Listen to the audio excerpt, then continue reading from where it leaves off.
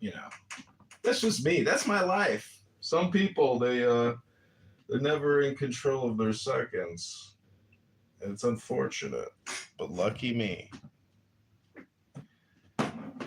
Okay, we're almost fully set up here in the John Kitover mayoral candidacy recording studio. We're live on TikTok, live on 20 phones, and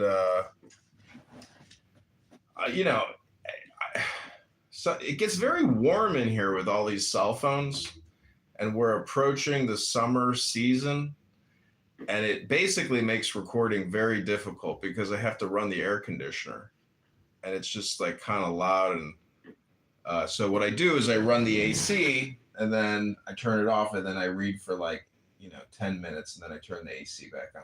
That's the way I deal with the overheating. I need a cooling system in my data center here.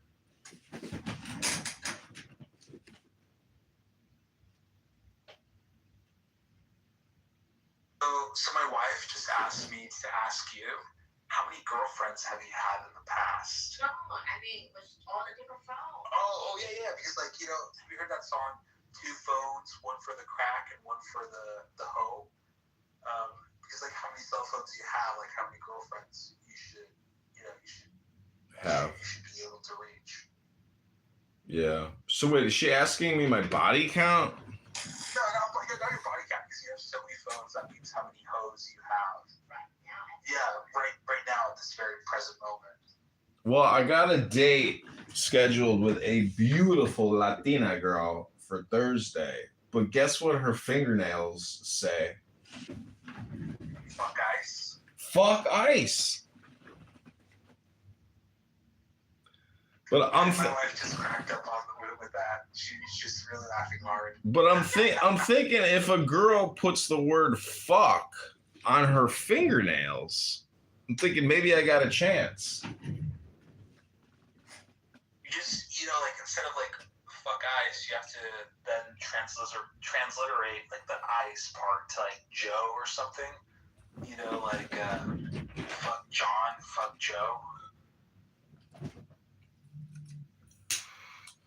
I thought ice meant, intelligence, culture, and education. Yeah. Oh, so my wife she didn't know that you were Edmund. She knows you as Edmund rather than as John, your real name. So that now she's more opening up to the idea of actually. Okay. You mean I'm not just some random guy you're talking with? No, I've known you for over 5-6 years now. Come on, man. It's been a while. It's been a lot of years on the internet already. My position hasn't changed, though. I stand firmly in the belief that our number one problem is the deficit. Almost $40 trillion in debt. Well, this party can go on for a long time, but not everybody's invited to the soiree. Just my opinion.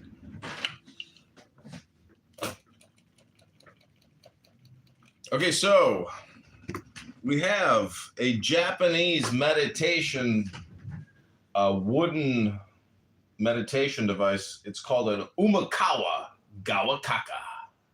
And you can use this wooden instrument to record the 2.5 billion seconds that you have 1 second at a time.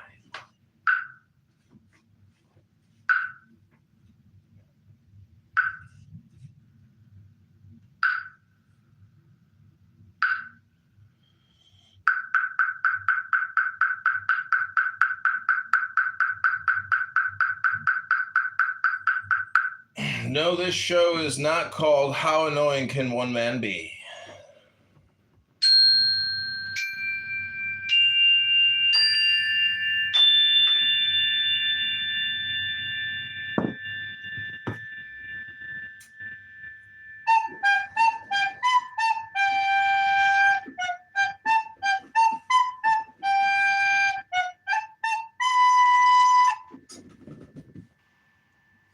So are you on TikTok?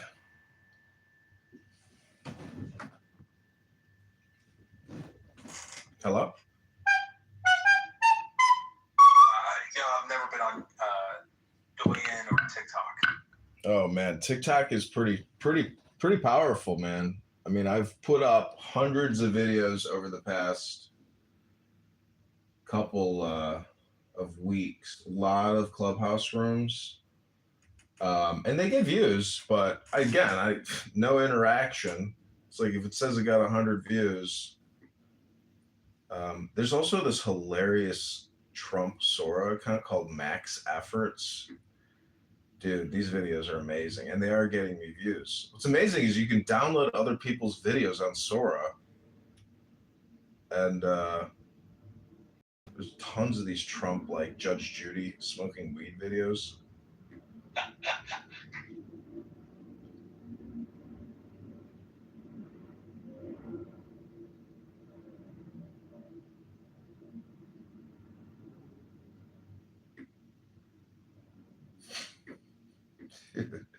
I cannot believe they're shutting Sora down. It's so amazing though that like it's just such a shame. They're so stupid. Like if they were to put advertisements up, they could make money and they could justify keeping it. Profitable, man. Like the amount of GPU clusters you need and the energy consumption, crazy amount. Well, what if they like just pull it from the marketplace, but they let it continue to generate? I just hope that they say, okay, like we've officially turned off the ability to create videos.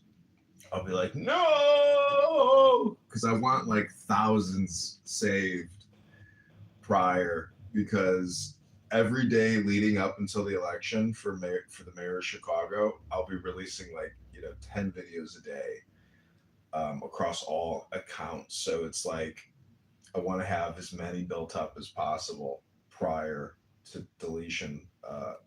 Because in the messaging they said we will let you know how to preserve your creations. So like they're going. It's Brandon Johnson, right? The current mayor of Chicago. Yeah. And it's complete retardation with him. I hope people realize that. But even like the previous mayor of Chicago, she was a complete retard as well. Absolutely. She is like his son, and she is like the grandmother. So, yeah, I mean, your help on X could also be very valuable to this campaign. I've put up Craigslist ads trying to hire a campaign manager and circulators for petitions. But your comments on X under Brandon Johnson's X account, Chicago's mayor, could be very helpful. For example, if you were to say, liberate Chicago and vote John Kitover, and then at John Kitover, like that would be the type of comments that we need. Wow, TikTok just removed my live access again. Violates community guidelines. It's so crazy. Like, how the fuck am I violating community guidelines on TikTok just by talking? Hate speech and hateful behavior. Isn't that fucking wild? Like, what did we say? This is what it claims that we said was hateful. I think it was the R word that I just said. We're supposed to say R word, F word, N words, or K words, whatever. We're not supposed to actually say the actual words. Oh, retard is I always forget about the retard word. It is the retard word. Damn. Isn't it a little amazing how they have essentially made the retard word illegal because it's insensitive to a person that has Down syndrome, and a person that has Down syndrome can't even comprehend what the syndrome is that they suffer from because they are retarded. And it's just a clinical term. That's the original use of the word. You were literally retarded. Like you're a tater-tard. It's a little ridiculous that they enforce the retard word out of sensitivity for somebody with Down syndrome. And we all know that somebody with Down syndrome is a Downy. They're not retarded. They're full of love. All the people that have It's true. Down syndrome, they're just full of love towards life in general. They're not like out there to hate anyone. There was a. They love it when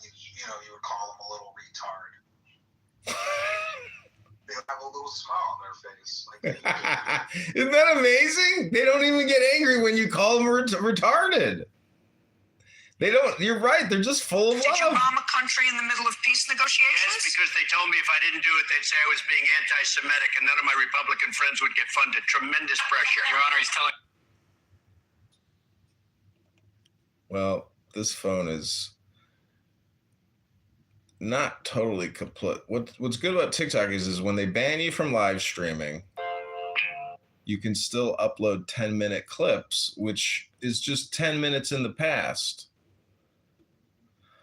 All right, welcome to the Chicago mayoral campaign live stream for candidate John Kitover running for mayor of Chicago. Go to chicagomayorvote.com. I have so many phones set up, it's ridiculous. Let's do a quick count here. 3, 6, 7, 10, 13, 16, 18, 20, 22, 24, 26. We have 27 phones live streaming. We've got 7 phones, even more. 3, 6, 7, 8, 9. We have 9 phones live streaming on Clubhouse and on X. But the number of YouTube lives that we have set up facing me is unparalleled. I hope I'm not getting hit with like 26 red-eye laser beams right now, which I know that I am. I don't know if you know this, but your phone emits like a red laser beam from its front to do depth. yeah, the IR infrared. Yeah, so it's like I may be like actually micro dissecting myself with like laser beams right now, but let's be optimistic and hope that this massive concentration of cellular radiation is only amplifying the message and not killing the organism broadcasting. Rabono Shalom. Well, I've heard if you have a hot laptop on your lap, it kills like any like your reproduction system. It's true. It has to be like the right temperature, you know? Do you know how much sperm you create every second? Isn't it like 90 million little sperms? I think it's 1,500 a second, and you kill 1 billion of your children every day. So every man commits 1 billion abortions a day. Isn't that a tragedy? So that's why I like to come on here and say I've suffered more than anyone. Because technically right now at this very moment, even yesterday, I lost 1 billion children, potential children. It's like a miscarriage. You see, miscarriage is a gendered word. And as we know, since there is no gender, words that are gendered are illegal and stupid. Therefore, no one has a miscarriage. That's just merely,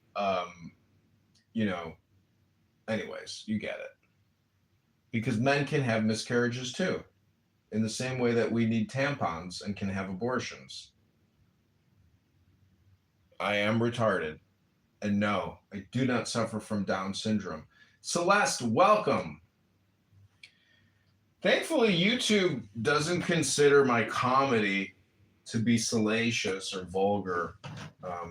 But TikTok, on the other hand, is so sensitive.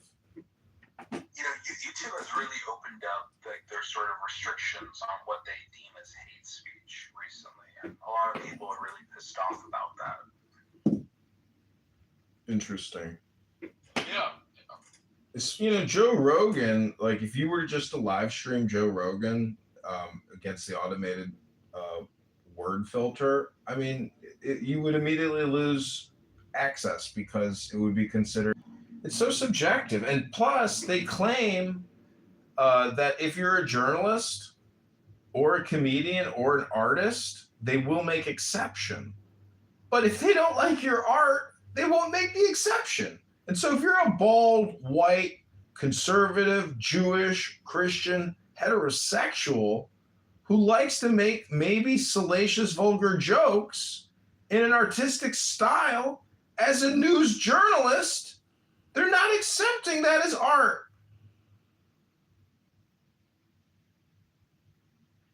It's outrageous.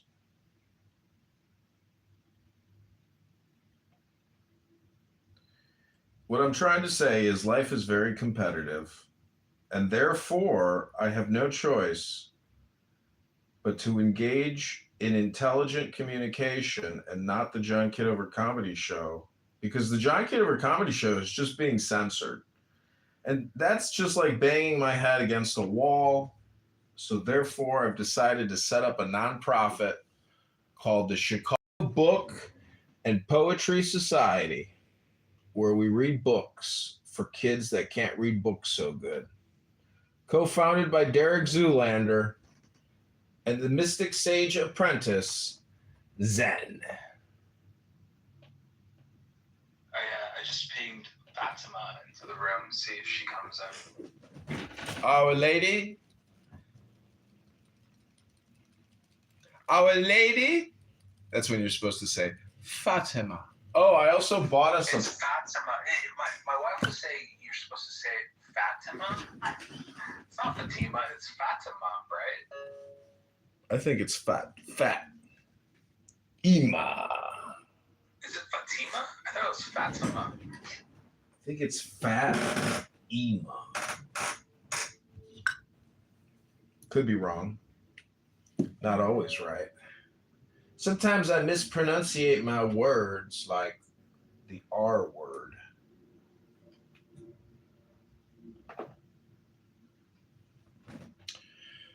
Okay, take the show away, Zenimini. I'm gonna go refill my goblet.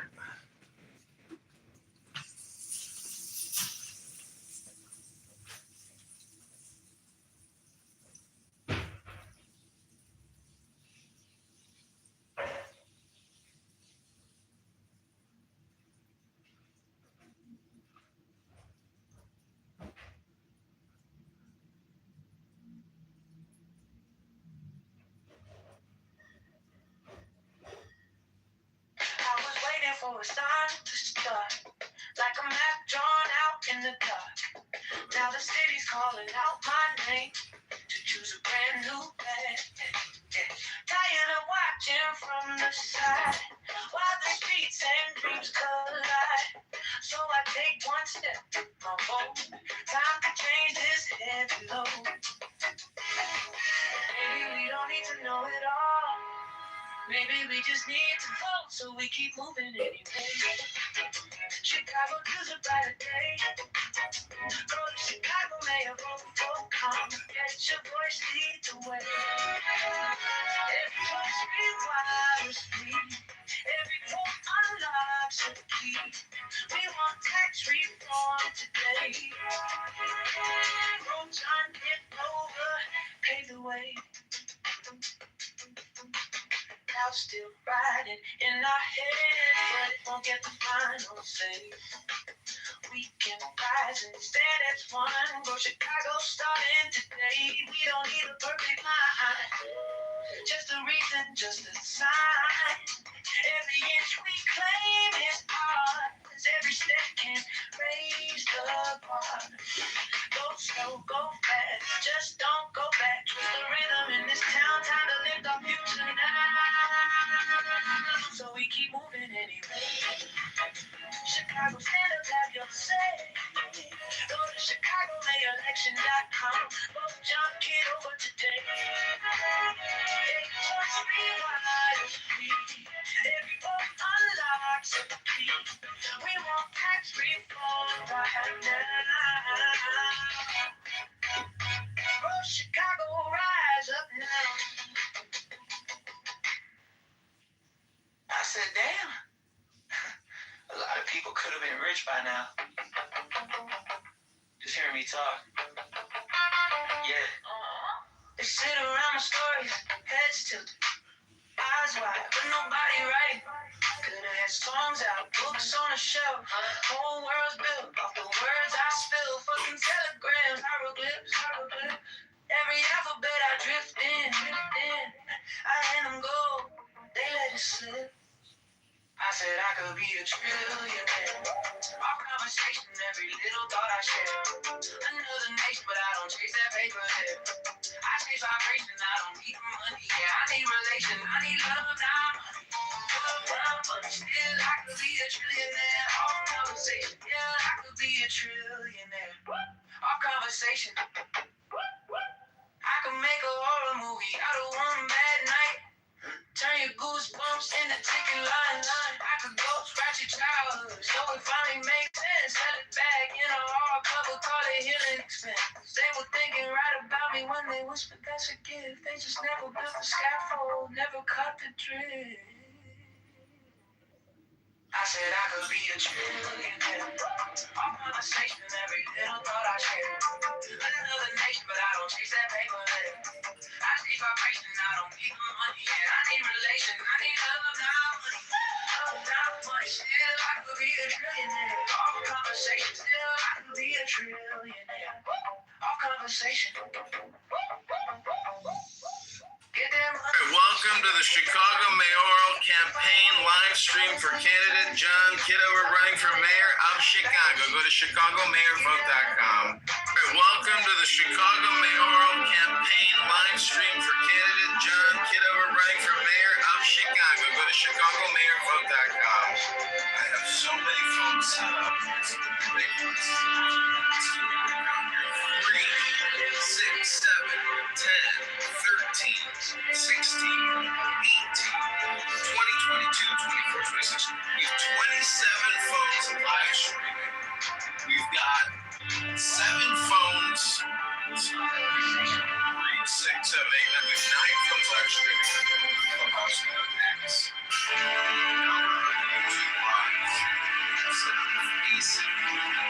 I hope I'm not getting hit at 26.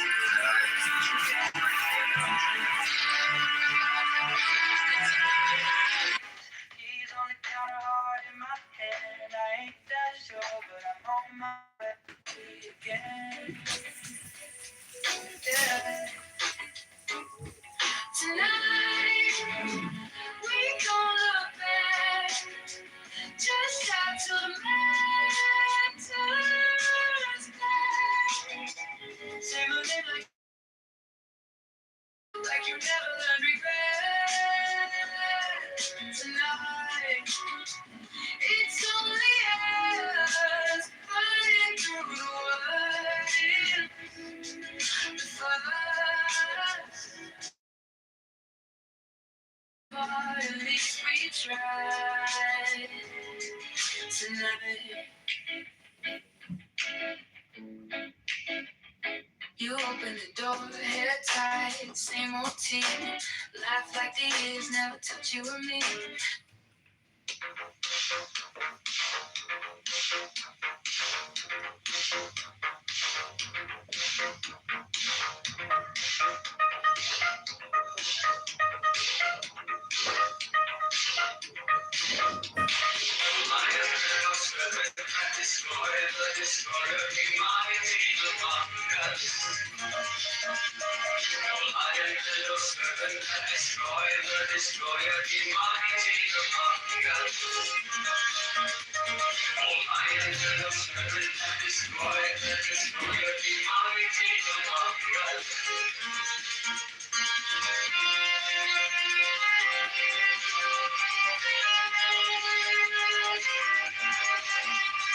The priest joins hands upon the breast of the priestess and takes back his lance. He tittles the little mouth, lowers and raises the lance, and makes upon them. Do what thou wilt shall be the whole of the law.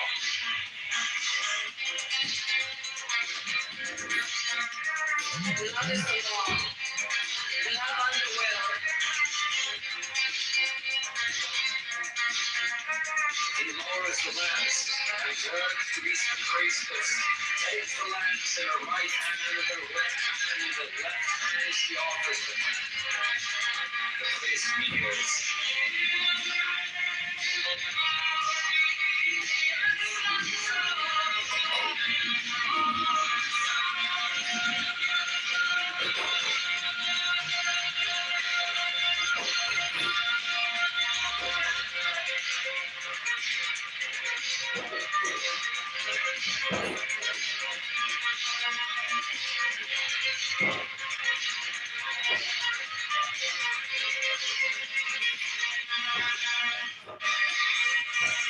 He takes the host with the right hand and makes with it on the path and consumes it.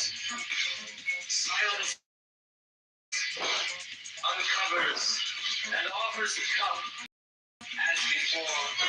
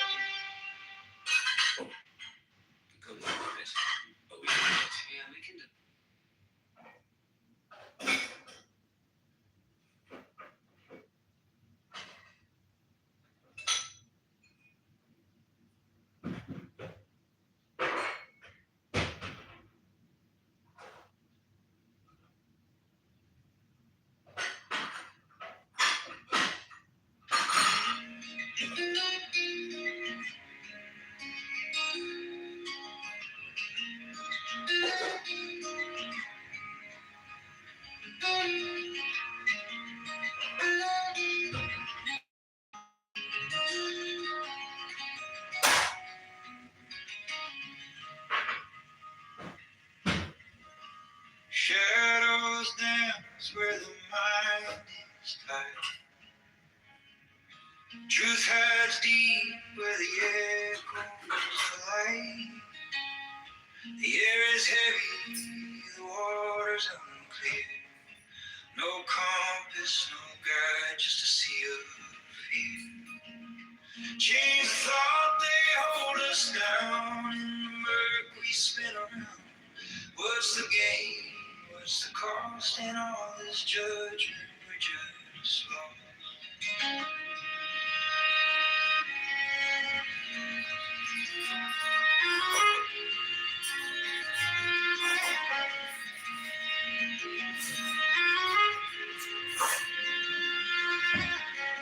Lines are drawn in the sand so thin. We chase the ends, but they fold back in. The weight we carry bends the spine. But who's to say what's yours or mine? What's the point of walls we build?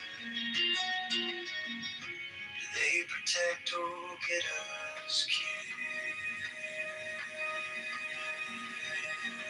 Chains of thought, they hold us down. In the murk we spin around. What's the gain? What's the cost in all this judgment? We're just lost.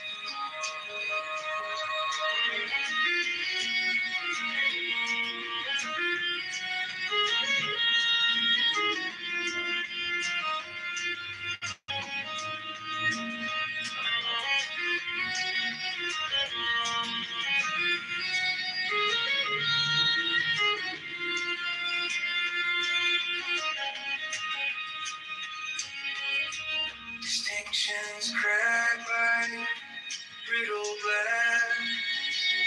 Separations of fleeting mass. Let the burdens fall. Let the echoes see. Only in freedom can we find peace. Can we find peace?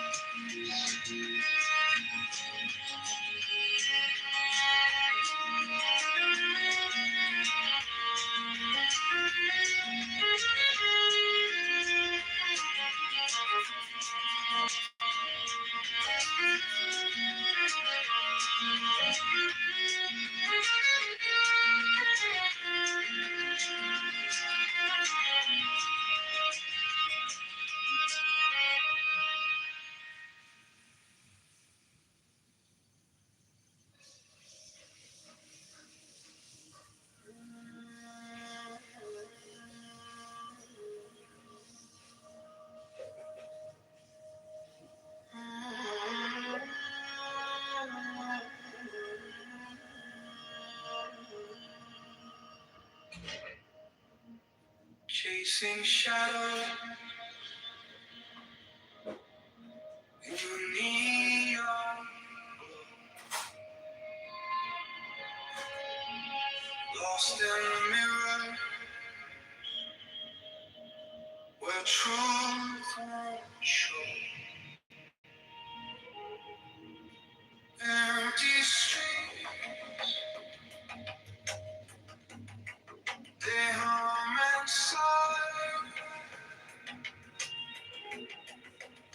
I see your surface, but I don't ask why. Beyond the people, there's light, a light that flickers in the dark. Not the echo, not the scream, to find a room to be seen.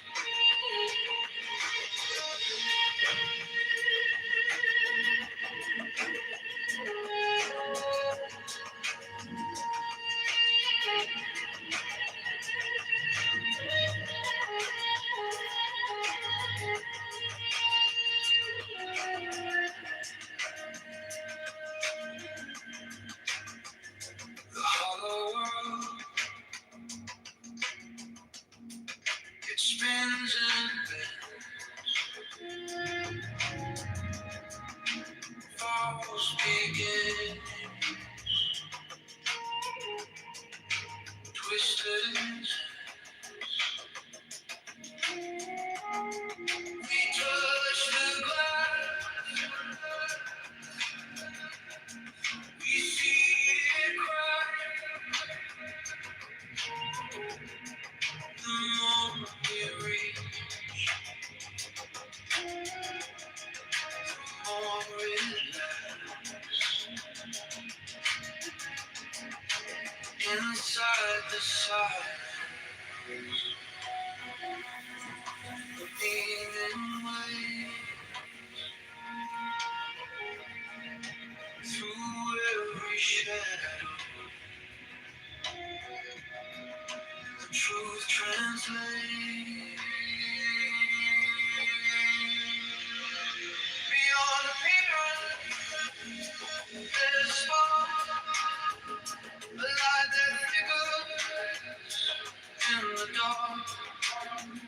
Not the echo, not the scream, to find the room is to be seen. Ignorance erased the sky, colors bright, but born to lie. When the mind steps past the haze, the source of peace and quiet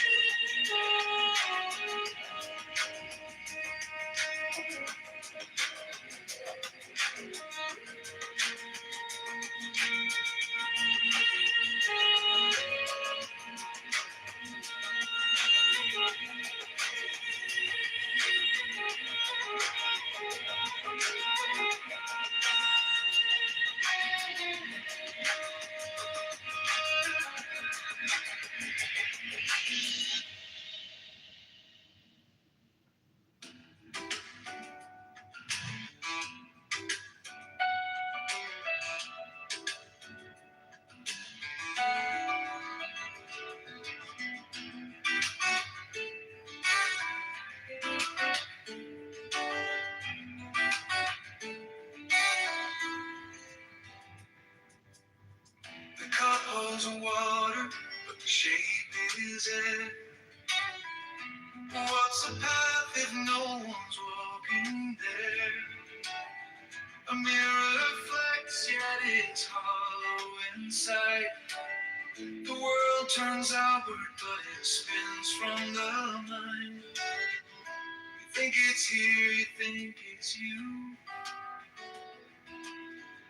but every shadow swallows truth. Things are things 'cause we think they are. The mind's a mirror, not a star. In emptiness, they're all the same. The dance of nothing takes no name.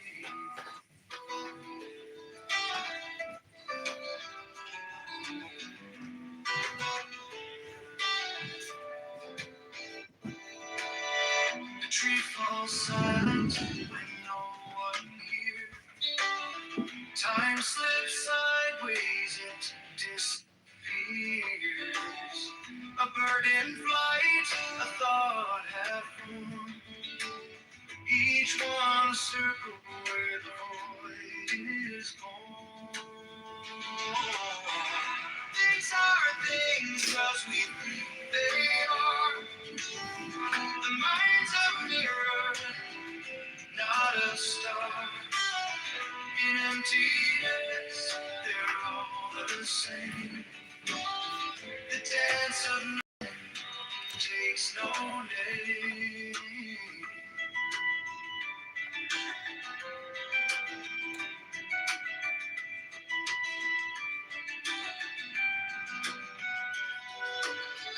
Look at the edge of what you know.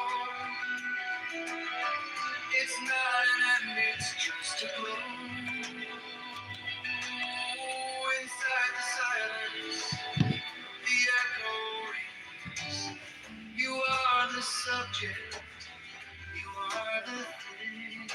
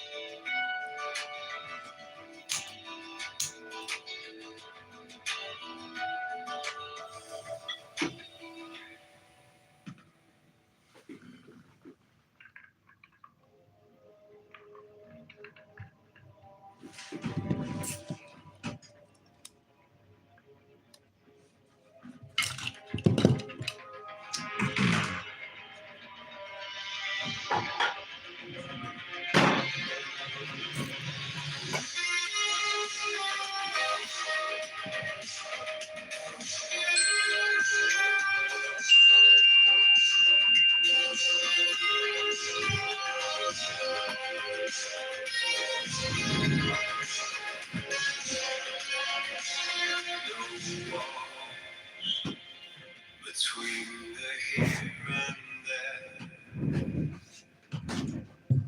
a hollow breath fills the air. The clock forgets to take its time. This world unravels line by line. When the mind vanishes, all the noise dissolves. When the mind vanishes, there's nothing left to solve. Just the echo of silence. Where we belong.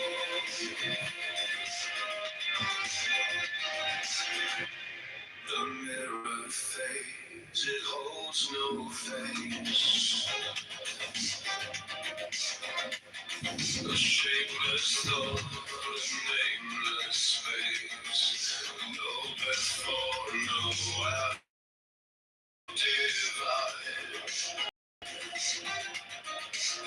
The stillness grows, it opens wide. Where does it end? Where does it start? When there's no thought, no beating heart. Fucking Andy Warhol. All the noise dissolves. Andy Warhol. When the mind vanishes, there's nothing left to solve. Just the echo of silence where we revolve.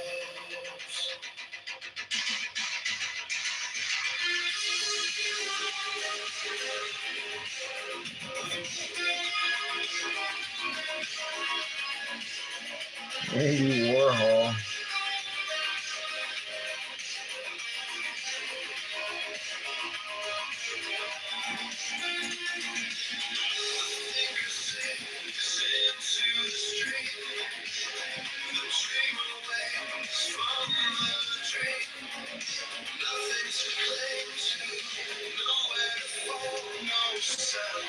No shadow, no edge at all.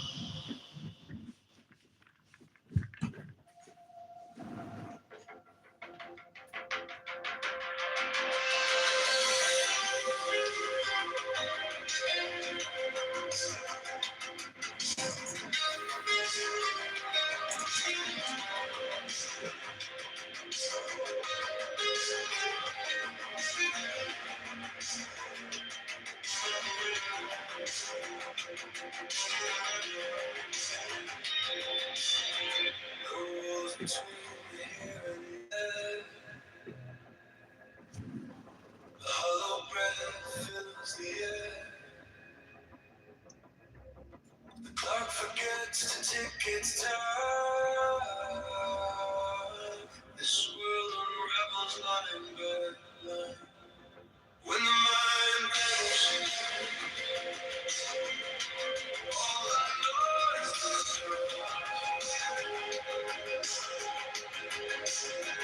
when the mind vanishes, there's nothing left to solve. Just the echo of silence where we revolve.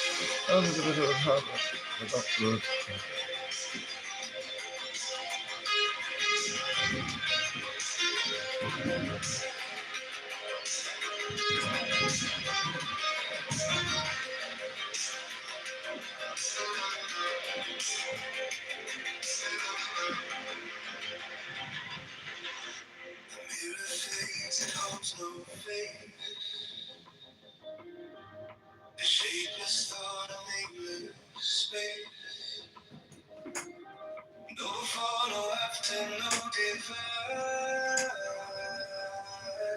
The stillness grows, it opens wide. Where did it end? Where does it start?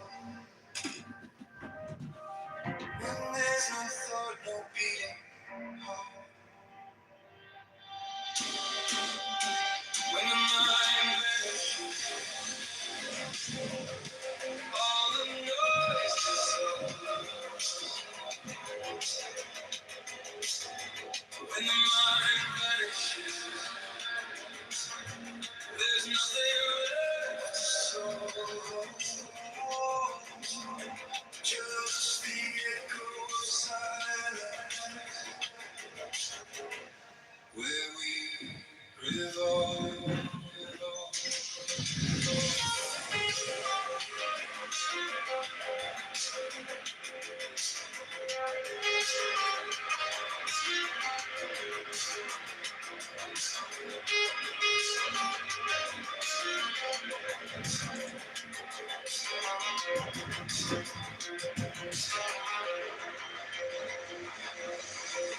The finger sinks into the stream.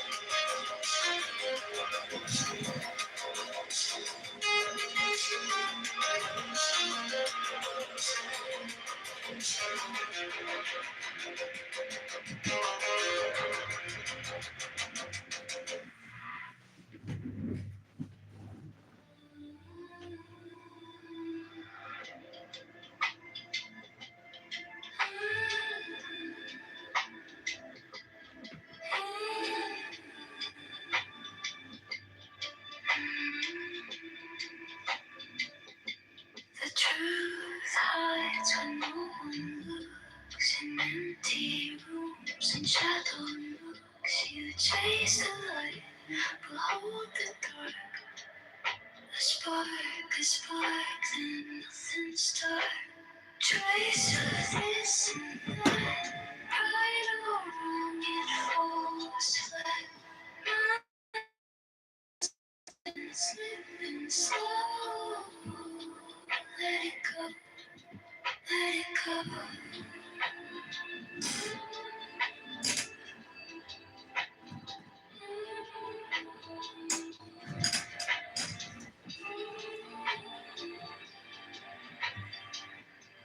Opinions fall like paper cranes, fragile wings, they soak in rain. You hold too tight, it tears apart. No start, no end, just broken hearts. Two realities collide, collide.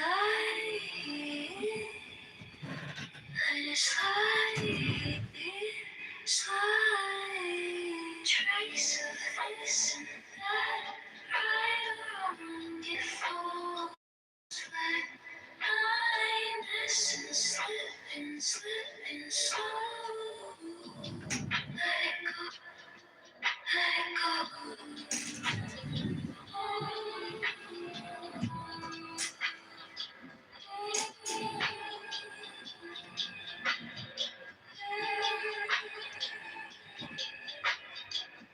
No black, no white, just shades of gray.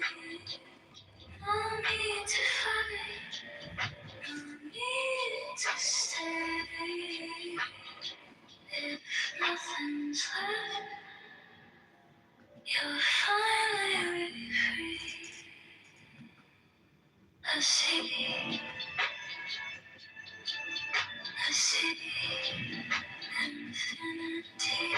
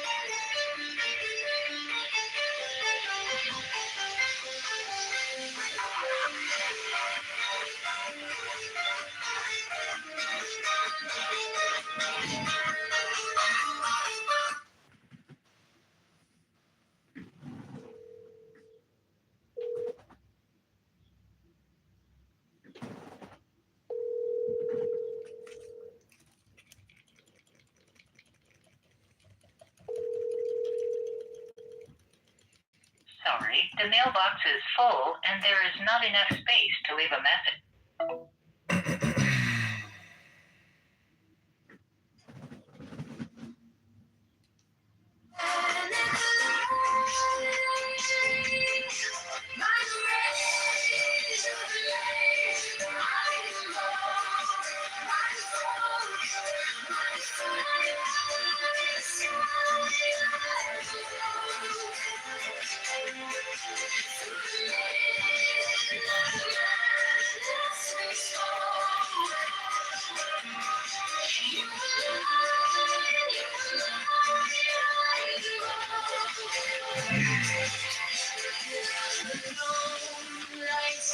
sails low to the shore.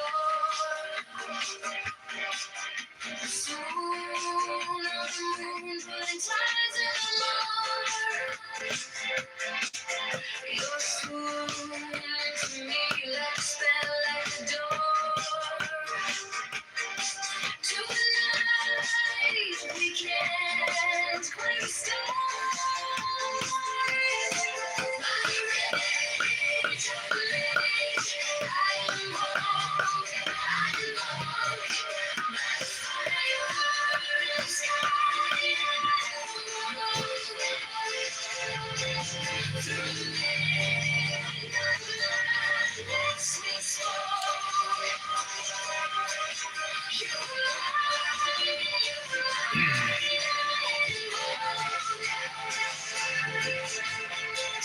Sitting a pine on the cliff, things tight. A silhouette carved in the shadow of night.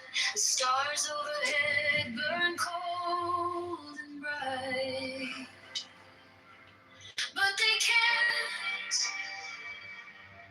touch the heat of that flood.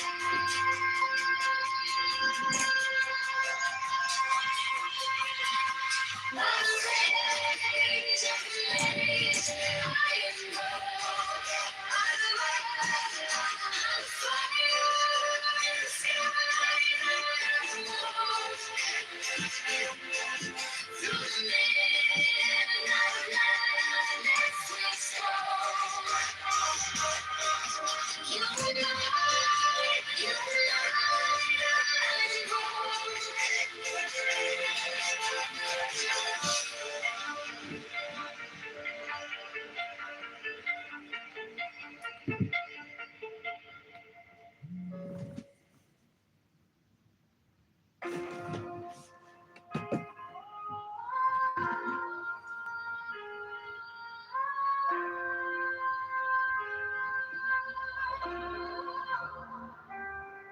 one thing, all things, spinning in the same groove, intertwined threads, every move proves. No borders, no fences, no dividing the lens. Breath of the cosmos, where it starts, where it ends. Perfect, nah, let the flaws just hum in the cracks of the world, that's where light comes. Chasing the real ain't on rise, the waves in the silence, not in the collage. No need to fight it, let it unwind. Step into the rhythm of a trusting mind.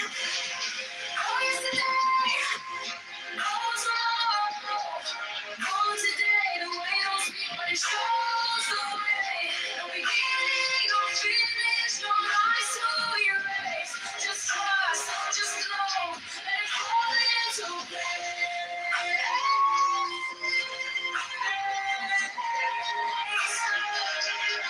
Let it fall into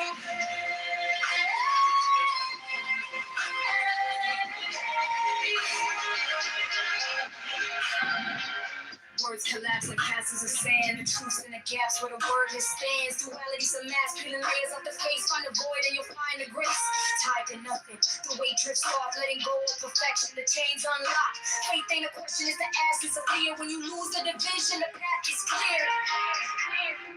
No yesterday, no tomorrow, no today. The way don't speak, but it shows the way. No beginning, no finish, no line to erase. Just trust, just know, let it fall into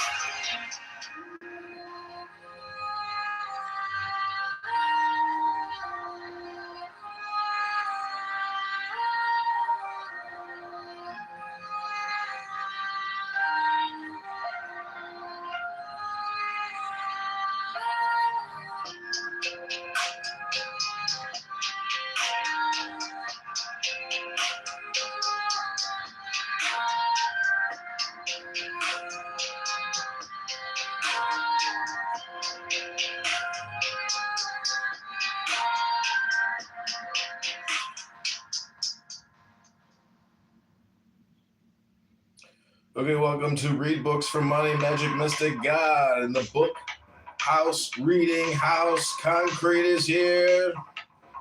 We're listening to a little Magic Thelema music. Rubono Shalom. I changed the title. I pinned a link to the YouTube live. Thank you for being here yet again, Rubono Shalom. The time is now. And you only have 2.5 billion seconds. So let's get started because time is a second. 2.5 billion. 2. I was thinking everybody's actually born a billionaire. It's just a question of how do they spend their 2.5 billion. That's my Steve Appel laugh. Boom.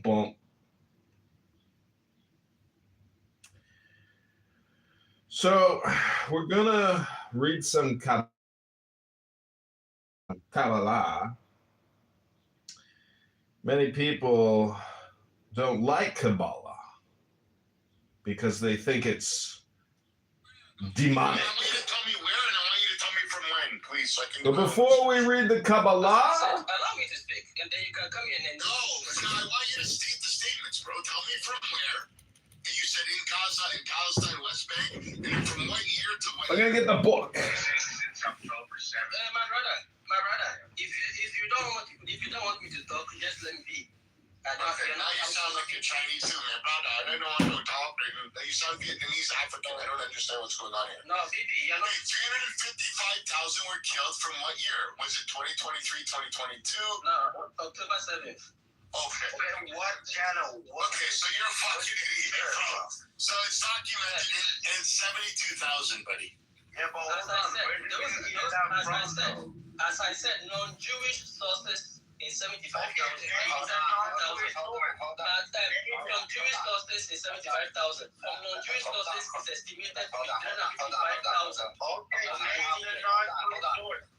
Ocean, hold on 1 second. First of all, it's a million, not 355 for non-Jewish sources. It's a million.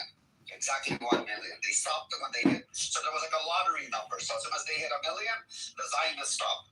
Okay, so we hit exactly a million and we stopped. It's very wrong from the non-Jewish sources. Okay, let's get Hamas. Are they Jewish or not Jewish? Hamas. What has Hamas got to do with this conversation? Are they Jewish or not Jewish? Are these people like retarded? I'm embarrassed to be African now. I'm asking you, are they Jewish or not? Hamas. Your line of questioning is sounding stupid now because I was given a submission and you're just asking. Are you gay? The submission. Are you gay? Please answer the question. I don't know if I'm going to talk to you. Are you gay? It's Jewish. Hey, one microphone at a time. If you want to be talking, I will just leave you. Your question is Hamas Yes, Jewish? so act like same people. One microphone. I'm not like you. Like So now, yes, so I'm actually listening to Rabbi. Why are you gay? I can rub one on. Let's one microphone. If you want to engage me, one microphone. I'll rub it on. If I can speak with him, guys, you just let me know because it's your room. I don't want to. No, one microphone. Let me finish speaking and everybody mute up. I'm asking you a question. Hamas, Palestinian source. Are they Jewish or not Jewish? From your non-Jewish sources, do you consider them Jewish or not Jewish? Hamas is a resistance group. Palestinian resistance group. Are they Jewish or not Jewish? What has that got to do with being Jewish or not? Are you stupid or are you playing to be stupid? Rafi, your verbosity does not mean you are sensible or you are making sense. Stop being stupid.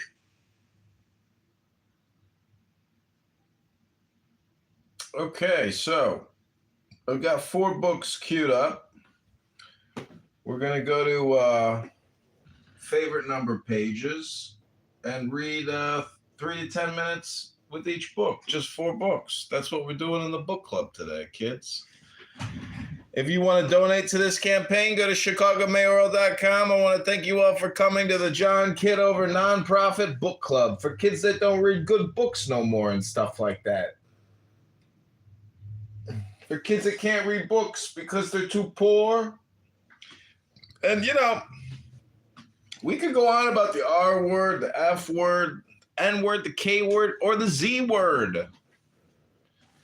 All right, let's go to page 69 in The Wisdom of Insecurity by Alan Watts.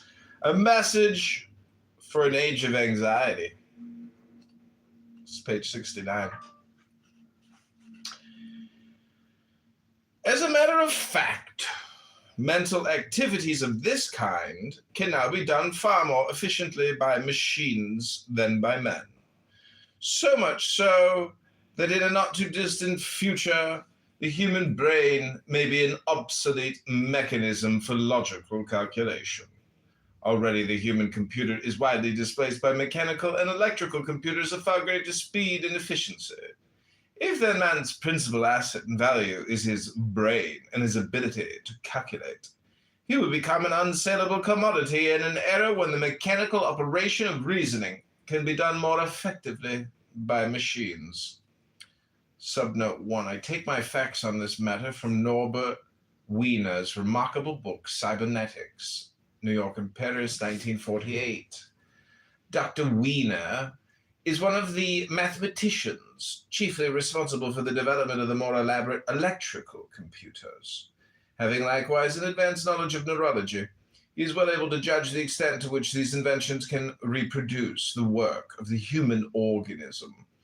His book contains the following pertinent observation. It is interesting to note that we may be facing one of those limitations of nature in which highly specialized organs reach a level of declining efficiency and ultimately lead to the extinction of the species. The human brain may be as far along on its road to this destructive specialization as the great nose horns of the last of the Titanotheres. Already man uses innumerable gadgets to displace the work done by bodily organs in the animals, and it would surely be in line with this tendency to externalize the reasoning functions of the brain and thus hand over the government of life to electromagnetic monsters. In other words, the interests and goals of rationality are not those of man as a whole organism. If we are to continue to live for the future and to make the chief work of the mind prediction and calculation, man must eventually become a parasitic appendage to a mass of clockwork. There is indeed a viewpoint from which this rationalization of life is not rational.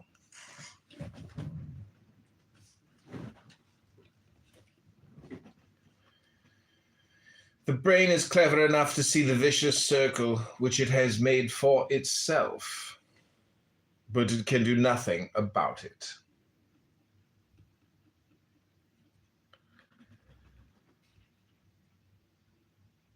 Seeing that it is unreasonable to worry does not stop worrying.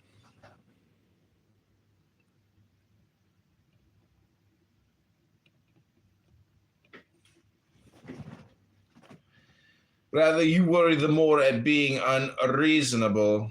It is unreasonable to wage a modern war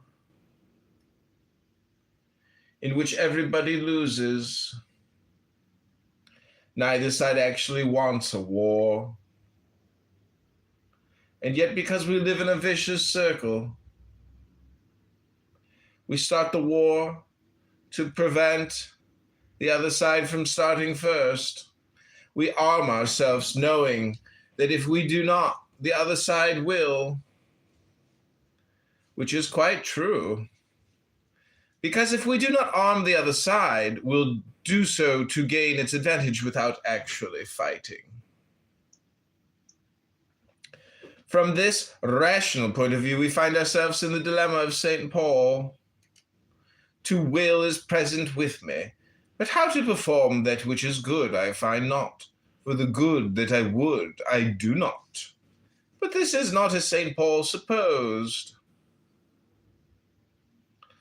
Because the will, or the spirit, is reasonable, and the flesh perverse. It is because a house divided against itself cannot stand. The whole organism is perverse, because the brain is split from the belly, and the head unconscious of its union with the tail. There are few grounds for hoping that in any immediate future there will be any recovery of social sanity. It would seem that the vicious circle must be tolerable, more blatantly and desperately circular, before any large numbers of human beings awaken to the tragic trick which they are playing on themselves. But for those who see clearly that it is a circle and why it is a circle, there is no alternative but to stop circling. For as soon as you see the whole circle, the illusion that the head is separate from the tail disappears. And then, when experience stops oscillating and writhing, it can again become sensitive to the wisdom of the body, to the hidden depths of its substance. Because I speak of the wisdom of the body and of the necessity for recognizing that we are material, this is not to be taken as a philosophy of materialism in the accepted sense. I am not asserting matter. Matter is a word, a noise which refers to the forms and patterns taken by a process. We do not know what this process is, because it is not a what that is a thing definable by some fixed concept or measure. If we want to keep the old language, still using such terms as spiritual and material, a spiritual must mean the indefinable, that which, because it is living, must ever escape the framework of any fixed form. Matter is spirit named. After all this, the brain deserves a word for itself, for the brain, including its reasoning and calculating centers, is a part and product of the body. It is as natural as the heart and stomach, and rightly used as anything but an enemy of man. But to be used rightly, it must be put in its place. For the brain is made for man, not man for his brain. In other words, the function of the brain is to serve the present and the real, not to send man chasing wildly after the phantom of the future. Furthermore, in our habitual state of mental tension, the brain does not work properly, and this is one reason why its abstractions seem to have so great a reality. When the heart is out of order, we are clearly conscious of its beating. It becomes a distraction.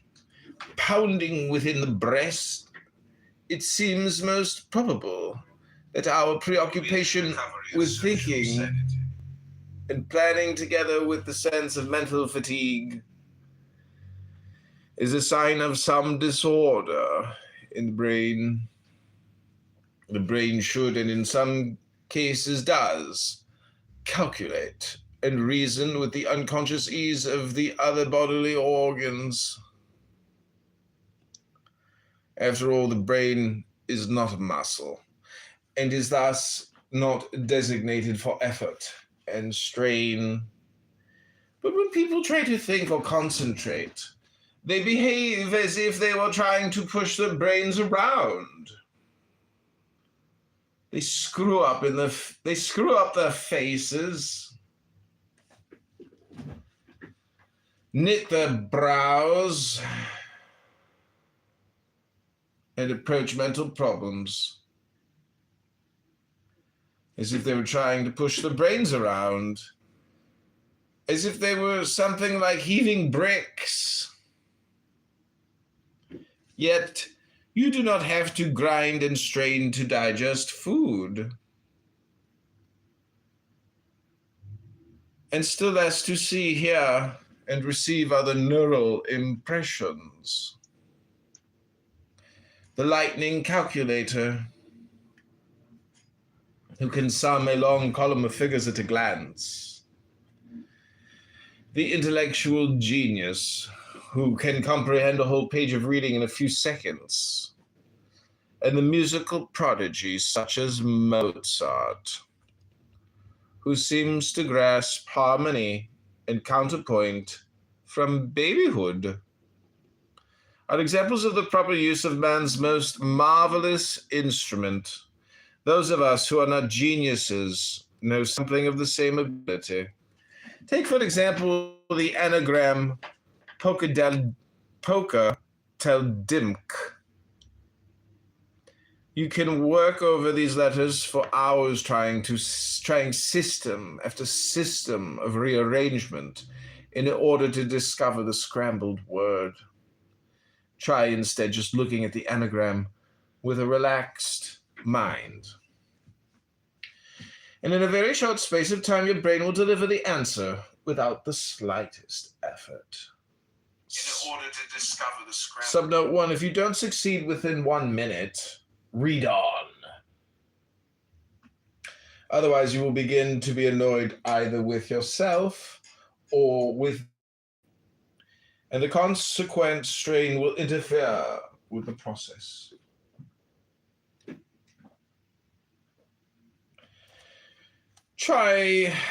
We rightly mistrust the snap answers of strained and wandering minds, but the rapid, effortless, and almost unconscious solution of logical problems is what the brain is supposed to deliver. Working rightly, the brain is the highest form of instinctual wisdom. Thus it should work like the homing instinct of pigeons and the formation of the fetus in the womb, without verbalizing the process or knowing how it does it. The self-conscious brain, like the self-conscious heart, is a disorder and manifests itself in the acute feeling of separation between I and my experience. The brain can only assume its proper behavior when consciousness is doing what it is designed for, not writhing and whirling to get out of present experience, but being effortlessly aware of it.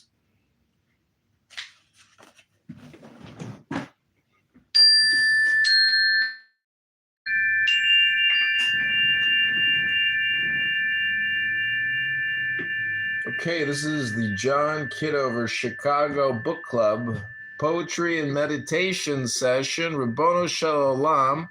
Hit that like button, share, and subscribe. You're live on YouTube right now, Rabono Shalom. That was a reading from Alan Watts, page 69. From The Wisdom of Insecurity.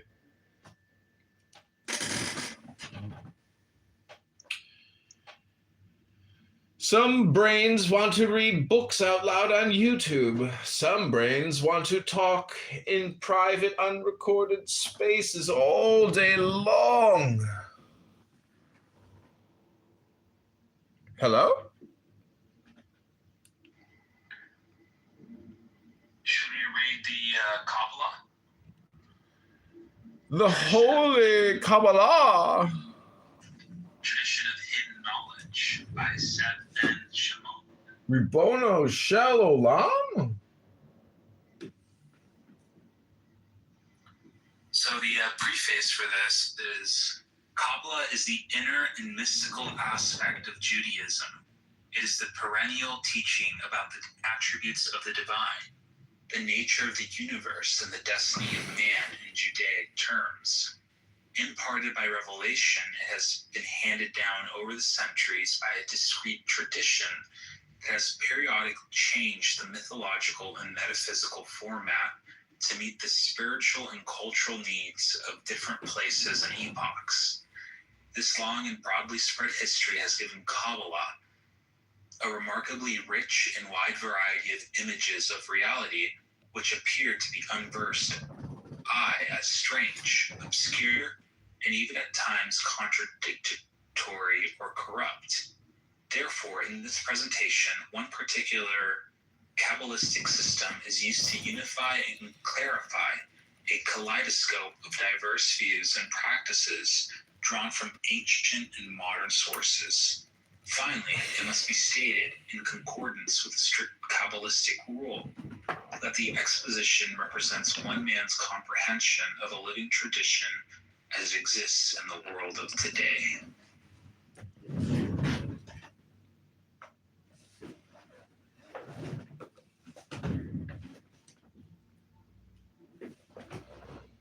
Okay, this is page 69 from Kabbalah, The Mystic Quest for Every Jew in Judaism by David Ariel. The Mystic Quest, page 69.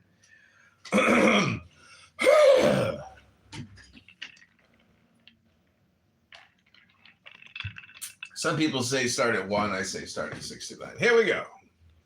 The portion of the Zohar known as Ra'aya Mehemna, Faithful Shepherd, contains many selections that reflect the instrumentalist theory. In one such section, God is described as acting without being known because he acts through the instrumentality of the Sephirot. Like an overflowing ocean, the infinite, called here the first Sephirah, emanates the next two Sephirot, described as a channel and a basin to contain the vast ocean waters. Woe to one who compares the infinite to any of the human characteristics or even to one of his own attributes, or the more so to one who compares him to humans who are born and die. God may be characterized according to his governance upon a particular attribute, see one of the Sephirot, or even upon all the created beings. When he disappears above and beyond that attribute, he cannot be said to have that attribute, be characteristic or form. God is like the ocean, for the waters of the ocean cannot be grasped and have no shape except when they are channeled into a vessel, such as the land, and take on a shape. Then we are able to measure them. The source, the waters of the ocean are one. Then a tributary comes forth and is channeled into a round basin. The source is one, and the channel which comes from it is two. Next, a large vessel is formed, as if one dug a large basin, which becomes filled by the waters of the channel. This becomes three. Now, if the artificer would break these vessels which he created, the waters would return to the source, and only broken vessels would remain, dry and without water. Likewise, the cause of causes made 10 Sephirot, calling the crown source. There is no end to the fullness of the source's light, and therefore he called himself the Infinite. Everything is within his power to withhold from the vessels or to replenish them with fullness.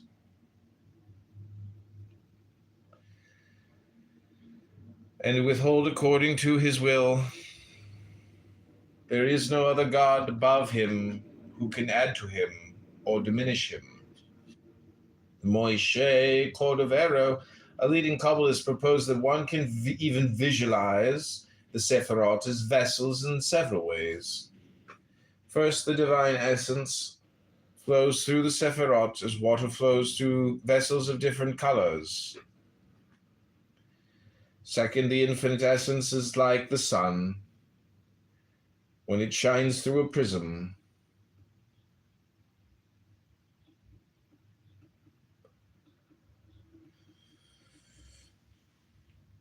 A change or stained glass window, neither the water nor the sunlight changes except in the eyes of the beholder. To help you conceive this, imagine water flowing through vessels of different colors: white, red, green, and so forth. As the water spreads through those vessels, although the water is devoid of all color, it appears to change into the colors of the vessels. Although the water is devoid of all color, the change in color does not affect the water itself, just our perception of the water. So it is with the Sephirot. They are vessels known, for example, as Hesed, Gevura, Tiferet, each colored according to its function, white, red, and green, respectively, while the light of the emanator, the essence, is the water having no color at all. Its essence does not change. It only appears to change as it flows through the vessels. Better yet, imagine a ray of sunlight shining through a stained glass window of 10 different colors. The sunlight possesses no color at all, but appears to change hue as it passes through the different colors of glass. Colored light radiates through the window. The light is not essentially changed, though so it seems to the viewer. Just so with the Sephirot. The light that clothes itself in the vessels of the Sephirot is the essence, like the ray of sunlight. That essence does not change color at all, neither judgment nor compassion, neither right nor left. Yet by emanating through the Sephirot, the variegated stained glass, the judgment or compassion prevails. The first three Sephirot are described as follows. The infinite is described as being indistinguishable from the first vessel. This first Sephirah, an infinite and undifferentiated expanse, is the source of everything else. Then the essence of the infinite is channeled into a tributary that gives the first definition to the boundless expanse. This tributary is the second Sephirah. Next, the channel empties into a basin that is defined by the contours of the land around it. The basin is the third Sephirah, and the land around it constitutes the other Sephirot.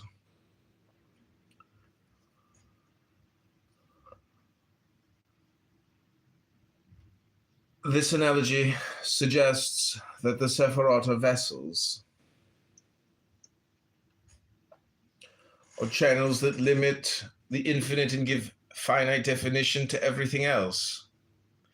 The description is also reminiscent of the creation narrative in Genesis and suggests a parallel between the creation of the Sephirot and the creation of the world. The instrumentalist conception of the infinite is profoundly impersonal. The infinite is thoroughly removed from everything and never reveals itself. All the descriptions that are usually associated with the personal concept of God is the being who reveals himself, cares about man, and answers his prayers are relegated to the Sephirot. In order to consider the infinite as God, the mystic must be willing to engage in an unusual degree of remoteness and abstraction. The doctrine of the Sephirot as the essence of God is an attempt to preserve the concept of a personal God. It does, however, imply that God's essence changes according to the differences among each of the Sephirot. Kabbalists of this persuasion believed that it was more important to preserve the notion of a personal God than it was to preserve the unity of God. These Kabbalists describe the relation of the infinite to the Sephirot by an analogy to a candle. Many candles can be lit from one candle without ever changing the nature of the first candle. Therefore, one unique essence can be the source of many other essences without undergoing any essential change. The essentialists also believed that the descriptions and attributes that appear in the Bible refer to the Sephirot and not to the infinite. Unlike the instrumentalists, however, they claim that God is portrayed in the Bible since the Sephirot are God's essence. Thus, they are able to preserve the personal concept of God while referring all of the anthropomorphisms and anthropopathisms to the Sephirot not the infinite. The difference between the infinite and the Sephirot is one of degree. The infinite emanates the Sephirot like a powerful transmitter that broadcasts signals through space. They call this process absolute emanation. The Sephirot are the broadcast signals, which do not differ essentially from the original transmission no matter how far they travel. The Sephirot are the same as the infinite, but the distance from the source produces a slightly different impression depending upon the reception. Therefore, the only difference between the infinite and the Sephirot is according to the reception, that is, according to which particular Sephirah receives the emanation. God is the infinite, but sometimes he is perceived through one Sephirah, whereas at other times he is perceived through another. God never changes. Only our perception changes. The changes in our perception or reception correspond to the different Sephirot. In the essentialist scheme, each Sephirah differs from the other according to its distance from the infinite. There are altogether 10 Sephirot, and each one emanates from the infinite. The first is more sublime and more pure than the 10th. But each one contains the essence of the infinite. Each one reflects another aspect of God's nature or essence. When it appears that God acts in different ways, it is really a different Sephirah acting. If, as the essentialists maintain, the Sephirot are just different aspects of one infinite essence, the personal aspect of God is preserved through the unity of God and is somewhat compromised. On the other hand, the instrumentalists preserve the integrity of the divine unity while sacrificing the personal aspect of God. While neither theory is able to preserve both divine personality and unity, the two schools of thought flourished side by side according to the predilections and theological inclinations of the Kabbalists. The Kabbatists.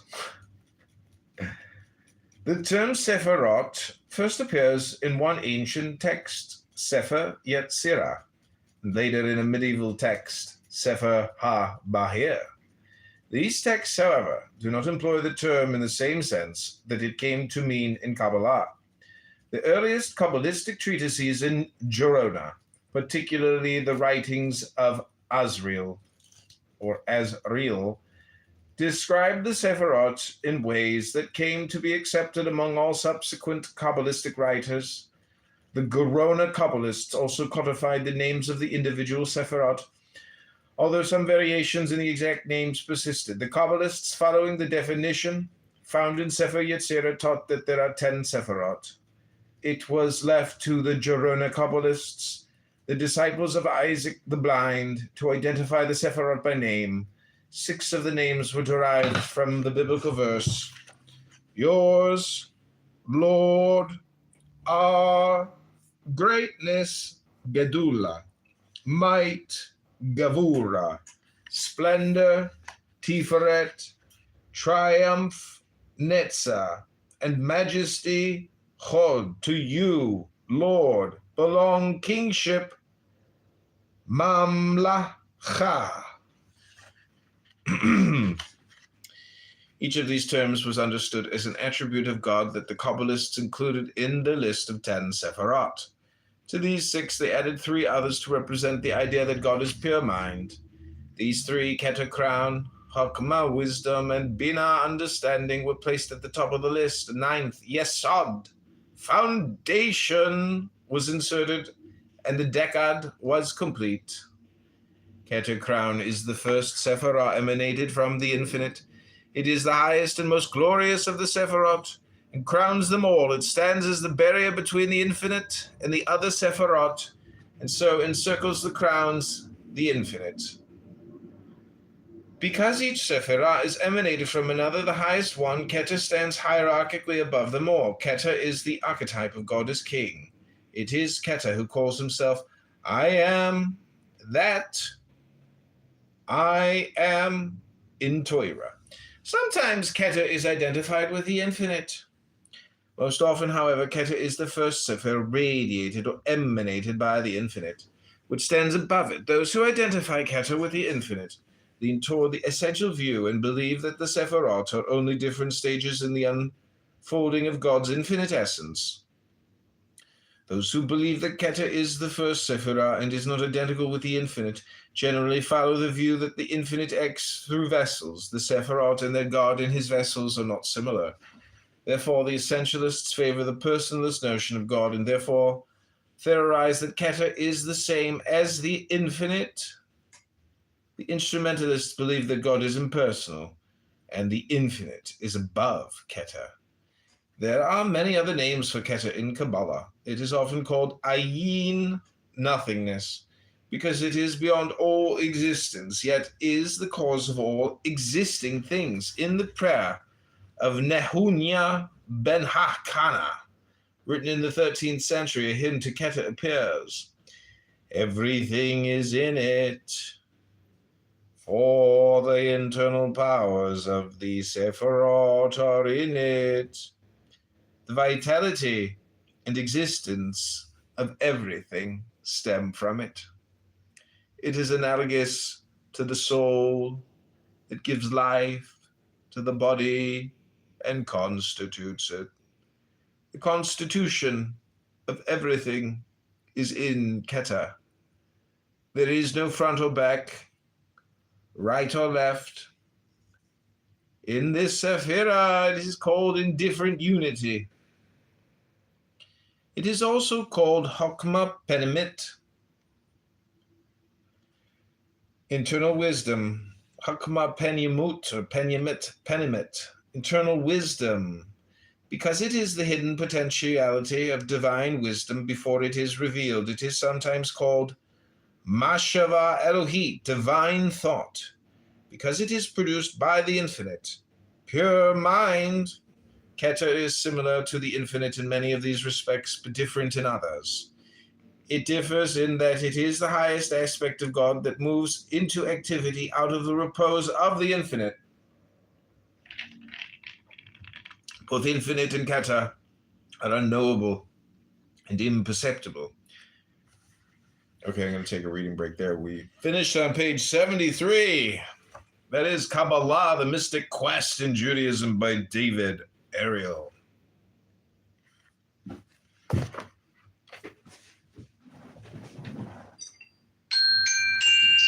had Kabbalah, the tradition of hidden knowledge. The first chapter is called Manifestation. God is God. There's no thing to compare with God. God is God. In Kabbalah, God the transcendent is called Ayin. Ayin means in Hebrew, no thing, for God is beyond existence. Ayin is neither below nor above, nor it is in movement or in stillness. There is nowhere Ayin is. God is absolute nothing. Ayin Sof means without end. This is the title of God who is everywhere. Ayin Sof is the 1 to the 0 of Ayin. This is the totality of what is and is not. Ayin Sof is God the eminent, the absolute all. Ayin Sof has no attributes because it can manifest only within existence, and existence is finite. The oral tradition of Kabbalah states that the reason for existence is that God wished to behold God. Thus, there is a previous non-existence in which, as the written tradition says, face did not gaze upon face. In an act of total free will, God withdrew the absolute all, the Ayin Sof, from one place to allow a void to appear, in which the mirror of existence could be manifested. This act of zimzum, contraction, lies behind the rabbinical saying, God's place is the world, but the world is not God's place. The divine act is visualized symbolically as follows. From Ein Sof Or, the endless light that surrounds the void, there emanated a beam of light which penetrated from the periphery towards the center. This, the Kav, or the beam of divine will, manifested in 10 distinct stages of emanation. This event is echoed in other rabbinical saying that the world was called into being by 10 divine utterances. Since the Middle Ages, these 10 stages have been known as the Sephirot. The word Sephirah, the singular form, has no simple equivalent in any language, although its root relates it to the words cipher, i.e. number, and sapphire. Some have seen the Sephirot as divine powers or vessels. Others regard them as the instruments or tools of divine governance. Mystics have pictured them as the 10 faces, hands, or even garments of God. All agree, however, that the Sephirot expresses divine attributes, which from the primal moment of emanation are eternally held in a set of relationships until God wills them to vanish with the void into nothingness again.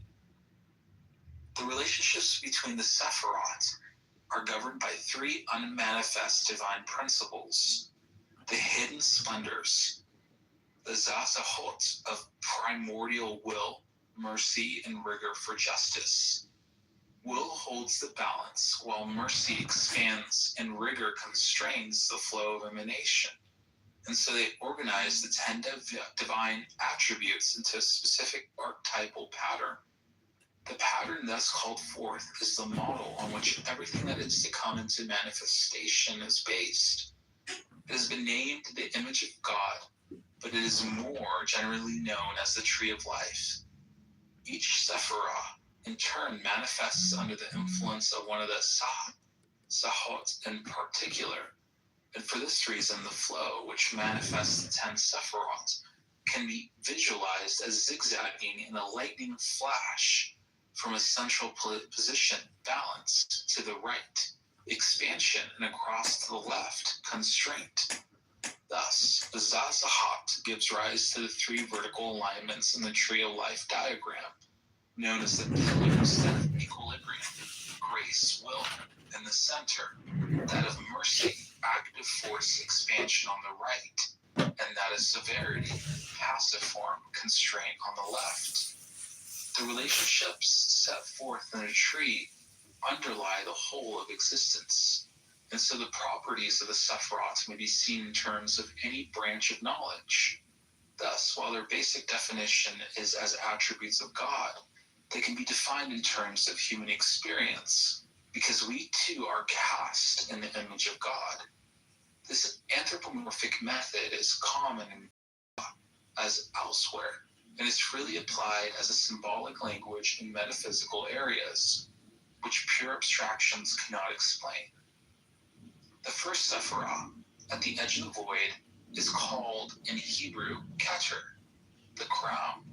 This manifestation contains all that was, is, and will be. It is the place of the first emanation and the ultimate return. Its nature as a divine attribute is expressed by the name of God, which is traditionally attached to it. I am that I am.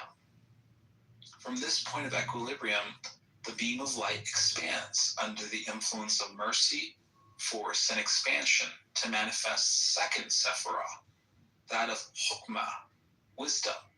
This, in the divine and human minds, is the active inner intellect, experienced by human beings as the flash of genius, inspiration, or revelation.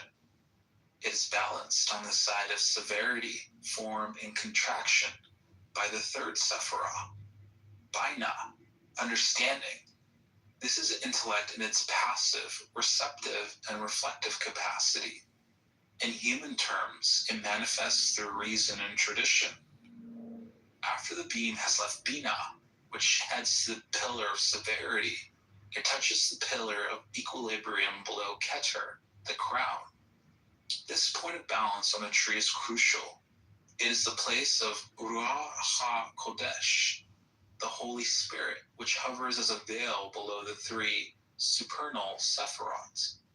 It remains unmanifest, but it has a place within manifestation, marked on the tree by the non-sephirah of Da'at, knowledge. This, we are told, is where the absolute may enter at will to intervene directly in existence, which is now eternally held until divine will allows it to vanish like the image it is. In human terms, Da'at is the knowledge that emerges out of nowhere and comes direct from God. It is quite different from the revelation of wisdom, Hokmah. Da'at is not only seen but known. It is different too from what comes of understanding, Binah, or deep pondering. Da'at, the child of the supernal Sephiroth, is not only observation, but becoming. Below Da'at flashes the pillar of mercy, expansion, and back to the pillar of severity, contraction. And a pair of Sephiroth are defined which govern the level of emotion as distinct from supernal intellect. The attribute of active or inner emotion is hesed, mercy. That of passive or outer emotion is gevura, justice. Both Sephiroth have other Hebrew names and other translated equivalents, but all are inadequate to explain the attributes. Those used here merely approximate the active and passive divine principles involved. In ourselves, these qualities appear in complementary tendencies towards love, tolerance, and generosity. On the one hand, hesed, and discipline, rigor, and discrimination on the other, gevurah. At this, the emotional level, the operation of opposing Sephirotic principles, and the dangers of going too far in one direction or the other become part of everyday experience. Justice and mercy underlie every human transaction, from a summit conference to the choice of a birthday present. The lightning flash, having passed from the expansive principle of hesed to the constrictive principle of gevurah, now returns a stage lower to the pillar of equilibrium. Here is manifested the central Sephiroth of Tiferet, beauty or adornment. This lies at the heart of the tree, relating directly to all the Sephiroth of the pillars of severity and mercy. Whenever the tree diagram is applied, as it can be, to the dynamics of any organism or system, Tiferet is the heart of hearts. With the emotional Sephiroth of Hesed and Gevurah, it forms the triad of the divine soul. With the higher Sephiroth of Hokmah and the Binah, it forms the great triad of the divine spirit, in the midst of which hovers the Ruach HaKodesh. In the human psyche, Tiferet is the self, the core of the individual, which lies behind the everyday ego, the watcher, which focuses the largely unconscious influences of the higher centers of mercy and justice, Hesed and Gevurah, wisdom and understanding, Hokmah and Binah. Below Tiferet, the lightning flash manifests two more complementary attributes. The lowest on the pillars of mercy and severity. On the active, expansive side is Nezah, eternity, and on the passive, constrictive side is Hod, reverberation. Traditionally, the Hebrew names of these attributes are translated as victory and splendor, but their operation as Sephiroth is better expressed by the names used here, which correspond equally well to the Hebrew roots. They belong to the operative, instrumental level of action in the structure of the tree. They traditionally correspond in divine terms to the expansive and constrictive roles of the hosts of God, sent out to the divine will. In human terms, they represent the vital psychobiological processes, whether active, instinctive, and impulsive, Nezah, eternity, or passive, cognitive, and controlling, Hod, reverberation. On the pillar of equilibrium, between and below these two practical Sephiroth, is Yesod, foundation.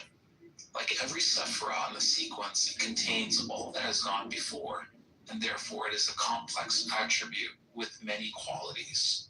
First, it is generative. It is from this point, as will be seen, that further trees manifest. Second, it is reflective. Here, directly below Teferet, an image of the image can be perceived, and the tree sees itself. Yesod is the mirror within the mirror. These two complementary functions means that its constitution or foundation must be clear and sound. Hence, the inner meaning of sexual purity associated with the Sephirah. In ourselves, it appears as the ego, the lower place of consciousness in which we see ourselves, and which projects a persona for others to see, which may or may not, according to our state of balance and self-knowledge, reflect the true nature of the self as Teferet. Most of our perception of the world and most of our implementation of will takes place at Yesod. Below it, Sephirah, the complement to Keter, the crown, is Malkut, the kingdom. In it, the divine lightning flash is earth. It constitutes the Shekinah, the presence of God in matter. Its nature is fourfold, encapsulating the four levels inherent within the tree as a whole: the root, trunk, branch, and the fruit of the tree as it grows down into existence, or the will, mind, heart, and body of the divine. In ourselves, the four levels of Malkut appear as the body, with its traditional four elements: earth, water, air, and fire. The solids, liquids, gases, and radiations whose interactions keep us alive. We now have the general scheme of the Sephirot. Three are aligned on the active right-hand pillar of mercy, three on the passive left-hand pillar of severity, and four, plus the non-Sephirot Da'at, on the central pillar of equilibrium or grace. Their relationships established by the lightning flash are further realized by a total of 22 paths, which in turn form a system of triangular configurations or triads, active on the right and passive on the left. The horizontal and central triads, linking all three pillars, are concerned directly with consciousness. Out of all the foregoing comes a most subtle metaphysical and mythological configuration. It has been taken many stages further in the study of various constellations of Sephiroth, and the minute dynamics within each Sephirah is mutually imparted and reflected, flows, move along the paths to act upon the miniature tree which constitutes each Sephirah.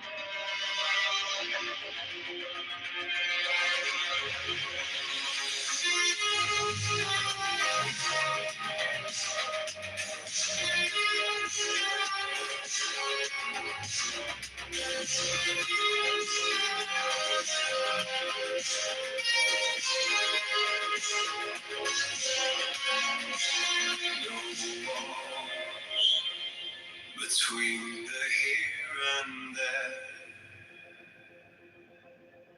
a hollow breath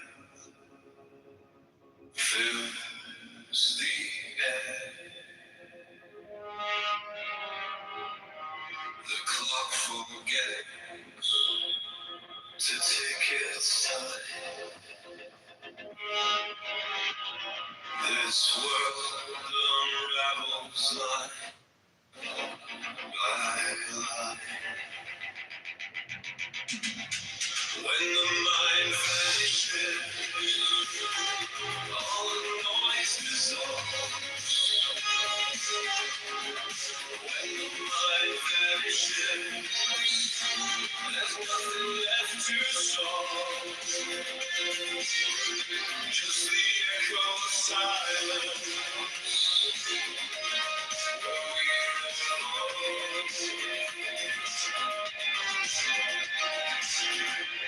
the mirror fades, it holds no face.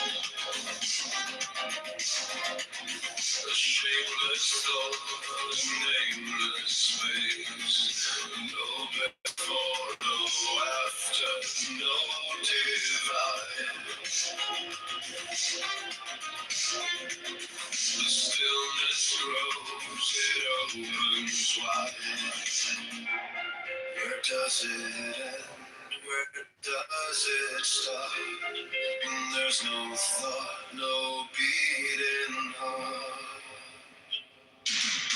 When the mind vanishes, all the noise dissolves.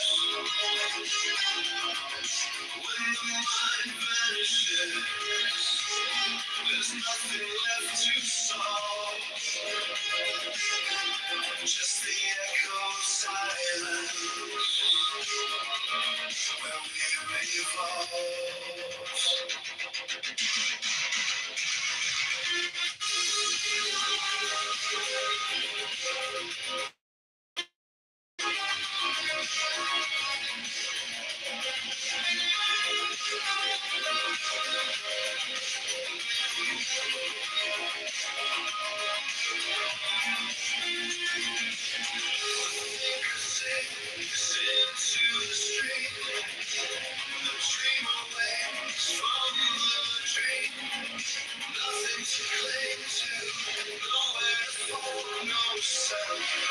shadow, no edge at all.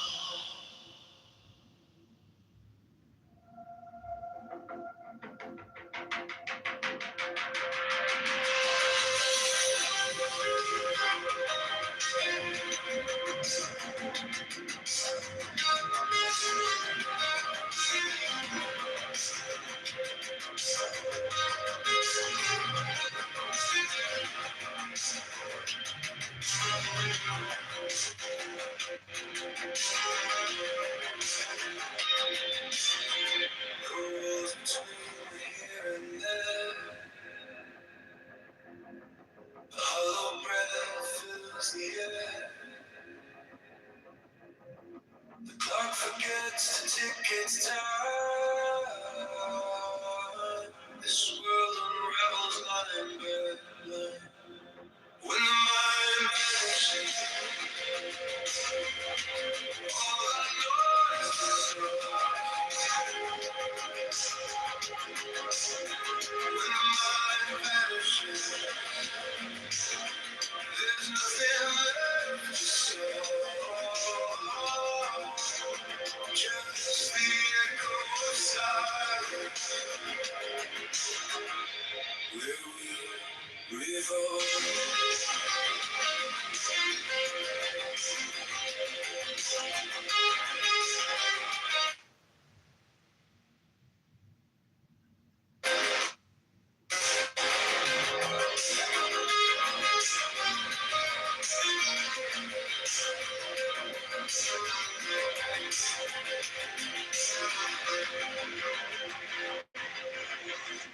Mirror fades, it holds no face.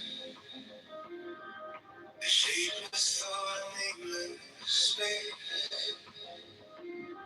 No before, no after, no divide. The stillness grows, it opens wide. Where does it end? Where does it stop? When there's no thought, no beating heart. When the mind vanishes, all the noise dissolves. When the mind vanishes, there's nothing left to solve. Just the echo of silence where we revolve, revolve,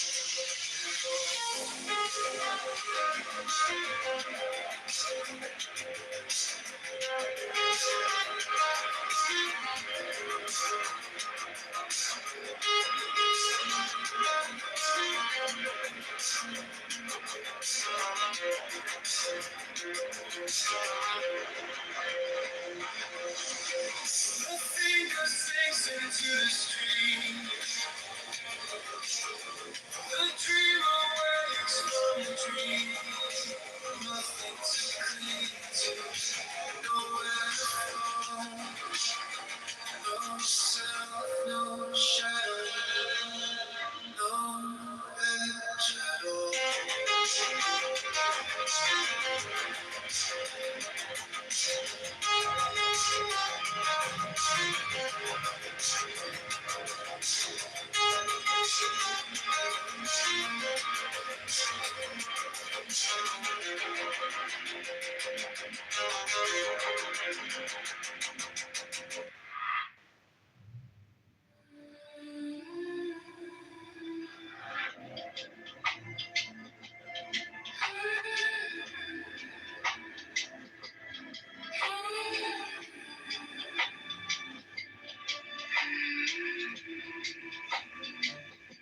The truth hides when no one looks. In empty rooms and shadow nooks, you chase the light, but hold the dark.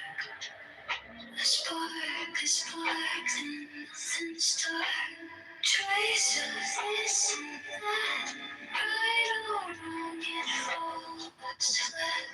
Mind isn't slipping slow. Let it go.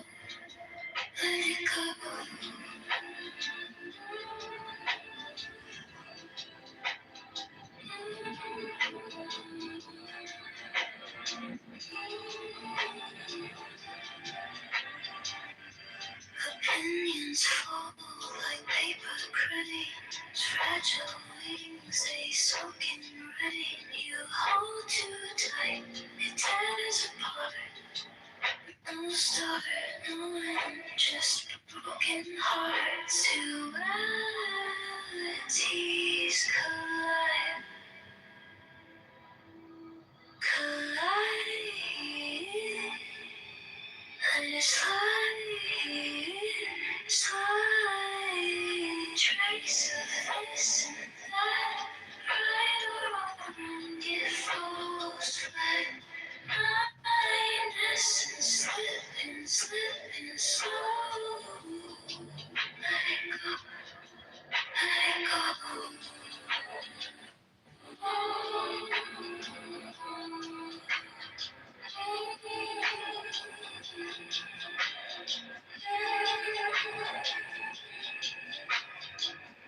No black, no white, just shades of gray.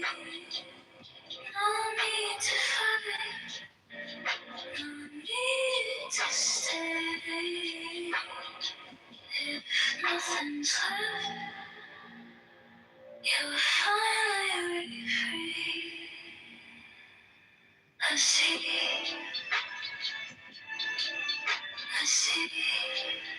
infinity.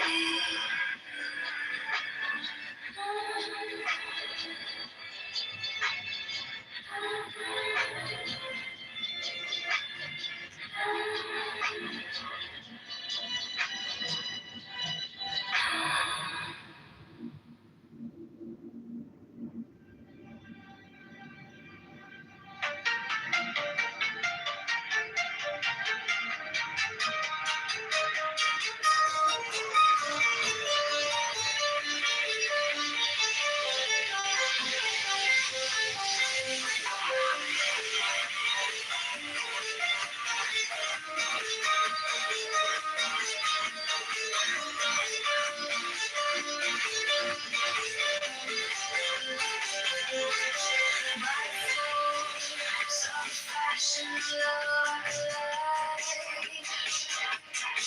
through the shroud, through the cloud, where secrets reside.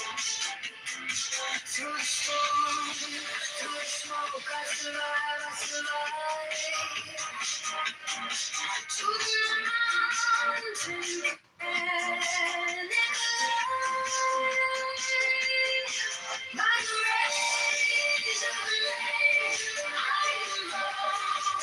By the fire, by the fire, by the sky, I am loved. Through the midnight madness we fall. You are mine, you are mine, I belong. The moonlight sea whispers low to the shore. Swoon of the moon, pulling tides in the north. Your swoon to me like a spell at the door. Tonight we can't quite escape. By the rage of the lake, I am home, I am home. By the fire in the sky, I am home. Through the midnight madness we fall. You lie,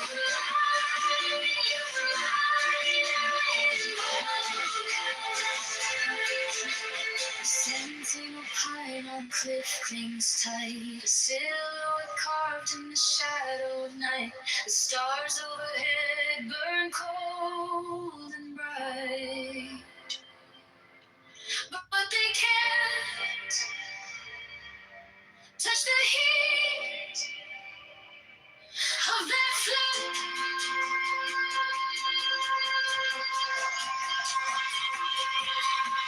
By the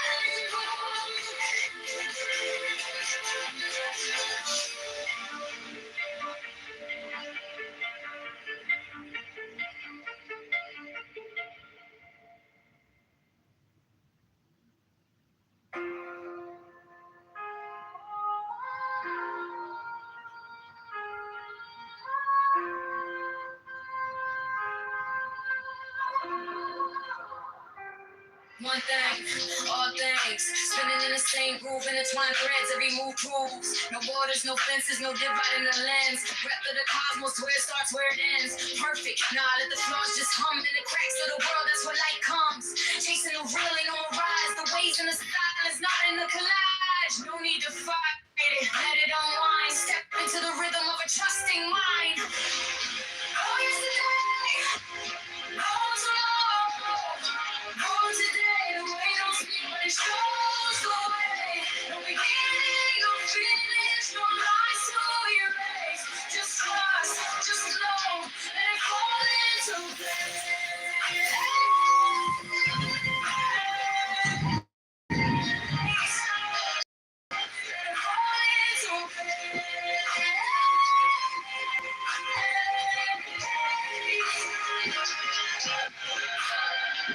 Words collapse like castles of sand, the truths in the gaps where the wordless stands. Dualities of mass, peeling layers off the face from the void. And you'll find the grace tied to nothing. The weight drifts off, letting go of perfection. The chains unlock. Faith ain't a question, it's the essence of fear. When you lose the division, the path is clear. Okay, Rabboni Shalom, welcome back to the Book House, where we are reading one more book by mayoral candidate John Kitover. We are live streaming the Trump debate room where Matt Cool has kindly been dedicating his life to listening to retards. I'm sorry, our words. We have to start getting really careful about the words we're using. We are not referring to the Down syndrome individuals who are full of love and joy. We are talking about political partisans. And there's nothing we can do to prevent them and their ridiculous choice of communication. You have 2.5 billion seconds. Everyone is born a billionaire.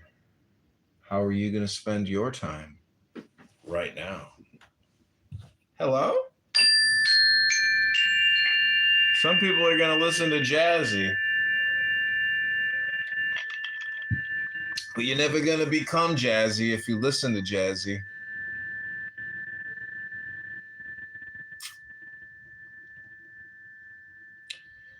You're never going to make America great again by being in a clubhouse room about making America great again. If you're fat, you're never going to become thin until you start changing what you're thinking about. If all you do is eat and sit on a couch and watch Netflix, well, you're never going to lose that weight. Okay, this is What is Zen. We're going to page 69. Here we go.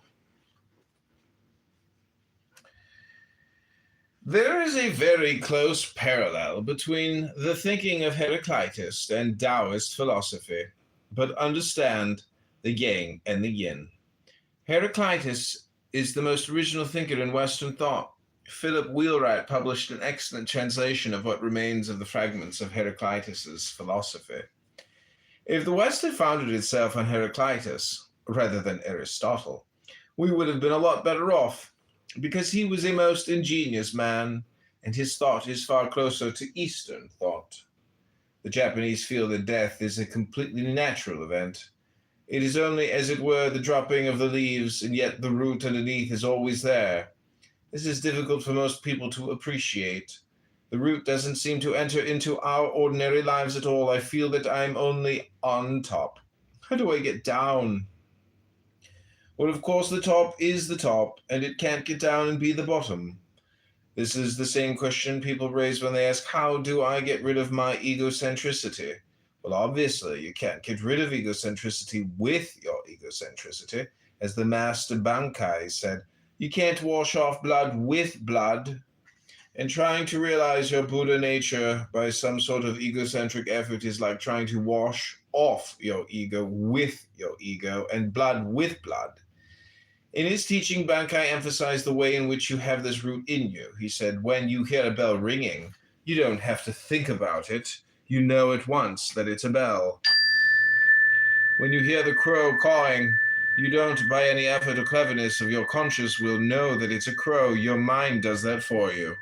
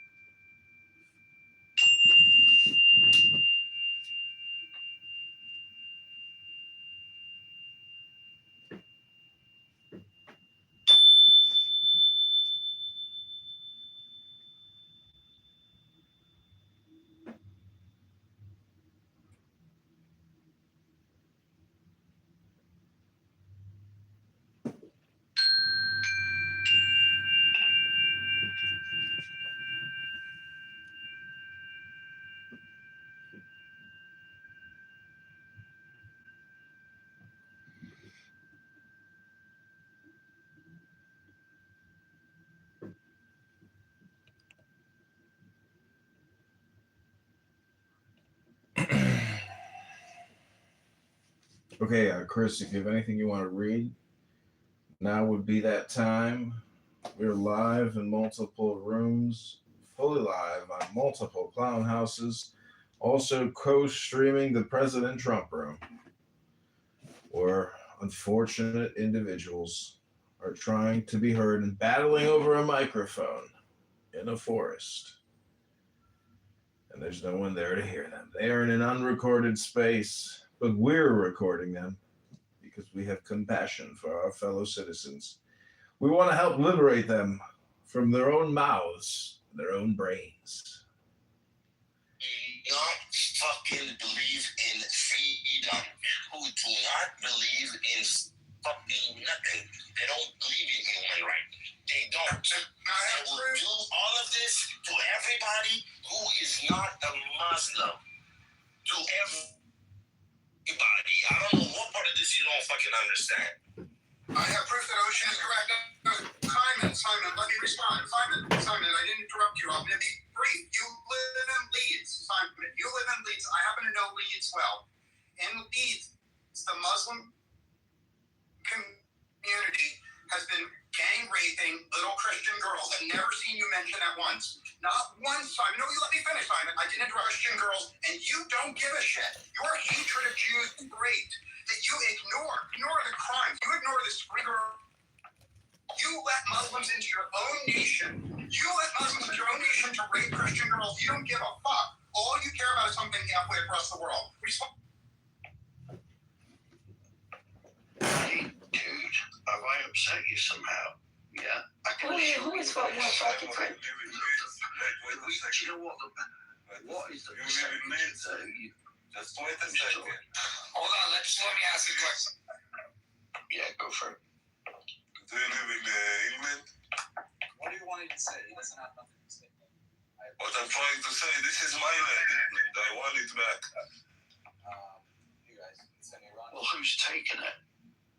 I will come and take it.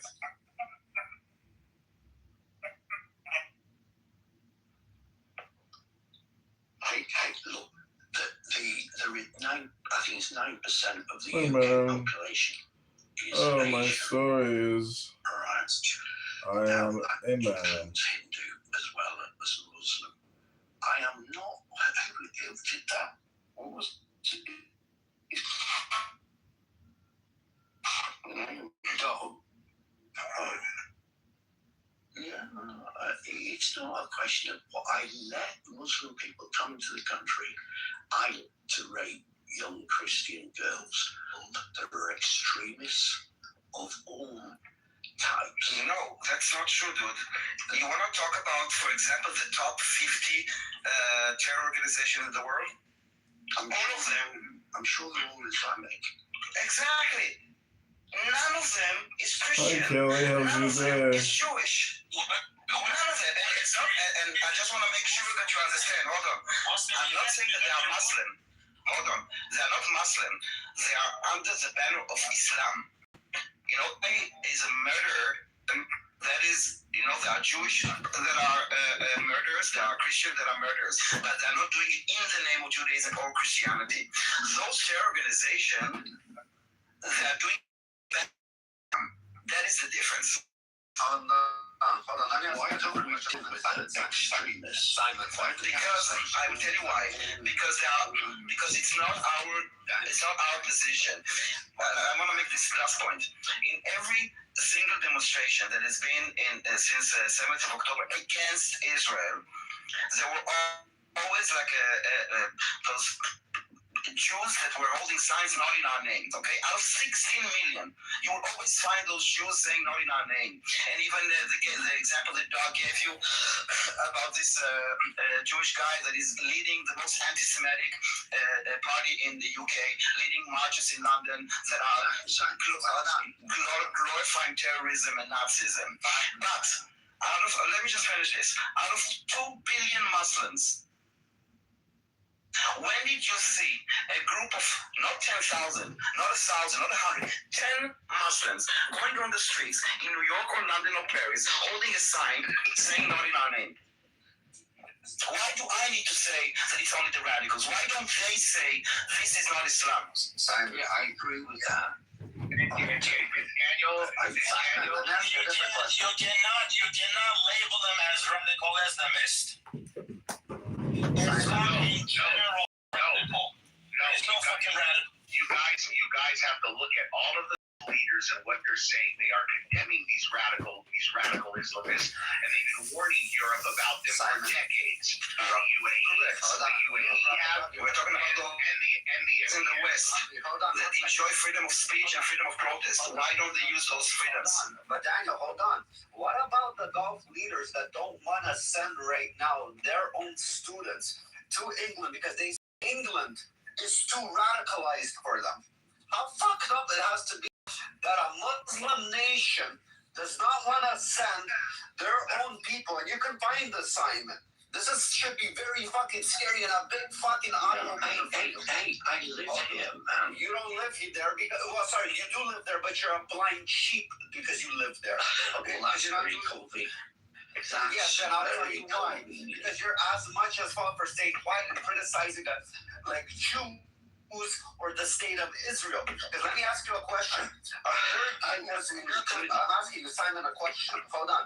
Are there Jews in your country? They're standing in corners and trying to convert Christians. The true population of your country. Are there people standing in the corners?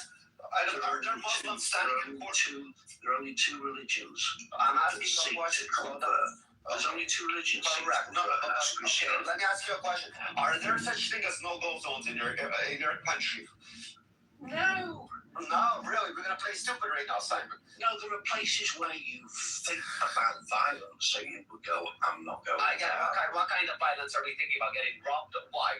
Is there violence on Islam violence, like Muslim on Muslim violence, or it's gonna be violence because you're not following the ethics of their religion when you're walking down the street of a Christian nation and you're not covered up, or you're exposing a skirt if a girl wants to be in a skirt or anything like that, where she might get fucking harassed. Are there areas like that? Amen.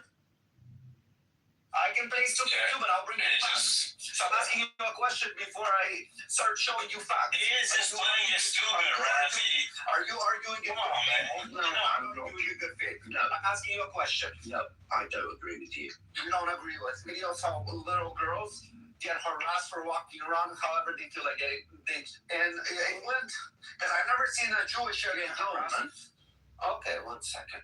I'd like to interject. Or he just too old and he sit his ass home all day long. Well, He doesn't see shit. I would like to interject. Hey, look, guys, you can insult me all you want, but all it I'm not here to insult you. of intelligence.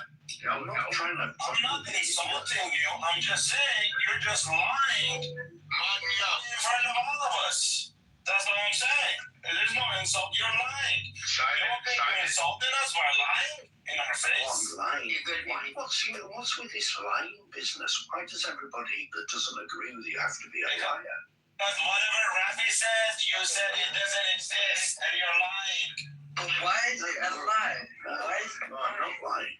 I'm not Here, hold on, everybody quiet. Hold on. Simon, go open up what I just put on YouTube. Do you want me to continue finding you these videos on YouTube? Because there's a lot of these videos on YouTube. Yeah, but Simon, you should look. Simon, if you heard of open up this YouTube. This is your country. These are your countries. Simon, I spend a lot of time in the UK, Simon, and it is leftists like you who filled your country with Muslims, and that's why there's rape gangs. And I am shocked. Simon, I'm shocked. Hold on. 1 second, I'm holding it. And Simon, I know it's a problem that you let these people in your country. They stepped all over you as a fucking natural born citizen in your fucking country. Now your government silences you from not speaking out against them. And now you're fucking a dog that's fucking muzzled. Do you understand? You became a fucking second-class citizen in your own fucking country. That's even more fucking sad. You lost No, your country. Rafi, you're right. And what's even more disturbing, Simon, I see that you want a cause, you want a solution for the Palestinian people, right? You have a humanitarian look at it. You want to see a solution to the turmoil. But let's really take a look at British history, right? Let's take a look at all the trillions of pounds that have been put into the British economy by the Gulf nations, right? The Gulf nations saved England. That's why real estate is so high in central London, where my flat is, because they bought up all the real estate. They stimulated the economy with their money. And now, behind the Palestinian cause of so-called freedom and the IRGC push of the media campaign, they are now all of these people protesting who are pro-Palestinians in England. They're against the Gulf Arabs. They're against Saudi. They're against all of them. They call them traitors. And that is very bad because that is the support mechanism of industry and money that can help the whole Arab world. You see what I'm saying? They're trying to split up sides. They're trying to get all of these protesters not only to be anti-Jewish, but anti-Saudi, anti-UAE, anti-Arab. So there's a big problem with this. Yes, you're right. There have been Pakistanis and other, Muslim communities that have assimilated in Britain since centuries ago. I'll give you that. But now, with this new fight for so-called Palestine, they are brainwashing everybody to hate everybody just for this cause, and that is dangerous. Who's this mysterious they? The left-wing protesters in England who are destroying the country with this Free Palestine movement, but they don't want to free Palestine. Why do you say it like that? Tell them that they are you. You're talking about you. Spend a lot of time. You spend a lot of time in London. Simon, you have killed your own nation with your altruism. You're such a good-hearted, loving person. You are so kind and loving and generous that you invited Muslims in, and now they are bombing synagogues and raping girls. So your generosity, you killed your own country. You killed your own country not because you're evil. No. Because of love. Because of love. Simon, you are so... Dog, Because you were too soft. No, I didn't realize. Why don't you just let me finish, Simon? No, Rafi, I'm about to let my plane, Rafi. I'll tell you the problem is, dog. The hate for Israel, the hate for Jews. That's why they killed their own country by fucking siding. Free Palestine! Fuck you, Israel! It's more than that, So you Simon. have to Even understand Rafi, why just they finish. fucking lost Let their me country finish, because Rafi. of their own. Okay, Rafi, let me finish. I believe even if Israel didn't exist, even if there were no Jews in the world, Simon would still let millions of rapists into his country. You know why? Simon has love and altruism towards criminals and rapists. Simon has such pity for the oppressed that if there is a group that he knows will rape his own daughters and granddaughters, he'll let them in anyway. Because Simon is so desperate to be seen as a moral, ethical person. You can tell from the quiver in his voice. Simon is so desperate to think of himself as a moral, ethical person. It's the most important thing. He has suicidal altruism. He is so woke. He feeds his own granddaughters to the rape machine. That's how woke he is. Now, if people think I'm exaggerating about who Simon is, I'll post many links that prove it. Simon will continue to make Muslim rapists As long as The Labor Party ruined England. The Labor Party ruined England. The difference between you and I, dog, is Simon's my real name. So I'll explain. Dog, you come up on Listen, dog, cat, I don't care whose name and if your name is real or not. We're speaking facts right now. Your name doesn't mean that you're speaking facts. fucking courage. Listen, my name is my name. No, Mr. Simon. There's a lot of courage. What's the problem with that? Simon. You're a The ocean is ocean. The deep one, Harry is Harry. You're Christian? You're a Christian? Me, No, no. you're not Christian? I'm not an atheist. That's the problem with Simon. I don't care if you're atheist. Were you born a Christian? I don't care what you believe. I will not Okay, you're born again. So in the Bible it says, the one who blesses Israel will be blessed. The one who curses will be cursed. And your fucking nation is getting cursed because you guys cursed Israel. So you sided with the radicals. And you don't realize how you're getting cursed. But again, as your daughter and everything, you're punishing her by your hatred towards Israel. You're fucking the next generation. Because next generation, your fucking daughter or granddaughter is going to be fucking covered up and sold like a fucking gold. Because that's... Let's slow me. Why did Rafi swear? Rafi, hold on one second. Rafi, he has no idea what he has done to his country. He has zero fucking idea. Look, Simon, look at every 20, 30 country. years from now, the next generation going to hate every single one of you for what you did to your nation. Yes, look at It's just unbelievable. Simon, perfect example. Look at all these Arab nations that condemn Israel. They're all fucking cursed. They're all fucking living backwards. They're still wiping their ass with fucking... I know.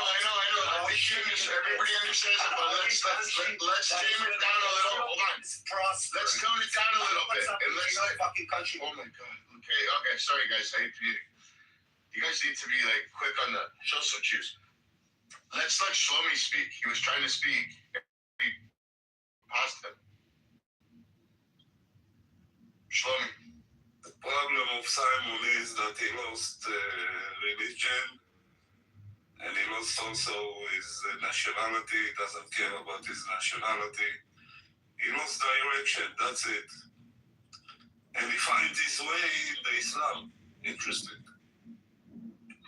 Don't you notice? Yeah, that's a big problem. Well, I think you have to blame people like Simon. I mean, there are a lot of forces that are that they were infiltrated by this Palestinianism or the Islamic radicalism, including like once legitimate organizations like Amnesty, the UN, stuff like this, or like, I don't know, Sky News. So when they get the information and they get confirmation, they actually think that this is the world that is correct, that the right thing to do is support the Palestinians in their that they're being forever refugees and that Israel is bad because those organizations have been corrupted and they're using the legitimacy in order to whitewash all those crimes. And that is the problem. I cannot blame like people like Simon specifically. They just need to wake up. If I may interject here. So when I hear somebody like Simon talking about Palestinians, he doesn't really that Palestinians were also taken out by Hamas. So 20 years ago, when we were hearing a little kid talking Hamas ideology, we would be making fun of him. We would be laughing. But then they took power in Gaza and destroyed the PLO, and little by little, their ideology, their way of thinking started to be so powerful that people forgot what Palestine means. Palestine doesn't mean Hamas. And the mere fact that we got to a point where Simon is speaking the way they do, man, this is just crazy. Well, in Western civilization, I'll be very brief. Western civilization succeeded partially because of altruism, partially because of kindness. So Simon's natural instinct to be loving and kind and altruistic, it's important. It's an important part of being European. It's an important part of Western civilization. I applaud Simon's love and generosity, and we need love and generosity. It's just, we need a balance. In Western civilization, we need a balance between warriors who are tough and loving, kind people like Simon. Simon is a person you want. If you have a sick child or a sick grandchild, Simon is exactly the person you want nursing them. Simon is loving and empathetic, and we need millions of men like him. But we can never have men like Simon in charge of our society. We can never have them in charge of our military. We can never have them in charge of our government, because Simon is such a loving, woman-like, kind person that he will give. Just let me finish. He ain't a woman-loving person. I'm sorry. Just let me finish. Okay, let me finish, Rafi, and then I'll go. Simon is so loving and kind and empathetic. He loves our enemies. He opens the gates to rapists and murderers, not because he's a bad person, but because he's too kind and loving. Don't ever fucking let people like Simon control our countries, or we will all be ass raped. But these are the type of people that follow. Hold on. I want to do an introduction, guys. I want to welcome JB. Whoa, Simon. I want to welcome JB to the stage. We haven't seen him in over a month and a half. This is the one and only Paul that used to hold, well, he still does, holds amazing fucking rooms at Clubhouse. My brother JB, welcome. The topic we're talking, we've been going hard since 9 a.m. Being Serendipity, Ocean, Harry, Rafi, Daniel, and J-Lo. We've been talking about the Iran war, about how the IRGC is ramping up their next war, not with Israel or the United States of America, but they're ramping up to attack and kill the Iranian people. We're talking about Islam. We've been talking about child marriages. We've been talking about all kinds of shit. We have a psychopath that's still on stage but refuses to get off mute. Susie, who's putting free Palestine in the chat and her PTR. We allow people to speak in the space a minute and a half. Uninterrupted. It doesn't matter what type of crazy shit they speak. And if they interrupt, somebody screams, shoot them, and I'll shoot them in the face. Not literally, but I'll shoot them right into the audience. Also, for the people that are in the audience, please hand in your red ticket, and that's easy. All you do is go to the top where it says Trump Bus 2.8. Hand in your red ticket. There'll be a Mexican midget and a fucking queer leprechaun. They'll hand you a green ticket. You'll be able to buy a drink and an hors d'oeuvre when you're in the audience. Enjoy your time. Be polite. If you want to come up, freedom of speech. You can talk the most smack you want to talk. You only have a minute or a minute and a half to do it. But welcome, JB.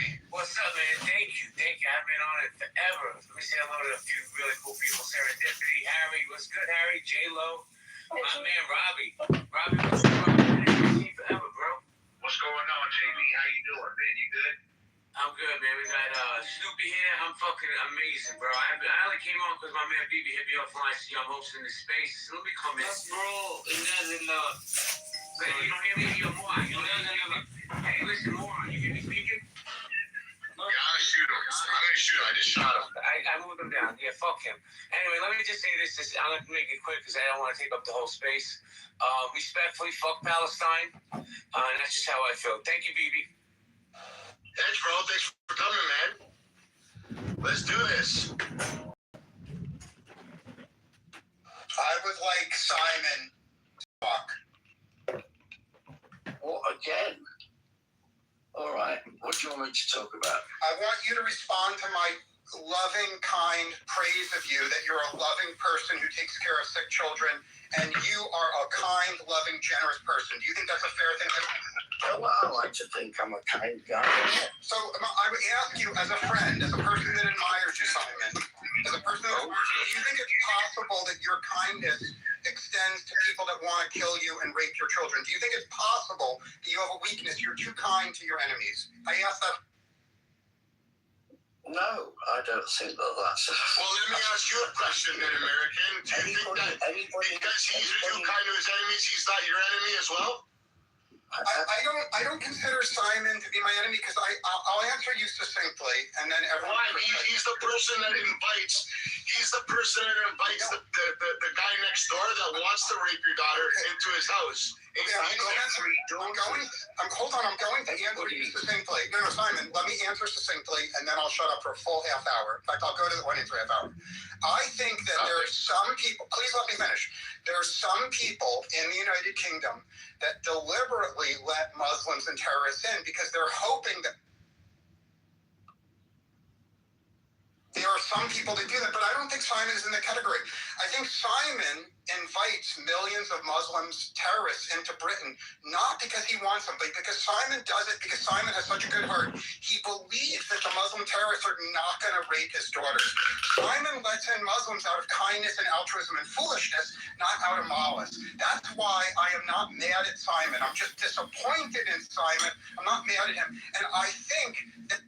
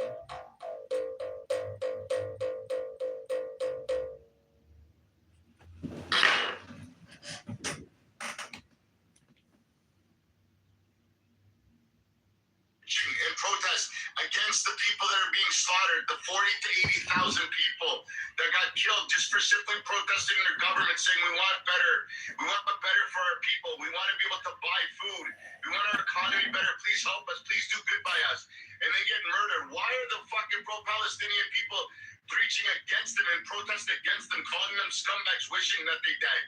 Why is that? I want to hear from your people. I want to hear from people like Susie screaming, waving the free Palestinian flag in your PTR as a gift, like you're fucking holding out. She doesn't care about the Palestinian people. She's a hypocrite. She doesn't give a shit about the Palestinian people. She's a hypocrite. She gave a fuck about the Palestinian.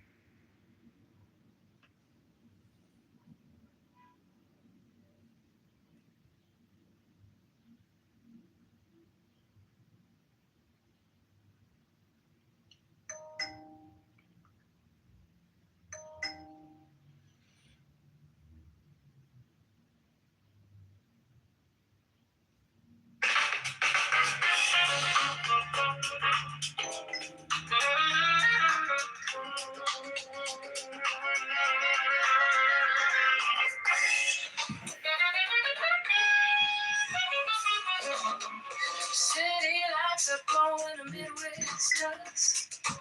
Streets are humming low with a restless trust. Skyline cutting gold, lakefront shimmering slow. Dreaming of a better day, just letting it grow. Yeah, letting it grow. And the wind on my face, it feels feels like a spark. Talking about a future that can light this dark. Got my 2 feet on this land. Reaching out ahead. All this wind chase serenade. Playing through the streets. A hopeful song where every neighbor meets. Voices rising strong and bold, stories of a city told. Yeah, the rhythm of our hearts, a promise we keep. This wind of change serenade, rising so deep. Flying so deep. Lakefront shine, every skyline light in sight.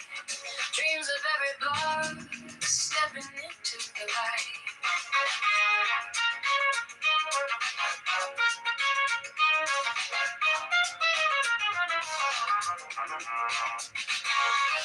This moment's golden, we're taking back our time. Every single voice, a powerfully placed line. And the wind on my face, it feels like a spark. Talking about a future that can light this dark. Got my 2 feet on this land. Reaching out ahead. On this road change serenade. Playing through the streets. A hopeful song for every neighbor news. Voices rising strong and bold, stories of the city told.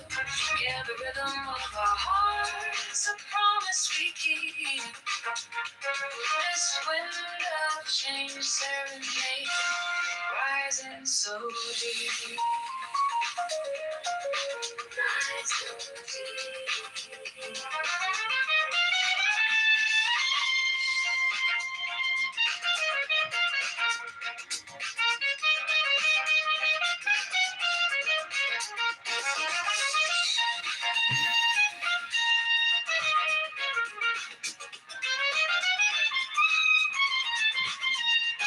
It's a slow shift in the breeze, put our worries at ease. Yeah, the sound of the city calling out to be free.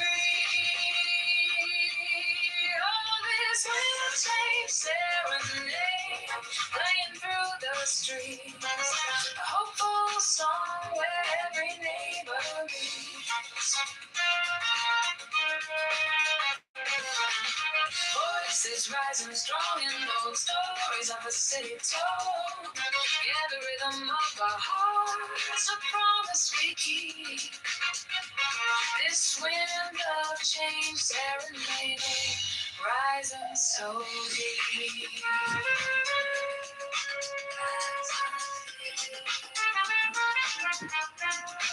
Wind of change serenade.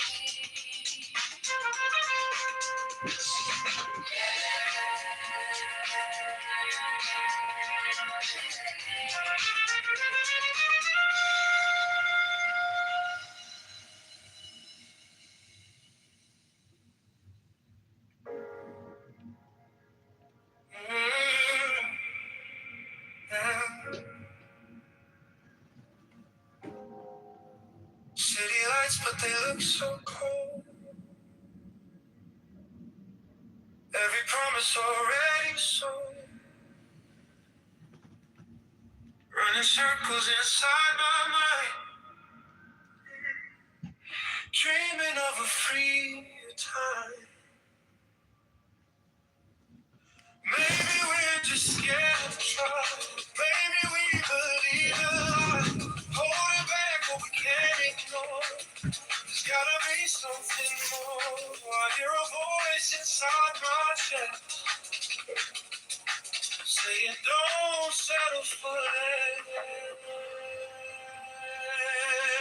I'm craving change. I need to feel something real, not just talking. I wanna give More than all this empty spit, I'm craving nights when hope ignites, hearts that rise and take control. If all we can stand together, we can change it all.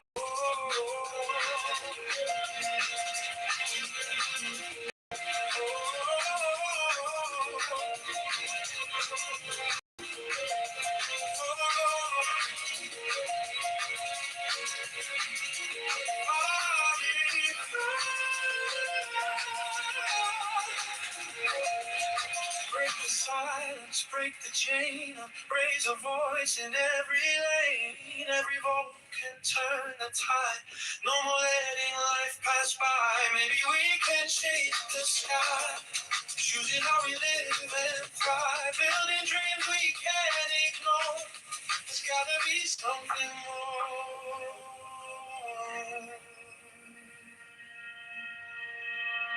I'm craving change. I need to feel something real, not just talking. I wanna give more than all this empty spit. I'm craving nights when hope ignites, hearts that rise and take control. If we're falling, we can stand together. We can change it all.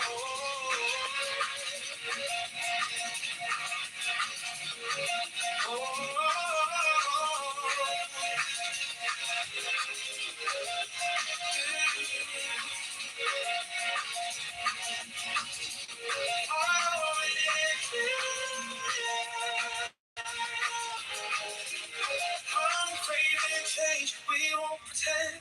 This is not how our story ends. We'll take the risk, we'll cross the line, just to know this choice is mine.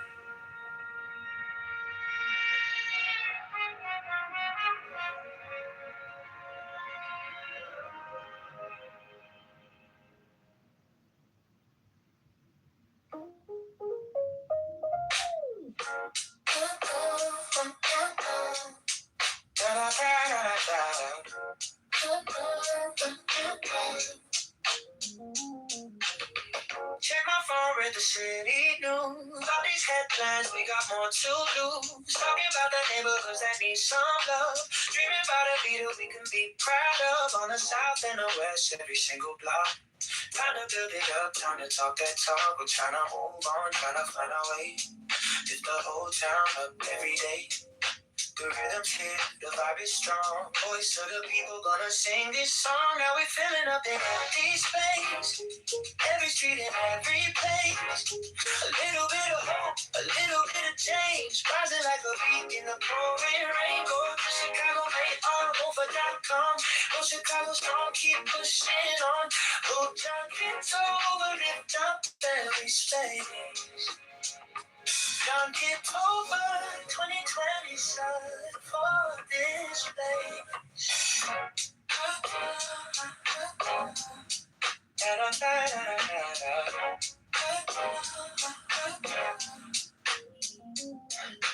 One step, two step, marching down the road.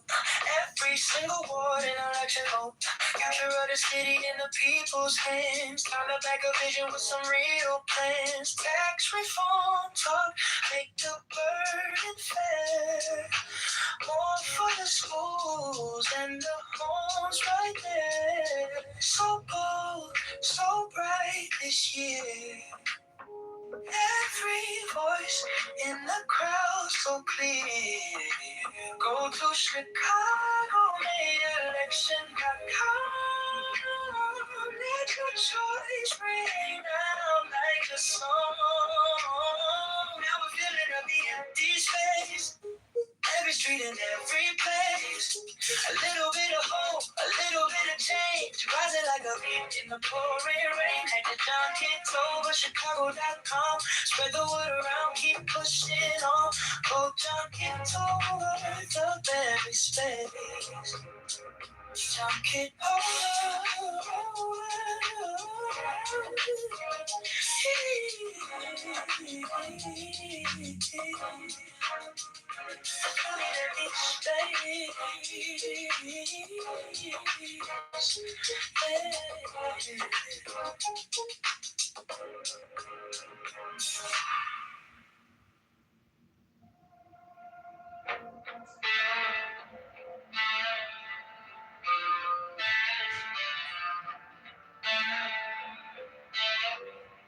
said elections coming Tuesday. By Thursday, signs are on. See the posters on my corner. Name it red and white and strong. Phone lights up with all the headlines. Futures calling, streets undone. Every ward in every station, every vote it starts with one. John, get over. Chicago, rise up. Going to Chicago, mayorvote.com. Make it count. Time to stand up. John, get over. Shaking it up. Tax reform for every pocket side. Live right and lift us up. Get over.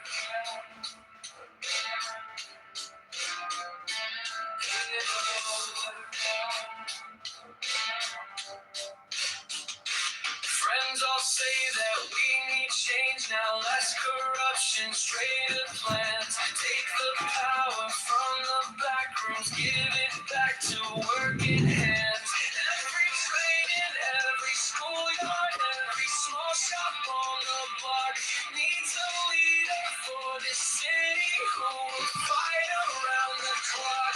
John, get over. Chicago, rise up. Go to Chicago, mayorvote.com. Make it count. Time to stand up.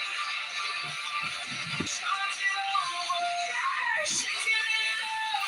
Tax reform for every pocket side. Live right and lift us up. Get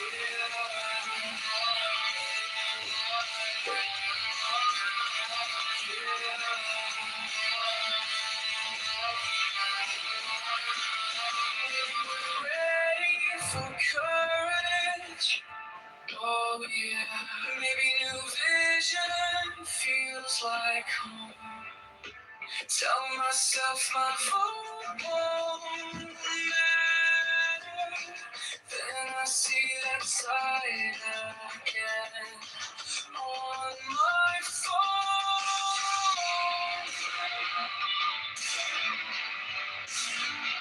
John, get over. Chicago, rise up. Going to Chicago, mayorvote.com. Make it count. Time to stand up. John, get over. Shaking it up. Going to Chicago, mayorvote.com.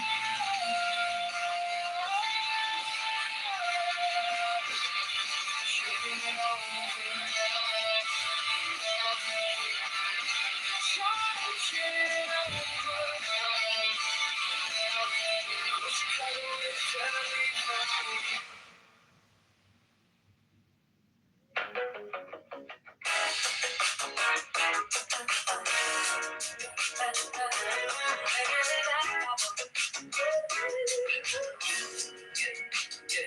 I was waiting for a sign to start, like a map drawn out in the dark. Now the city's calling out my name to choose a brand new path. Tired of watching from the side while the streets and dreams collide. So I take one step to my vote. Time to change this heavy load. Maybe we don't need to know it all. Maybe we just need to vote so we keep moving anyway. Chicago, choose a brighter day. Go to Chicago, mayorvote.com. Let your voice lead the way. Every choice rewires me. Every vote unlocks the key. We want tax reform today. Vote John, get over, pave the way. Doubt's still riding in our heads, but it won't get the final say. We can rise and stand as one. Grow Chicago starting today. We don't need a perfect line, just a reason, just a sign. Every inch we claim is ours. Every step can raise the bar. Go slow, go fast, just don't go back. Trust the rhythm in this town. Time to lift our future now, so we keep keep moving anyway. Chicago, stand up, have your say. Go to ChicagoMayElection.com. Vote John Kitover today. Every tax rewrite is me. Every vote unlocks a key. We want tax reform right now. Go Chicago, rise up now.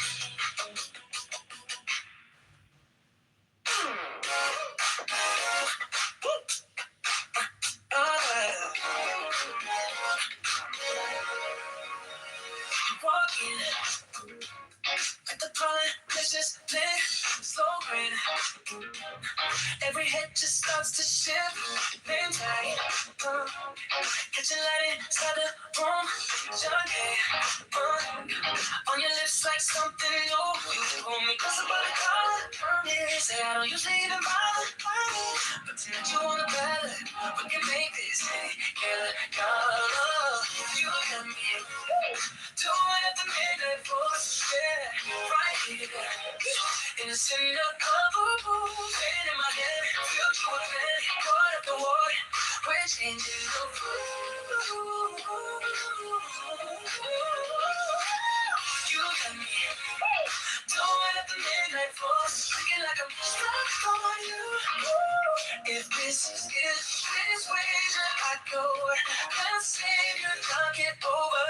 Me in Chicago, small talk, but your fingers draw a line. Black clock by the box, you had in mind. You laugh, quote the promise that you think. Tax reform, go Chicago, make it sing. Let that kick it through the drama, so sweet. But something louder than the summer. Go to ChicagoMayElection.com. John Kitover, that's the one I'm on. You got me doing at the midnight flow. Right here, in the center of the blue. Pen in my hand, future with plan. What if the war, we're changing the rules. You got me doing at the midnight force, looking like I'm stuck on you. If this is a wager, I just want to save the Kitover's vision, pulling us through. Yeah. Lights fade, but we won't slow down. Don't slow. Street lights racing over this town. If this is just a campaign high, let's stay locked in. Never ask why. You got me doing at the midnight force. Right here on Chicago, my vote got gone in my hand. Future with plan, part of the war. Oh, we're breaking the rules.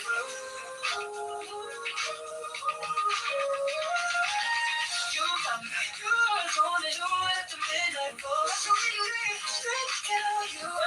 Just a no reminder. This is a wager, I just wanna save you. Can't get over. Chicago, with you.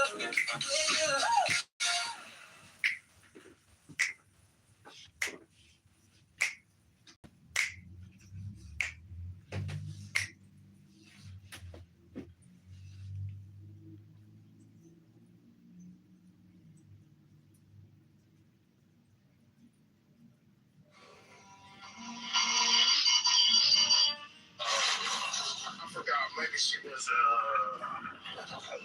or a sergeant or some shit like that, right? I told her that she was way too hard on these men, and she was putting herself in danger.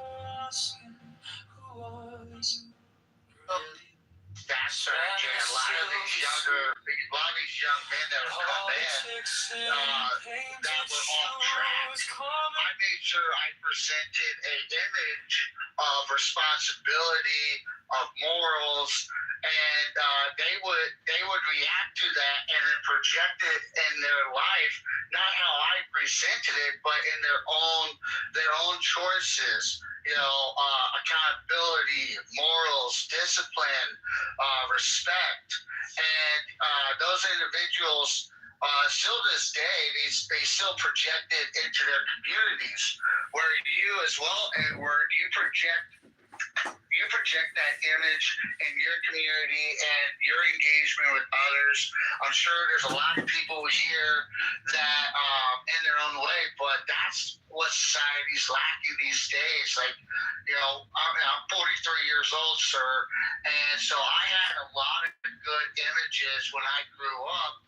I grew up in a farm community, so we saw, work ethic, reliability. Your word is your word. It's a value to it. And so when we would leave our communities, you would continue to project. But we see that societies these days, where it's not about moral compass. It's not about responsibility. It's not about, projecting good leadership and entrepreneurship. It's about who got the best laugh, who can do the best troll, who can bash and slash. And that's what we're seeing in the newer generation. And sorry for rambling on. Great. I mean, you've made a lot of good points. But one thing I do want to ask you, you said you served how many years? I'm 23. I'm 43 years old. Thank you so much for your service. I want to take you back. Could you please explain to the House what motivated you to volunteer to serve this country? I was in the family.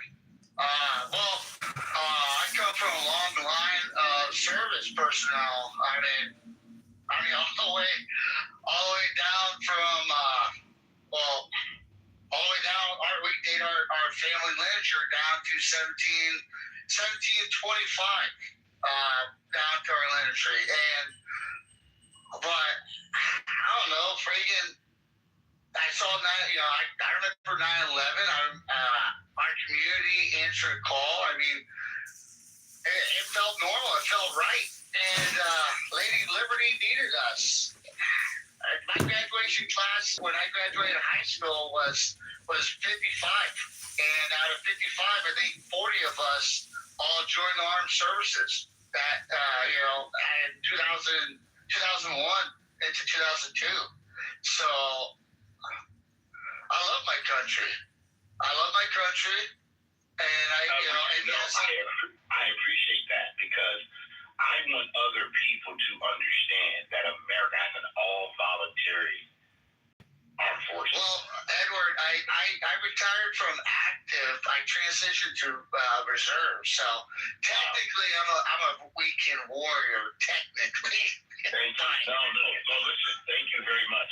Hey, I had the privilege and still have the privilege of traveling all around the world, 54 countries, 5 continents, because people like you, people like Brad, other people that serve, even the officers.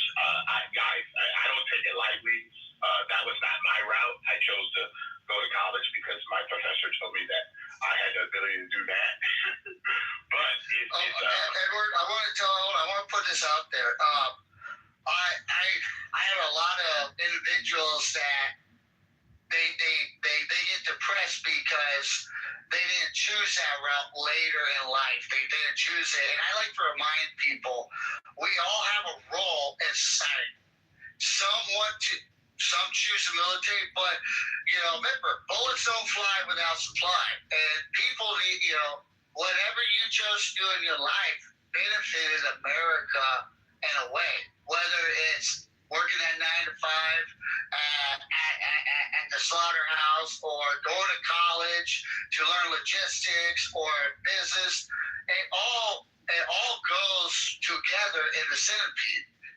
Because when someone goes, I went to college instead, but I started a business, it's like, yeah, but you going to college, you started a business, you pay taxes, which got GIs, some MREs, or some shoelaces or whatever. So you did your part, Edward. Everybody in their way does their part for America, whether you're pro-America or against America. Like, I'm going to put this out there. There's a lot of people in the veterans community. When someone says, how do you feel about someone burning the American flag? Hey, they're doing it the right way. It doesn't bother me because in expressing their right as an American to place, to have questions against their government. It's their right to peacefully protest. Whether I might not agree with their reasoning for it, but they're exercising their right off of the American soldiers that paid that price for freedom of expression, freedom of questioning, freedom of religion, etc. Sorry for interrupting you, Edward. No. You served 23 years, man. I'm not taking any light of that. I'm glad that you have a voice, man, because so many, I deal with veterans every single week, man. I actually speak at veteran events here in Southern California and other places because I'm in death care and I have to help them. It's not easy, man, especially when a lot of them have trouble going to the veteran hospital and different things. The resources that they have to go through. And guys, I don't take it lightly. Trust me, there are people in our country that have made great sacrifices. And I even thank you for thanking us for, paying taxes and trying to do the role that we can. Together, Americans are better. Okay? There's no what I call easy, what's the word I want to use? There's no easy access to personal responsibility, guys. Self-government's very, very, very real. And unfortunately, my daughter's in the military too. She's a combat medic. My 20-year. Awesome. Tell her we thank her for volunteering and following in the what I would call the legacy of your family to want to protect our freedoms, our liberties, because there are really foreign and domestic enemies that would like to take away our way of life. And I don't know if us Americans really understand that in its entirety. We think it's just about people politicking and talking on these platforms. But guys, there are people on American soil that would love to see the ideal of America collapse. To me, that's dangerous. That's why we the people have to stand up, guys. We have to really stand up and say, no, we're taking our country back so the individual can stand up tall. And again, July 4th, guys, 250 years, our Constitution, the supreme law of the land, we have the longest Constitution where we, the people, get the right to determine our own determination. Okay? There's no government that's going to do that for any of us. I know we like to hear it, but reality, it's not true, guys. And as a person who happened to be born in soil, my wife and I always say, we are grateful that we are part of this experiment in the world, not other experiments.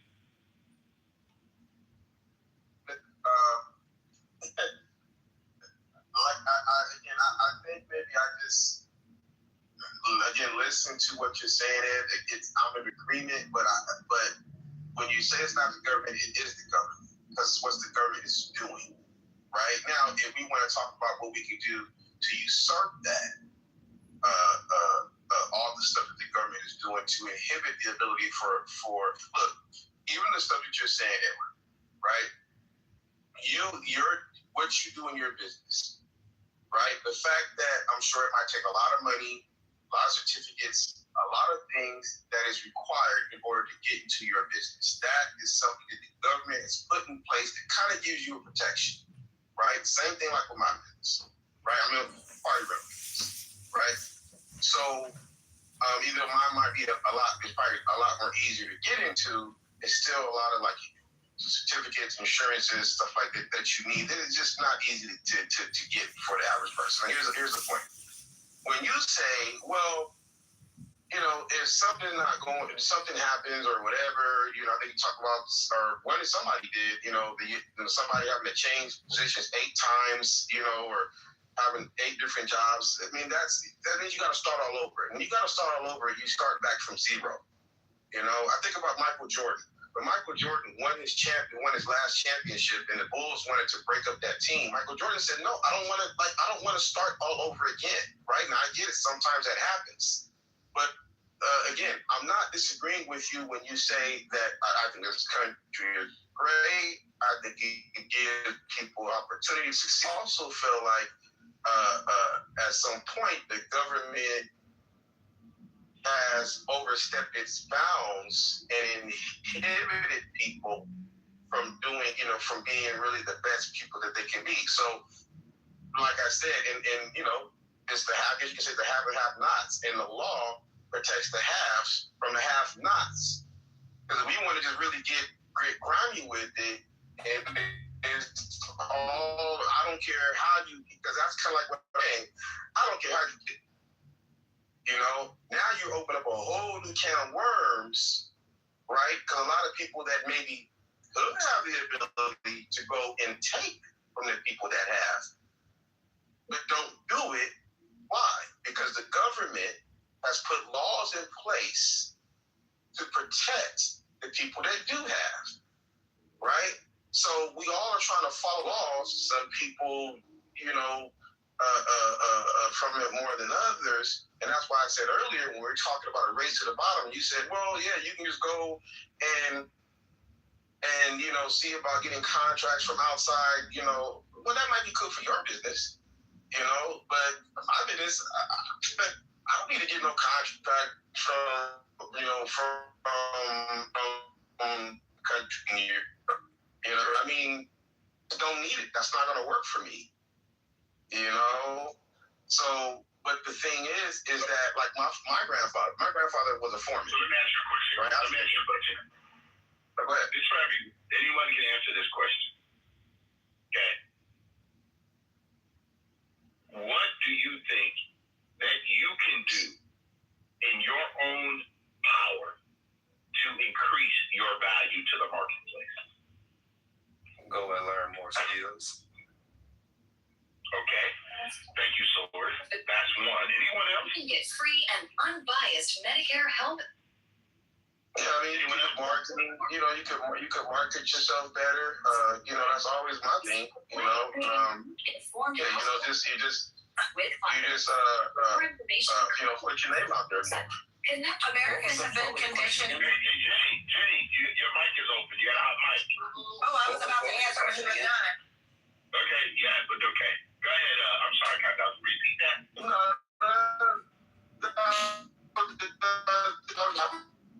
I'm just chiming in. I still wanted to finish my point, though. But I'm just trying to get in.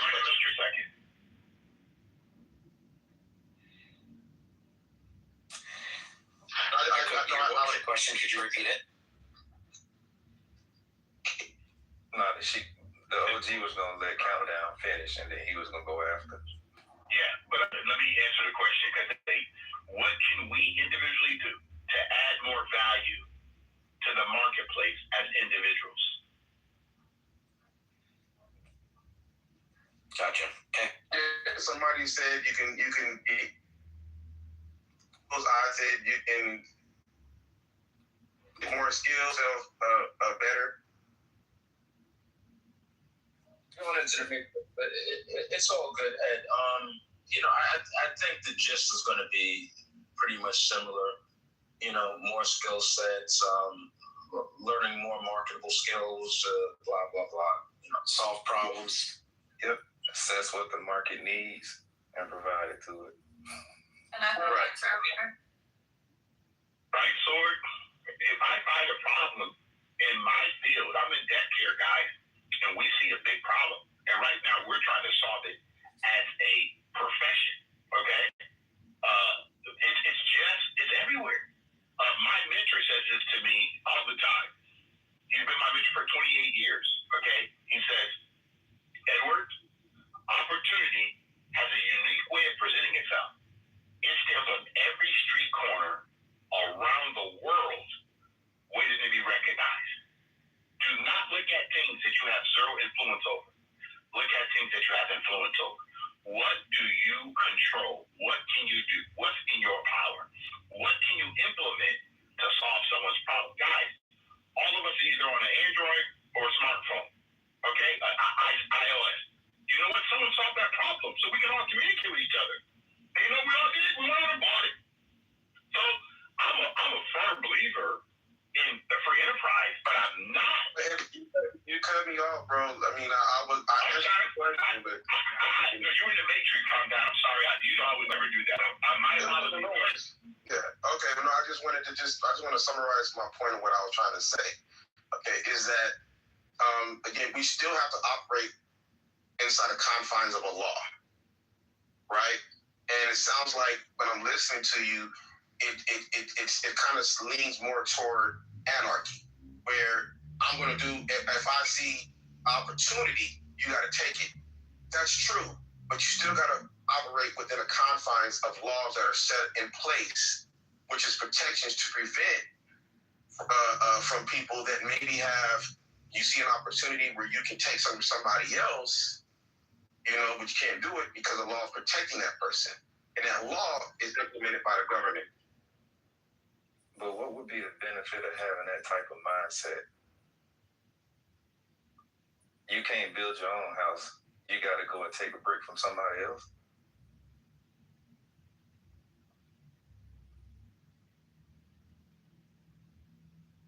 Can I clarify the initial question? Yeah, yes, 1 second. That question from Sora was for you.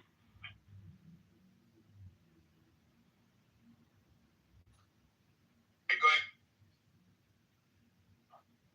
Go ahead, Jenny. It's all good. Go ahead, Jenny. Okay, so when you're referring to how we can, as an individual or a business, contribute to the market, are you referring to the GDP or are you referring to just overall transaction? Raw. Okay. By infusing our money into domestic entities as opposed to foreign entities, we're conditioned, really unfortunately, to buy cheap, maybe subpar products because it's easier and we're looking at our own cost of goods sold and we're looking at what's best for us as opposed to what's best for the collective.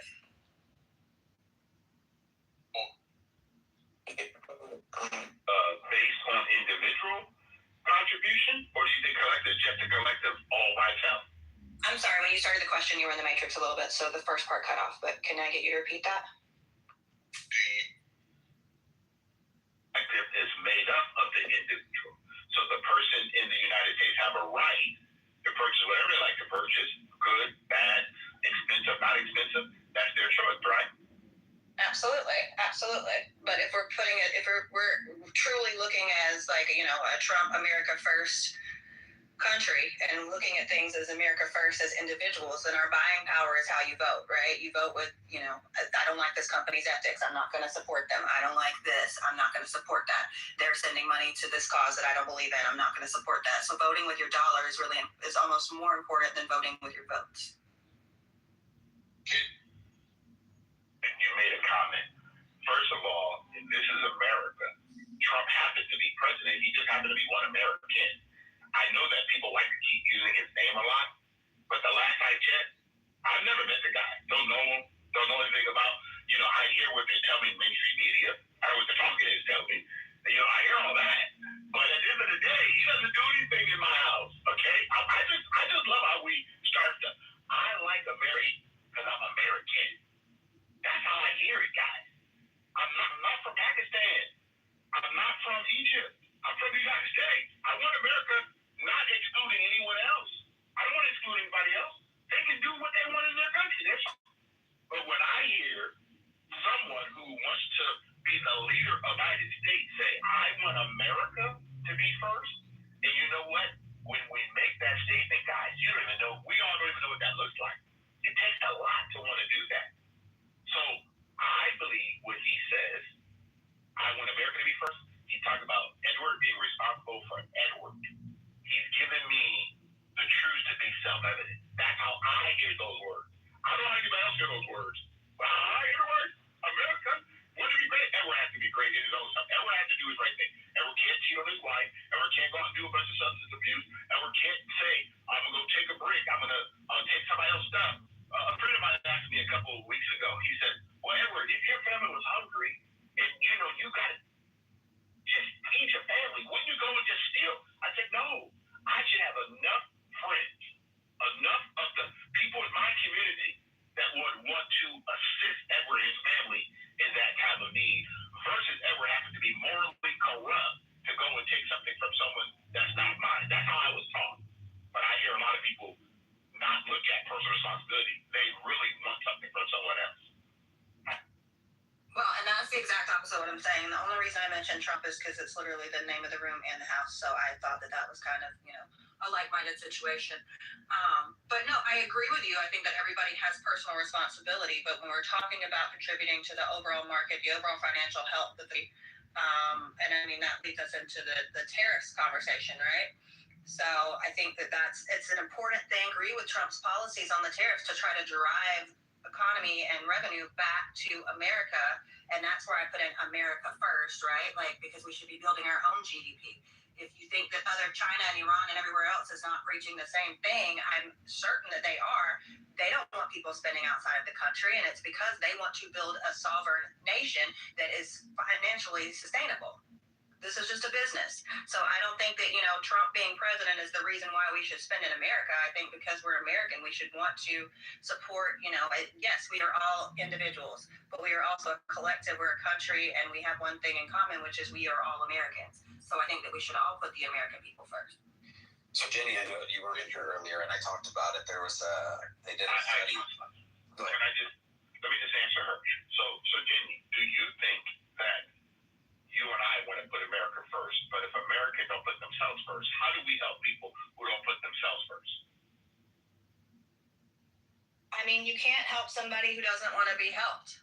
But what we can do as people who are God-fearing people who believe in what's right and what's wrong, we can do the right thing as our own households, as our own independent purchasers, as our own business operators.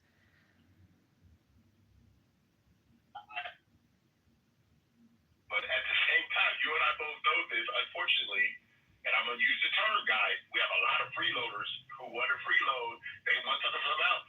Redistribution of other people's stuff is not good. Go ahead, I agree. Not at all. Yeah, so I said this earlier. There was actually they did a speaker speaking in Greenville, so he used Greenville, took the population. And if each person, so this goes back to why I like the tariffs and making America great again and spending in America. I don't know if you guys, local communities ever do this, but I know one that I was in, one of they had like 78 different stations, but the guy who ran one side of the operation would always, like the head guy, would always have these little things that he would teach. And one was the local spending and how much that dollar recirculated in the community. And $1, what it really equates to the community. They did this with Greenville. If each person that lived in Greenville spent $20 a week at a local mom and pop shop, a local cafe, local hardware stores, that kind of things, your small time car wash rather than big chain, right? You do that. At the end of the year, it would equal an additional $300 billion or $300 million in the local economy. Now, imagine that on a larger scale as the United States. Imagine that when we had Apple report 252 billion profits offshore. Now, we didn't get 10% of that. We didn't get 1% of that. We got 0% of it. Of the 252 billion profit from Apple. Now, where did they sell that? Here. Right? So what we do is we chase companies out, and we have the narrative that say, well, we're just going to put the prices higher in our pockets. Those same people were the ones that say that the fast food workers should make $25 an hour. Cool. Pay them $25 an hour. There's a reason you aren't getting a Happy Meal for $9 for $5 anymore. It's now like what, $8, $9, $10. Get a double Whopper. It's damn near $20, right? The reality is it does cost more to make stuff here. But your reciprocal or the turnover in that dollar means so much more. That puts so much more into the system. That gives us more opportunity for our Social Security checks. 93% of manufacturing companies provide insurance. If I remember the number right, 75% of them are under 20 employees. You start looking at bringing back manufacturing, everybody assumes it's got to be massive. But the reality is look at how many, in South Carolina alone, go look how many auto manufacturers there are. There's a line. You literally have to test to get a job at BMW to apply. There's a line of people going in. I agree. I'm in South Carolina too. It's 100% facts. Yeah, so what it did when they brought that manufacturing, so being down there, when they brought that in, what it did to the Spartanburg, Greater Greenville area, that to give you an idea how well America can do manufacturing, BMW America is relatively new. Okay, it's been around for what, decade and a half, something like that. I don't remember. But BMW America is the largest BMW manufacturer in the world. The chip plant is in Spartanburg. They are going to probably start making their transmissions for BMW, Bavarian Motor Works in Bavaria, in Spartanburg. They're talking about potentially the engines. Now, think about that. Everybody's telling us we can't produce, but the Germans are saying, you guys seem to do a pretty damn good job.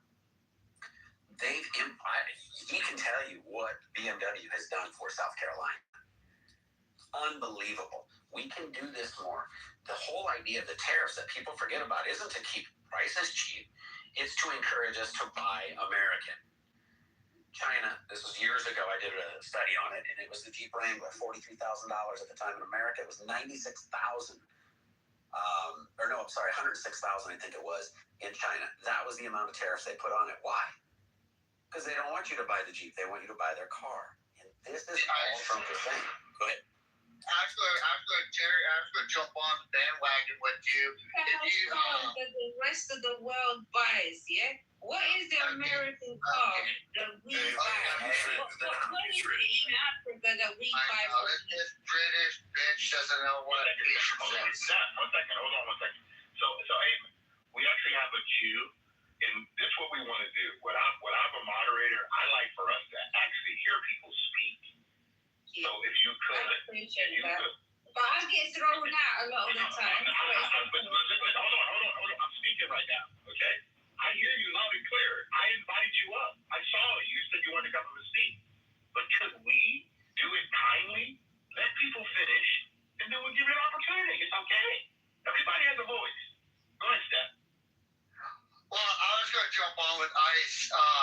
If you look at the local small town communities surrounding these plants, they're growing. And that's these small town communities. You can just drive through some parts of South Carolina, and you'll go through these small towns where work has been stripped away, and with the domestic growth growing, you're reinstilling the life back in.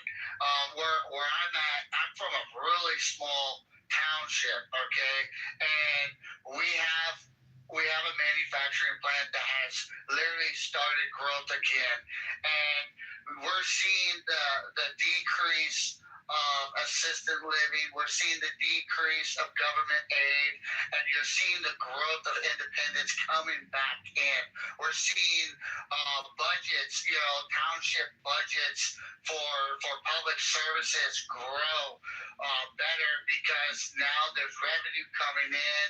All the way down to boys and girls clubs, community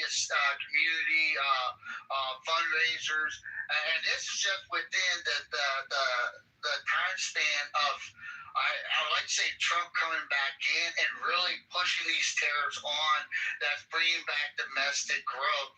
And it's everybody's thinking about the big metropolitans, but they're not realizing there's the neighboring small communities that finally got the defibrillator pumped on them, and they're now coming back to life. Can I jump in as well? Let me finish this. All right, amen. Go ahead.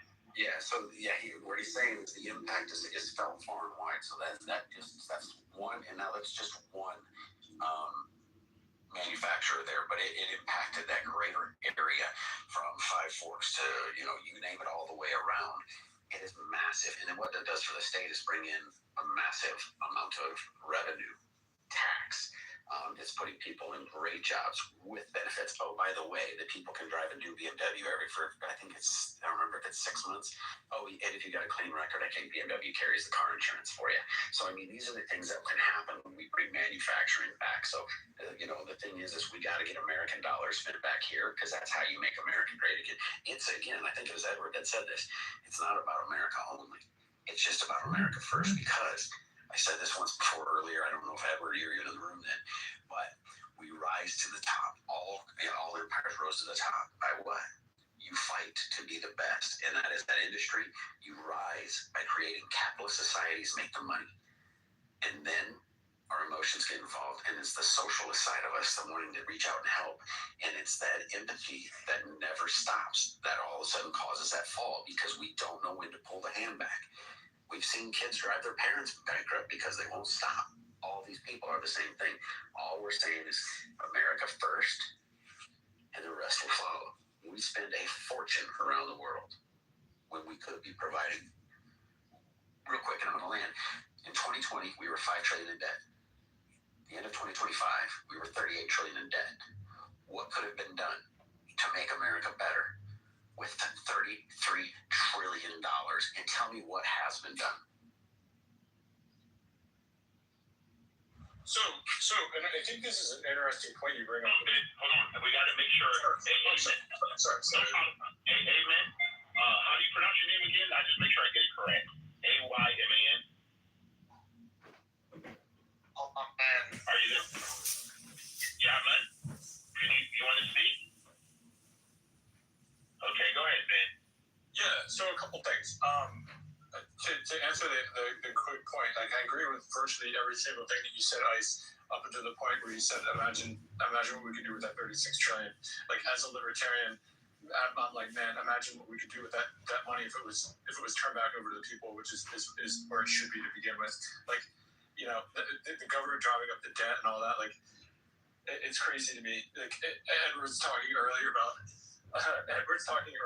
Well, if my business goes under, then that's my own fault. I need to figure out how to, like, and yet we have a government that does pretty much the opposite, where the government fails time after time after time, and yet still people continue to vote based on you know, what can my government do for me?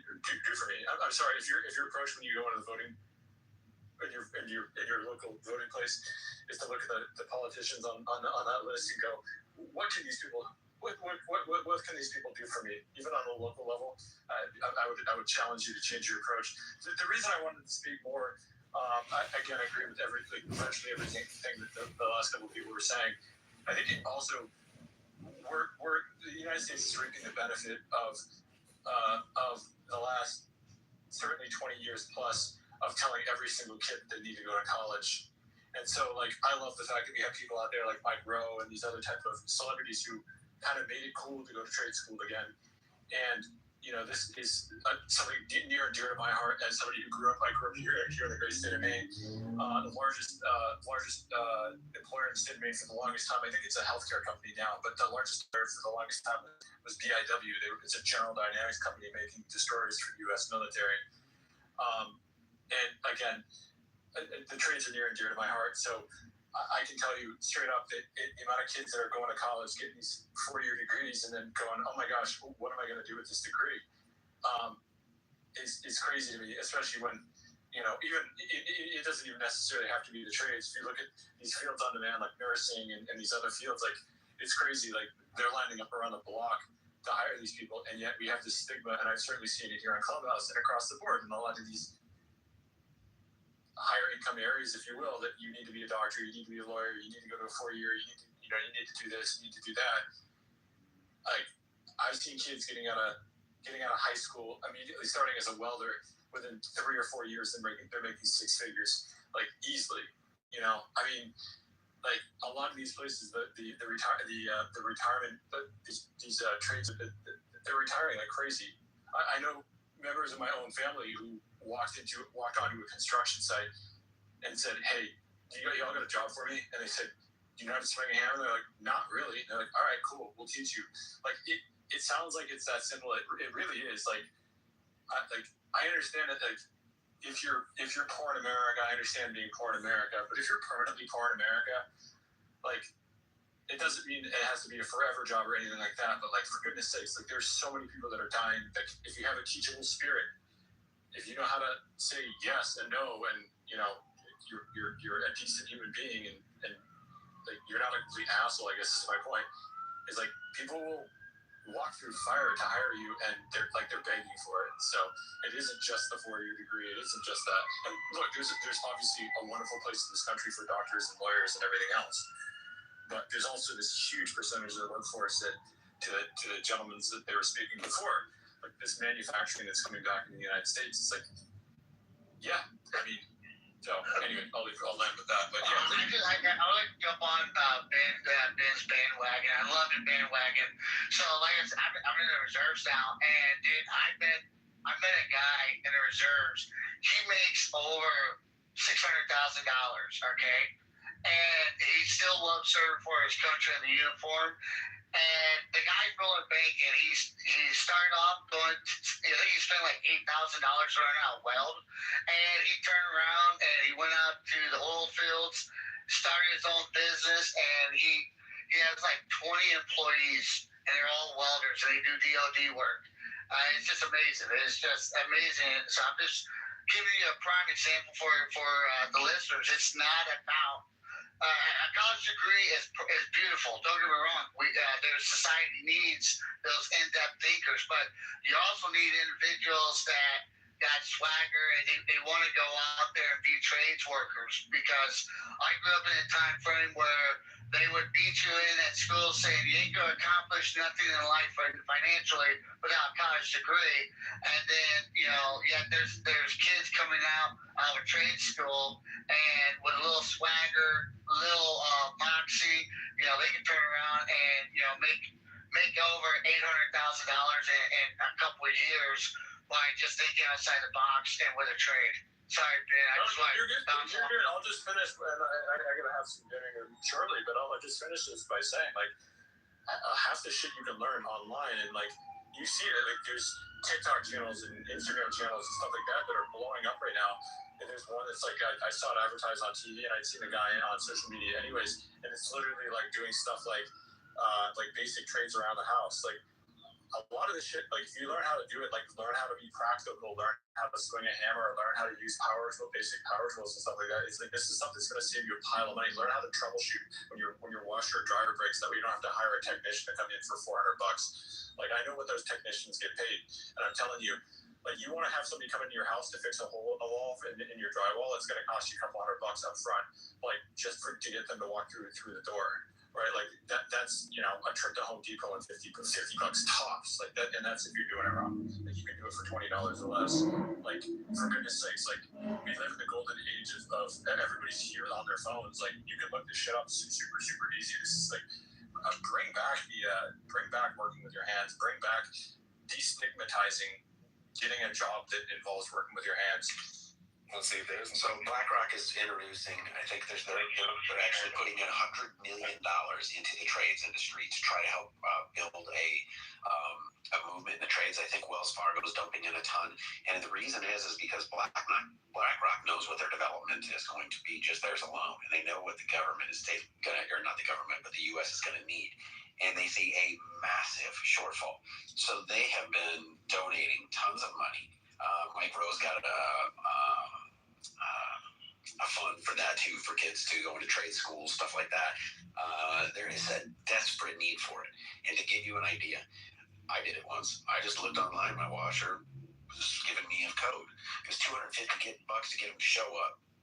And then they told me, they said, we know what it's going to be. It's going to be this, and that's going to be $500, and then another $150 for labor. So it's almost going to be $1,000. I got online, I read the code, popped the top off, unplug it, pull these 2 wires, let it set for 30 seconds, plug the 2 wires back in, put the top back in, and plug the dryer or washer back in. And the dryer back in, washer. And you know what? It took me about 10-15 minutes, and it worked. Never had a problem again. I could have paid $1,000. Instead, I fixed it for nothing. Or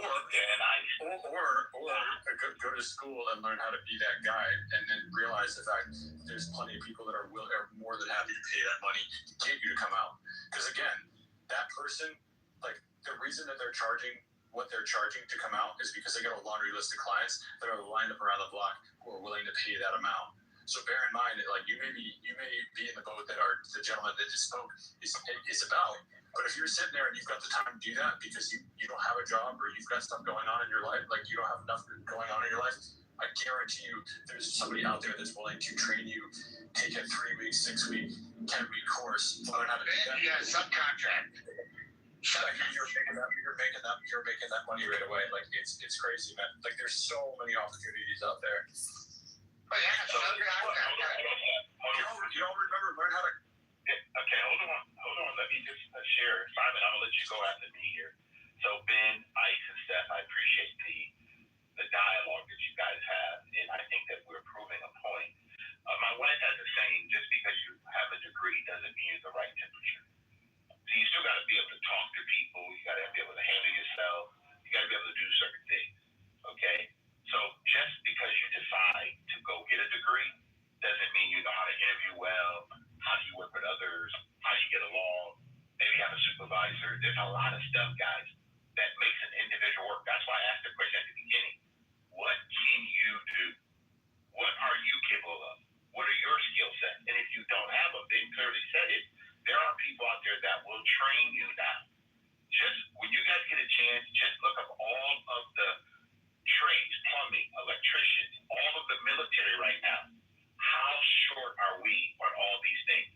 Guys, I live in California, right? You guys heard about the fires at the beginning of 2025, right? Sir. Do you know who they did not call?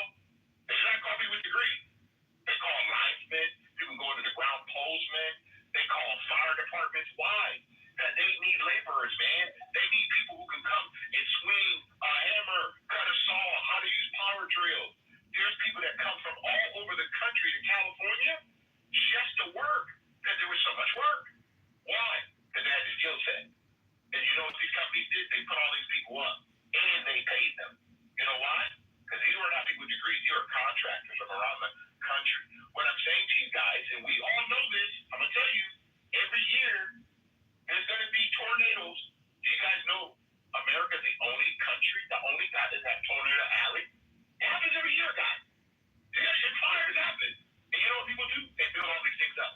I will promise you, and I'll land on this, guys. I'll let Simon go. I want us all to understand, AI is built by people. That means it's going to also fall by people. Nothing's going to replace you as an individual person. Just remember that, guys. You have so much in your hand that you keep thinking about the internet that you should prompt yourself to go find a skill. Yeah, and the irony is now that with the advent of AI and and the messaging we get about what it's going to bring is the safest job. Well, it's a plumber, electrician, someone with a set of skills that involves their hands as well as their brains, because AI can't do that. But that's just an aside following on. So absolutely. And I have my own business. Yeah. So I'm a capitalist at heart. But what I know to succeed is you also have to be adaptable. So in the world economy that we have, China obviously has an advantage because it has a cheaper labor than the West, which is why the top 80 brands in the West, all have factories there because they make more money because the labor's cheaper. So what happens? You have to adapt. You have to make yourself competitive in other ways. So in my country, we used to have a big manufacturing, mining industry. This completely doesn't exist there anymore, and we've struggled. But we have to reinvent ourselves. We can't be reliant on anybody else. You have to make yourself competitive in the market. You have to be good at selling what you produce, and you have to make yourself competitive, and that can be not just on price, but it can be on quality. It can be on innovation. So we're all faced with the same issue. So we've got to get ahead of the Chinese that way.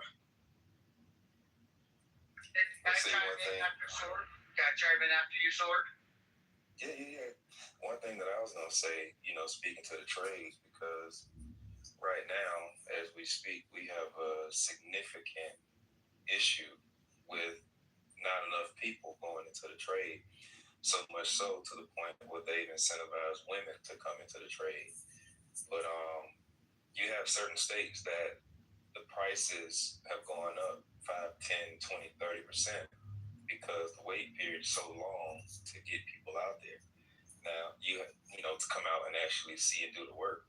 And then once you have people to come out and possibly assess the situation, the wait is so long because businesses can choose which customers they want to put first based upon how much the customer is going to pay and the margin that they're going to receive on the job.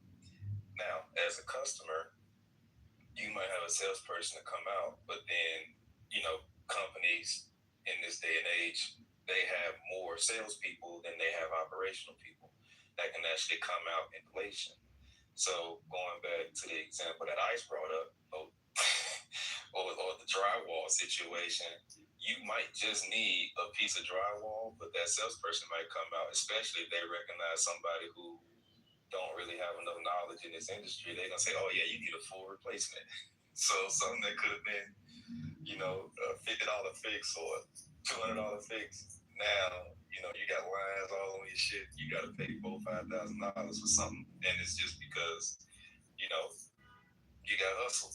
So I say all that to say, and this is actually one of the initiatives that I'm, you know, looking to kick off because I'm a board member in a local park here in Atlanta.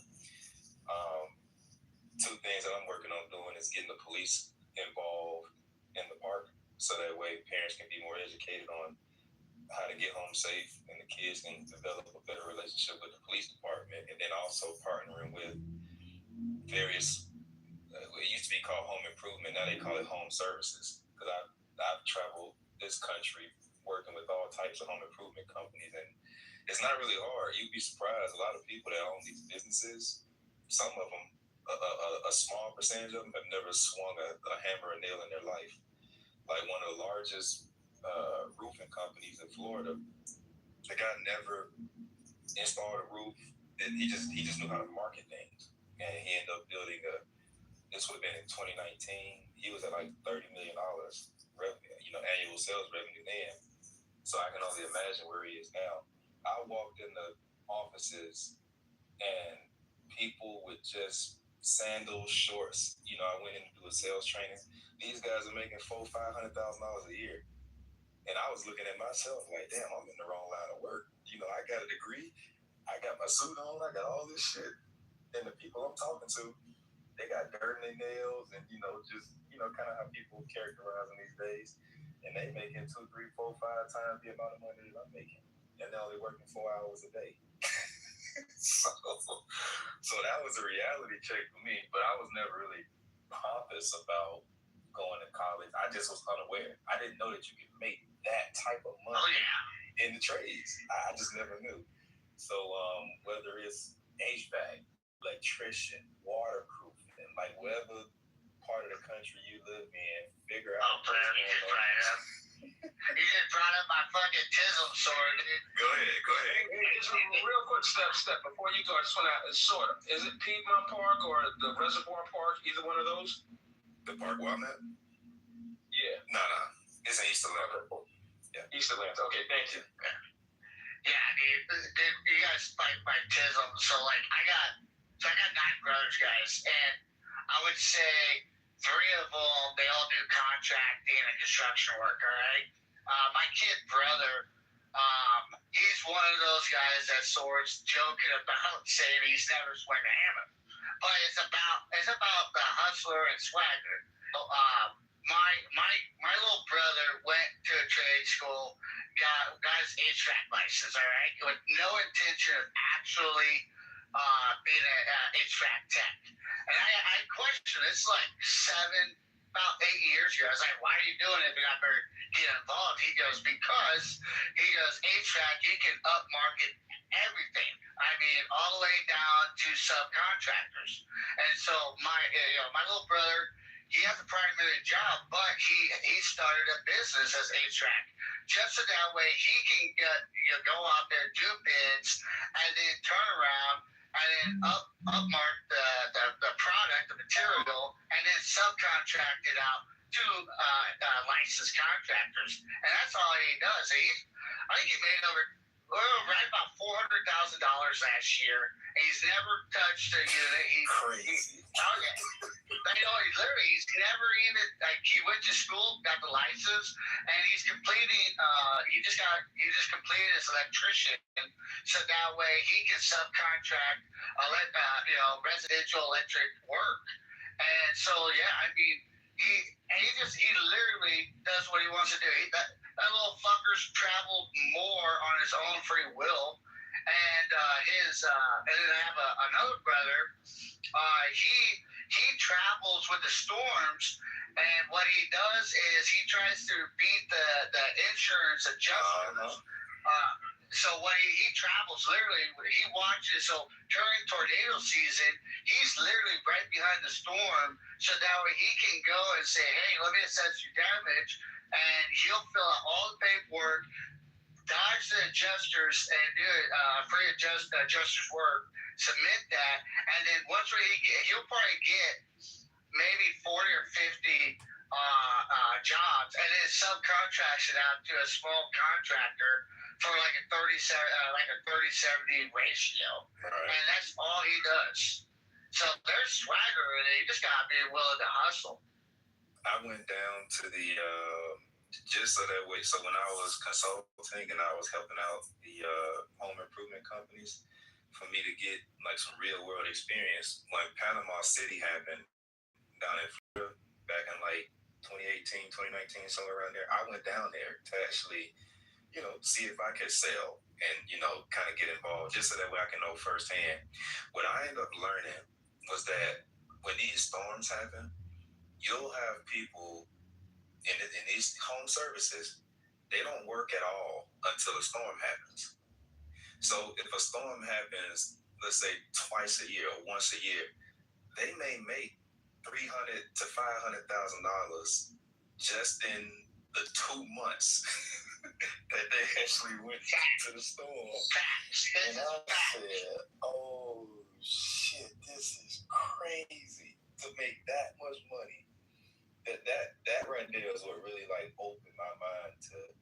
Now here I am in a corporate office, dealing with corporate bullshit, and you got people out here that's living like that, So part of it is being unaware. Part of it, you got to go out there and figure out what's needed out there. What are people doing? You got to talk to people and figure out what's going on out there. And I'm so thankful and grateful that I went down to Panama City and see it for myself. It was sad to see people going through those types of things, because I walked into a lady's house and you can literally look up and look into the sky. So, people are going through trying times, but even in those trying times, there's massive amounts of opportunity for anyone who just takes some time to learn about it first. You got companies like, I think it was called Service Master. I think that's like one of the largest ones, where they built a business. Literally, the whole business model is around chasing storms.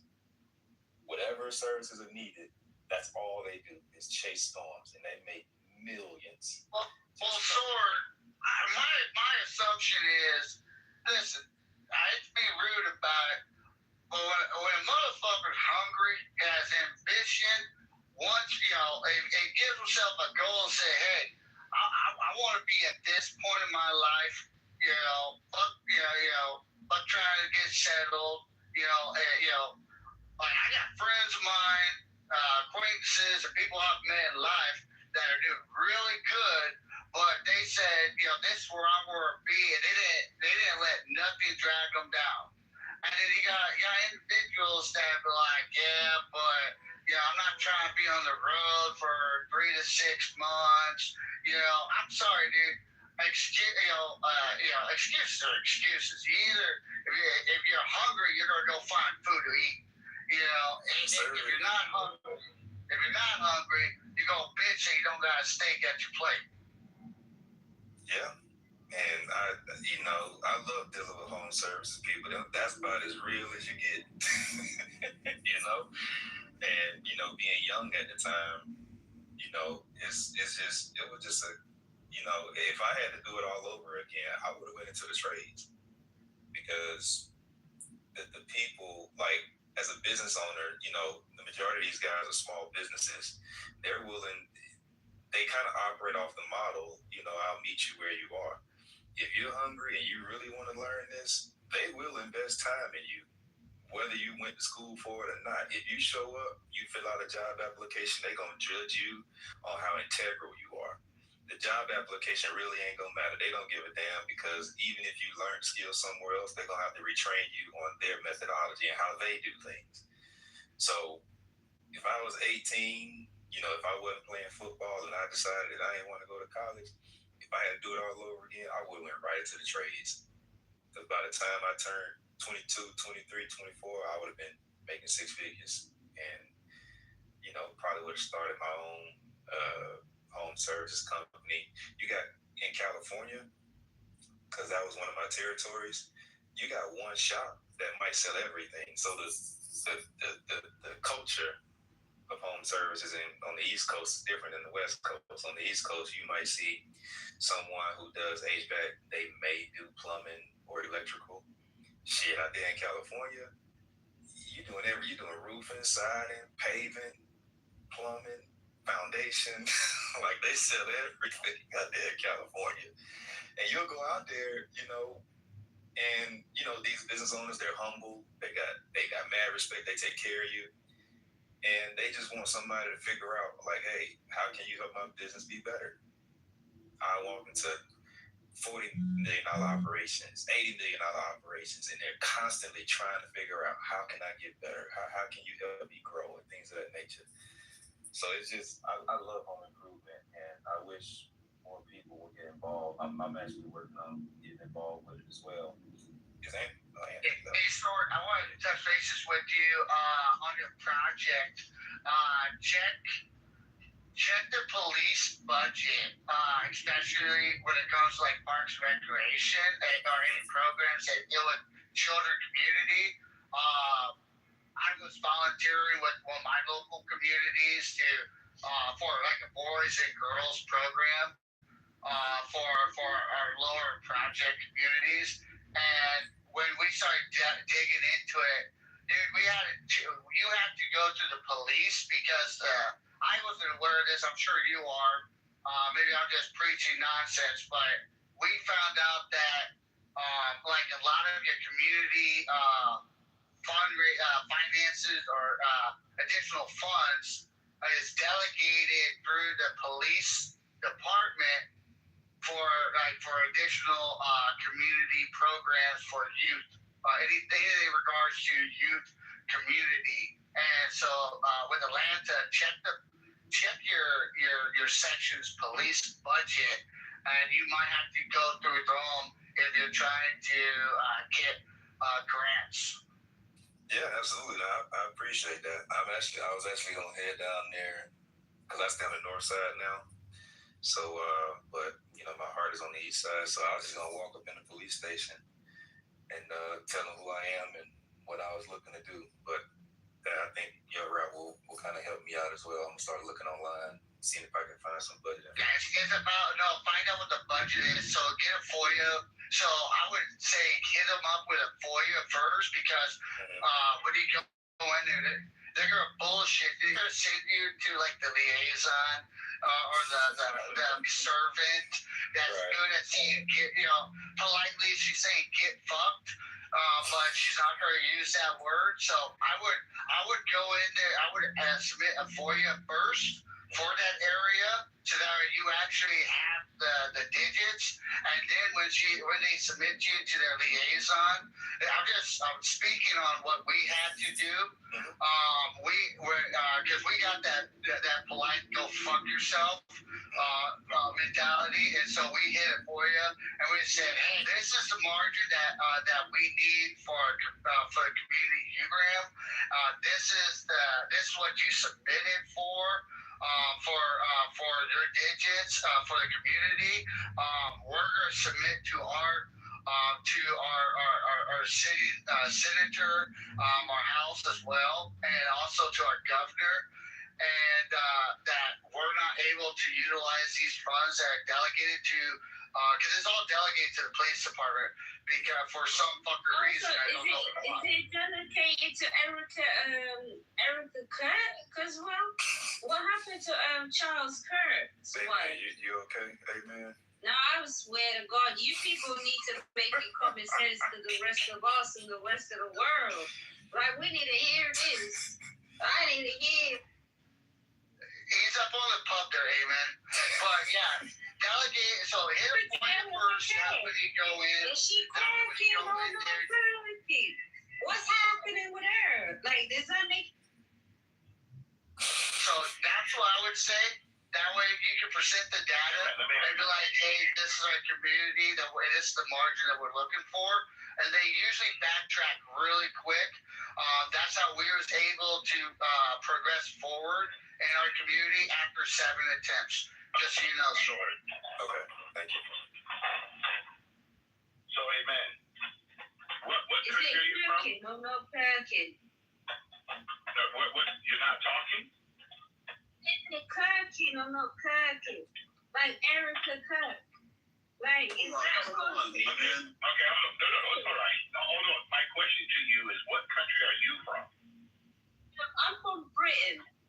I'm from the country that you all sent from the help. Okay. Where the help? Yeah. Okay, so you're from the United Kingdom. Is that correct? Yes, absolutely. Okay, and have you ever heard of the Great Divorce? I ever heard about the Great Divorce. Who got divorced? The United Kingdom in the But who got divorced? Who was the Great Divorce? I'm trying to explain it to you. The 13 colonies and King George III, who was part of the United Kingdom, we divorced that country. It became the United States of America. Do you know the difference between the two countries? Yeah, we understand that. You got divorced. Okay. All right. Fair enough. Yeah. Okay. So let's go with that. So we divorced ourselves from Okay, and then you got rid of us. What that mean? Yeah. What that mean? What that means? What that means is we don't look at our lives in the light of other individual Americans. We let other individual Americans do what they do. So for you to come up on the platform and talk about other Americans, which none of us ever met, you talk about the Kirk family like we all know them personally. We don't. So my question to you is, how do you explain who you are? Oh, wait a minute. So you do not know the people that come from your own country. You do not realize that the problem that you already have. The rest of the world is so stupid that we are the ones that are pointing out the fingers at you. Are you a bit delusional? Where the delusion? I'm gonna go back. Hold on. Go ahead. Go on. Tell me what a delusion. No. I'm just having a conversation with you. My question is. I'm just having a Kit Kat with you. You know what a Kit Kat is, right? Okay. All right. So let me make sure we're on the same page, okay? Because I'm just trying to make sure. You told us all that you're from the United Kingdom. Is that correct? Absolutely. I'm no delusion. You're not. Okay. So let me ask you a question right now. Currently, who is your king? Charles. Okay, so I'm going to ask you a question based on what you just said. King Charles is your king. Could you answer for us, all of us, as a subject of the United Kingdom, could you please explain to me your right as a subject of the United Kingdom? How do you operate as an independent human being? How do you, wait. What do you mean? So do I have the ability to calculate with the United States of America? Do I have the rights to go around the rest of the world? Like, what does that mean? Do I have the authority to do my own bullshit? What is the question that you asking? Is this an empty threat? Okay, I'm trying to help you understand, because you come up on the platform talking about someone that you never met. I'm trying to find out about you. About America. No, I talk about you, individual. You, sir. Wow. You fucked up, sir. You. But you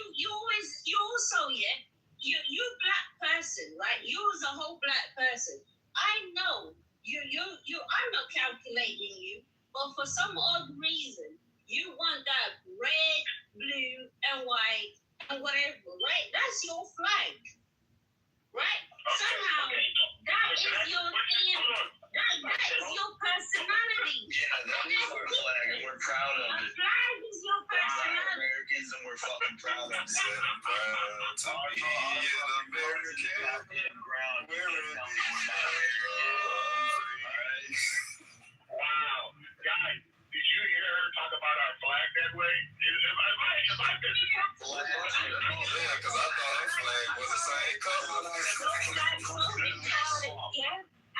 So we can fly our own flag in our country. You can't even hoist it on Main Street. You're fearful of it being offended. We're talking about the rest of the world. Hey man, what's the color of your flag? You can't even fly your English flag or your jack in public places because it's a law not to offend fucking immigrants in your own country because they find it offensive. Immigration comes from all the other flags too. It also comes from another flag. Another flag calculating for another A flag. smart English person there. Stupidity. I think, hey man, stopped by the pub on the way home. That's what it was. And then you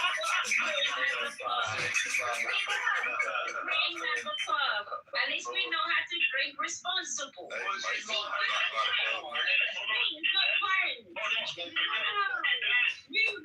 Parliamentary government with a figurehead of the crown who has no real power in terms of its domestic issues. You don't have responsibilities.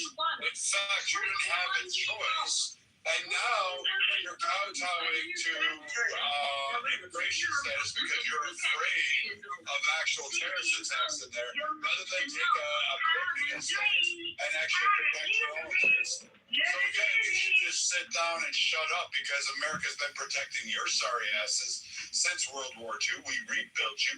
We helped you get fucking establish a foothold. And again, you haven't actually presented anything significant to the world outside of this. You've been a fourth world, third world country on and off since the fucking 60s. Like you haven't been anything useful except cause us problems. And then we have to clean up the messes. Amen. What third world country did you? Hold on a second. Amen. Hold on, Edward, for you to give some like lecture to her. Like this is a drunk fucking Brit. Yeah, she's British. But what third world country are you from originally? Amen. Great Britain. Yeah. No, but I think she's from somewhere else beforehand. So she's from a fifth world country and migrated to a third world country. So I'm guessing she's like Somalian or something. They're Americans. Exactly the one. Hold on. Shut your slurp pipe. You fucking shut your slurp pipe. She's from the West End. Her accent gives West End vibes. So are you from Somalia originally? And claimed another country. It's okay, Victor. All right, but I'm just gonna until the liquor wears off, you just go ahead and stay in the audience. Amazing. I've been listening. 2027. I've been listening off and on, in spurts, but then I hear this bitch yelling and just I feel like I was on an episode of Monty Python. But I don't understand people from England. They're not even a second world nation anymore. Like China and Russia fill that vacuum. England, you're a third to fourth world nation. Europe as a whole, maybe, but you did Brexit. So you are now most assuredly fourth. You are behind China and Russia. You're not a power player. You really don't provide real significant benefits outside of, moral support. I mean, we do exercises and we give you favorable trade deals, but really, in all honesty, your existence is kind of moot. And you created most of the problems around the world in which we face today. These are long-standing issues like the Middle East are a direct result of your fucking greed-mongering ways and thinking we got to make the world Britain. And in reality, we should have just shot you bucktooth bandits way back when. Yeah, well, I don't think she understood the Great Divorce. We still stuck back there. Yo, Ron's kicking the shit out of the U.S. Oh my lord, I really was. I really was, but she missed that whole point of the reason why we divorced Great Britain. I mean, we divorced them for a reason, guys, because they were not doing well. Right. Well, we divorced them the first time, and then we bent them over and made him our bitch the second time. And then finally, after World War II, we're like, all right, you guys are really struggling. We don't want you to be like fucking a shithole country. But again, they've sunk themselves. Their own policies, their own currency, their own internal domestic policies pretty much crushed them. To the point where I don't give a shit. Like, have a king, have anything, but your impact on the world is nothing anymore. Hey, man.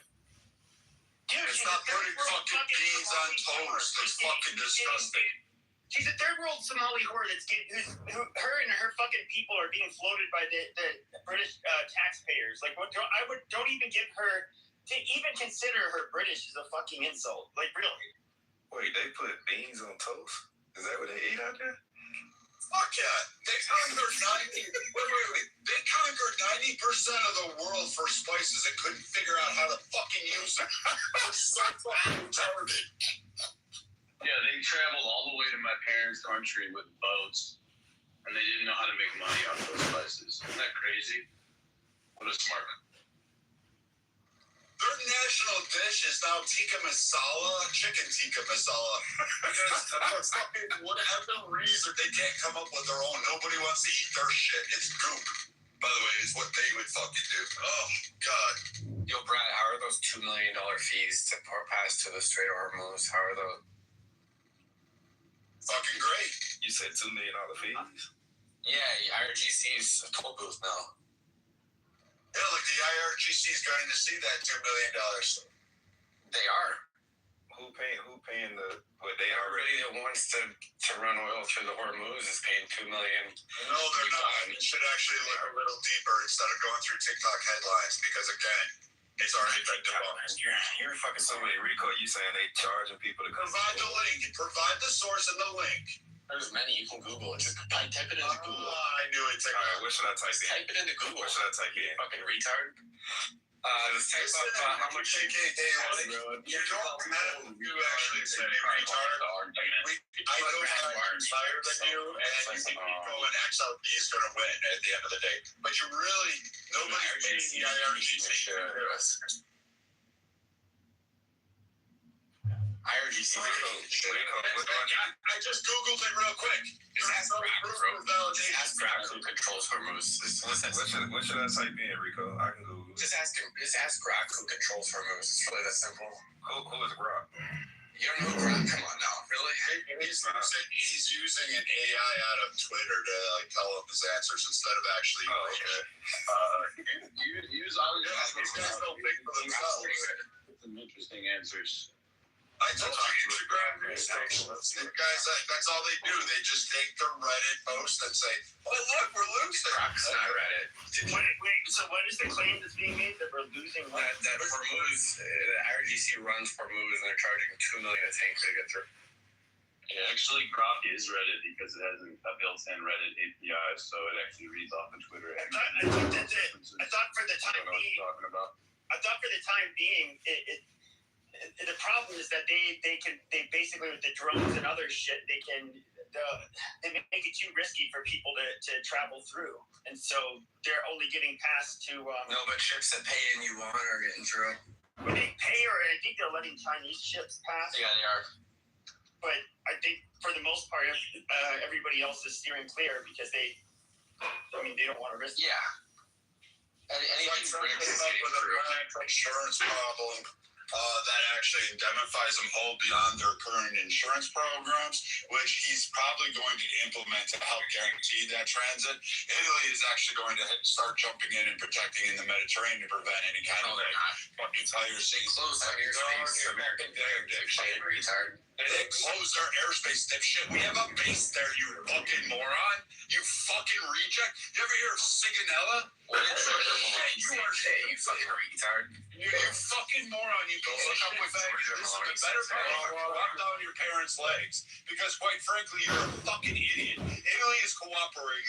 England, France, Saudi Arabia, Qatar, Jordan, Egypt. All of these countries are actually cooperating with us. But you guys are fucking retarded. You act like you're like a fucking weird nuance. You act like you're like a defense secretary, but you're like just like a shithead. Trying to go off of. So again, you're just a fucking idiot incel. Go back to sitting there saying black people are dumb, and that's about the biggest contribution you'll ever make to prove how stupid you are. But Italy did say that I know obviously we have bases there, like we have the naval base in near Naples, and we have army base near the fuck is that? Forget the name of the place. Sigonella. But they have we have port bases there. We have nuclear weapons there. We have SOF bases there. We need that, but what came out in the news was the fucking Maloney, and it basically said that they cannot use the bases for strikes to Iran. So they would have to probably stage from Cyprus or some other place. NATO's not putting up with this shit this time around. Like Spain's out. Really? I'm so glad NATO's not putting up with it. So here's the funny thing, Pepe. They were never using Italy to launch the strikes. So that's the fun. So they probably using Kuwait or Jordan. Yeah, we don't use it. So like this whole virtue signaling, like, hey, please don't blow up a terror thing. I guarantee you, Italy went, well, you can still use our borders. Trump's begging for some for THAAD missile systems. Trump's begging. Idiots like this will just grab on because CNN posted a headline and thinks, CNN is owned by your team, right? They read. And again, it's just, again, they don't read. It's owned by David Ellison. Dude, shut the fuck up. I don't give a fuck who owns CNN. It's fucking twat waffles like you that can't fucking read.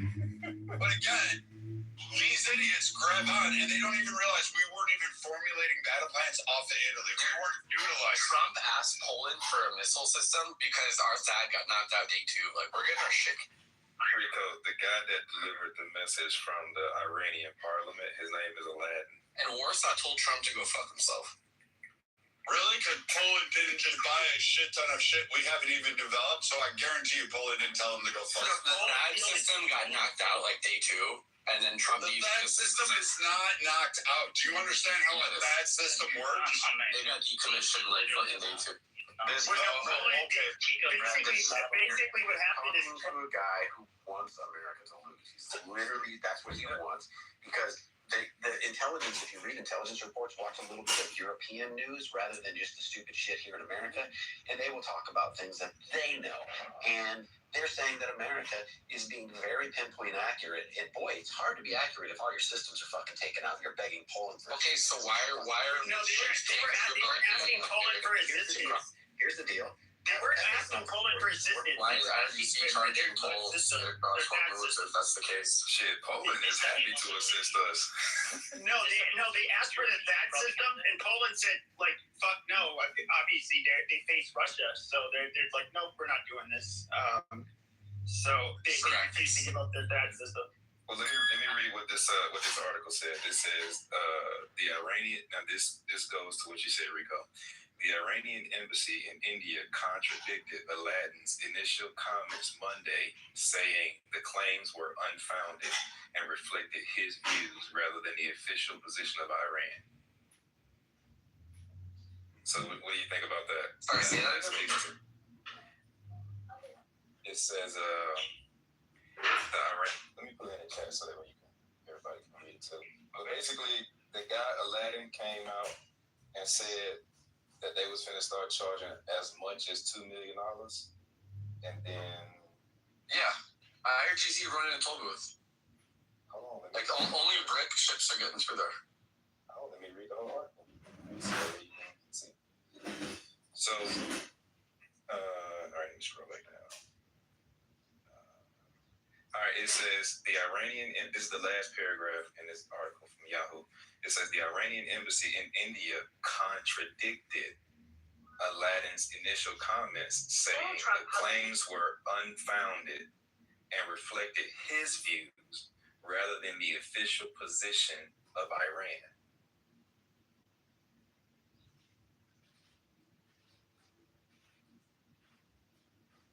Let's put the lipstick on the pig, bro. Well, we'll see you in the brand and WGN. Oh, now we'll see. Okay. We'll see if it's reflected in bread prices. So here's the deal. Literally, the open source satellite imagery company that it's been instructed to restrict and delay its imagery. And you could go look at the Daily Mail and any other outlets that have actually looked at this open source, right? Not controlled by the governments, but the governments have come in to restrict it because they're saying it's for operational security reasons, right?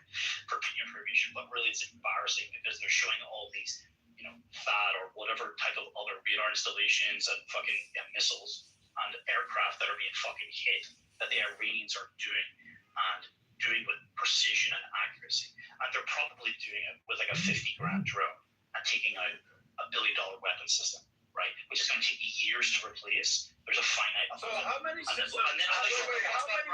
targets have they hit? How many targets have they hit? All of your you guys all fucking cheered on Diego Garcia, and that fucking guy shot down. Let him go. Like, this is ridiculous from these guys. They're all these like fucking incel fucking wannabes. And now you got the Irish fucking wannabe IRA guy coming on here. Tim fucking guy who got fucking booted like 8 million times. He's a British man. He's from Northern Ireland. Oh, yeah, that's right. He's the British Irish man. A British man living in Ireland. This maker doesn't know these stuff. He's Northern Ireland. Again, like you guys fuck Those that are the shit. people the IRA wanted to kill. Yeah, these are the guys who tried to get a car Yes, back to the topic. Yeah, so again, these guys hit like one fucking apartment building, and then all of a sudden it's like the failure of it, but they don't talk about the 21s that were fucking shot down. What is your like?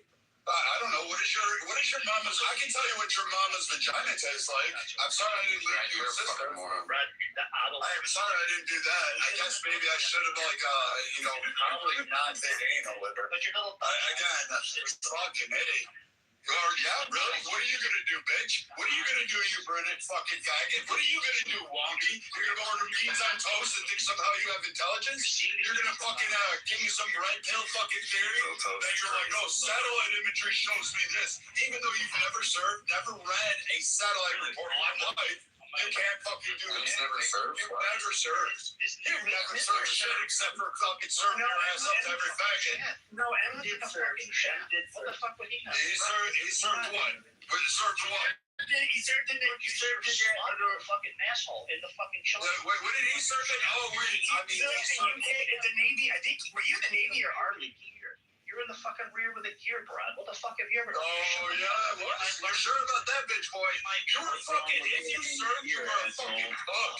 You ladled beans on toast. I ain't gonna shut the fuck up. You ain't gonna do shit, motherfucker. You ain't gonna do fucking shit except for fucking crave my balls as they drag across your face and fucking make you fucking wet inside. The most moist guys on here happen to be you and fucking this dipshit over here. So go on and tell me some more of your fucking bullshit. And as far as your fucking experience in the Middle East, because you ain't read shit. You don't know shit. You can't even explain what the THAAD system was. You didn't even fucking understand what it was. And you guys, again, benefit off of my fucking blood, sweat, and tears and can't have yours. But again, keep gurgling, keep swallowing that fucking ball taste in your mouth. Those are mine. They clang when I fucking walk. They're brass. They ding dong while I go, rather than yours sounding like little marbles in a sack. So you got that. You try to out-talk a Viking. You can't do shit, man. Again, these like wannabe IRA fucking red cell, incel fucking people are fucking dumb. These are like fucking retarded people that are any fucking plan. They have no facts. All they do is just fucking cry all day fucking long about how pathetic they really are. And then at the end of it, they want to cry so hard about what didn't go on and who didn't fucking let them talk because they had freedom and they think they're smarter than everybody else. But in reality, you buck-toothed bandits are just sitting there fucking crying all day long about how big bad America is. America's going down. When in fact, we fucking won everything. We won you your freedom. Sit down and shut the fuck up, you British guy living in Ireland. You don't have the opportunity to do so. You don't have anything to offer the world. The only thing you could offer the world is really basically swallowing fucking some other guy's loaf so they don't get fucking pregnant. The best thing you can do is not reproduce, because I know I'm pro-abortion in this day and age because I want these guys, every woman should just be like using Drano and a plunger to flush them out with Roto-Rooter as a backup. That's how bad these guys need to die out. They're fucking retarded. They're fucking dumb. Like, how stupid are you? No, You you're have not. no facts, no news, no nothing. That's right. In your ass, boy. That's right. So are you done? You ain't fucking shit, man. You guys are fucking the day you were born. The day you oozed out of your mother like a fucking cream pie was the day you fucking actually became the highest you will ever be. The best part of you was literally dripping on the sheets. Mother got done filming her fucking gangbang. That's the best you ever did. You know what? That was the most highest you could ever achieve anything. You don't have it. I can do this all day, dude. Okay. I got this shit. You got that? Nothing? You got nothing. And then meeting face to face, the best you got is you'll throw out the N-word. The best you got, N-word. That's the only thing you think you guys can say online. Oh, I'm going to say these and think somehow I matter and I have intelligence. Shut up, N-word. Shut up, N-word. But you know what? You don't have intelligence. Because you know what I know? What these guys don't know is that you're a fucking weak, feckless little online warrior. You've never fucking met face to face. You never fought in your life. You lied about shit. You got exposed on this app. You were called bullshit time and time again. You got fucking played out, even by the Irish, even by people in Britain, where you got fucking packed up. In fact, I believe that occurred in Jason Muse's room. And you still fucking can't live that shit down. And then you came back under a different fucking character. And every time you do, you come back under a different character. Every time trying to actually think you have something intelligent to contribute and tell Americans what they ought to do. But you don't have anything to offer because you can't fucking do it. And like I said again, the best part of you, the highest you'll ever rise, is again a wet stain on the fucking mattress after your daddy fucking pulled out and went for milk. I'm sorry you grew up eating water with your cornflakes because daddy never came back home. But you don't have the excuse to be the feckless woman that you are. Anything more? Anything more you want to try to do? Anything else you want to try to do? Because you can't fucking beat me. You can't fucking top me. You can't do shit, motherfucker. Because you know what? I'm bigger, I'm tougher, I'm stronger, I'm faster, I'm fucking richer than you. And I have all that. And the best you can come up with is calling me a fucking nigger. That's the only thing you can ever fucking do. And you think somehow or another that somehow gives you a claim to high intelligence. It just shows how stupid you are, how fucking dumb you are, and how fucking retarded you actually become. Because that's the only thing you can ever do. You know, personally, guys like you are so glad that we should reach through your rectum, pull your spine out, and beat you down. I swear to God, your mama should have been skull fucked until she was dropped on the carpet, and then she could have fucking went. Dude, you don't have fucking shit. You're a fucking wannabe rapist. You're a fucking pedo or some other shit. Because that's what fucking Jason Muse fucking exposed was you're full of shit and you're full of bullshit every fucking time. So again, you little fucking incel fucking pedo rings that always seem to get couched in Christian nationalism seem to be popping up as pedos all the time I turn around. And it's usually you fucking over there wanting to put your little beans on some fucking, and that's all you guys ever fucking do. All you ever do. You don't have a fucking, you're never going to talk, dude. I'm not going to let you talk. I'm not going to do anything out there that's going to allow you to talk to Americans because I quite frankly think you're probably the dumbest fucking idiot on here. So go back to chasing little kids in fucking Ireland or Scotland or Wales or wherever the fuck it is you're hiding these days and go fucking keep going there until you get caught because we know that you guys are nothing more than child rapists and fucking little wonky little fucking creepy fucks all the fucking time. You have that, you always will be. You guys were too stupid to even control an empire. You lost to a fucking guy who went on a hunger strike and managed to turn around and say, get the fuck out of my country. Why would we listen to any fucking idiot that came from Britain ever. You lost to a guy who did a peaceful fucking hunger strike, and you couldn't even beat him. The guy was 100 pounds. You expect me to sit down there and back down to some English fucking person? Get the fuck out of here. Get the fuck out of this nation. Shut the fuck up. Go. Here's a good one. Go start your own room. Go start your own conspiracy room. Go start that whole bullshit again and see how long you last. You know what? I'm willing to bet you it's 10 minutes and you'll come back under a new name and new profile and you'll sound like this. Hi. No. The TAD system. It was gone. And the U.S. is going to lose everything. You guys are getting utterly destroyed by Iran. A fucking fifth world fucking nation. You guys are a third world, fourth world country to begin with. Actually, Iran may be tougher than England right now. It may be tougher than you. I would rather see the IRGC go against England, which is probably why you guys didn't want to go down there, is because you knew right off the bat you fucking faggots would get beat. That's interesting. If the U.S. decided that they wouldn't protect Europe, would y'all be able to do it on your own? We've been living on trials too many. So to be fair, France and you. France and Poland probably could hold their own. The rest of the nation, England, couldn't hold shit. That's right. Didn't they get Trump to fuck off by stationing troops in NATO, in Greenland, rather? Nope. How could Poland tell Trump to fuck off on Greenland? They put NATO troops in Greenland and then he fucks off.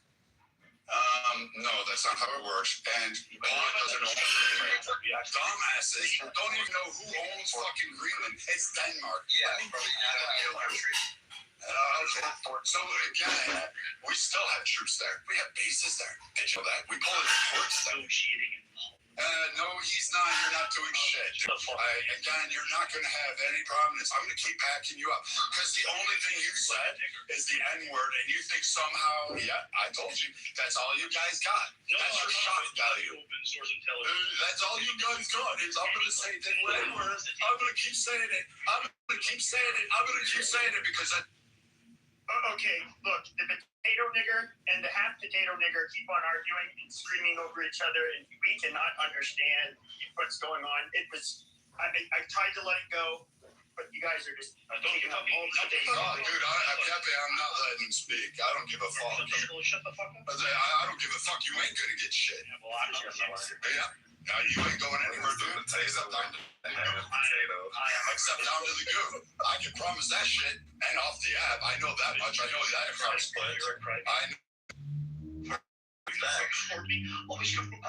not reporting you, but I guarantee all those people in the audience already did. Alright, I moved them down. It's just too much. We gotta keep going here. Unless you still want to play with them. No, I don't. Pause on that, by the way. I'm gonna just play with his mama tonight. Hey, didn't NATO send 13 soldiers to Greenland? Oh, that's 14. But the thing is, if you were, I know you served, right? If you heard America was coming to Greenland, and you were in another country, and somebody said to you, "Hey, Steffi, we're sending you and 13 other troops over there. Y'all are going to stop America." What do you think your value is to that country? They're gonna suck my dick or something? Yeah. But I'm just saying, dude, Greenland, we've had troops there. I think when they say, there's 30,000 troops, we've had 30,000 troops in Greenland and on bases for the last 20 plus years? Maybe longer? For Brad, Sergeant Senior Chief, don't beat me up too much, but I think well over 20 years, we've had troops stationed in Greenland. Shit, we prevented the invasion in World War II. We deflected multiple attempts by Russia during the Cold War to have basically footholds in that area. So, I'm confused. We do training out there all the time. Yeah, don't kill me, Senior Chief. I was just a little unaware. These guys act like there's something there. I know we do training because I was fucking there training. It sucks. But you guys apparently, all these incels who play Call of Duty all day seem to know, or some fucking British guy overseas who's on my Reddit forum or my Discord channel tells me otherwise. But yeah, no, we don't fucking do work in Greenland. Come on. Hey, Brad, can I say something to the And literally serves in the Royal Navy, didn't he? Hey, I just want to let you guys know, this is the way Brad is. In the military, we dread the day you gotta have a conversation with a senior chief, because when you bring stupid shit up, senior chief puts belt to ass. So, guys, understand how he talks. That's what a senior chief is. So, sorry, Brad, I had to put that out there. A lot of people think you're just being an asshole, but no, Brad's a great guy. That's, you bring bullshit up, you're gonna get a belt to hat.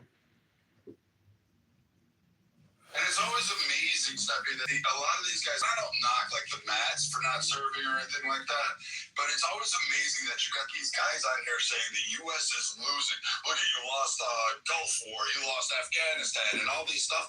And I'm just sitting there going, did we? Are you sure about that? And they're like, oh, yeah. Where's weapons of mass destruction? They don't realize that they were already fucking there. We took care of them. We knew they were there. It was a nice little play on words for fucking CNN and MSNBC. But again, these news networks don't even bother to follow through. And then when they sit there and tell us, oh, yeah, you guys got your asses beat, America's on the way down, they don't look at our kill ratios. They don't look at how many of the fucking people we fucking decimate and send to Davy Jones. No. It's on MSNBC. They don't look at the DDR. Like when they bring up, like the one I hate the most when they bring up Vietnam, they say we lost Vietnam. I was like, bro, we did militarily, and we did not lose Vietnam. And they go, yes, we did. I said, bro, we had literally 12 days of fucking bombing, dude. Literally, 12 days of Christmas, some people will call it, and then at the end of it, they came to the table and said, okay, we're done. And then 3 years later, communists came back. And it's like the dumbest fucking thing when people say we lost Vietnam. The same thing when they say we lost Afghanistan. I was like, no, we did not lose Afghanistan. We maintained a presence there, and we were basically subtracting a massive footprint. So Senior Chief, I agree with you on that.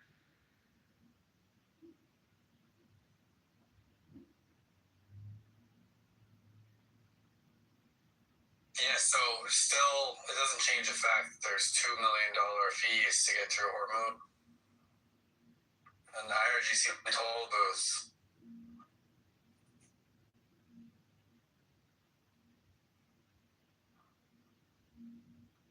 One paid. There's not even this verified. It's just being reported that one is paid the $2 million, number one. Number two, when we look at losing in America, we have a country who had a military. That country has no boat presence in the water.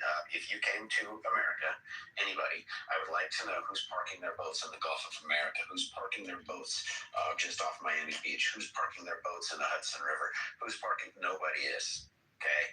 But we've got our boats surrounding them. Their boats are not controlling the water. The reason that they have control is because they do still have missiles. And the reason they have missiles is because they reported 1,000 missiles a month. And the missiles we used to shoot down, we were producing 6 to 7 a month. So guess what? You guys that say we should have gone in don't realize that everybody going back since they took office said we need to go in. They all said they were a problem. We all, every president. Shit, the Secretary of State Hillary Clinton said it. She said she'd have gone and bombed their asses. There's a Fox News link in the chat about $2 million a tanker. And one has been reported to have done it. I just read that. So, guess what? The fact is this. You don't tell people, yeah, go ahead and go, because they do still have missiles, and they will strike because they're throwing a tantrum, and their neighbors are losing patience. But the reality is our planes are flying over there. Not a problem. They sent a Warthog in. You ain't sending a Warthog in if they've got some badass air defense. not doing it. We sent the 31st. We sent the Tripoli. We sent what do we got? Airborne coming in 7. We got those 2 carrier groups. Oh yeah, and various other attack squadrons. I'm gonna buy some defense stocks. This is gonna be a long war. Dude, the 29 Tucanas are in, and anybody knows what the Tucanas are. Dude, those are a single prop airplane that has basically, this is 250 gallons. So all their missile silos and drones are underground. It's gonna be a matter where they're at. Once they launch, we have them. But that's the dumbest thing ever. We did capability studies. We even proved it with Diego Garcia. They can't do it. Like all of the stuff where the U.S. is losing, as soon as they pop their heads up and shoot, we have them. We know where they're at, and then we blow that shit to high hell.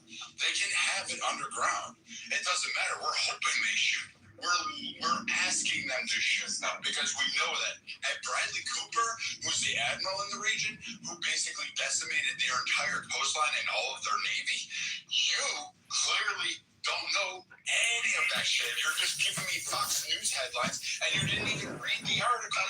It's NBC. Whatever, they're all the same. You're just reading fucking some article going by the headlines. You don't even read it.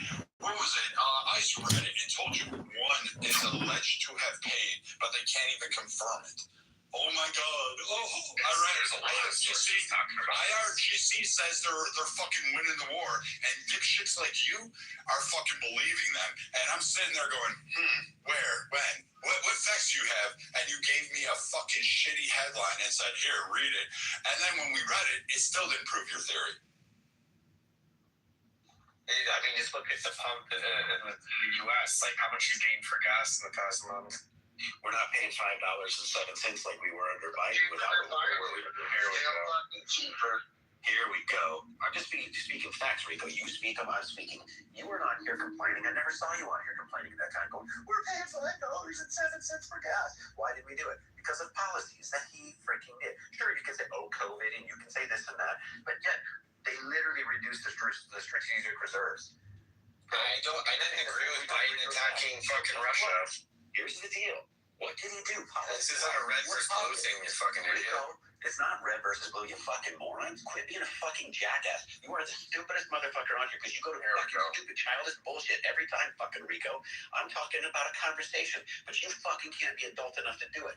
What fucking policies did Biden specifically do that caused a problem? Because I can tell you, I fucking got a house in a goddamn state, not far from where it fucking happened. Yeah, Biden was retarded. He backed Ukraine. I agree.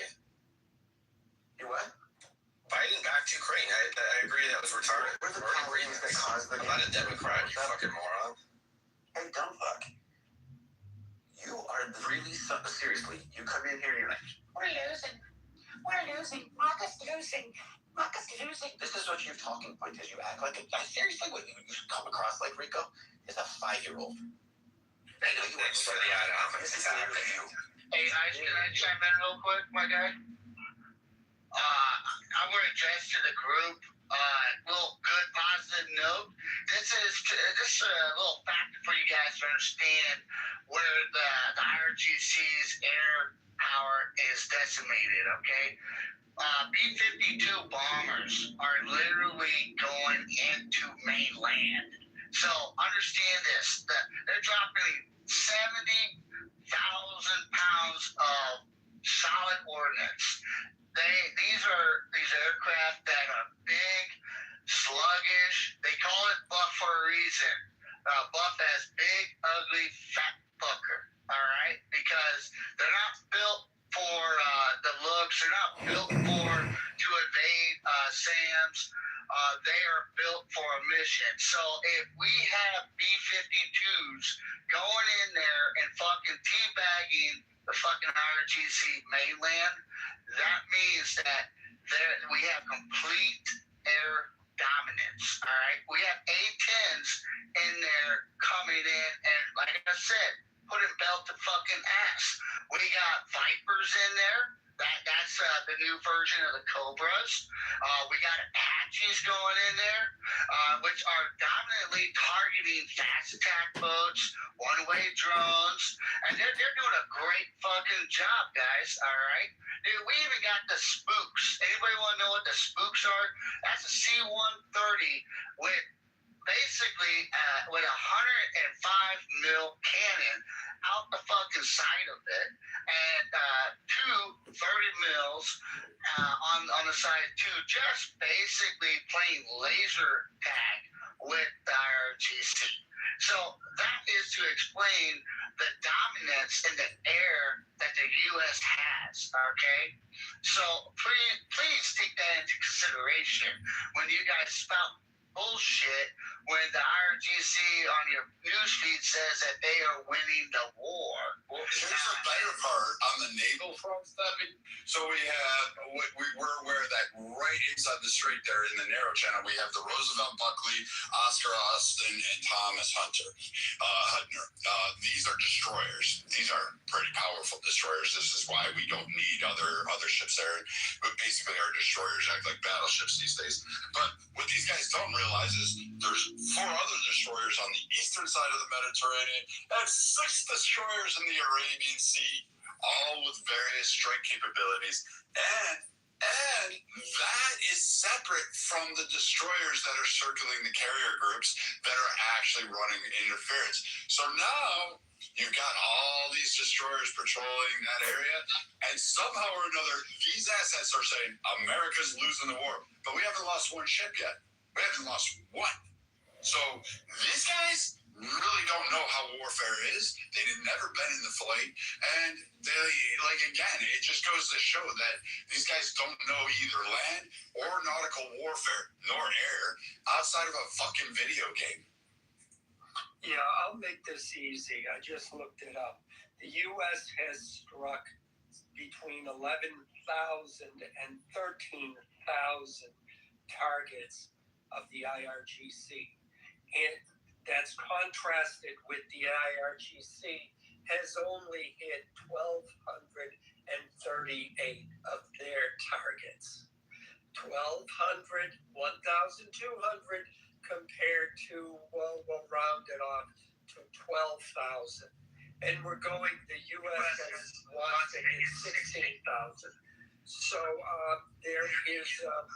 there's no way that Iran, just by the numbers alone, can claim they are winning anything.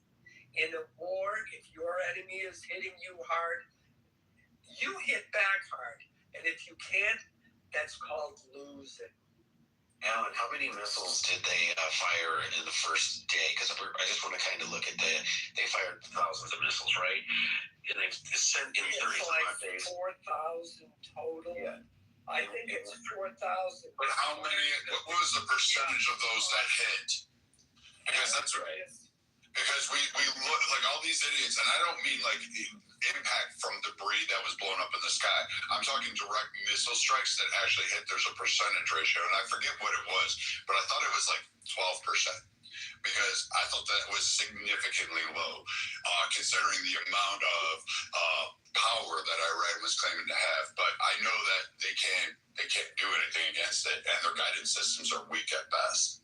Brad, I want to throw something out there, and I'll come back. You agree with me? So if all of a sudden, because there's threats now, they now say they have an intercontinental ballistic missile, right? So let's just say that they have that. So they go 2,500 miles. They lie, right? Proven lie. Then they say, well, we're just weeks away from getting a nuclear weapon. Then they make threats about saying we're going to have a strike that will shock the world. Nobody's ever seen like it. That seems like a nuclear weapon, probably, right? But every president said we can't let them. The neighbor said we can't let them. The UN says we can't let them get one. Everybody says it, right? But now they're making threats saying that they could hit America. But I'm going to throw this out there. If they did fire a nuke on an ICBM and fired it at America, do you think these people would be like, holy shit, we should have gone in sooner? Or do you think they'd be like, ha ha, way to go, Iran? I think most of these people, like Rico and everybody else, would be like, ha ha, way to go, Iran, way to show America. I think Space Force will catch it before it even got to the atmosphere. I'm sorry to be naive, but Space Force would fucking take care of it before it even became a. No, that's not necessarily true. Yes, we have interceptors, but the stuff Space Force deals with, like satellites and movements around the Earth against 37B, right? Like we don't, I'm aware of, we don't have a Star Wars SDI-like system around the Earth like Ronald Reagan proposed. We actually have it on our ships, Marshall. We have a way to interfere with guidance systems, and we have a way to interfere from satellites on there. And yes, Space Force has some weird capabilities. I will not make fun of Space Force anymore because they're the only fucking group of guys that scare me. Well, it's a little off topic, but in my GOP county convention to get ready for state, we want a Space Force base down here. We posted 4 or 5 other military bases. Considering SpaceX's launch point, what they did for the DoD, right? It'd be great to have Space Force down here.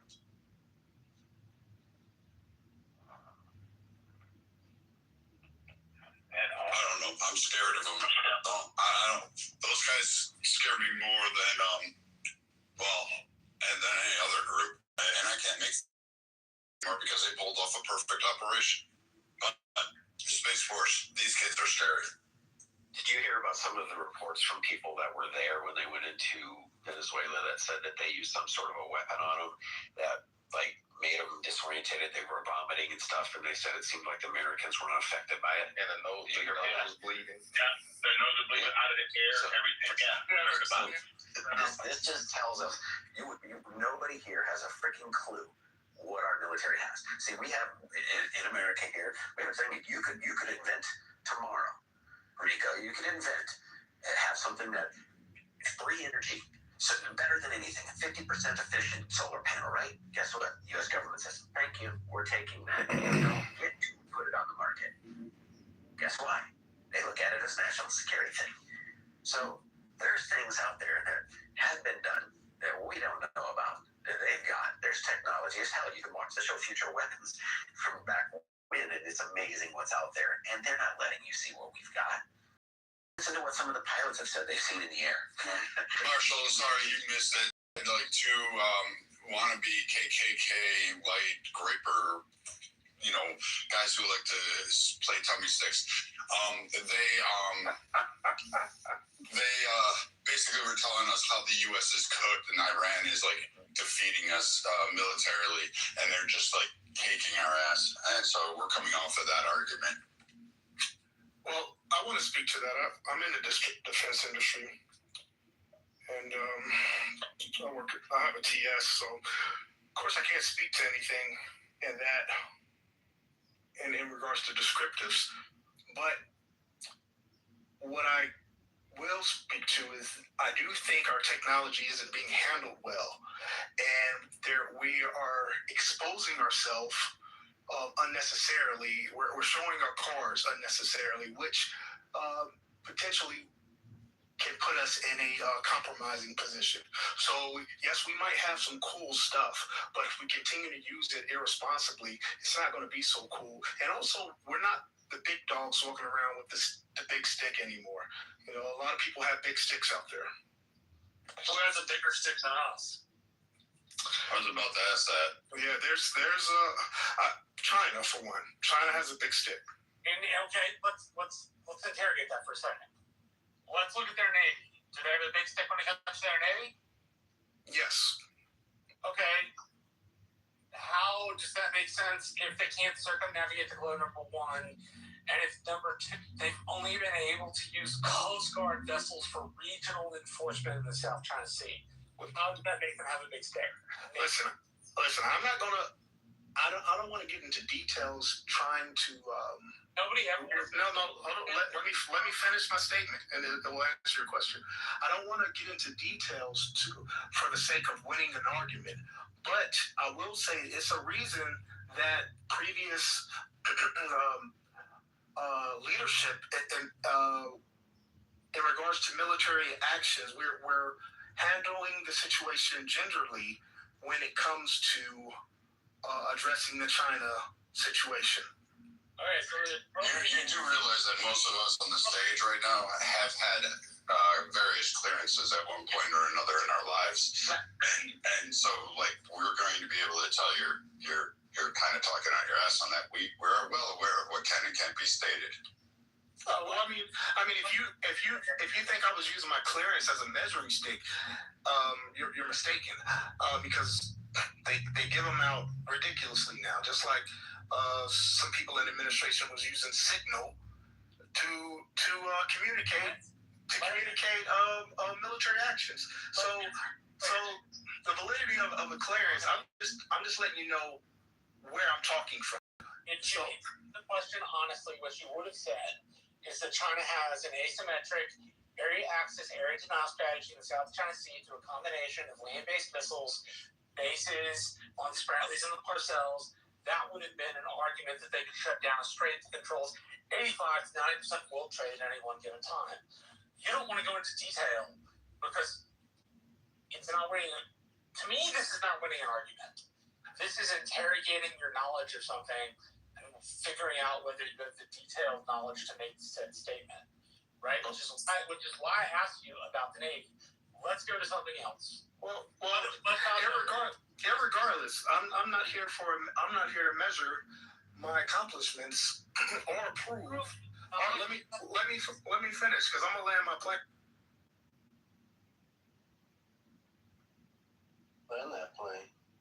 Yeah, I have no military clearance, and even I know that the Chinese Navy is no match for the U.S. government's for our Navy, and has no ability to travel throughout the world, otherwise called deep water abilities. So, and but yeah, I just wanted to say I signed what you were saying about the U.S. government seizing technology. Yeah, my dick was. So is this a propaganda room? No, it's not. Which is exactly why I said the proper answer to the Chinese having a bigger stick was the area access, area denial, which allows them to lock the fleet out of the South China Sea, but which you didn't know. So you made an overwhelming declaratory statement about something which you don't have detailed knowledge on. Like, let's just move off the Navy for a second. What about Chinese Special Forces? Where do Chinese Special Forces rank according to U.S. Special Forces? And why do Chinese forces have a better capability than U.S. forces?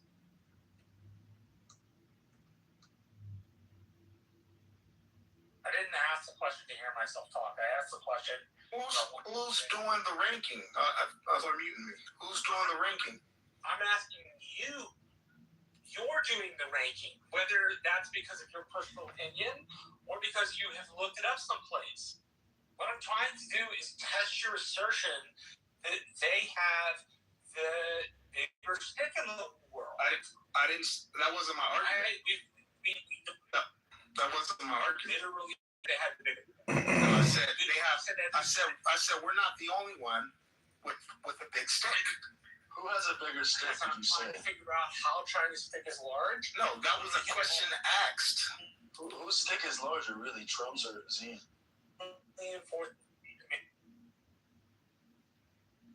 You're breaking up. My question is, why would you enter a room and say I work in DOD? Every person I've ever met in my life that does any type of civilian DOD interactions, they do not openly jump onto a public platform that has global access to broadcast that they're DOD or have any affiliation. That's a red flag to me. I mean, like I said, I'm not trying to prove or disprove that. My affiliations. That's not what I came here for. This is a conversation. What are you gonna do? You gonna attack my home or try to get secrets out of me? What can you do? What the fuck? No, we're just trying to determine if we can have a good faith conversation with you, sir. That's just it. There's no hostility. Well, it seems like there's a lot of hostility, and to have a good faith conversation is simple. Yeah, just have good faith. All right, All Just have good faith. Just admit that your first statement was detailed question. Like, I didn't ask you because I wanted to hear myself talk or because I wanted to attack you. I asked you because I was trying to get your background of knowledge. I told you. Answered it. I told you my background in the terms. Dude, you can just own it and just say you talked out your ass because Alan and Marshall both exposed.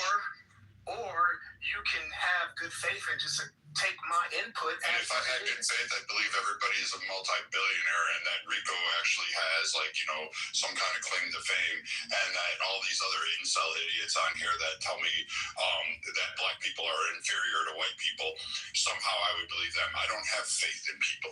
I don't put my faith in people. Can I pivot to the Rio Grande to go back to kind of the subject that you guys were talking about?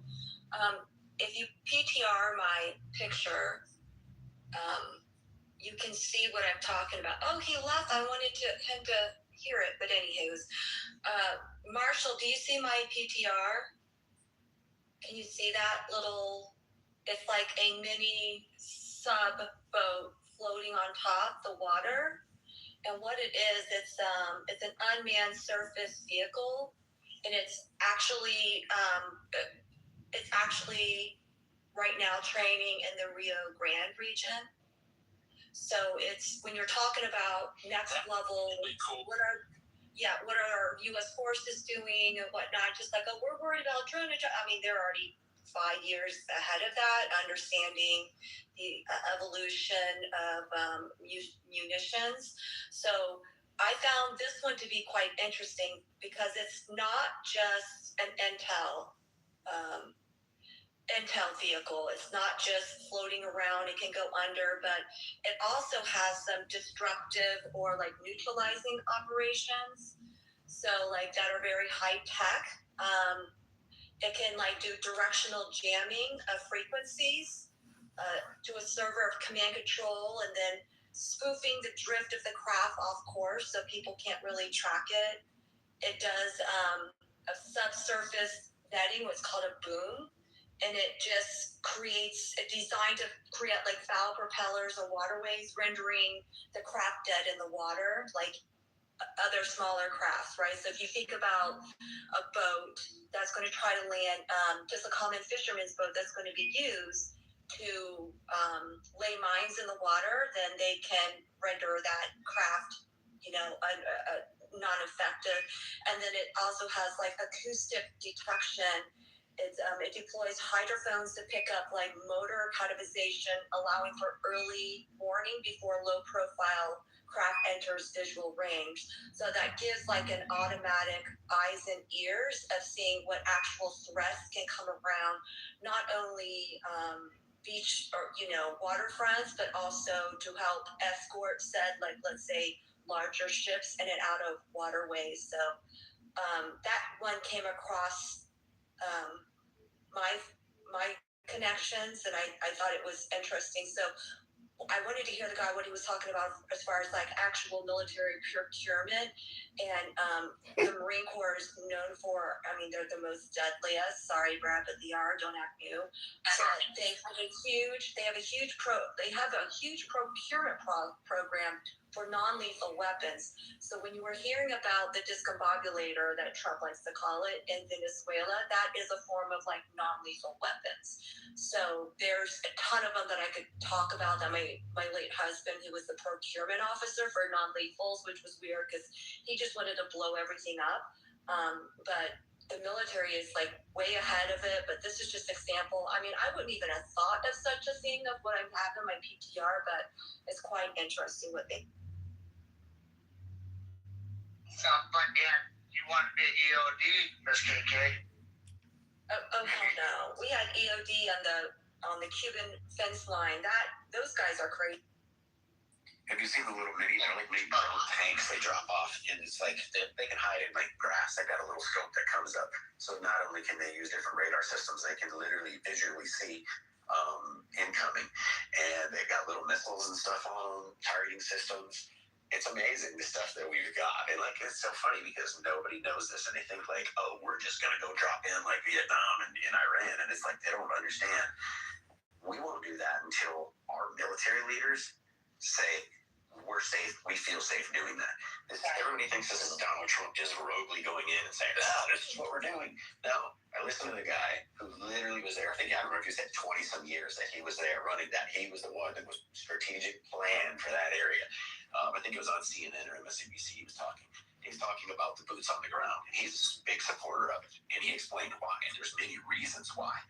But he says you take out these targets. Right now, what they're doing is they're still flying over. Every time they fire missiles, they give us new targets because it opens us up to new intelligence because our drones pick up those firings.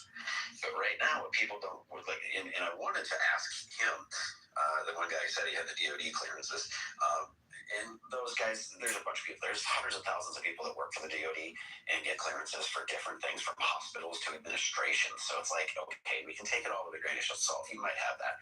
I can tell you, I know for a fact that there's an outfit here. I will not say who is flying drones in the Ukraine Russia war. I let it start, and I was like, interesting. We talked about it a bit. Well, Hold on. The reality. Go ahead. No, so I was going to say, when he wants to talk about the big sticks, the biggest stick of all is our Ohio class subs, and that's what we know of. Okay, they can hold 27 tridents. Oh, but our rules say we can only carry 22, so we do. Where the rest of them waiting on board our freaking ships to replenish them, right? 22. Inside of each one of those 22 are 8 warheads that are 40 times the size of what we dropped on Hiroshima. So one nuclear sub can literally devastate.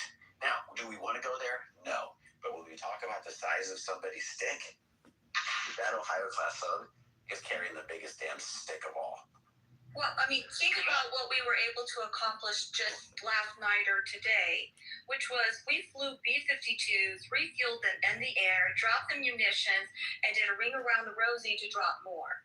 Inland, don't forget inland, Miss KK, and deep inland. Just south of Tehran. So they're not going to put a B-52 in that type of potential, harm and liability to get shot done if there wasn't complete control with it. But what started it first? Along the coastline, and then they creeped in further in and further in, and the reason why is like we're revealing their munitions of what they have or what they lack thereof. So if anyone is like ever have access to go to Marine Corps East or Marine Corps West, you'll be blown away. It's basically the largest convention for any type of military gears where all the government officials go to purchase like the next generation of gear and everything. It's phenomenal. So when I went this year, I was like, I don't even know what the fuck that does, right? It's pretty incredible, but it's going to be interesting on what's going to be like the next stage of this. Well, I want to touch bases. I mean, since when the Ukraine and Russian conflict started, in America, and just like even our enemies, they observed the new era of fighting. I mean, we saw it with FPVs, drones, the way that they turned around and used recreational object and then transitioned it immediately into warfare. I mean, so it transitioned the mindset of warfare completely. And so I like to address that America's military, all the branches, every day we're adapting to new intel, new obstacles, and we're seeing this currently with the operation that's taking place. Like Miss KK brought really good focus points when she brought up the subcomponents that they're testing out, followed by B-52. A lot of our operations are very, we're direct, but we're very observational. I mean, we're not just going to send a unit out and not project a secondary reconnaissance. Like a lot of people don't know what after action reports are. Brad's filled them out. Miss KK's late husband filled them out. all the way down to a PFC level. Everything you do in a mission status or even in a training exercise, you have to redundancy do an after action report, and it's just to see the capabilities of observers, so they can go up to the chain of command, and then it gets delegated amongst you know how the transition parts are. So when people say America is losing the fight, dude, we grow as we fight. That's why the term adapt and overcome. We partake, we identify issues, we project new solutions, and we execute the projection. Sorry for my rant, Miss KK. Thank you for letting me cherry pick up. No, we don't have to keep the military talk. I think we kind of exhausted it. We can go back to what the mods would like to talk about. But yeah, Marshall, that's floating around your Rio Grande doing tests.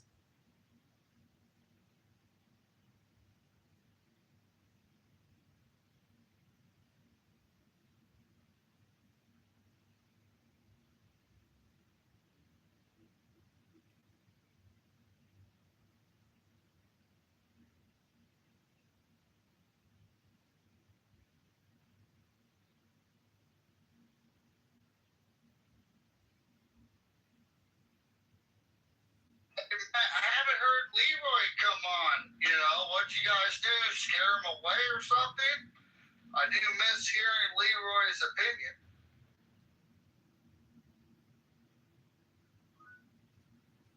Who's Leroy? Last week, maybe the week before, he was contradicting everything that was brought up factual. Oh, that's his game.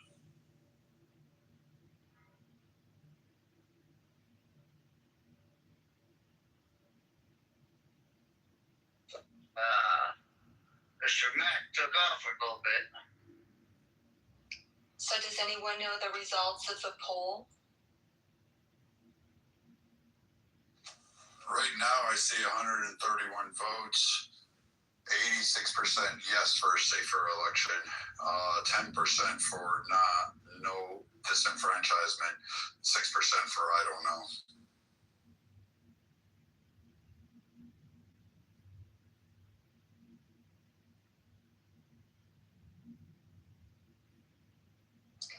SCOTUS is going to argue birthright citizenship tomorrow.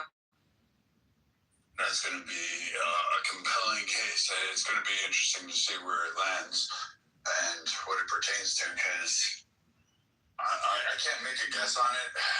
The Supreme Court, as much as like liberals say it's all Trump Supreme Court, they don't always side with him, and sometimes they do which differences. The birthright citizenship. It depends on, from my interpretation, it depends on a couple of things. It depends on whether you read being in the jurisdiction thereof as encompassing everybody. It also depends upon how the wind, please correct me if I'm going to get this wrong, long can the arc, I think is the court case. Those two things are going to be intimate in that, plus the rationale for the writing of the amendment in the first place. Which, if anybody's curious, you can get some rationale for the writing of the amendment off of avalon.yale.edu. It's a repository for old documents, and a lot of them are documents from American history. And so you can read up yourself. People can read up themselves on that if they're interested. I'll drop the website in the chat for people. But from my understanding, those are some of the key pieces they will be deciding.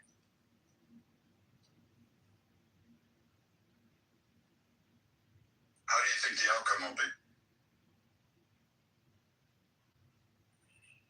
I think Gorsuch, Barrett, and Roberts are all in pro 14th Amendment camp.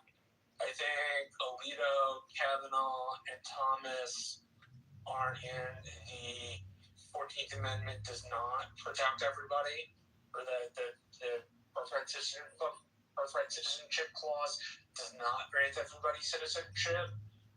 I would be surprised if Amy Coney Barrett was a little bit different, although she's not as much of a what they call a textualist as Neil Gorsuch is. All it really means is like you can be originalist and a textualist. But a textualist means you read the document and what the document says it means. And so you then take the originalist part of that, which is like reflecting on what they meant at the time, and you combine together. So I think it'll be interesting no matter which way it comes. But that's at least what they're arguing over. So if people are curious about reading not just the 14th Amendment, but some of its rationale, I have a lot about Yale that EDU is a good place to start looking. It may not give you all the documents that you need, but it'll give you a start.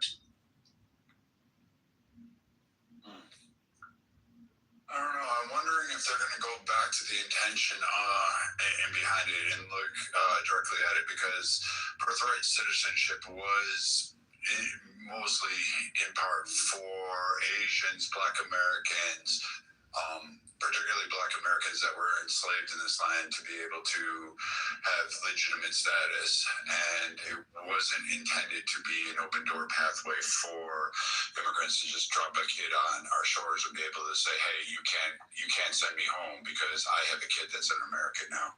And I think and in fact, we even denied it to multiple groups, including Native Americans, until 1960, like later into the 1900s. So, it reads Indians not taxed. I think that's the 14th, but I could be wrong. But there's like a section of the amendment that reads Indians not taxed. And you're right. At the start of the country, when the 14th Amendment was written right after the Civil War, it meant a very specific thing. I just wonder how a textualist will look at it versus a strict originalist. Or like Thomas is a strict originalist. He really goes back to like the founders and says, this is what it should be, this is what it shouldn't be. Versus like a Gorsuch looks at the text itself and says, what does it say? And if it's universalized, textualists in the federal judiciary are more likely to say the text means as written, versus somebody like Thomas, who's more likely to say the text means this very specific thing for this very specific group of people. Well, I think Thomas will be against birthright citizenship in the way that it's been applied. Who else? Amy Coney Barrett might probably be against the way that it applies based on her previous ruling, but I'll give her a 10% swing on that one. Lito for sure. Lito for sure. Roberts, that's a coin flip. It depends. He's Kennedy. Yeah, but you never know where he's going to really fall along the line. Ketanji Brown Jackson's going to go, obviously, birthright citizenship is the right of anybody who comes to the country. We know that's going to happen.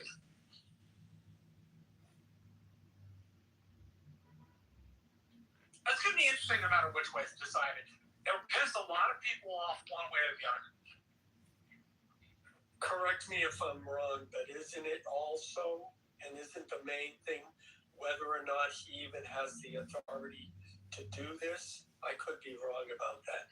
So that while the issues of whether or not birthright citizenship was intended, I think there's also going to be arguments about the president of his decision in the first place. What? There's a question about constitutionality of his imposition on an amendment in the first place. The administration will argue something to the effect of, we're allowed certain discretion in this particular part of the amendment, and so the federal government gets to decide. The court will look at that and say one of two things. Yes, Mr. President, there is great room. Yes, Mr. President. You are allowed to decide at your leisure, which gives the next executive the power to do that too. Or they will say, Mr. President, you have overstretched your power. You are not allowed to alter a constitutional amendment, and the constitutional amendment is quite clear. So it could go either one of those ways. But you are right. There's a question about whether he has the power to make the pronouncement in the first place. But if they do that, that would be blatantly incorrect. Because they only reading the first third of a whole sentence. Well, it depends. Like I said, if you read the Constitution, the 14th Amendment, and it reads, people are subject to the jurisdiction thereof. Very true. Any place in the United States has legal authority, or at least that's traditional understanding, right?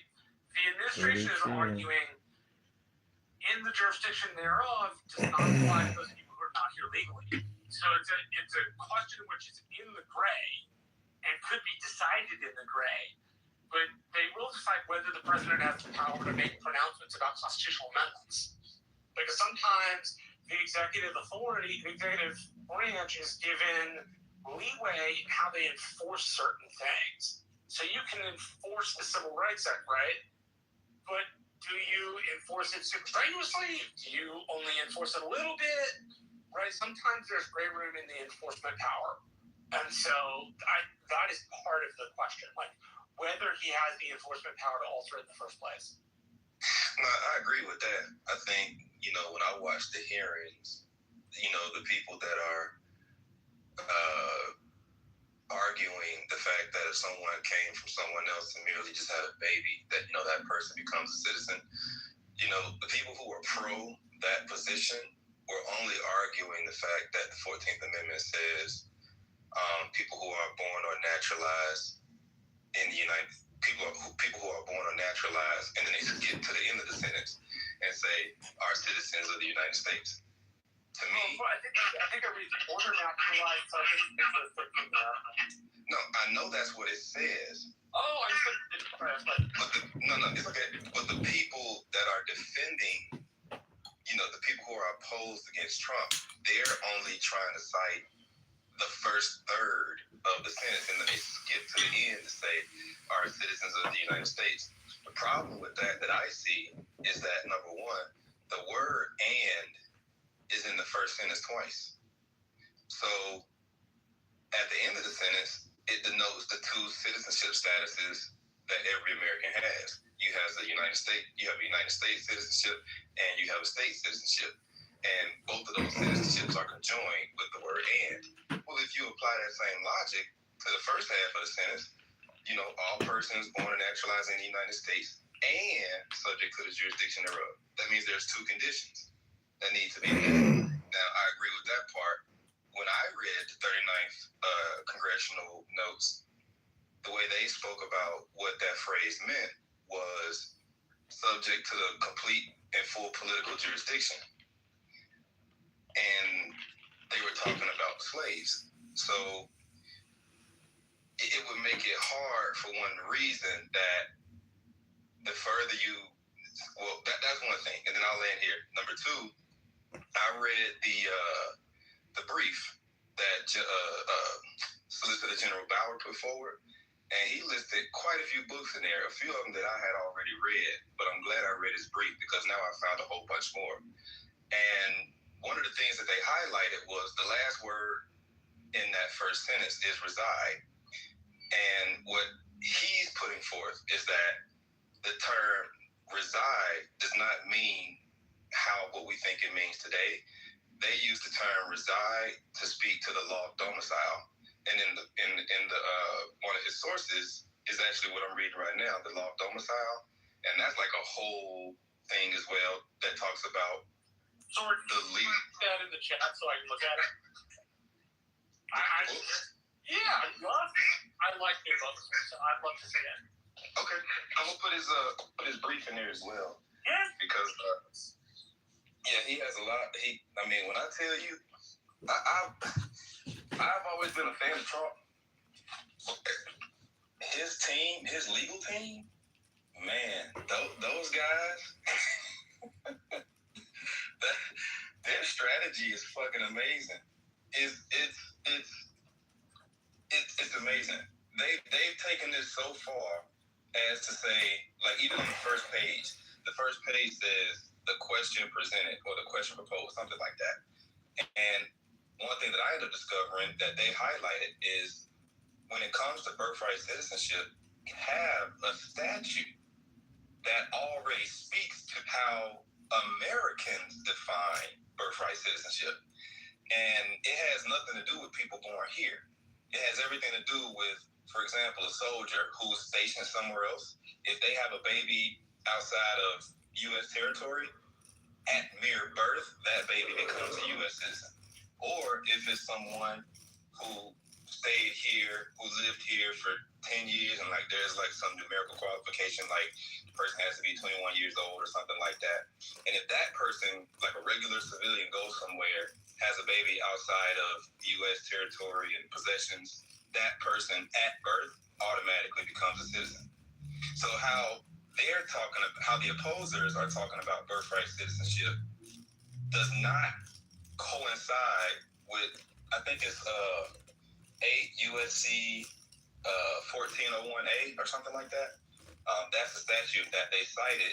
Literally, I don't know, look the statute up real quick. I know exactly where to go. Yeah. So when I tell you his legal team is so freaking awesome, it's ridiculous how good these guys are. I mean, it's just their whole approach and strategy to it all is just the best that I've ever seen. And they that guy John Bauer or whatever his name is, he's solid. So I'm gonna put all of that in the chat. You don't have to put it in. You don't have to put the code in the chat. Just tell it to me again. 18. Is it 8 or 8? It's 8 USC 1401A.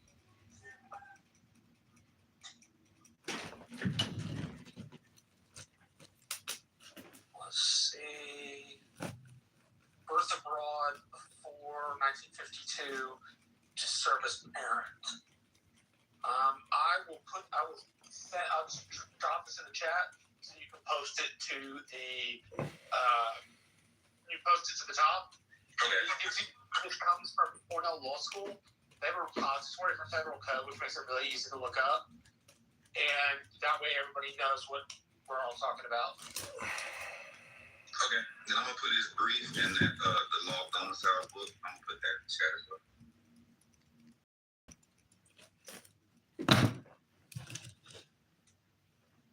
Well, I'm glad we got a lot of work done here today, gentlemen.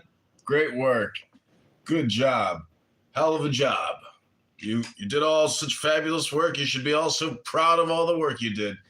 Patriots, God-fearing, wonderful Americans. Excellent work, soldiers.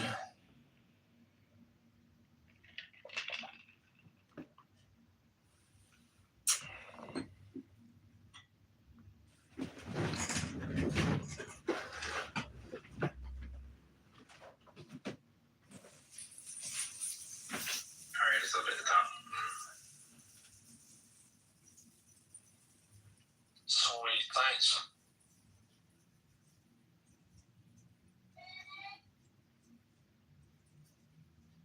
All right, so the law of domicile book is in the chat. And basically, thank you. Okay. And basically what they were saying is there's essentially 3 forms of what could be classified as domicile. The one that would apply to the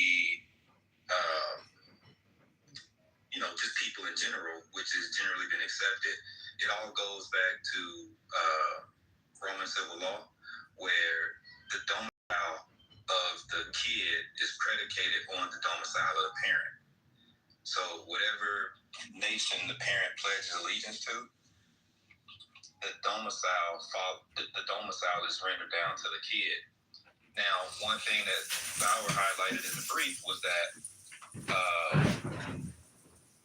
I can't remember who he said, but whatever lawyer.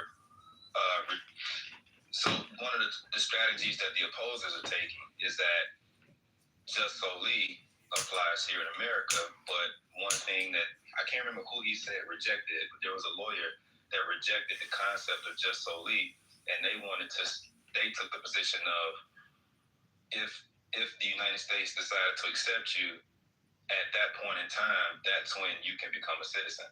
So in order for a parent, let's say from Mexico, to come to America and drop a baby, no, they have to go through the process and sever their ties with their former nation, be accepted by America and they mentioned Great Britain as well. And at that point, once you go through the whole naturalization process, then now you legally have a domicile here.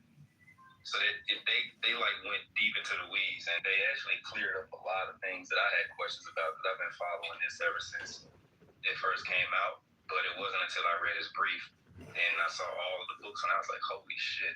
I mean, the first 7 pages are just all court cases, treaty and constitutional stuff, old books from like the 1600s, 1800s, and just, yeah, his legal team. Hey, people excite me when I talk about old 1800s. I love history. Always good. Yeah, I absolutely love it as well.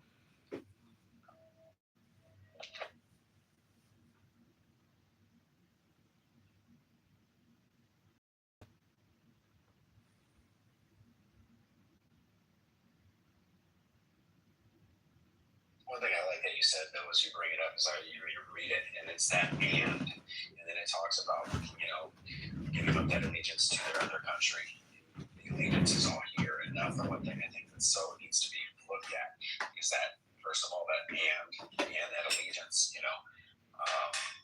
if we could literally say something to the effect that if they're coming here with any intention or, I don't know, with illegal stuff, it's very different to me. I think, a lot of that wasn't intended that way. We know why it was intended in the first place. And that is to allow those that were born here. I'm forgetting the name of the one that, what was the claim that, Wong v. Park. In the original case, the Wong case? The Wong case, that right? could be, yeah. So, that's what I think, that when we go back and look at their intention back then, that's got to be the thing they've got to play out in court. And that nice little word and in there, So it'll be interesting to see how it all plays out for sure. I wish it were on TV, to be honest with you, so we can watch. One way that you look at it is always with any law. I think we talked about this a long time ago, Marshall. You and I talked about it. You look at the legislative intent of the law and what was brewing, what was the different testimonies in the legislature, what were the speeches that were given, what was building up, and what was the intent behind the law. So when the 14th Amendment was written, that provision in the 14th Amendment was written by someone in Michigan. And you have to look at that legislator in Michigan and perhaps what surrounded when the actual statute was written, what was the legislative intent. And it's all the surrounding circumstances and not circumstances, surrounding documentation and how he presented that law at the time. With any statute, you do that. With any law, you look at the legislative intent. So there's been argument as to what the intention was of that provision of the 14th Amendment. I did want to say something that's interesting in the alternative of what you just said. We have law in the United States. If you're a U.S. citizen and you become a diplomat for another country, you have to surrender your U.S. citizenship. So we also determine at what point, using the word domicile is interesting, at what point are you representing another nation and you have to surrender. So just some flip of it, looking at how we look at people that are U.S. citizens and we denaturalize them when they not just domicile, but they represent through government other countries. Just a side note. And Omar, I know she represents in Minnesota, but no, but if she was representing Somalia in don't use her as example. Someone who's a U.S. citizen loses their citizenship. They have to surrender their passport, their citizenship, when they represent another country, that country's government to the U.S. That's their law. It's just the flip of it. So I just put in the chat. So I just sent it to your back channel. This comes from Digital Commons WCL American.edu. It's called the Citizenship Clause in Legislative History, American University Law Review. And who's the guy in Michigan that was the scrivener of that part of the 14th Amendment? Do you remember more? It must say. Was it Trumbull? I wanted to call it Bingham, but I'm not entirely sure. Yeah, it was either Bingham or Trumbull. I think Bingham was out of Ohio. This guy was Michigan. Hold on, let me look it up. I gotta see something. Must have been Are you in the Matrix? Can you hear him? Yeah, he's in the No, he's in the Matrix. I'm in the Matrix? Okay. I could be wrong, but I'm almost certain he was Michigan.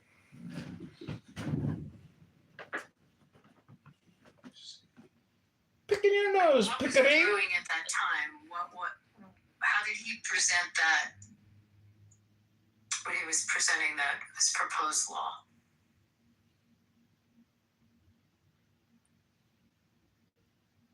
Yeah, that should be very detailed when you look at the gist of it for him to present it. There should be a very detailed explanation of why. One would think anyway. No, I'm sure there is.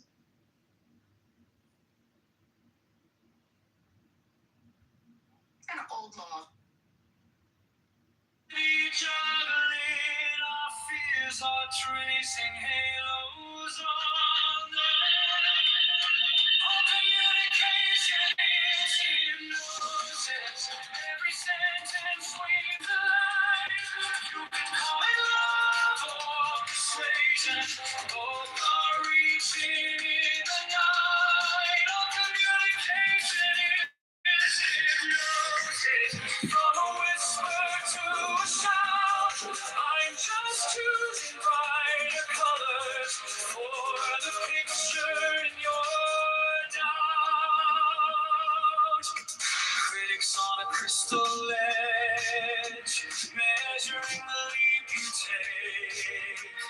Love letters in your junk folder, still trying to rearrange you. Persuasion in a lab coat, informative, kind of glowing. Here's a future you could live. Hey, if you let it in your bloodstream, all communication is hypnosis. Every sentence swings a line.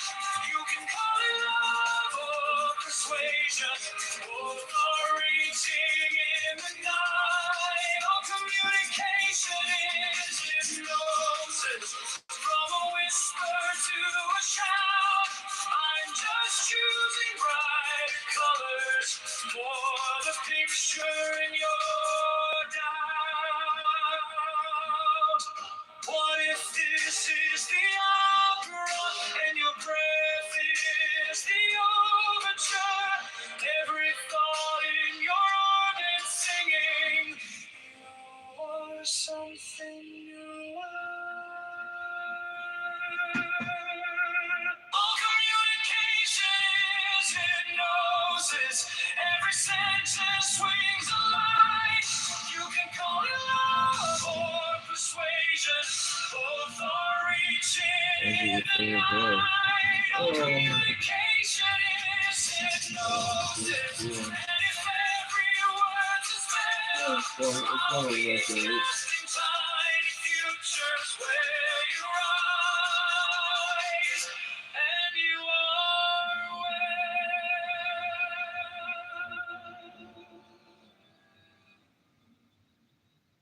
Very, very wise.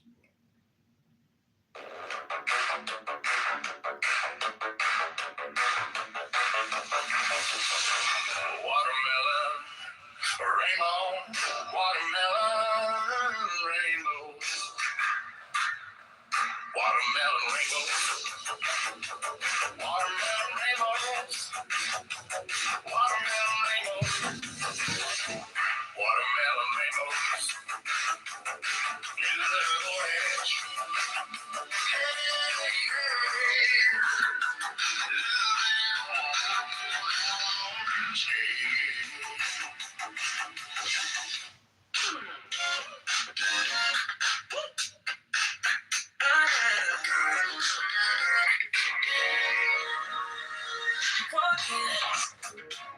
Like the pollen, precious lit, so green.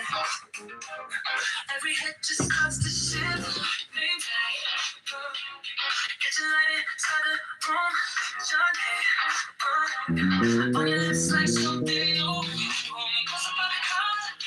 Say I don't usually have problems, but tonight you wanna better. We can make this thing get a color. You got me doing at the midnight push, yeah, right here. In the center of the room, hand in my hand, feel the one.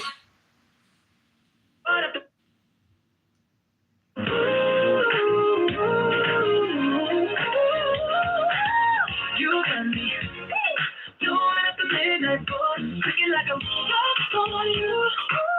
Is this way that I go? It actually sounds worse on the Bluetooth. So it would be like, what's the point of using a Bluetooth when it sounds worse? It's just my opinion.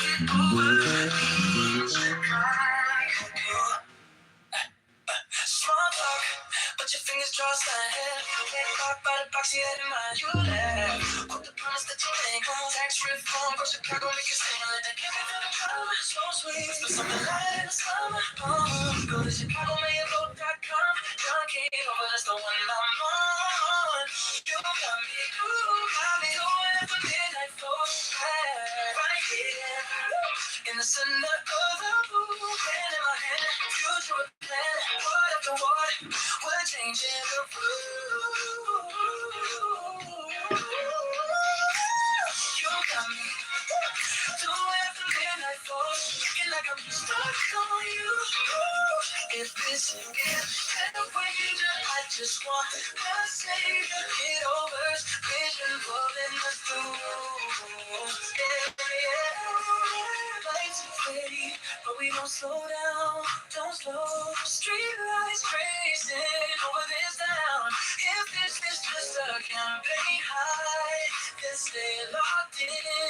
Never ask why. You got me doing it for midnight push. Right here on ChicagoMayoVote.com. In my hand, future plan. Part of the war, are we breaking the rules? You got me, you're doing it to midnight push. So we leave, straight out you. Just a little rider. This is a wager, I just wanna take it. I'll get over.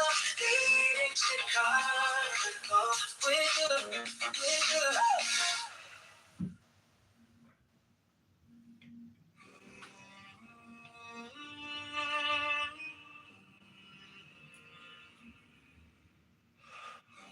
On the top of my head, voices waving flies. Every word a tiny mirror asking, who are you really? Spamming a silver suit. Politics in painted shoes. Comedy juggling our fears, are tracing halos on them. All communication is hypnosis. Every sentence swings a line. You can call it love or persuasion.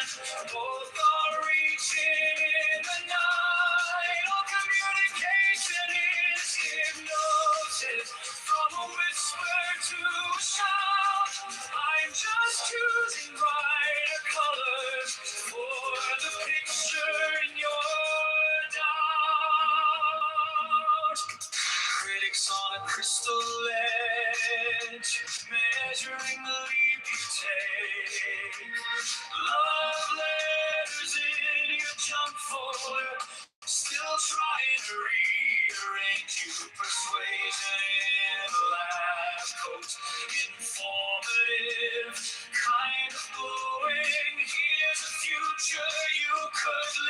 If you let it in your bloodstream, all communication is hypnosis.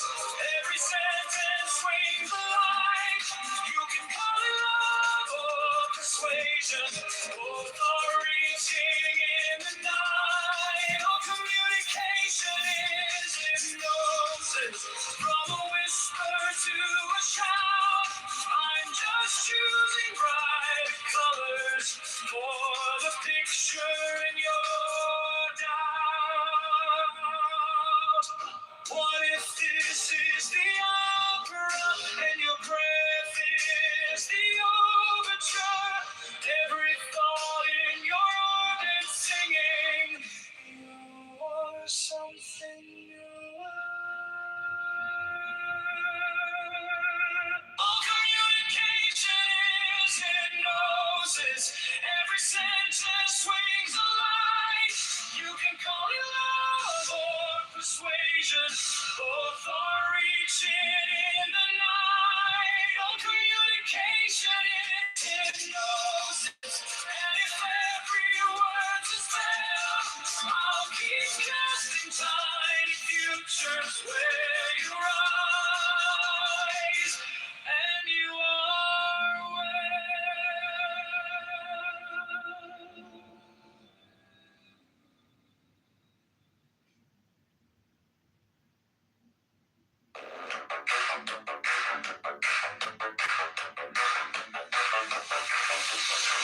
Watermelon, rainbow, watermelon, rainbow, watermelon, rainbow, watermelon, rainbows, watermelon, rainbows, watermelon, rainbows, little orange, hey,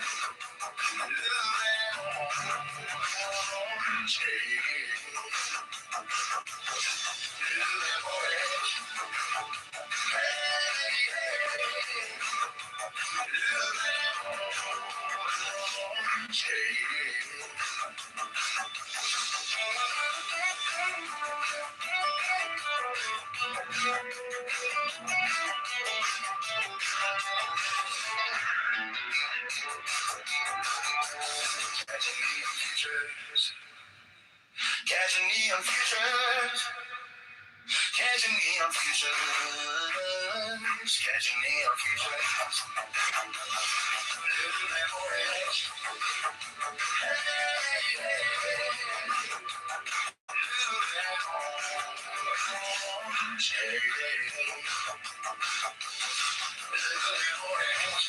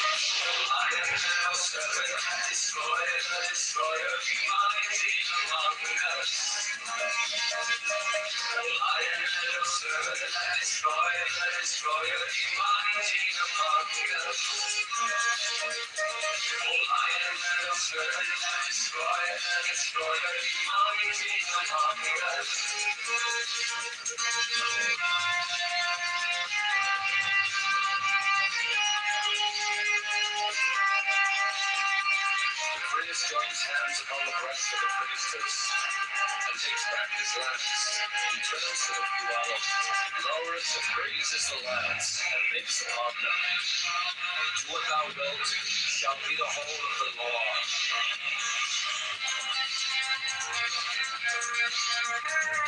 Love is the law. Love and the will.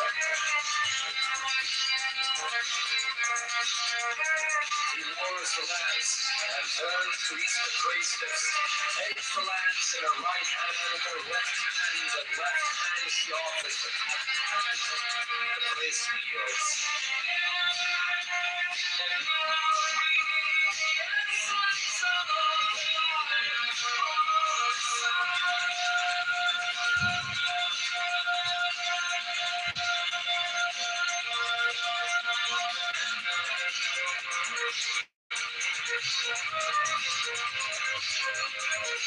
He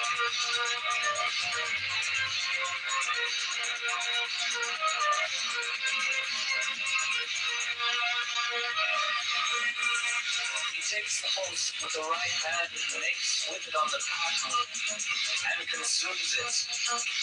Silence the priestess takes, uncovers, and offers the cup as before.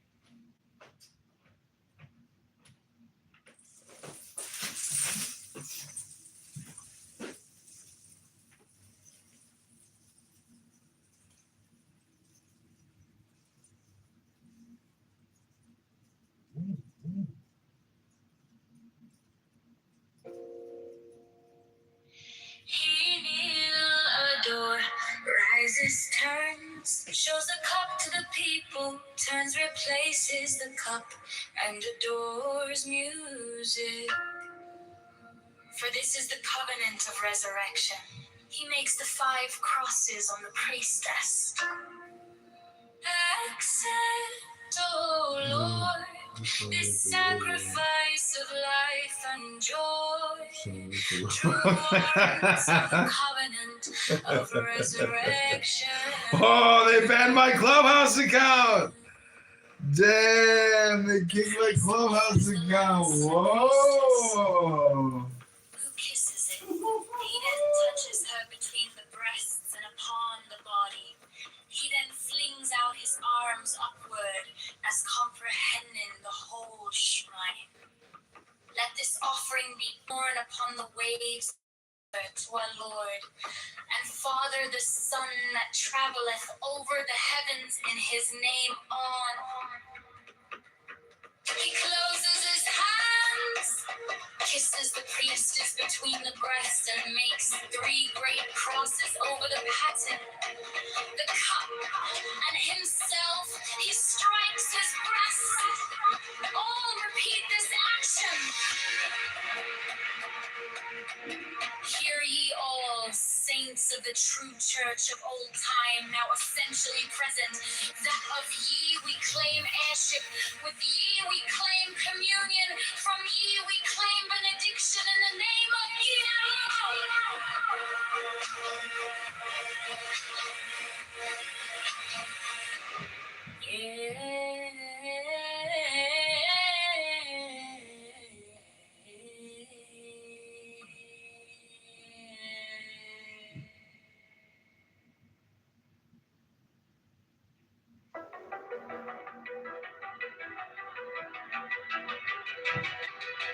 Principles. The diaconate. Mysterious energy, treefold, mysterious matter, in fourfold and sevenfold division. The interplay of which things weave the dance of the veil of life upon the face of the spirit. Let there be harmony and beauty in your mystic loves. That in us may be health and wealth and strength and divine pleasure according to the law of liberty. Let each pursue his will as a strong man that rejoiceth in his way, as the course of a star that blazeth forever among the joyous company of heaven. The people.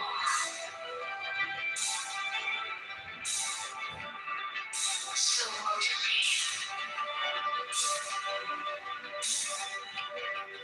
So mote it be.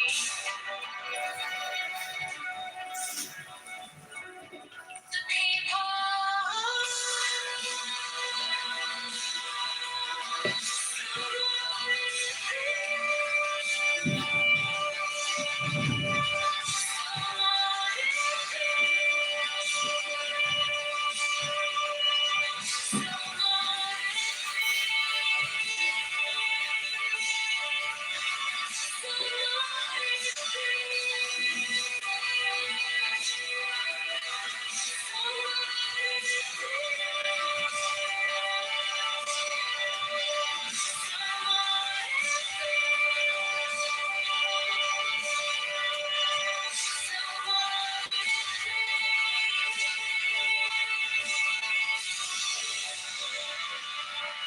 Birth. The diaconate. Be the hour auspicious and the gate of life open in peace and in well-being, so that she that beareth children may rejoice, and the babe catch life with both hands.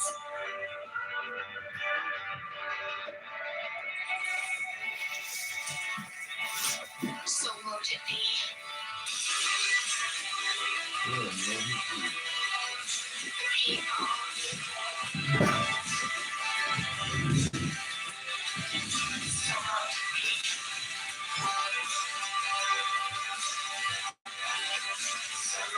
Same as a robot.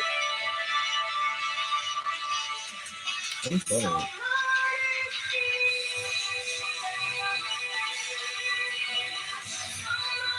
I'm funny.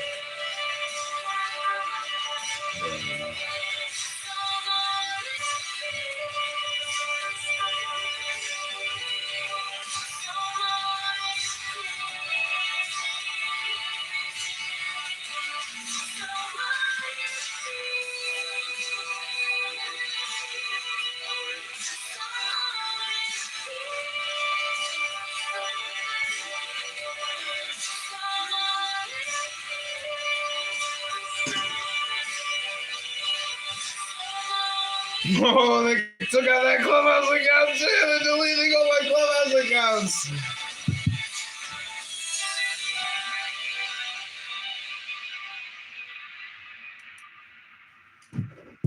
Damn, 2 of my Clubhouse accounts got deleted. Methods we y'all used to get there. Then.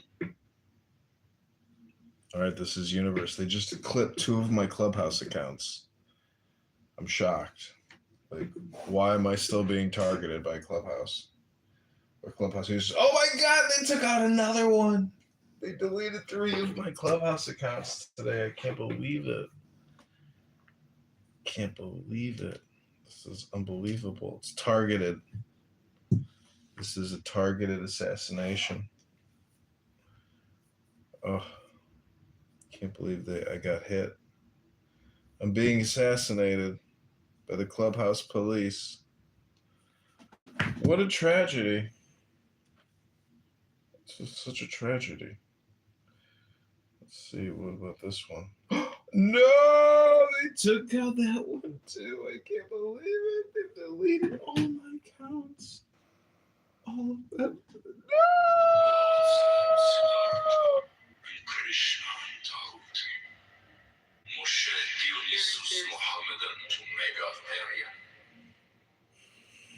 With these also Hermes, Priapus, Osiris, and Melchizedek.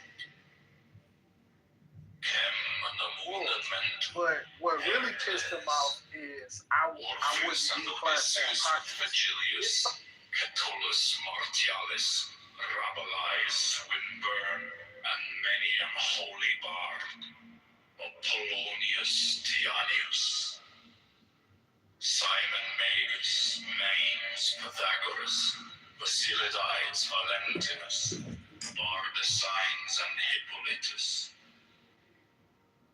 that transmitted the light of the Gnosis to us, their successors and their heirs, with Merlin, Arthur, Cameret, Parsifal, and many another. Priya and Emporio VII, priest and king that bore the lance and cup, the sword and disc against the heathen.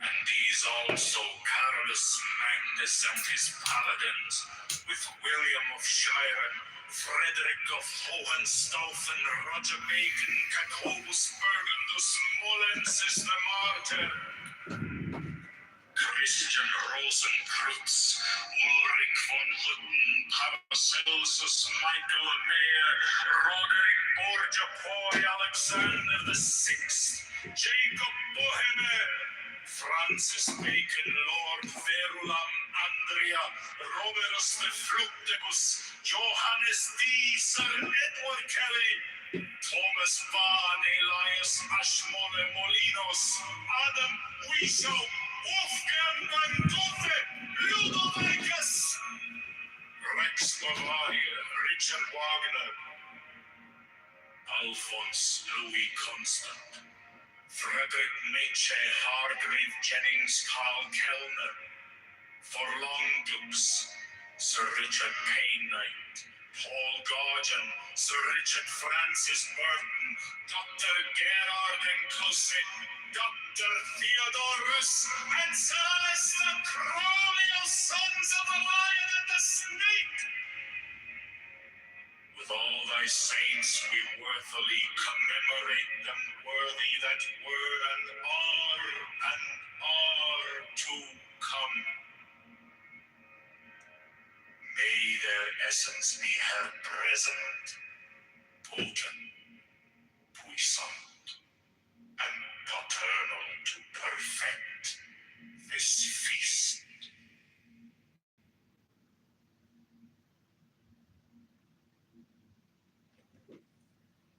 But to love me is better than all things.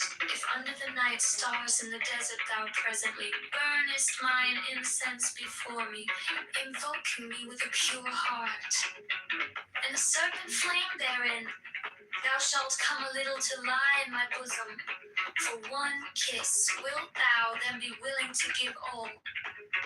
But whoso gives one particle of dust shall lose all in that You're a small project. Ye shall gather goods and store of women and spices. Ye shall wear rich jewels. Ye shall exceed the nations of the earth in splendor and pride. Always in the love of me, and so shall ye come to my joy. Shall earnestly come before me in a single word.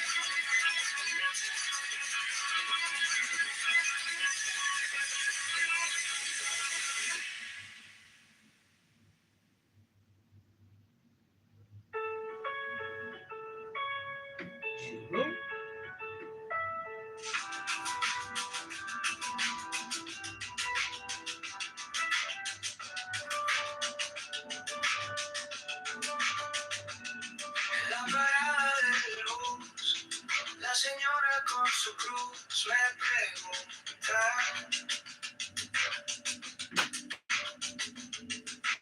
Y este tal yo, de verdad piensa en los blues.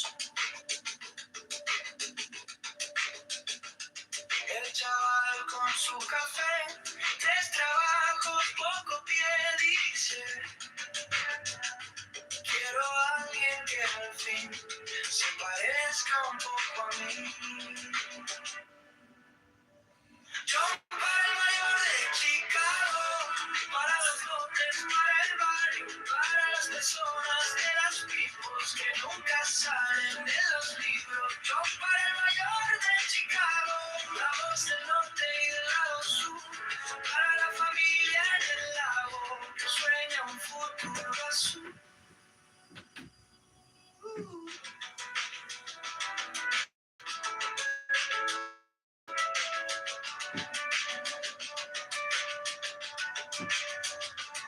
En la esquina del tianguis, la abuelita haciendo tamis dice: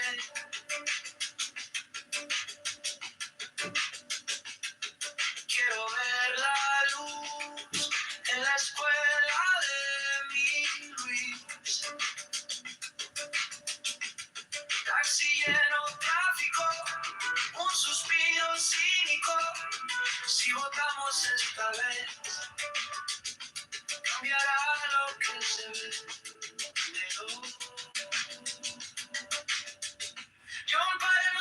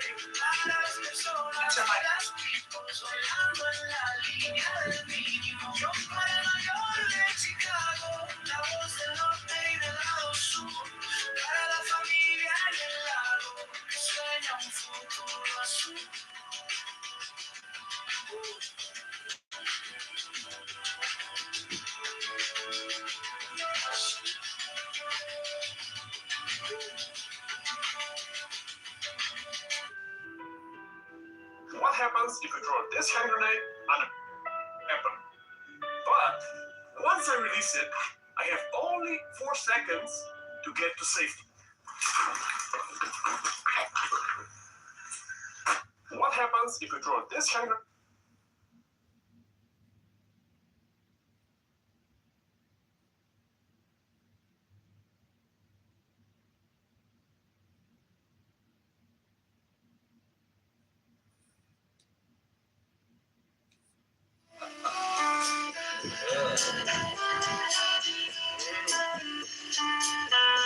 That is something that it ain't. Chilly with my baby. Oh,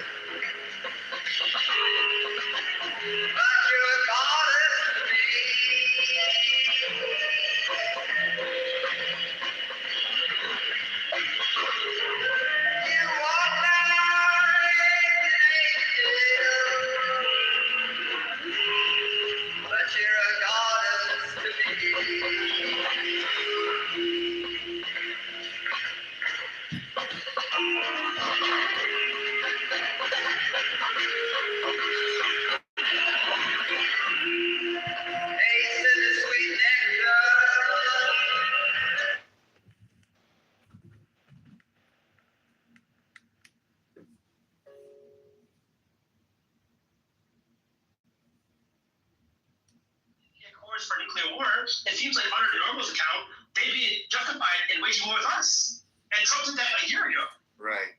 Well, the problem is that if you're the bigger power, if they attack you, they're going to get their asses kicked. So wait, the normativity isn't based around like behaviors in regards to agreements. It's about who has more power. It's about power in the pursuit of our values.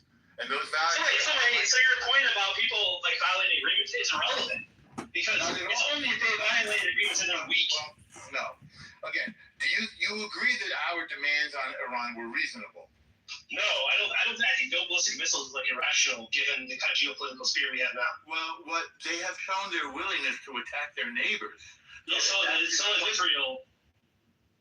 What neighbor did Israel attack? Well, they principally started before. Wait. Well, no. They attacked Egypt. Israel for, hang on. They attacked Iran. Hang on. They attacked Iraq, Syria, Jordan. Who haven't been attacked over there? Attacking Israel for decades. And vice versa. No, not vice versa. Did you forget about the Arab? Did you forget about the Arab-Israeli war in 1948 before? Yes, they attacked. They did about. Yes, they did it. They attacked, but they got them. No. Yes, You guys were engaged in terroristic acts against the British to get them out of there. You were taking over land, which is why they had to knock off. They were taking over land, which is why they had to knock off. You didn't abide by the British partition. You didn't abide by UN 81. You just started confiscated shit. No, you didn't. No, you didn't. You did it. You took land and you used the context of the Arab-Israeli war to expel 700,000 Palestinians from their land. You've been attacking your neighbors since your inception, my brother. You attacked the British. You killed British people. You remember the King David Hotel? You know how many British were killed? You even killed 17 Jews in the King David Hotel. You know what happens when Please, let's not pretend like you don't attack. Go ahead, AWOC. Sorry. I had to correct the record for these fucking liars. When Israel and you lose, you're going to lose your bloody land. And that's what happened. Yeah, I'm confused. Like, so Egypt, was that preemptive or no? What happens when the Egyptian attack when they which one? Each time I'm answering you. Egypt kicked out the UN peacekeepers and massed its troops on the border, which under the law is a casus belli. And Israel then attacked preemptively to prevent Egypt. There we go. It causes belli. There we go. Right on the rim of your Everybody shut up. Stop. So if you mass your troops on the border and indicate your intention to attack, yes, you're going to get your ass kicked. That's correct. Okay, but given what international laws are, is that violating Article 2? I'm sorry, why are you bringing up Article 2 with regards to 1967? Because what justifies have to do with that? 1967. What's that? Because Article 2 was in effect back then. So does that justify the attacks? Okay. Absolutely. What? Okay, so Article 2. Hang on. That was a yes or no question. Yes or no question. I don't care. I want to answer you. I want to answer your point. So if my point is just the rationalization that actually is Article 2. Let me make my point, and then you can respond. So if a country masses its troops on your border and then ejects the UN peacekeepers and announces its intention to attack you, it is absolutely justified. Well, I agree with you. I think it's because so what ever announced they were going to attack? Stop. We're being very linear here. Okay, but is that because they've exhausted diplomatic solutions? Yes, we wanted a peace deal with Egypt, and when they finally made one in 1978, we had that peace ever since. And we gave So what about the invasion of Iran has exhausted diplomatic solutions? I'm not done. Because my point's very specific. My point's very specific. The whole time. Let me finish. I'm gonna let me finish. We're in agreement on Egypt. It's completely justified. I'm giving you that. I'll take it, but I haven't completely justified. I accept your concession, but I haven't finished. So here's an addition. The position, number one, the Palestinians did not accept the partition plan. They could have had a country at that point. The reason, do you know why they didn't accept it? They didn't accept it because they got 47% of the land with 2/3 of the population. And they didn't give them choice pieces of the land. That's why they didn't take it. Oh, so we don't have history books now. We don't have history books about the divide. You see it in the divide.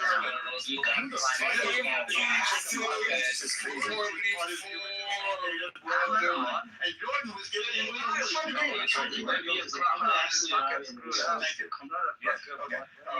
He's lying about partition plan. Better yet, he's not talking about the Arabs why these rejected. The Arabs rejected the partition plan. And by the way, what you've forgotten is that we all know that the British were working on your behalf from the beginning. Correct. So when the British developed the partition plan, it was with your benefit. Anybody can go look at the partition plan proposed, right? You can see how it was a hodgepodge of locations, right? But he could deny that. Because you're illiterate, because you were dropped on your head, you did not know that Jordan was part of the original mandate of Palestine, and it was taken off. You mean Transjordan? You mean Transjordan? No, I mean Jordan. It was called Transjordan back then. It was called Transjordan back then. Let's go back. Yes, I'm talking about what is Jordan today. It went entirely to the Arabs. To somebody who's not from there, who's from Saudi Arabia, King Abdullah. But let's go back to what does that have to do about the part blowing you away on that matter? Because the partition plan included that. Doesn't mean it wasn't fucking unfair, dum-dum. How does that make it? We just talk about Jordan. But the Arabs got all of Jordan. So they didn't get less than the Jews. They got much more. So you're saying that the Arabs didn't contest that they got less than the population? I'm saying that they didn't. They didn't. Oh, so all you have to do is say, how much land were the Arabs appropriated during the partition plan? How much land were the Arabs appropriated during the British partition plan? They got 22 countries. You fool. In 1947, UN partition plan allocated approximately 42 to 45%. What did I say? 44? My bad. 42 to 45%. I was off by a percent. Historical Palestine for Arab states, totaling about 11,500 square kilometers. Okay, great. So you got 45%. It was still 2/3 of the population that only got 45% of the land. I said Jordan was part of Palestine. The Arabs got all of it. There was no country called Jordan Concrete. Total land division. The plan is signed 55 and to the Jewish state. Despite them only 7% of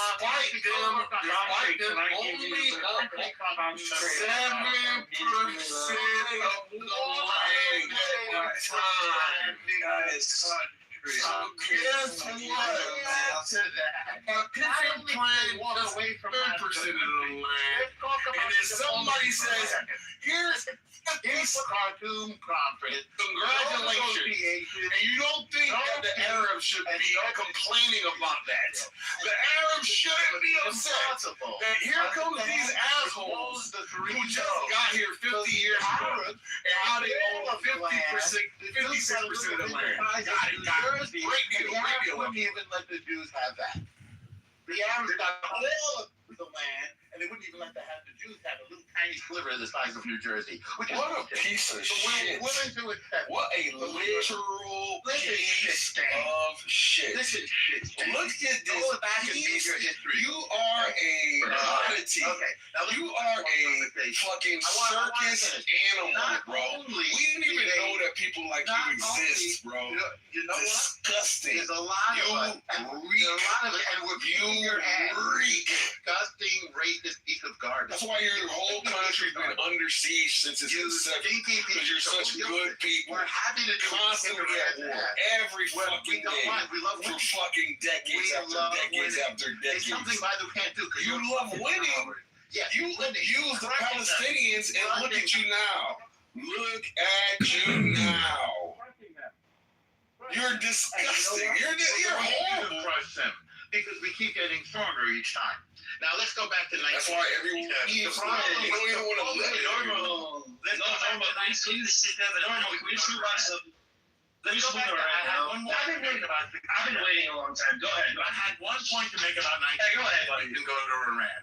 The point that I wanted to make was that the Arabs Not on my watch. Start your statement, and I'm going to start in the middle of your statement. Go ahead, decide that they want to support impeachment. No, you're going to cry today. Today you're going to cry. Today you're going to cry. As much as I see the Senate to convict.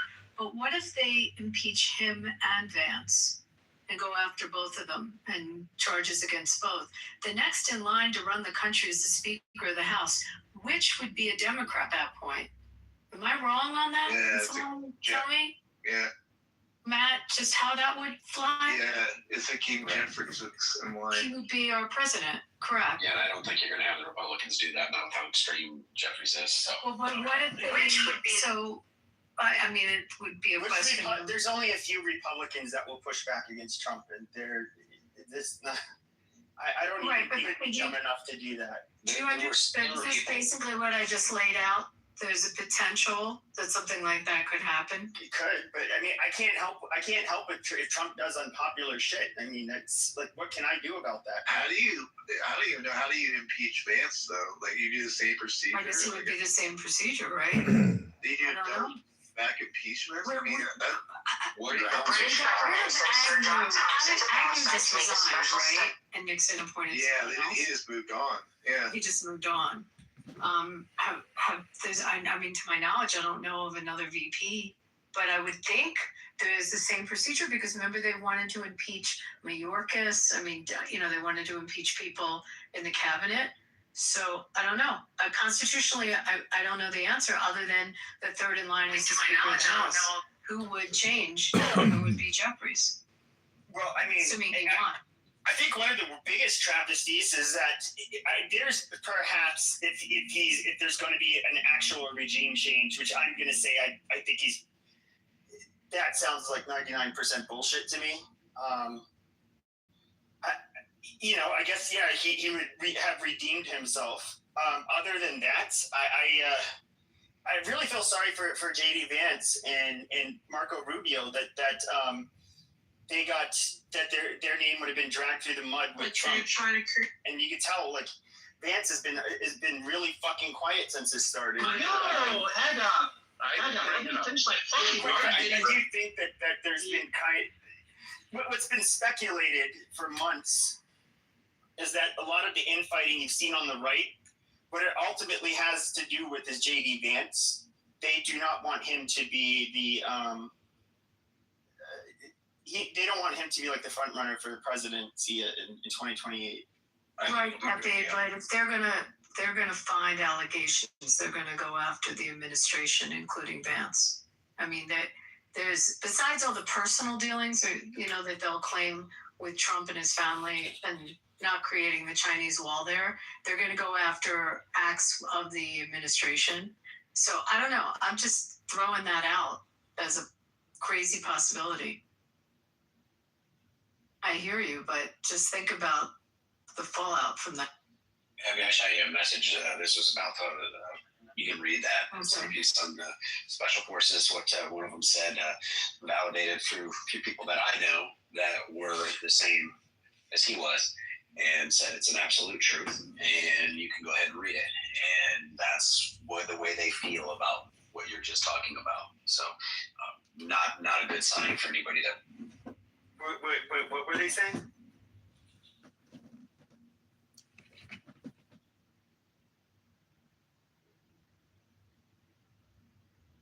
He's saying that Vance is going to lose because he speaks like a loser edgelord.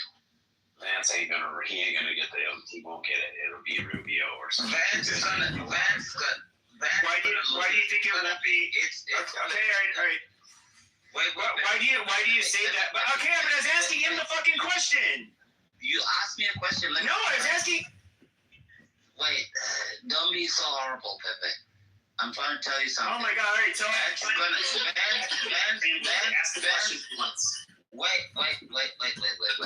Vance is gonna lose because he's a loser edgelord like you and a fag. And he's gonna lose to Michael Rubio. Nobody edgelord is. Nobody wants to listen to insults like Tucker Carlson types and everything other than how many hundreds of millions does he have, or is he been forget? He's not a bad-looking guy, I wouldn't think. He's got the celebrity part down. Like I said, pretty sure he can get. I don't think that's his problem. Yeah, I said edgelord. That's not what an edgelord is. An edgelord. I don't think you know what an edgelord is. It's a very specific type of personality. It's almost always. No, it's not like Tucker Carlson. It's a Tucker Carlson type of special retard, and everything else. He's literally not. The only Edgelord. Have you noticed Vance is going down in the polls because his special relationship with Tucker Carlson and the fact that he has Tucker Carlson's son in his administration, all the thing. That's not why he's down in the polls. Pacific reason. You watch when it comes to 2028. Vance is gonna lose to Rubio. Nobody wants Vance. Because facts like you support him for retardation. That's it. All right. Thank you for wasting several minutes of my time. But I was asking Ice, what is this information you were hearing about Vance? No, it's not about Vance. It's about what would happen if they impeach the president and a certain section of people that would take exception to that due to their oath, basically. So. If they feel that it was done basically for partisan politics, that there would be action taken. So I don't even want them to impeach him, and I despise the guy. I don't want them to impeach him because I think it's gonna look like a fucking charade. They've done it the first time, the second time, doing it the third time. It's just gonna look stupid. So they should just let him do his 4 years. And my biggest fear is impeaching him and having this idiot Vance go in there. I'd rather. Even though I totally despise Trump, I don't want Vance to go on there. I don't. So Trump, he can keep fucking up for the next 2.5 years, I think. Yeah, we'll figure out a way to deal with it and cope with it, but let him stay. No Vance. I think it's just gotten too extreme. I just wouldn't want. I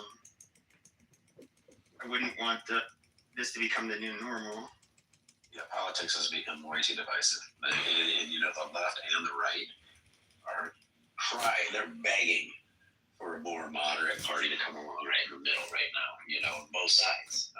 When they do the pollings, it's very heavy on the left. I forget, it was overwhelming. They wanted the party to come back to the center. And it's the same on the right. And most people don't want a far right. And I would love to see people that can sit down and really negotiate and try to solve problems again, because right now they don't. We got a bad Affordable Care Act. Let's just leave it, because we're both going to act like children and not want to talk and try to resolve something and make something better, because everybody's going to claim we did that. Our side did that. Now, how about we sat down together as adults and figure out a way to make it work? There's nothing that the government gets involved with that goes well. From healthcare to jails to hell, freaking look at the laws they passed. Hey, how do you guys feel about all the hundreds of millions of dollars that Trump's family is making? I mean, he's been in the presidency for about a year and a few months, and his family has already made over close to $2 billion. What are your thoughts about that? First of all, do you have proof that the income's been made? I mean, it's interesting. I think it's across the board, Ben. I think that you look at people like Ilhan Omar that all of a sudden is worth $30 million, or some of the squad members like AOC. Look at Schumer. Look at Pelosi and her net worth. I mean, I think it's both sides. have increased their net worth while they're in government. I don't think it's a good thing, but I think it's on both sides, and you have to call it out on both sides. Are you okay to do that?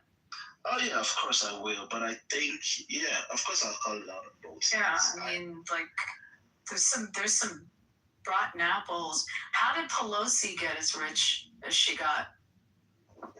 You have to call it out on both. Insider trading. How did Schumer get these people? How did Biden? So Joe Biden was a prosecutor.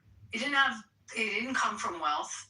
He lived in a house in Hocus, Delaware, and during his years in the Senate, okay, all of a sudden amasses like money, wealth, and then becomes a VP. So he's in public office and becomes a multimillionaire. Explain. Where's that money come from? How's that happen? So I don't want to hear. I don't know how much it is. From books? No, I just have to so. Because I know there are times when $2 million at least when they're at that level and publish books. While he was in office, you're talking? I don't know. I haven't done it. Yeah, I mean, it's just like I'm saying. I don't mind you calling it out, but you gotta call it. It's like a virus throughout government, and definitely on the legislative side. But he sold the rights to a future memoir for $10 million. It's a fancy way of saying here's some cash or something. What year did he do that? Ice? Let me see if it's got here. Because he got wealthy, I think, before he did memoirs. I mean, look at that. I mean, I'm just going to say this. Look at the salary you make as a member of Congress or a senator. And then tell me how you... Yeah, it's like 150 or something. Like, right. How do you amass... How do you get that beach home in Hocus in Delaware, or how do you get the big house? Not in that big house in Hocus, or the beach house in what's the Rehoboth? Like, how'd that all happen? Where'd that money come from? I don't mean to shut you down on what you're saying on Trump, but I think it should be a more global. Is a little too late. They had great wealth. They came in with wealth and businesses. Elon Omar came in with what? How'd she all of a sudden get worth $30 million? So do you think that if Trump wasn't president, okay, he sold his memoirs. He had wealth beyond $10 million before 2025. That's my point. Where'd it come from?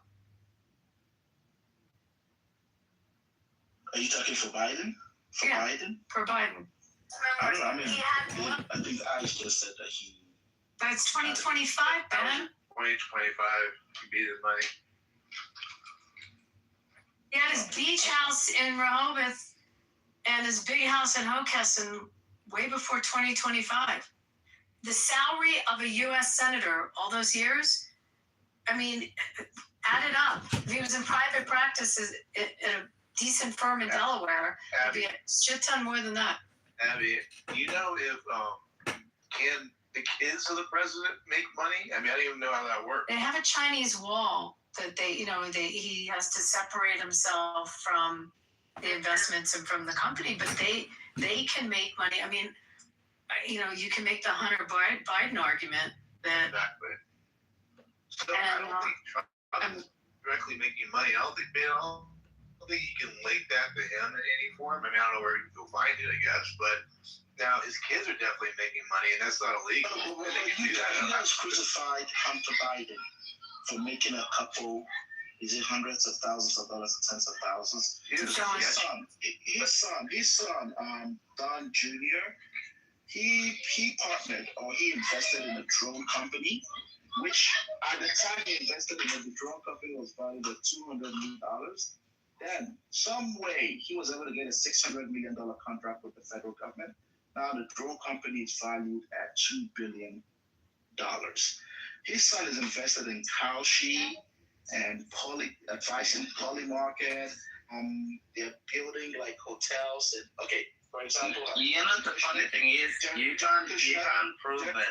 The funny thing is you can't prove it. Actually, That's why you let this lie. Finish? No, but the thing is you can't prove it because I've heard Trump is not invested in a drone company. That was a lie. It's not the first time I've heard this before. The funny thing is you can't prove it. You can't fucking prove it. You just lie and lie. Where is he from? You're like a Palestinian. Okay. You're not sure. You can't prove it. You just lie and lie. You expect people to believe what you're saying. You can't prove it. Just put it in the chat. Have a girlfriend? Can you go stay with your girlfriend or something like that? Please. Okay. Bro, get the fuck out with your thing and go talk what you want to do. But you can't prove it. You just lie and lie. Put it. It's not true. It's like me. It's small. For $5 billion to invest in his funds. So in his defense, when he's talking about Trump and the money that they've made in office, so Trump was inaugurated on January the 20th. Let me see. So it looks like Trump did launch a meme coin. No, not 20. You're talking about not 2020. He said the 20th of January. January 20th. Yeah, 21st. Oh, so what he's saying about as far as Trump family making like a shitload of money. So Trump did launch a meme coin a few days right before he took office, and most of that money went to, I think he may have some stake, or that his family may own the World Liberty Financial Group. So that means sold over 550 tokens. So when you're looking at those similarities and you're looking at all of this shit as like, and it's totally fine for them to make money, but if Joe Biden got in office, if that's owned by the UAE, by the way. Jesus, Mom, can you guys have this guy just keep quiet? No, because you guys just keep lying, bro. You just keep lying. Just tell the truth. So if Obama or if Joe Biden would have gotten in office and promoted a meme coin or a Bitcoin that was sold through their financial group, it would have been a problem. But Trump didn't do that. Trump never advertised it. Never happened. No, Trump never, not one time did anything with it. That's the difference. We're saying other people could do it, other people on his behalf. That's the point. Otherwise, you're right. You'd be probably in big trouble. You can't just sit there going, "Oh, I got this meme coin. Everybody buy it at the like a press conference." We can't be doing that, So on the drone thing that he was talking about, his son bought into late 2024. He does sit on the board. They had defense contracts prior, and afterwards he had to remove himself from negotiations for procurements of any contracts with the defense companies.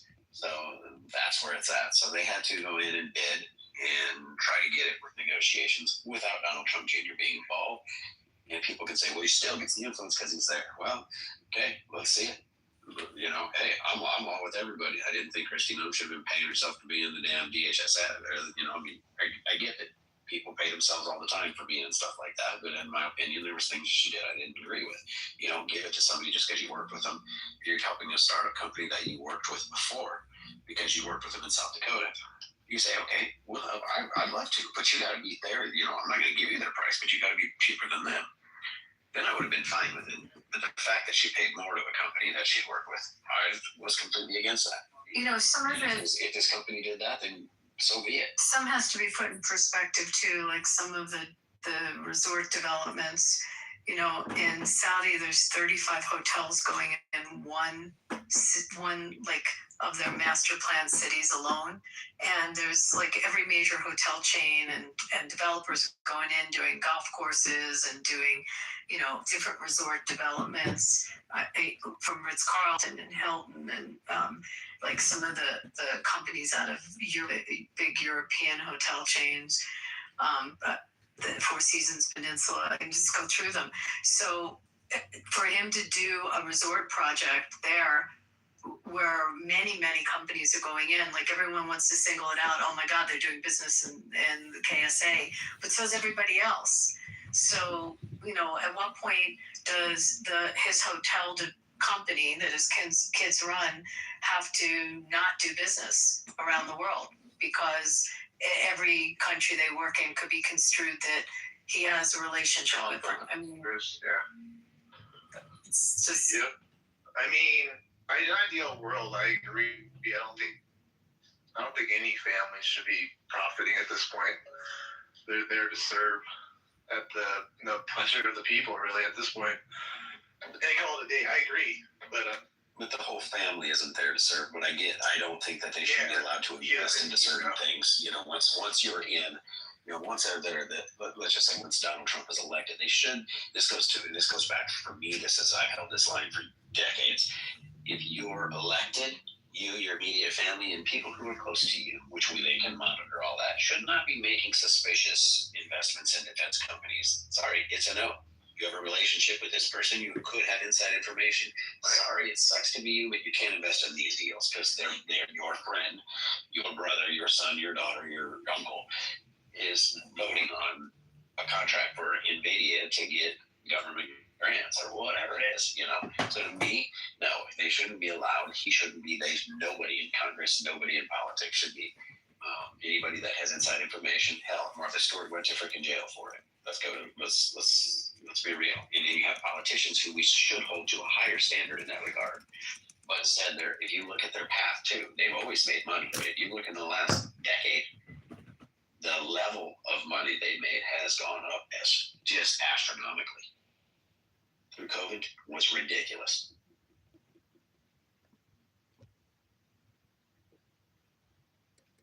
And I'm not saying I'm the person that's across the board.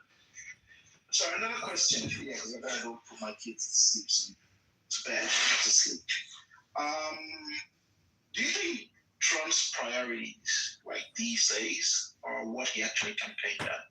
Because a lot of times I see him talking about his ballroom, the arch he wants to build, like doing all the whole not America first, but every other country first. What else? He's not focusing on the grocery prices or inflation or everything he promised he was gonna do. Do you think his priorities today reflect what he campaigned on? I believe he's the same as every president before. You have teams that are dealing with all of that. I love when these guys go on, and Scott Sandwich, he was just destroyed. I don't remember who it was. Was it, that might have been MSNBC. I remember the gal's face. I don't remember her name. But she tried catching him on something, and he just leveled her with the facts. And it's just like, they've got people working on all of that. We know they're going to take a short-term hit in these things, but, you got to look at it. You keep letting the bad guy keep building a force, they become more of a problem. So you take the lump in the short run. But damn it, I'll tell you what we need to do is get liquid natural gas going. Why are we not using it? It's clean energy. Way cleaner than coal. Way cleaner than oil. We would be the freaking world #1 exporter of it. We import it. You drive through the Midwest and you literally see towers out in the fields burning 24 hours a day, 7 days a week, 365 days a year, just burning it. That's how much we got. Now, look at the infrastructure and building it. How many jobs can we create? Hell of a lot of jobs. How much for people if they invested in the infrastructure? That's where you invest first. Later, you invest in the gas, but you invest in the infrastructure building of it because that's where all the money goes in. We could literally have so much cash. They went down and asked the people, because where we export it, they said, well, wait, they say it's, or we import it. They said, well, why can't we export it? They say it's dangerous. What's the difference in the process? The guy looked at the person on the camera and goes, the way you turn the valve. And they go, yeah, but why is it dangerous? It's not. He says the valve turns. You flow that way or you flow this way. The process is exactly the same. So that was a BS claim. Why has not one single president? Now, I'm going to say this. Trump said he was going to open it up, and he didn't. Why? Why are they holding back natural gas? Big oil? Probably. Or is there another reason?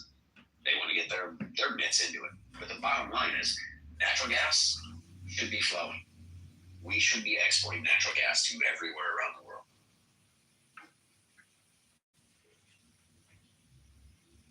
Point being, where do you think prices would be if we had stuff like that to help?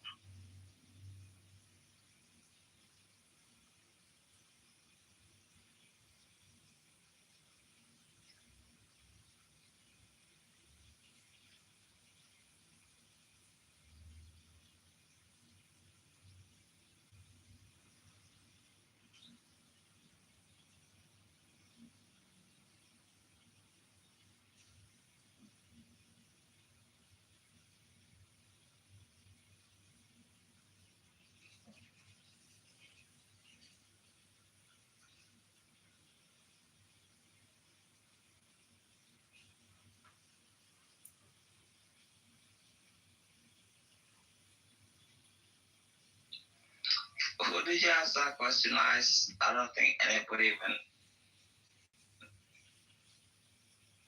Sorry, what was that? I didn't hear. I didn't even know who you asked that question. My biggest concern is I just want this Iranian regime to go. It's been here for 47 years. It's terrible. I mean, I can look like people, my friends in the United States are like, oh, gas prices are like $4 in like, California. But in Brisbane, in Australia at the moment, it's like $9 US. It's double. You know what I mean? So people in California are bitching about $4 and it's $9 here. So it's like, what the fuck? You know what I mean? Yeah, like in Europe, they pay by the liter. It's expensive. Yeah. Yeah, like a gallon. A gallon in Brisbane, Australia at the moment, it's $9. Tomorrow it's gonna be $9.80 US a gallon. So it's like, oh well, yeah, so terrible. Everything is just so fucked up and everything else like that. But we're just like, bro, you gotta get rid of these terrible terrorist people. These people are sick people. They've been there for so long. So it's like when people are just like, oh, they're just like, oh, $4 a gallon is so bad. And I just look at my phone like crying. I'm just like, I wish mine was $4 fucking a gallon. You know what I mean? But it's like $9 a gallon. So what the fuck am I supposed to do? Tell me. So like these people, they don't even know what they're talking about that. You know. And the wages are not so different between the US and Australia. It's not so much different. So they're horrible. And I'm like, I'm at $9, soon I'm gonna be at $10 a gallon. I'm saying it in American terms because that's how, you know, I won't say liters because then you won't get it. But so what the hell are we supposed to do about it? We want them to go away. I don't give a shit. If I have to pay $13 a gallon to get rid of the Islamic Republic, I'm gonna pay $13, $14, $15. I don't give a fuck. These modern day Stasi, they have to go. These are sick people. They gotta go. I don't care. I don't even give a fuck if the fuel goes to $20 a gallon. These sons of bitches, they gotta go. That's my opinion. You can disagree with me or not, but that's the way I feel. No, I'm in agreement. I think we got to get the tyrannical. I have friends that are Muslims, and they're not in any way extremists. They're very cool, down to earth people, no different than me. You're right. They're not going to be. They don't get down on their, carpet and pray 6 times a day. Any of that. They're just people. Now the extremists, they're the problem, and they are a small percentage of it. But that right there is a driving force of it. That's where a lot of resources come from for them. That's where a lot of the explosives, the technology that they use, all of that comes from there. And so to get rid of them, it's worth it at all costs. Because here's the deal. The last administration raised our domestic terrorism alert to the highest level ever because they knew what was inside the country. You don't just raise it because you just think it's a fun thing. You raise it because you have intelligence that says we could have a problem. So they raised it. And it's still up there because we know it's out there. We've had a few different attacks already. That's minor. If they decide all of a sudden go off one day, it'll overwhelm the system. Imagine, they can start attacking schools. They can do whatever the hell they want. Little kids ain't going to be able to fight back. Then you Little kids aren't going to be able to fight back. Where's your emergency services go? There's not enough fire department to go into all the different schools. There's just not.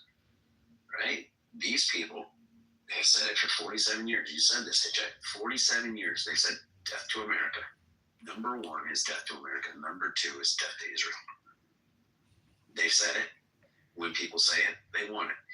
Look at it in boxing. When somebody keeps saying, I want to kick Mike Tyson's ass, Mike Tyson finally says, well, let's go. Right?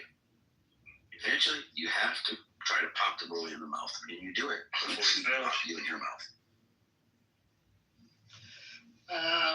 Yes, I couldn't agree with you more. I mean, I only wish that U.S. citizens could, have a deeper understanding of this regime. If they knew that what kind of radically maniac lunatics they dealing with, I'm sure they were all, rooting for the war, and they were asking to end this regime ASAP. But the problem is that these guys never lived under their, rulership, and they never lived in Iran, and they don't understand that what his ideological regime is like. And when they say death to America, death to Israel, it is not just, it's not just chanting. They are actually practicing it. That's their wish for the last few decades. They've been preparing for this. They put a clock on the, each in the main square of Tehran, a countdown clock for the day that Israel gonna be wiped off the map. And practicing it, they like funding all the projects, spreading all their terrorist organization bullshit and everything all over the world and all over the region. So this is something that they need to understand, and and they should know that they are not just. Yes. They should know that they have a lot of oil money and they spend it all for. I mean, the majority of the oil money goes to their ideology, goes toward. They're Restaurants. fighting with the U.S. and Israel. That's why people in my country there is the poverty and there are a lot of poor people right now, especially in Sistan, Balochistan, Kurdistan, in the border cities. We have a lot of poor people in those areas. And we're talking about a country which is has like a third reserve oil in the world, which is like second or first in terms of the gas.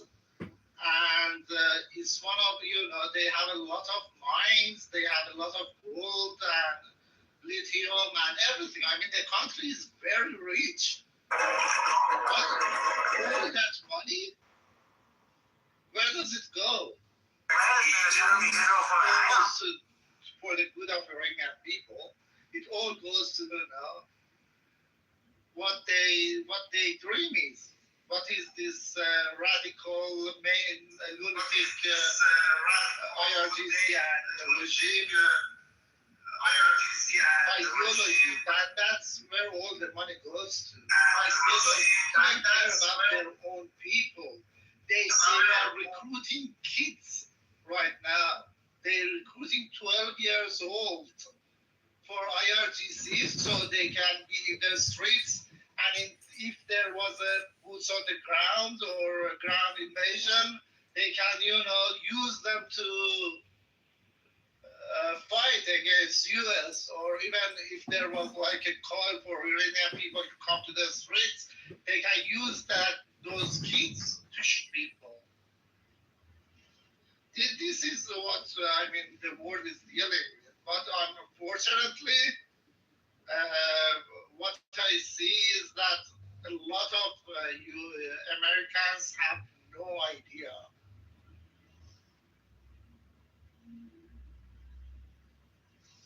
No, I agree with you. I happened to be living in Europe at the time when we had a conflict going back and forth with Libya. I literally had to run from home because of a bomb threat. And I'll tell you, that's the one thing that I've always feared coming to our soil here. People have lived over in the Middle East, have lived through chaos for, it's just almost normal. I'm not saying it's not scary, but it's different when it happens the very first time. It's damn scary, and I don't want it here. The ideology is very scary, and it's here. And the sad thing is, we can't sit and dwell on it. We gotta enjoy our lives. But the only time, I don't know how you say it, if it's Savannah or Dana, but when it strikes and it hits home is the only time that it's going to make any sense to anybody. And then the question is going to be this. I mean, tell me if you think I'm wrong. But the question is going to be like, well, why didn't we prevent this? Why didn't we stop this? Exactly. We should. Japan? Go look how many Muslims are allowed in Japan. And when they are, they're watched very, very closely. They won't do it because people are fucking cowards. The politicians care, like, if you look in Europe, right. They care more about not being considered Islamophobic and, they care more about the votes of a bunch of, terrorist, baby makers. And it's fucking disgusting, really. And people are too comfortable, too, in general. I mean, if there was, like, a scarcity of resources, then people behave way differently. But there is a scarcity of resources. This is why rents skyrocketed. Down here, I know what I know what. Oh, when I say no, I get what you're saying, but in other words, people would have to be made to feel very uncomfortable. And in other words, it hurts.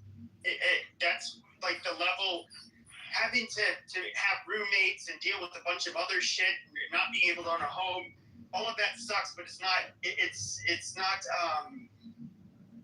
not something that's gonna make you like hurt, like in day to day. That is that kind of shit where people really I get fighting to start. Yeah.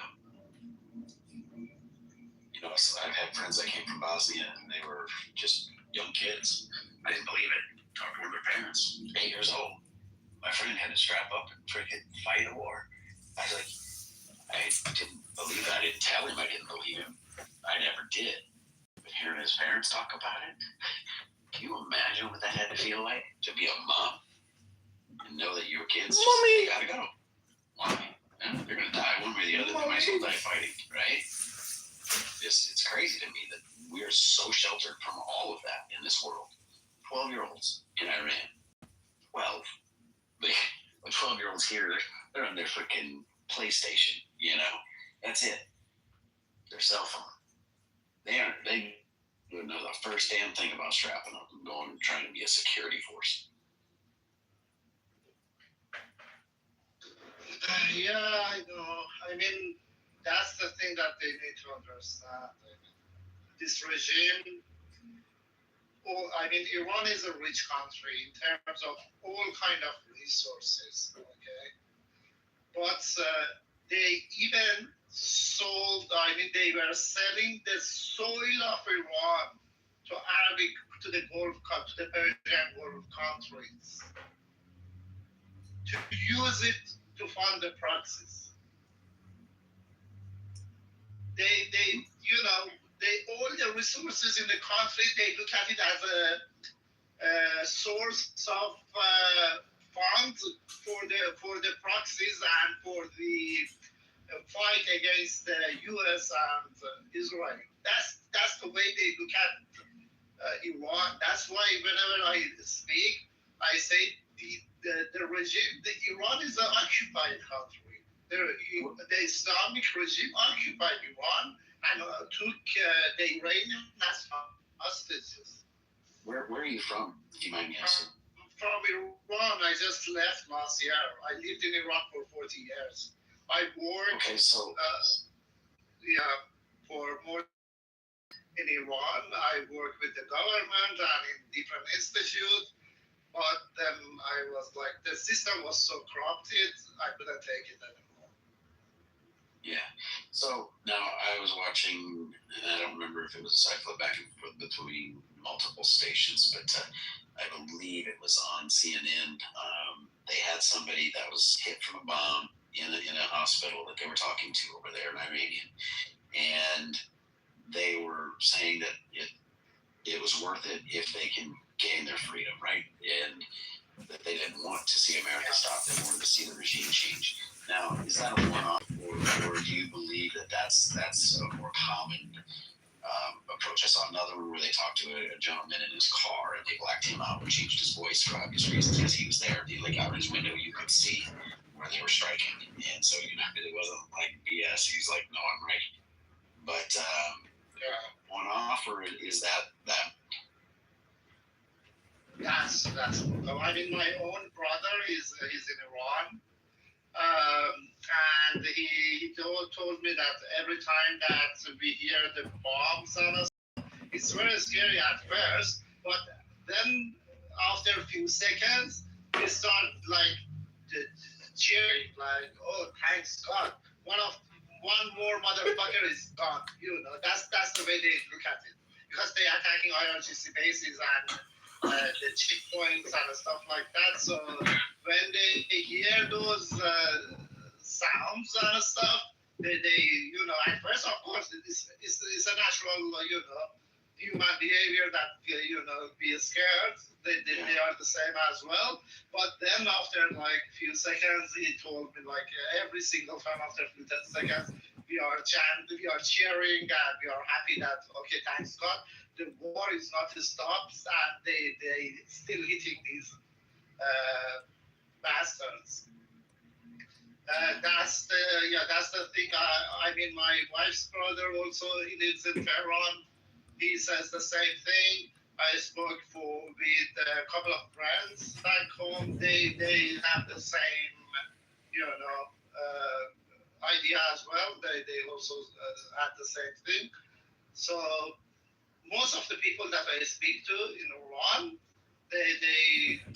they are cheering for the war, and they are hoping that this war will have I mean, at the end, they're hoping that it will result in toppling the regime, and they don't have to be dealing with this IRGC and Islamic regime anymore. So that's their hope. That's everyone. That's the majority of Iranian people's hope right now. Yeah, I spoke with a gentleman, but he was a linguist for the Marines in Iraq, and I just asked him a couple honest questions. I said, I don't want any politics thing. I'm not going to tell you which side I feel. I just want to know your opinion as in Iraq, what you thought. They loved it. They loved that we came in. They wish we would have never left the first time. And they have family members that got killed because they came out and celebrated. Now, their relatives, he said, didn't get hung in the streets like some of them did. But he said one of their family members said that they all came out to cheer as the American troops rolled through, and some of their friends were hung from light posts. When they came back, the forces saw it, and he's like, no, it was true. But he's, for him, it took 7 years. I want to say it was like 5 or 7 years to get him and his family out. And it was another friend who broke it down to me and said, oh, next time you see him, ask him about his dad. Well, his dad evidently was the one who told us he's in that foxhole over there. So he said for all of those years, they feared they would find out and kill theirs, because they would have killed the entire family, because there were still people there who were part of that regime who were held allegiance with him. So they feared for that until they finally got him out. And they said that it was because they had to verify this. These guys told you where this man was. Get him out. I don't care if you got to send him to get him out. It's better than being there, But just to me, it's amazing that we can use these people for the positions we do, and then we don't get them out when we need to. When we leave. Yeah, I mean, we have the same situation in Iran right now as well. I mean, as I told you, the internet is cut off for more than 30. Since the first day of the war, they cut off the internet, and it's been more than 30 days that internet's been cut off. What kind of,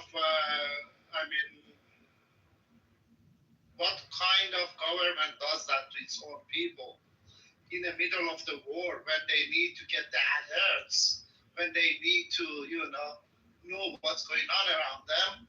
They fucking cut off the internet to their own people, so they have no idea. I mean, if for example, if you go to the older generation, like my parents or those one who, because the young generation right now, it's very hard. It's either they have to pay for a very overpriced and expensive VPNs that they use to bypass the filtering in Iran for the internet.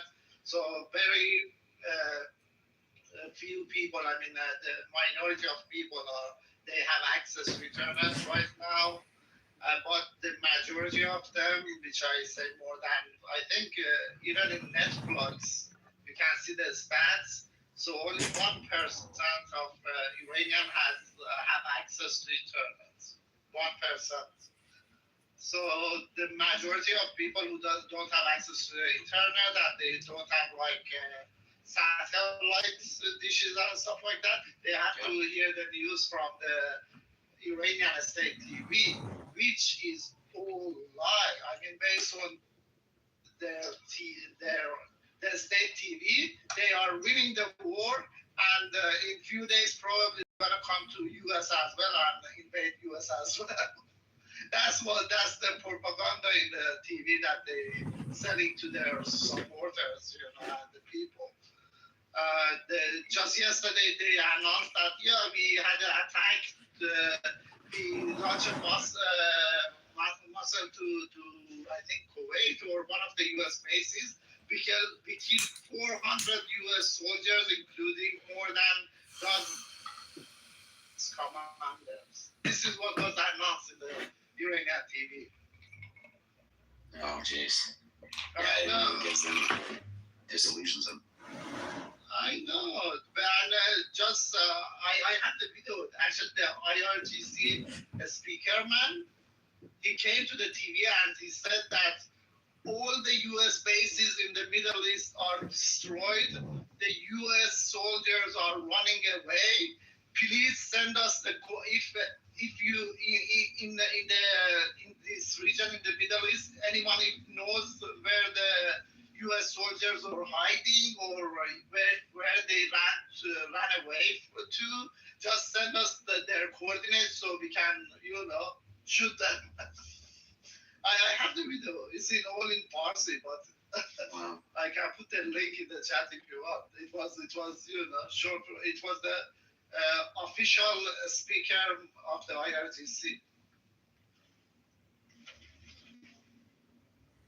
This is what they're selling people in Iran right now. So, what do you accept from a regime like that? They're terrorists. What can I say? They are not human. But yeah, we have people in this country who believe that regime over ours. So Dana, where are you? Are you Persian? I am, yes. Oh, okay. Yes, I'm from Iran. I lived in Iran for 40 years. Cool. During the Mahsa movement, like a couple of years ago, it was like 3-4 years ago. With the hijab? Yeah, for the woman life freedom movement. Yeah, I was in the streets for every call that was made with my wife. We were there, we saw them, we saw how they shoot at people. They are brutal.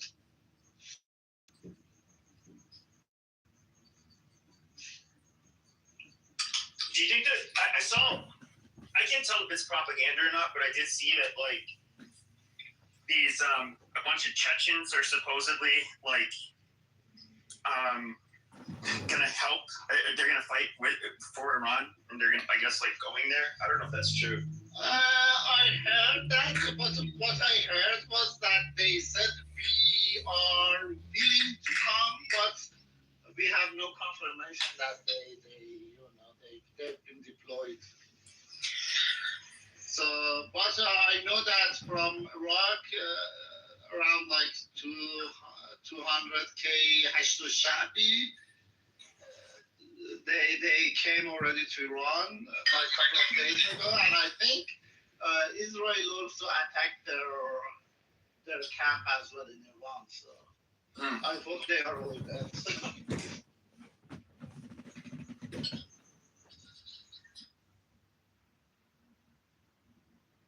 But yeah, for sure they like they are calling for their proxies, and they don't have.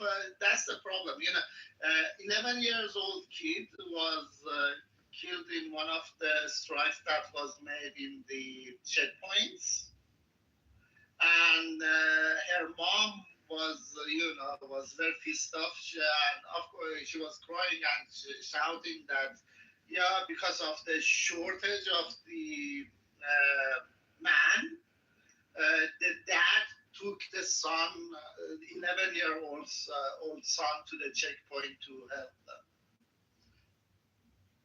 What you saying? Okay, Ian.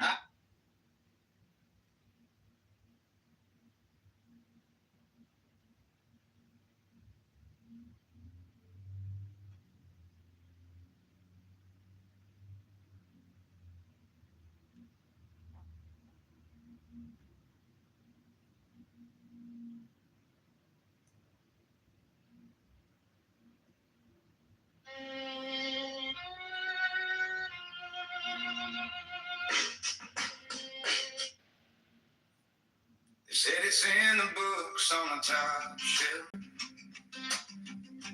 hidden in the codes of the star.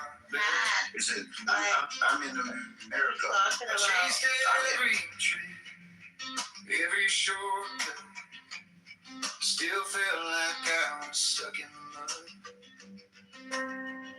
And then my granddad laughed, said, boy, lean in.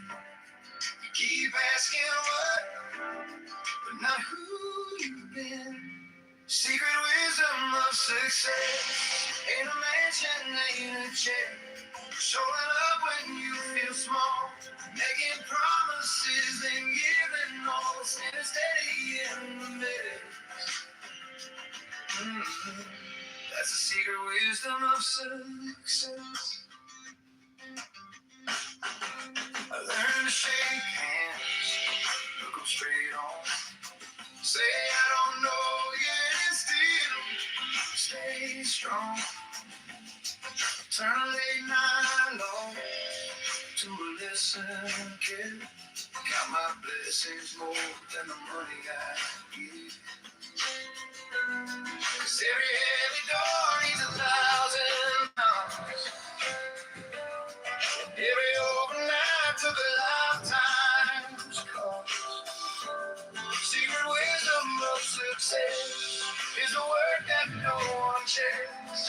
It's saying sorry when you're wrong, calling home before you scroll along. It's loving harder when there's less. That's the secret wisdom of success. It's the early ride, tired eye, helping friends before you ride, keeping faith when plans fall through, not quitting on the truth in you. Secret wisdom of success, more than trophies, more than flex. It's quiet courage in your chest, doing daily what you do the best, when your heart's the one you impress.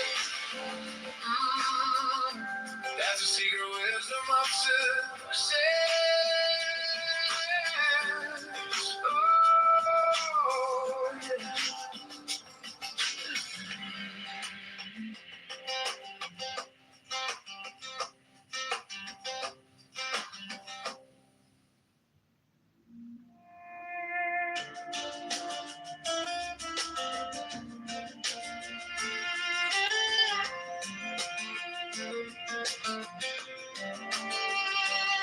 credits and the books on the top shelf, hidden in the cold to the stock bell. I chased every trick, every shortcut, still felt like I was stuck in the mud. Then my granddad laughed, said, boy, you keep asking what, but not who you've been. Secret wisdom of success ain't unless showing up when you feel small, making promises, then giving all, standing steady in the mess. That's the secret wisdom of success.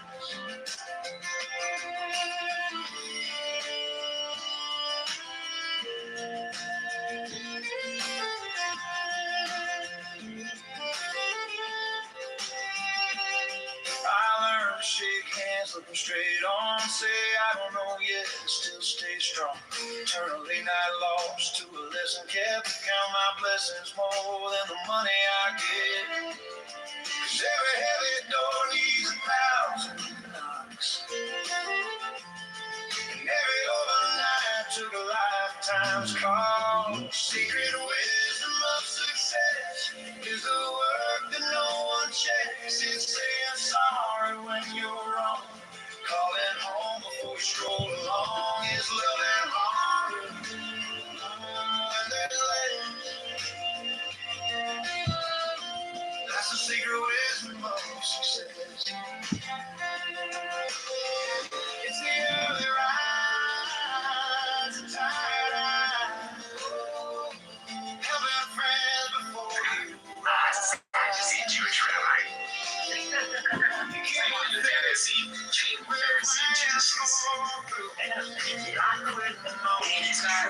He's not Orthodox, right? No. If he's not Orthodox, then the conversion he gives you will not give you Israeli citizenship. The way you say hello, But if he is an Orthodox rabbi, then his conversion will actually give you Israeli citizenship. Yeah, I think he is. Are you sure? We'll have to ask him. Yeah, we'll have to ask him, but I'm pretty sure, unless somebody else knows for sure, but I believe it was. What ended up happening there? Yeah, you know. Yeah, I was just saying, in Isaiah, it mentions Cyrus 140 years at least before he was born by name. And God specifically says, I'm mentioning you by name, even though you don't know me, blah, blah, blah, Cyrus. And I explained to him, historians use that as evidence that it's a later edition.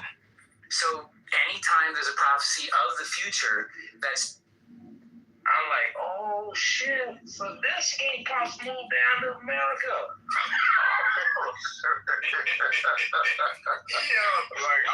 I won't lie. North, a lot of the Nigerians who came over did become gangster disciples. Yeah, be in the game, bro. Yeah, a lot of them. They were Canadians. But it wasn't because everybody who knows. All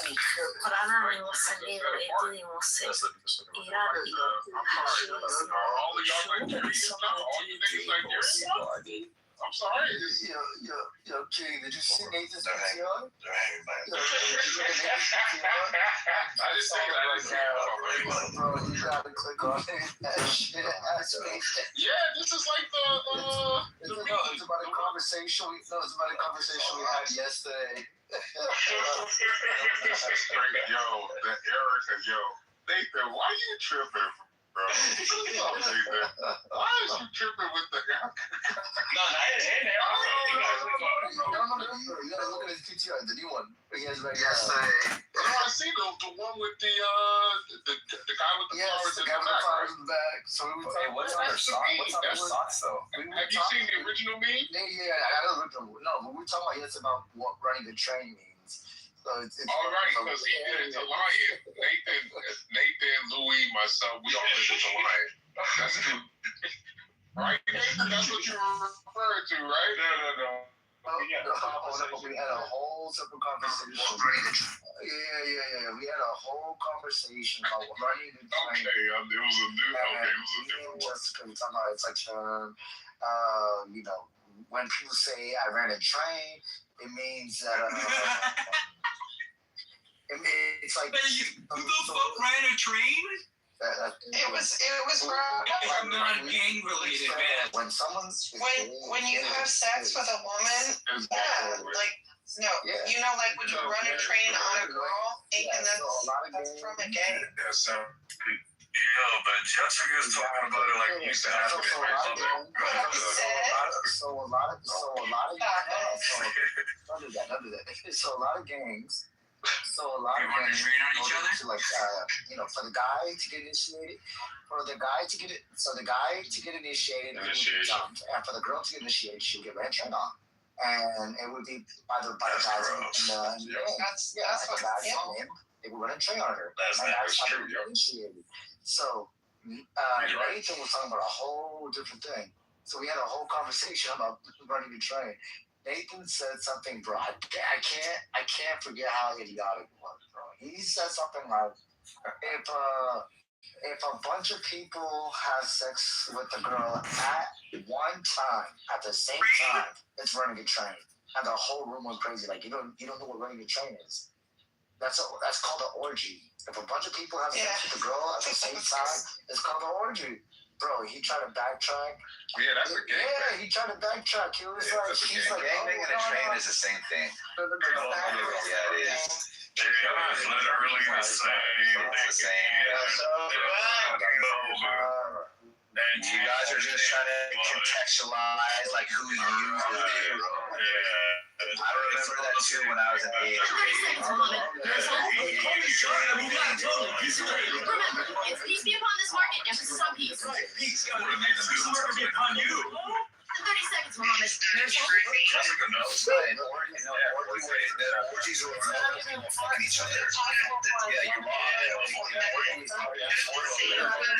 If everybody's only one girl, right, and they're even crossing swords, right, she's getting fucking shit. You're getting gangbang. She's getting ran a train, bro. Yeah, that's the same thing as running a train.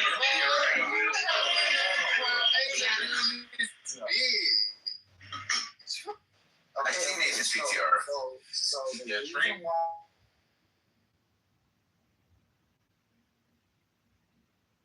You're talking about the configuration of people in line. I get it, but at the end of the day, that's still a gangbang, dude. Gangbang is a broad term. The gangbang is the broad term. The train is the sub. Yo. They're talking about trains, Coco. Hey. No. That's not true. I mean, I do use the term train for sure. I would accept, how Mike makes the distinction, but as long as at a time. There is a distinction because trains are one after the other, as you see in the picture, while gangbang as a general term is more tonight, on this ice, we are reminded of something simple and powerful. We take care of one another in the city of widespread Chicago. Kitover says the city's Y'all just basically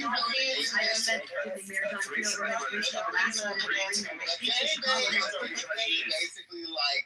All right, let's get started. Trust me,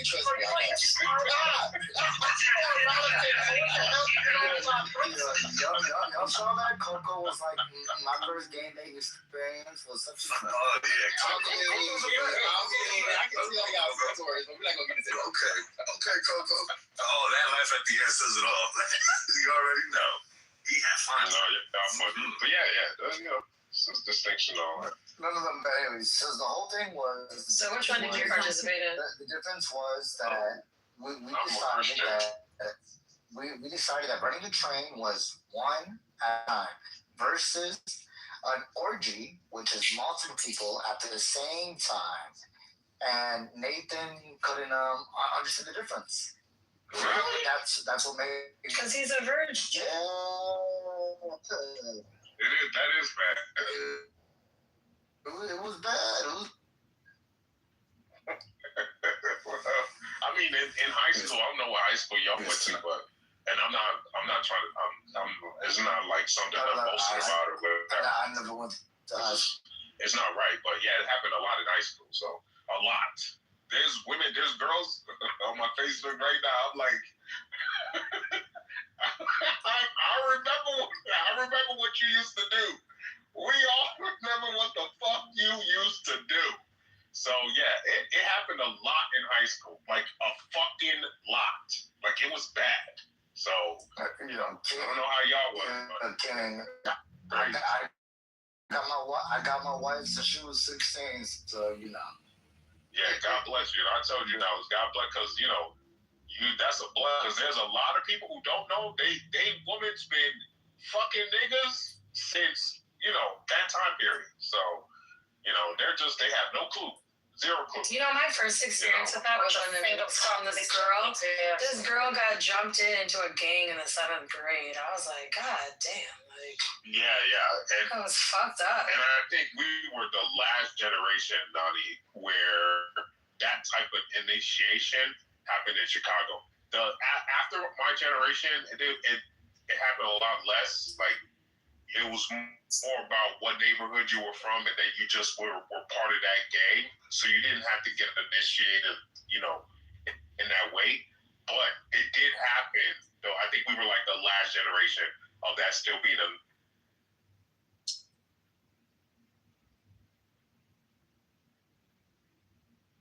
Isn't Shia LaBeouf in some East West Coast gang? Somewhere out there, there's like some. Wait, Shia LaBeouf grew up in Malibu. He's somewhat. He grew up kind of rich in Malibu with money, so no, he absolutely was not a part of any fucking gang. Even though our school was in South Central, that motherfucker is from Malibu, and he was not in no damn gang. No, so he did a movie, he did a movie, and in the interview, he talked about how he was inducted into I gotta pull it up, he joined Mexican gang at 36, and there's an actual interview of it. Let's say it's his interview. He said it at a later age, just something like,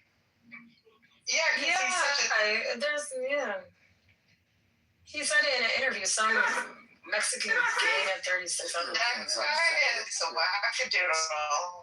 He's so crazy. I just sent you a DM. Yes, ever heard that song?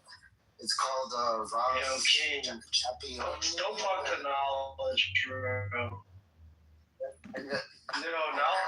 Knowledge is natural. I don't DM women. I don't DM. Literally, listen. Go ahead. Yeah, I just sent you a DM. Yo, you ever heard that song? Rob.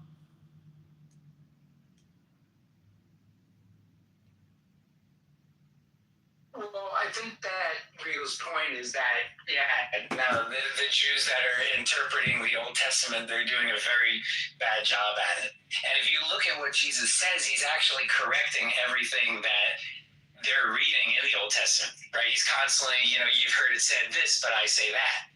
He's not actually contradicting the Old Testament. He's actually showing the way they're reading it is entirely wrong. Yeah, a large part of the Pharisees had like their oral law or like their own made up explanations of like the Torah, which like were like rejected by the Christians, and it became later known as like the Mishnah. But even then, like there are some agreements with Midrash, like Jewish interpretation of scriptures, and Paul. Like Kitover has reached a last-minute agreement, such as when he says that Janus and John grace and oppose Moses, which comes from Pharisaic tradition, and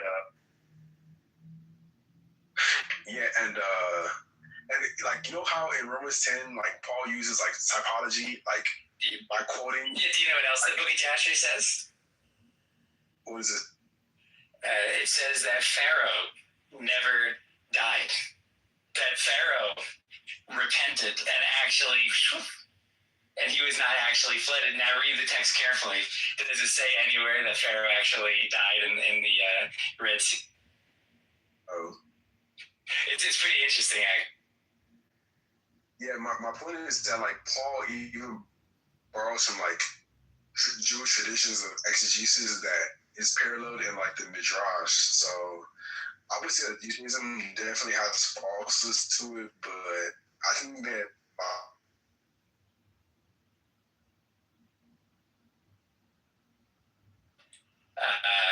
you know, if he recovers that, you know, he's your money, oh well.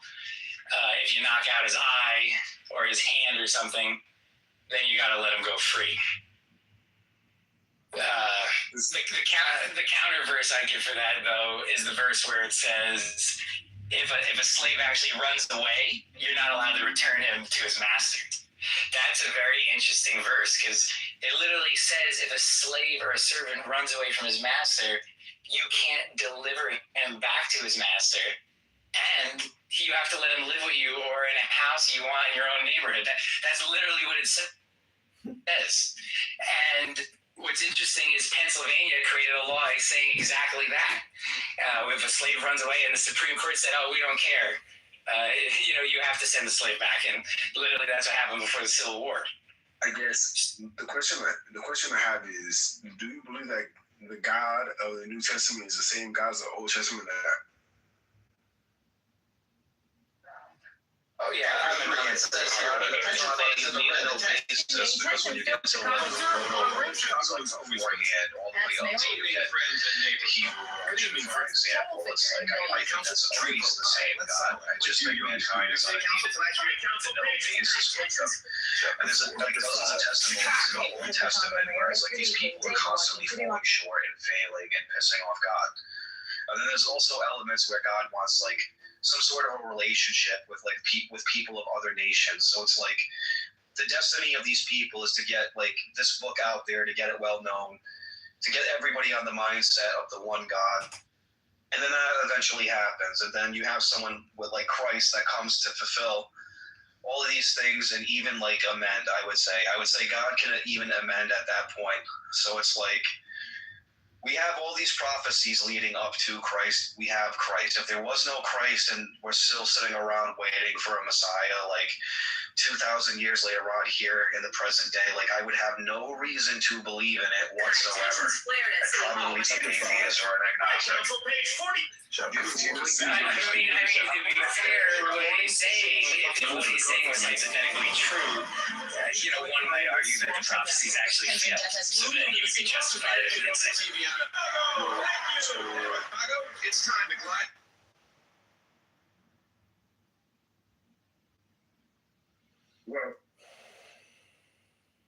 Well, real quick, right? Didn't Jesus say, I was only sent but to the lost sheep of Israel? Like, I understand that the message of salvation was supposed to be all to the ends of the world, but God has specific time periods according to the scripture. So would the scripture be right in terms of Jesus starting his ministry with mainly Jews? There's like a whole basis in like the Old Testament where I'm pretty sure like the 600 laws, you're supposed to follow them as closely as you can as a Jewish person, but there are like 7 Noahide laws for like Gentiles. And it's like, that's the relationship. That's the need to know basis right then and there. But some of my favorite laws in the Old Testament, you know, I noticed that all my favorite laws in the Old Testament, the Jews have created convoluted ways to get rid of it. Like the 7-year release in a biblical, actually it's very fascinating, from a biblical economy. Every 7 years, all debts should be wiped away, which means that every 7th year you can get a 7-year mortgage. But in the, let's say the 3rd year, you can only get a 4-year mortgage. At the 6th year, you basically can only get a 1-year mortgage. Essentially, debts in this society would cycle every 7 years, and all debts have to be forgiven. If one would run their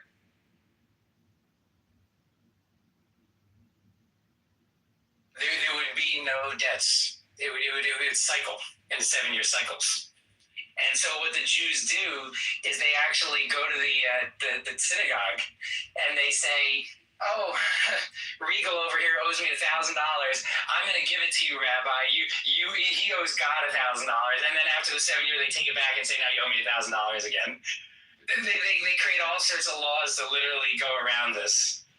On that note, I have to go, but I just lastly say that like I personally believe that the New Testament has like the ultimate truth, which the Old Testament didn't fully reveal. But I think that would be nice to say that the Old Testament is epistemically flawed. Mayor John Kitover has reached a last-minute agreement that keeps the Chicago Hounds football team from relocating. The deal includes new stadium funding and a revenue-sharing plan for the revelation, which I think is dangerous. Well, how do you see, like, and no offense, dude, but like the Jews were kicked out of every known country in the world, like over time. That's why they didn't have a home to go to. So I mean, like, how do you think the Western civilization would evolve without Christianity? Like, how do you see that happen? Well, there is no West without Christianity. Okay, so problem solved. But I'm saying, I think you're making a necessary dichotomy between the Old and New Testament. But I have to go, so. It's not really like a yes or no, true or false. It's just like, I just, if we didn't have the New Testament, if we didn't have Christ, I really don't see the influence there in the world without Christ. That's the point.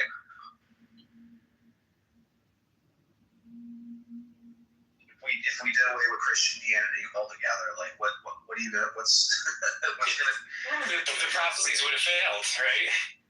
That's what I'm saying. Like, I think a trickier thing would be, what if you were alive 2,100 years ago? That would be a trickier question.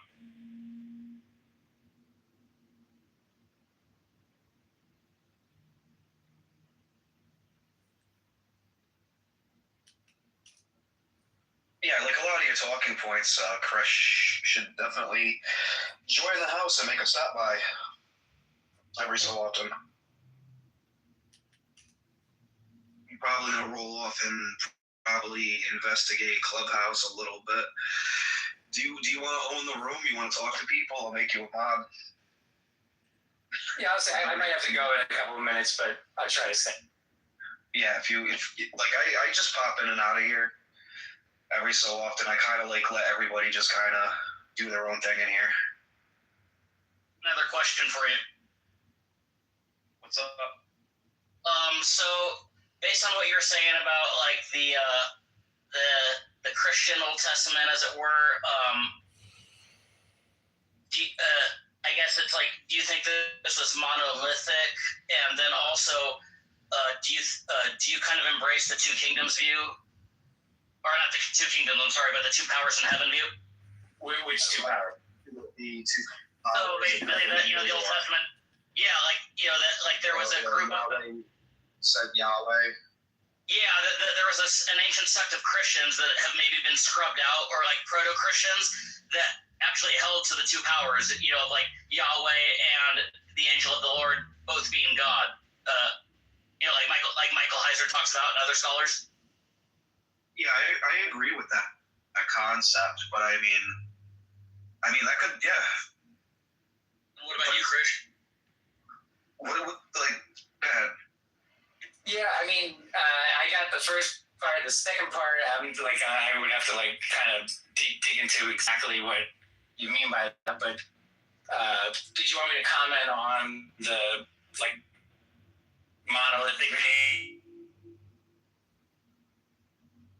Referring to was like, if you thought there was a monolithic Christian sect that embraced this idea or concept of the two powers.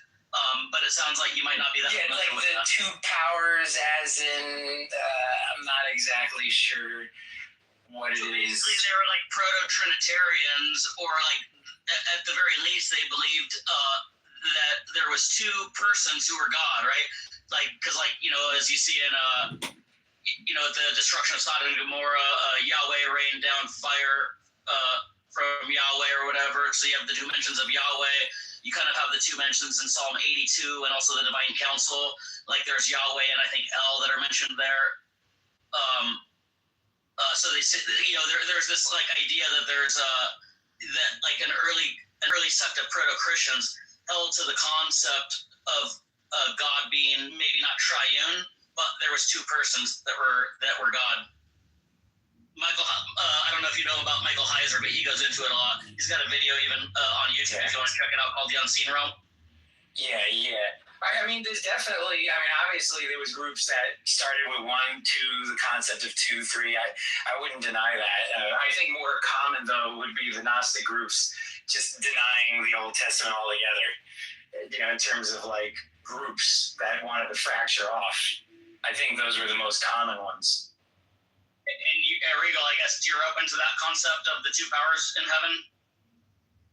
Yeah. I don't have an issue with that at all, no. Research into the topic, or just like in principle, you don't have an issue? If you go deeper into this topic, like, you know what, like, henotheism is? So, like, at the earlier beginnings, it's, like, speculated that they took 2 kinds of gods and combined them in one. I think it was Eshra or Ishtar or something like that, and that becomes, like, the Hebrew god Yahweh. Personally, I think if there are any, like, proto-religions beforehand, and then you have, like, these guys come in and they do this, and then they write the Old Testament and they're critiquing, like, whatever it is on the basis before. Like, I don't see an issue with it because it's on the basis of, like, gradual revelation, you know, human beings being on a need-to-know basis type of thing. And that's all going on with, like,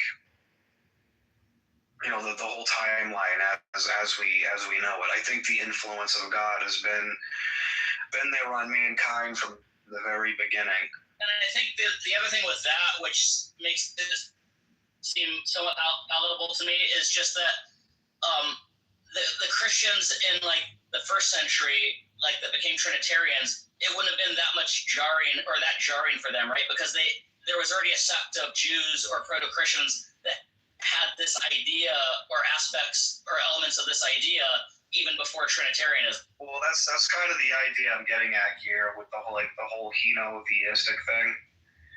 So, like, how would you make sense out of that? So they probably had discussions about Yahweh said Yahweh, or, you know, the 2 powers in heaven on the basis of something like this. No, I get you now. Yeah, you're right. I agree.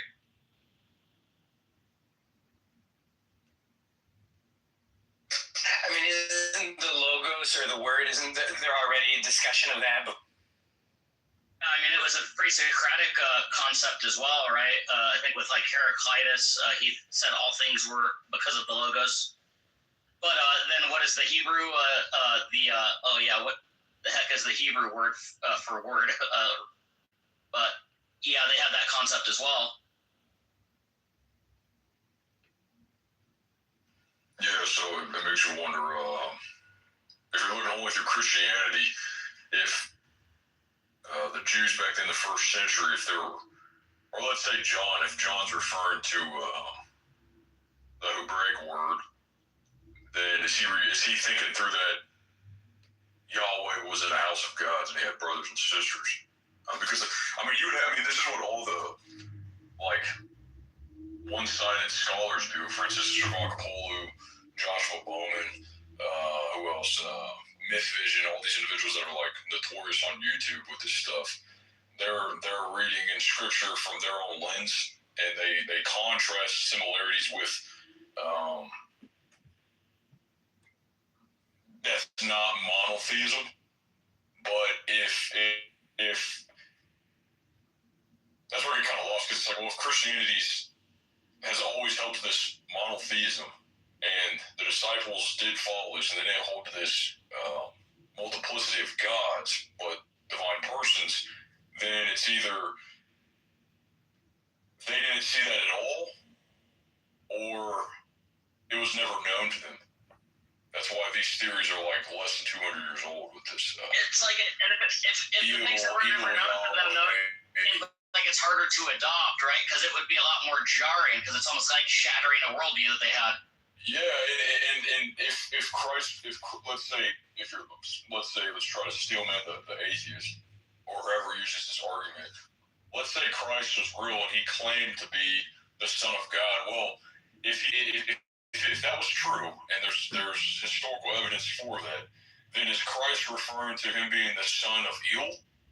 Because he's claiming to be Yahweh in the Old Testament, but at the same time, if he's the Son of God in the sense of the anthropomorphic Yahweh, that has a dad that's ill, then that wouldn't make any sense. Because that's saying he's the son of Yahweh and Il. Because we believe that Il and Yahweh are the same deity. I mean, the little scholars don't see that though. But I understand where they derive it from because it really is true. It's either they didn't know it or they never believed it. It says here, when the pension fund is in the red, the taxpayers turn red. The Israelites are falling. Like for Sister Shavuot, like she thinks Yahweh has a body, right? Just because he's walking in the garden, she doesn't know it's Christ, for example.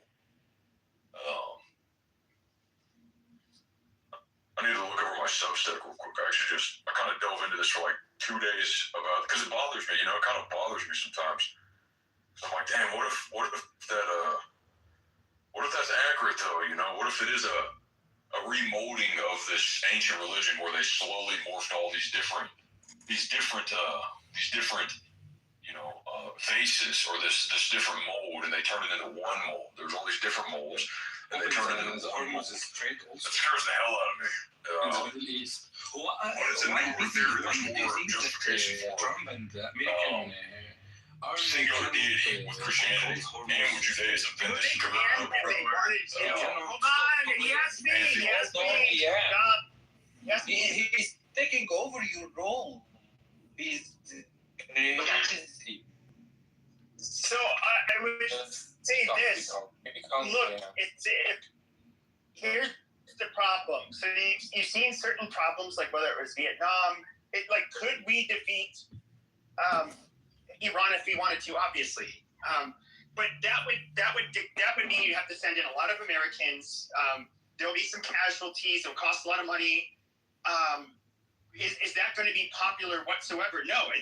What we've done so far is very unpopular in America, and so we are not going to. Are we going to go in there? Are we going to go in there and stomp them full force? No. Squiggly lines. Are you rooting for America? Actually, it's because the Americans themselves, they don't want. Did I say a million? What the fuck? Squiggly lines. Are you rooting for America? I have the right to. No, I was asking the guy who was just speaking. It was his turn. What you are we were asking squiggly Arabic line guy. Give me. He's rooting for America. Man, give me moderator. I will. Oh yeah, you'll kick me and then I'll be gone forever, right, Matt? I will not kick you. Hold on. I will stop you too. Ilya hasn't spoken yet. Yeah, let him talk about it. Yeah, I didn't say anything, and he stopped. Oh my God, your mother's mother. What the fuck? He's cursing me. His mom is a dirty sharmuta. Yeah. Liam, talk about your mom. Yeah, she fucked him in the last. Oh no, come on. All right, that's enough. Are you not to say she's not yet. You gotta let her finish the squiggly. Everyone will hate you. Do you clutch start a camel to go to your neighbor's house or something? I don't know. Where from, Liam? You're lab. Do you know what the meaning of lab? You are lab. Just say Stippy is your lab. You are a big lab. Big lab. Yeah, I used to put my ball stack on your people. Shukala, Anshala, Habibi. Quiet. Amelia, go ahead. Yeah, I said that, Americans, they do not go to war because they are against what is happening right now. So that's why that there is no Americans fighting Iranian right now. It's all about Muslims. Stop. Shut up. No. Who's against the war? Fuck. Yeah, because most of the American citizens. No, hold on. Let her speak. Shut the fuck up. What the fuck? Most of the Americans, they are against the war right now. They are not Trump. They are not with Trump. 9 million people. 9 million people protest. Yeah, you are. But what she's saying is correct. If you look at the polling, it's there's a 23% approval rating for for the war in Iran. I'm talking about people across the aisle.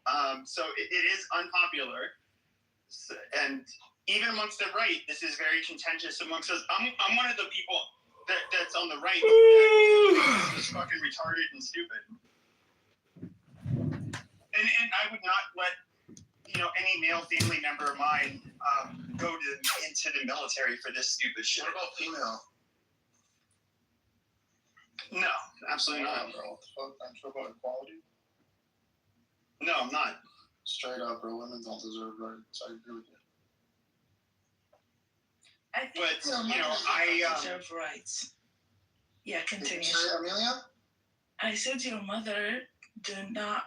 My mother straight up told me women don't deserve rights. Yeah, my mom. That's right. My mom's You guys need to. So, Amelia, what neck of the woods are you from with your accent? Iran. She's a diaspora Iranian, bro. Yeah, like no. I'm Egyptian. You're Egyptian, and you live. Where do you live? Where do you live? I live in Egypt. Oh, you're not. That's the Coptic language that they tried to destroy and eliminate. Who is Liam? I would like to know. Okay, Liam.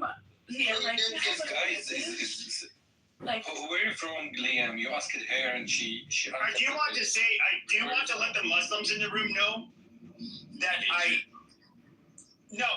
am. I personally am a crusader. I do think we should take back all of the lands, whether that includes our holy lands. Which lands? Real. Google lines But all of the lands. So all of. Shut up. Okay, now you gotta go to the audience. You gotta let them talk, bro. So I'm against all lands that were Christian that have been bastardized by non-Christians. So all of North Africa. That was Jewish land first. If we get I want to take over. Hold on, guys. Chill out. So I personally enough. Bad. Tell us about your. with that concept. I want to take over North Africa. Okay, Turkey would also become Christian again. Israel would become 100% Christian again. Syria, yes, all of it needs to be Christian again. We'll kill you before we let that happen. You can't. There's millions of us. You can't. And you should give the America to the native people again also. If you want to take over these lands again, you want to give them. Yes, no. I'm going to give it to them. And you want to give it to them? Okay, give it to them. Yes, in the form of a slave colony. Yes, absolutely. You will give their land to them? Yes, we're going to give the entire Middle East back to them. Okay, come to Egypt, and if you come to Egypt, I promise you, we will give you the land. No, you won't. You won't. Give it to you. Come on. No, you will ride back. You will be sent back on the camel you rode in on. Just kidding. You still take your camel too. We will give you a big land, a very big land, a very big, strong land. Don't worry. Come on. All just squiggles. He's gonna give it to you. But You know what, Pepe? I think terrorists like you deserve the death penalty. And I'm sure you will enjoy it. Look at this angry. He said I deserve the death penalty. Look at this angry Jew. Wow. I thought you guys were a religion of peace. You Jews. No, Naftali's a fucking Arab. Naftali's a fucking Arab. Oh, Naftali's an Arab. Yeah. Why are you dick sucking for the Jews? Really, Aaron? What's going on? No, he's cutting a watermelon. You don't get it. He's just trolling around. Watermelon. He's got 29 friends. He's cutting a watermelon. We'll come back to you. The biggest problem that we have, hold on, everybody. The biggest problem we have, okay, is that there are demonic people, evil people, non-believers, people. Okay, you're gonna have to go down if you do that one more time. So please don't do it. So we have. I'm trying to do the Lord's work here, and so do we have people that have lost their way? The only way we're gonna have peace on this earth is for everybody to be Christian and accept Jesus as our Lord and Savior. If you're unwilling to do that, well, then I cannot save your sorry ass whatsoever. And so I'm sorry. How about Jewish people? Jewish people under need to be saved. Under your feet, or where no, they can become Christians and be one of us. And my lost Muslim brother, you can become one of us if you accept Jesus Christ as your Lord and Savior. You pay the jizya. We all accept. If Jewish and we will subjugate you.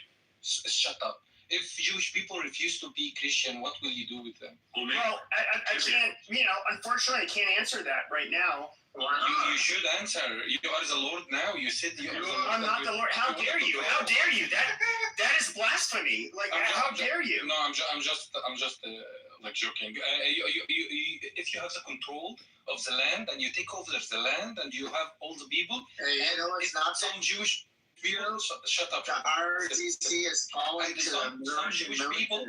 Jews will need to accept Jesus Christ. We will put a church. Jewish people. Some Jewish. No, all of them need to accept Jesus Christ. All right, Pepe. If you one or the other, Muslims or the.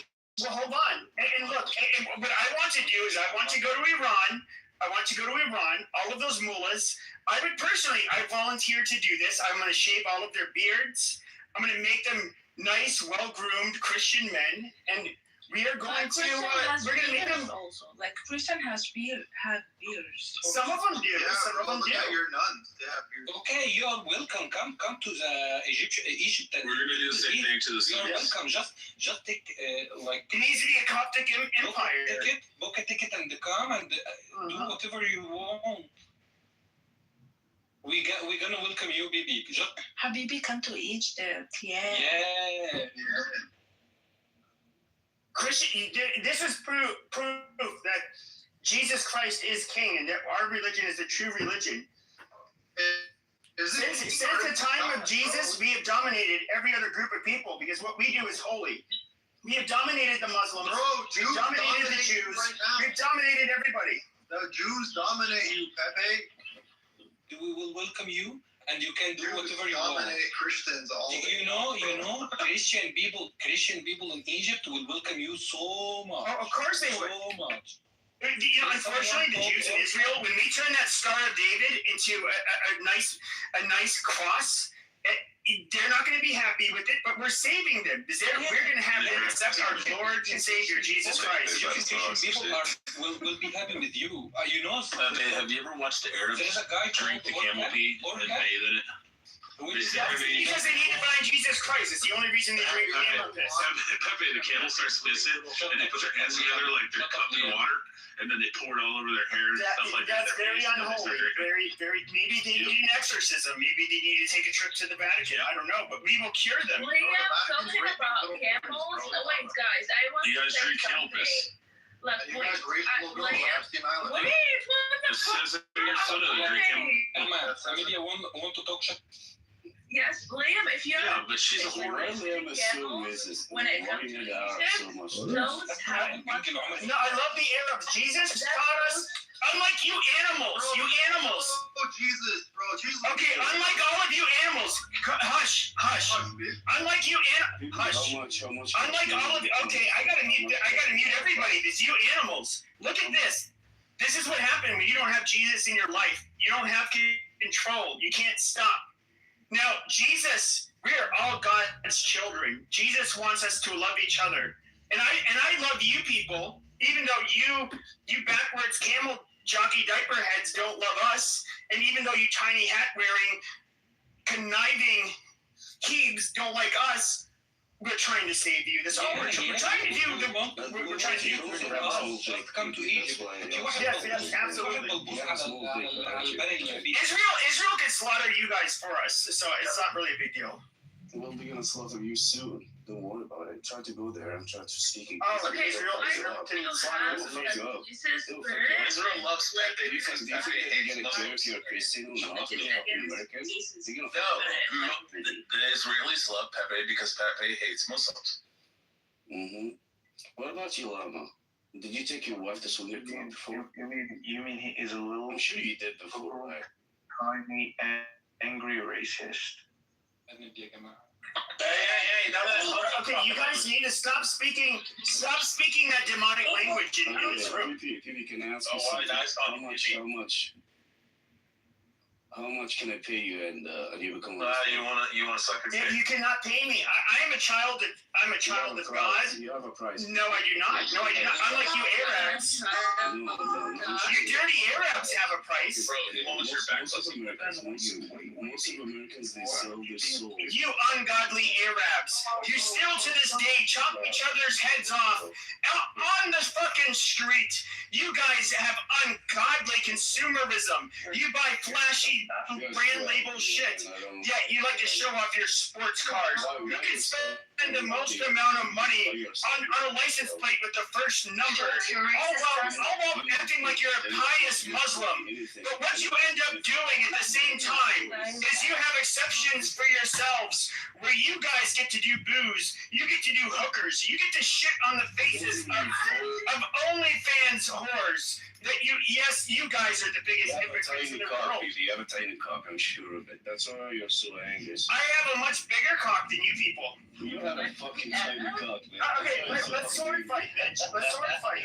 No. I'm not gonna My dick's a lot bigger than yours, bitch. It was your lady, man. I'm gonna do it with your lady, not you. No, she won't. Why would I fucking do? How can you have your short little tiny dick with the fucking quarter-inch cubic turtleneck end up penetrating my woman? It's not gonna happen, dude. It's not gonna happen. She'd probably laugh. She'd be like, "Oh my god, are you trying to drill me? Are you like a little Arab trying to drill me for oil? Oh my god, that's so cute." And it wouldn't get in. Because we are not built the same, sir. Did I touch your G-spot? Yeah, PP. We're not built the same. Angry, man. Just relax. You looks like very angry. You looks like have a weak. Just remember, the male G-spot is the prostrate, guys. I believe he's jealous of Arabian people. You can't be a He's super angry, Amelia. I'm not sure why.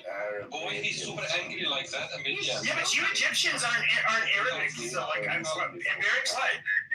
The women have unibrows naturally. Their women are hairier than from Europe. They're like, what is there to be happy about? You know what's funny is Arab women try to look like European women because European women are obviously a lot more attractive. Real dicks, because that's why they fucked up. Ew. If you come to Middle East and Israel kick your ass, no, we don't accept the Christianity. I know they don't accept Christians, and that's where we invite Pepe into Israel. Yeah, the Crusades were against the Jews and the Muslims. Okay, I'm not naive enough to think that the Jews are our allies, because at the end of the day, you cannot be a true ally of mine if you do not accept Jesus Christ as your Lord and Savior. Well, that's your choice. You choose whatever the fuck you want. No, you don't. You stupid, dirty Arab. No, you're a fucking in Israel to Why do you have a false prophet? Why do you have a false prophet? That is so demonic. That is so disgusting. I'm gonna pay the fucking Jews. You need to accept Jesus Christ. Let me come suck my cock. Accept Jesus Christ as your Lord and Savior, faggot. Pepe's gonna jizz all over you. Let me. You're gonna love it. You're gonna love He wants to fucking go, guys. See, look at this Muslim. He's saying gay stuff. He's talking about how man will like the taste of his cum because he is fucking idiot. You are literally demonic. You are demonic. Prophet Muhammad has put demons inside of you, just like he put demon cum stains on Aisha's dress. You filthy fucking diaper head. Muhammad is burning in hell.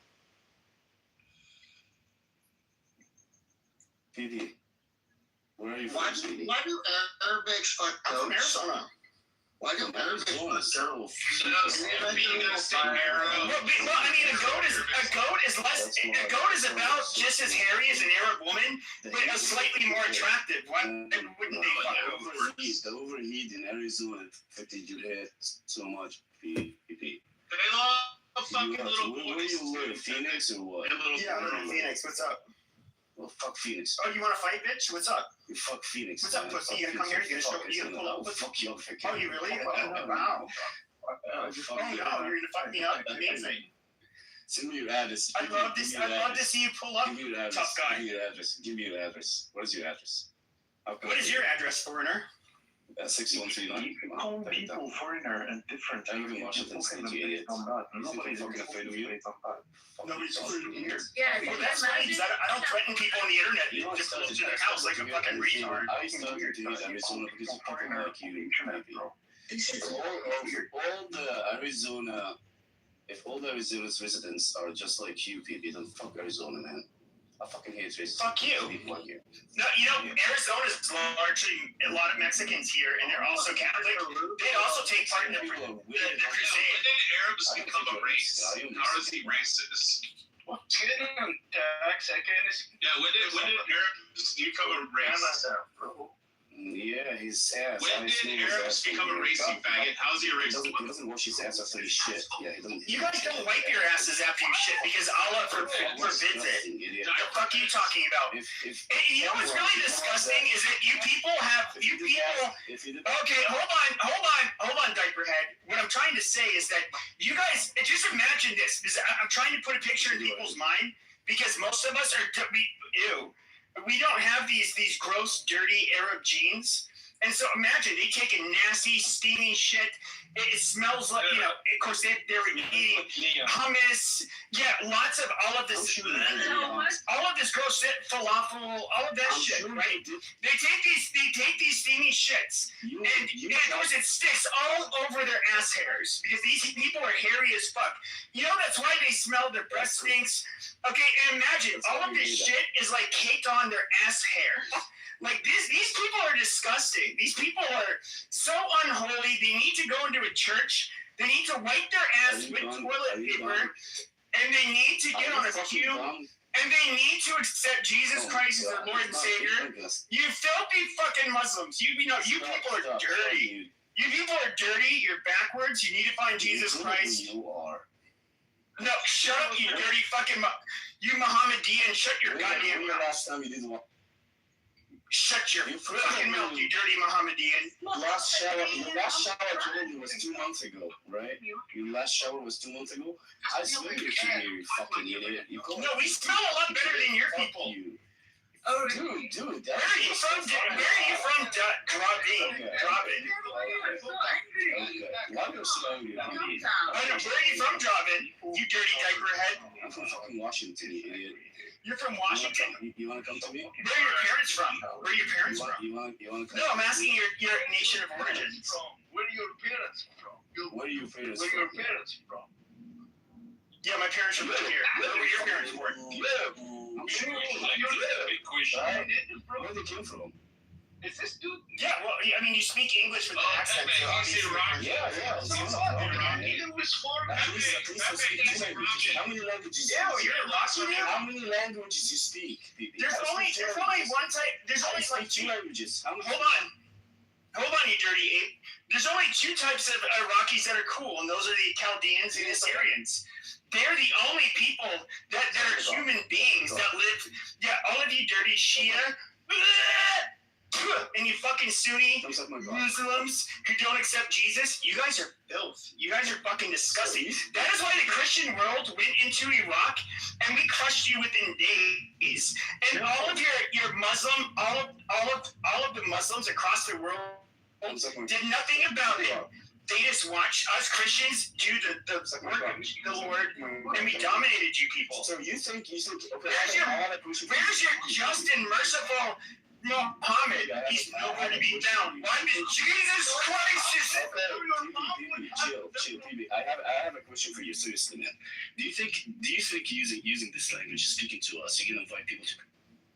No, I think you're going to hell no matter what. Well, I don't really care. No, I don't think you should speak this way to everyone. Just arguing with you, fucking idiot. Man, he needs to learn how to study. He needs to wash his ass. He probably didn't wash his ass in his whole life. Why are the Arabs getting so mad? Just like the other fucking. Okay,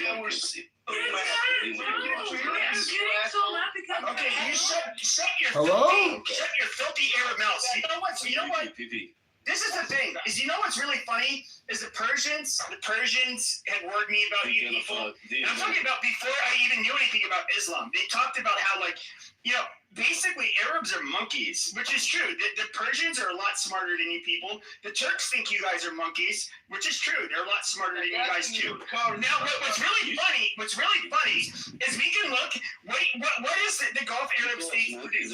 Nothing. They innovate nothing. They have oil wealth. That's all they have. They innovate not a goddamn thing. The Persians are actually rather industrious and can invent shit and create shit. Same as the Turks. But you have you fucking monkeys with oil wealth. You people are stupid. You are dumb fucking people. Fuck you, baby. Fuck you. Fuck you. Man, guys, don't spit on Liam. Nothing about Al-Jabbar. Holy shit. Have you studied math, bro?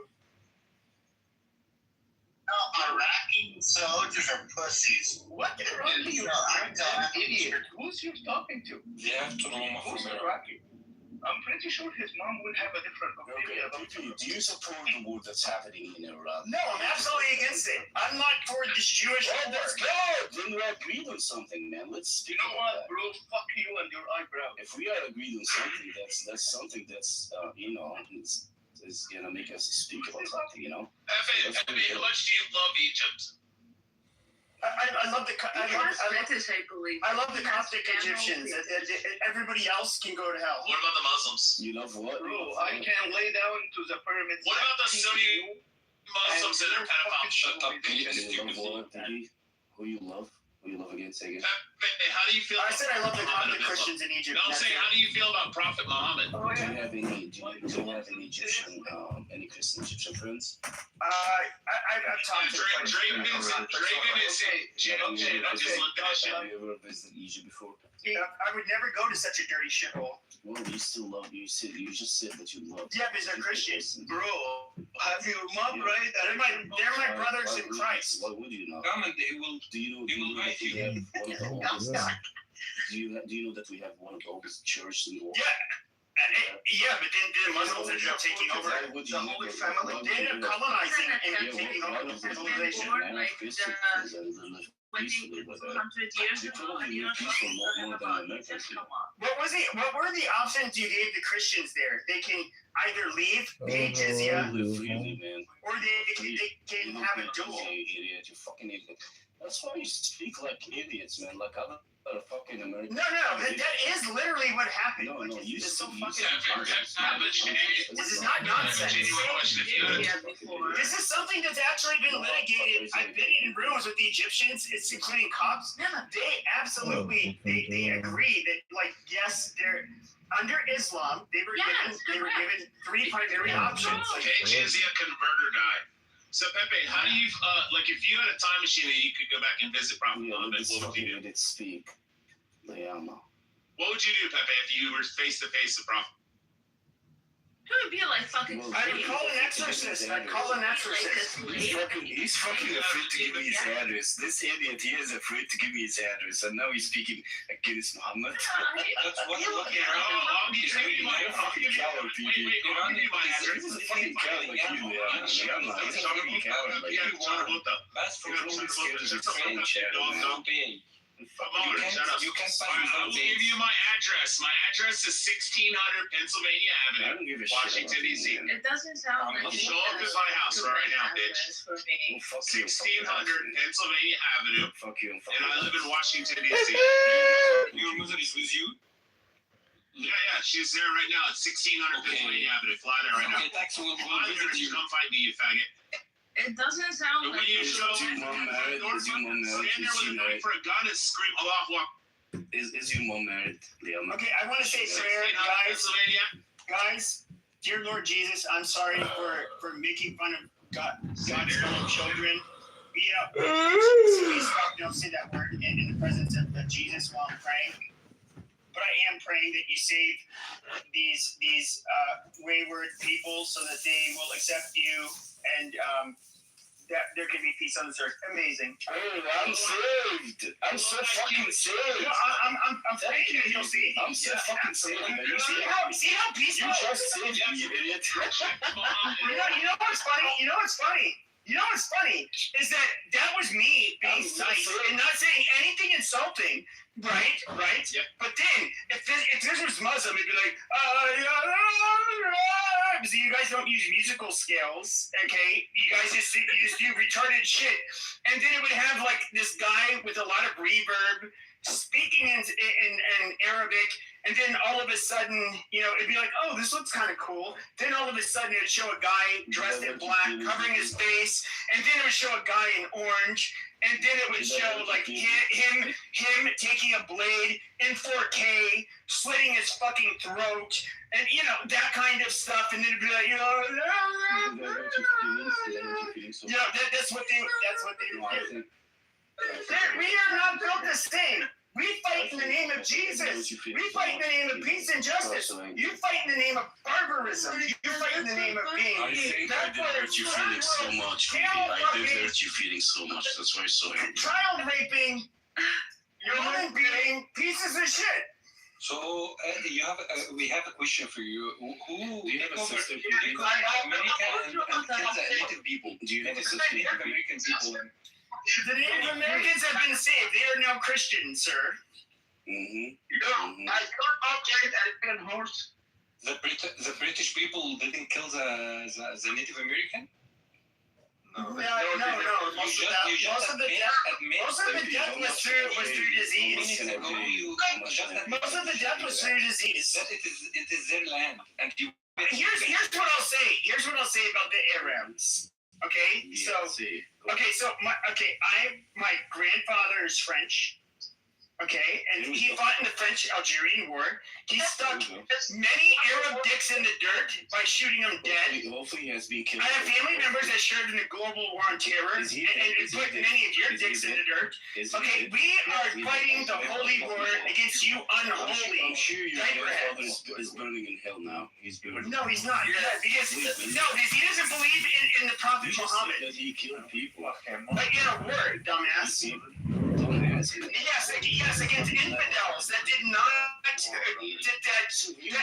were apostates, that believed in this false prophet. He's not a fucking hell, you fucking idiot. No, you guys are literally the infidels that you like to call everybody else. That is you. You are apostate. You are dirty. He is in heaven? Yes. Unlike anybody in your family, because you're a dirty Arab. Muslim. Hold on, let Steppy speak. No, we don't play more of you people, you fucking faggot. Shut up and let Steppy speak.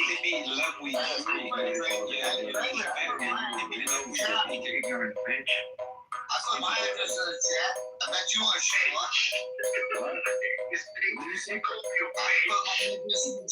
I put my address in the chat. Slippy was in the military for many years. You don't want that stuff. That's fine. I'm gonna fuck you up. Yeah, you're fucking idiot. I'm gonna get you. Okay, show up, tough guy.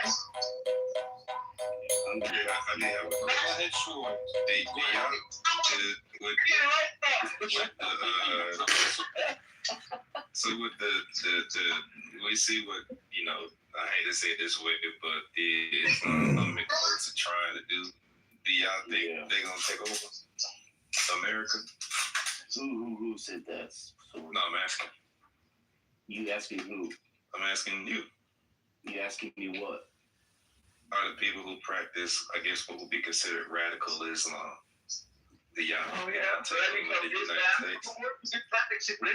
Radical Islam. Who talks about radical Islam now? I'm asking. Only you prove that. They don't believe in radical Islam. These are radical fucking donkey fucking Muslims themselves. Shut the fuck up, TV. You shut the fuck up, you fat motherfucker. Shut up. Okay, shut the fuck up. Your goddamn dog leash on you, bitch. I'll suck your goddamn head up the camel's ass. I'll make you get that camel a fucking hospital. Fucking idiot. Well, it's in your penis as well. Shut the fuck up. Be upgrading against your inbred Arab ass. Suck my fucking dick. Fuck you, fucking idiot. What makes you think, sorry, what makes you think that we believe in radical Islam? I didn't say you did. Or that we hate Christians? Do you think that we hate Christians? I started with asking you a question. Yeah, what is the question? Because I didn't understand. This fucking idiot people need to shut up. I'm saying, are you African American? Yeah. We love African American. We love African American. We are from the same continent. Then why you guys were the number one cause of death of African Americans was literally the Arabic slave trade. What the fuck are you talking about? You piece of fucking shit. You guys don't treat black people as the same in North Africa. Like this is so goddamn stupid. Give me your address, baby. Give me your address. Lying piece of shit. I love how you try to casually make this inroad through this blockage gentleman.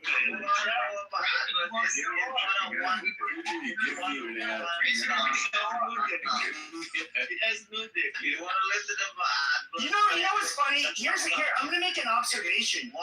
You know how I said earlier how like the Persians, I've heard Persians and Turks and other people talk about how the Arabs are monkeys. They're literally, no, you guys are literally subhuman in comparison to them, which I do think is absolutely true. It's absolutely true. I mean, the Persians are much more successful than you guys, much more. They're much older than you guys. But you know what's funny is for like the last week or two, we've been having nothing but like mainly Persians in our rooms. And the Persians are so much more eloquent, well-behaved, nice. They're a lot less violent.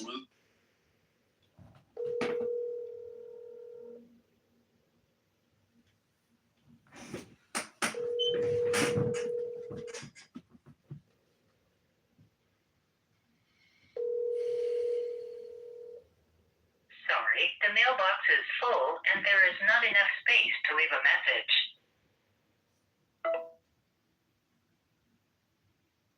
Yo, it's John. I'm listening to Clubhouse retards, but if you're up and you want to chat, I'm around.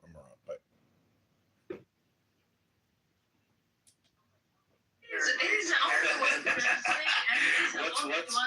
Rate yourself. The Turks make you guys look like a bunch of retards. Rate yourself. From 1 to 10, rate yourself, baby. From 1 to 10, rate yourself. Come on. Rate myself in terms of what? You keep calling everyone monkeys and everything. You think you, but I am still better than you. Do you think that you're an asshole? I just want to say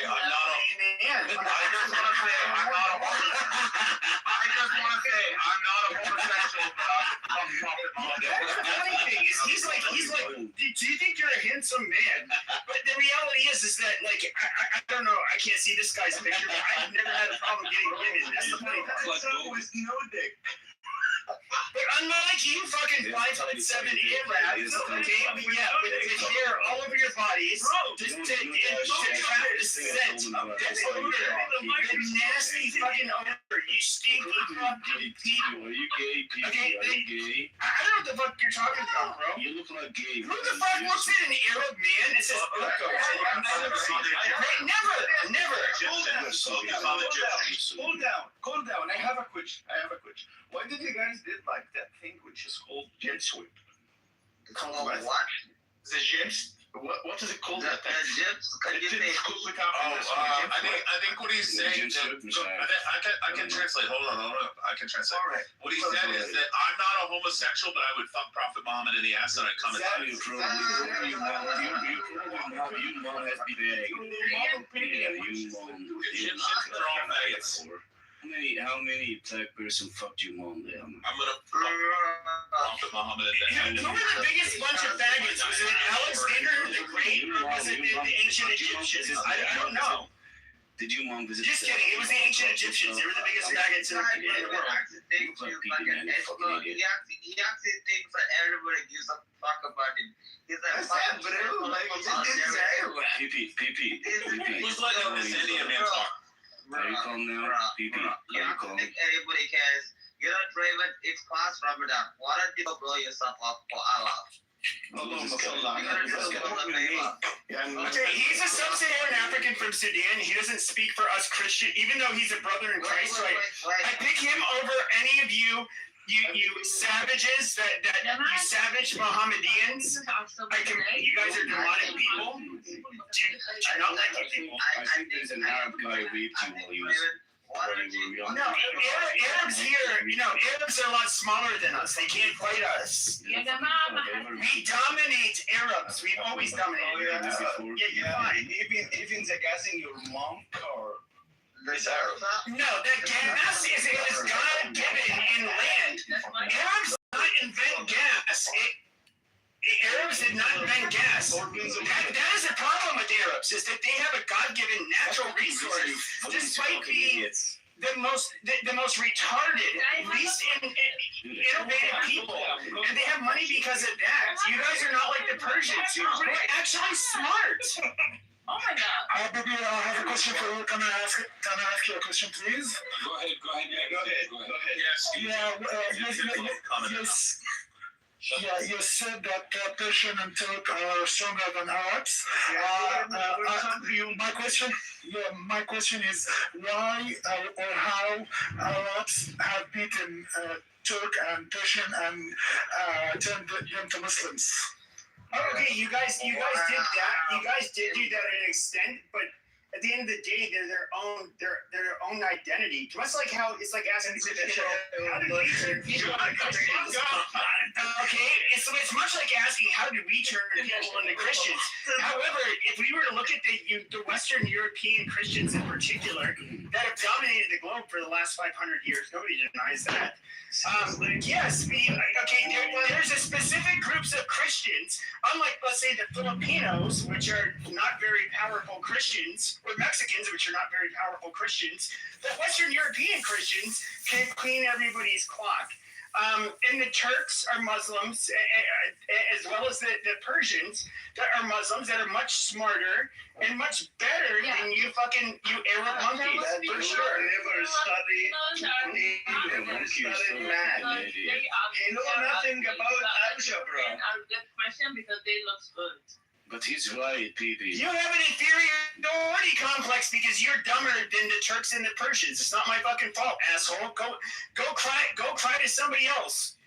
And they are even stronger than Christians in Egypt because they turn them to Muslims as well in Egypt and North Africa. Okay, Pepe, one second. That's why you're a piece of shit as well. 1 second, guys. I'm still alive. I wash my feet. I don't know why you're still alive, people, until now. 1 second. Yet only Asians fucking fucking freedom.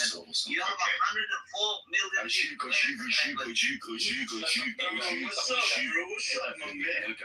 What's up, my man? Okay.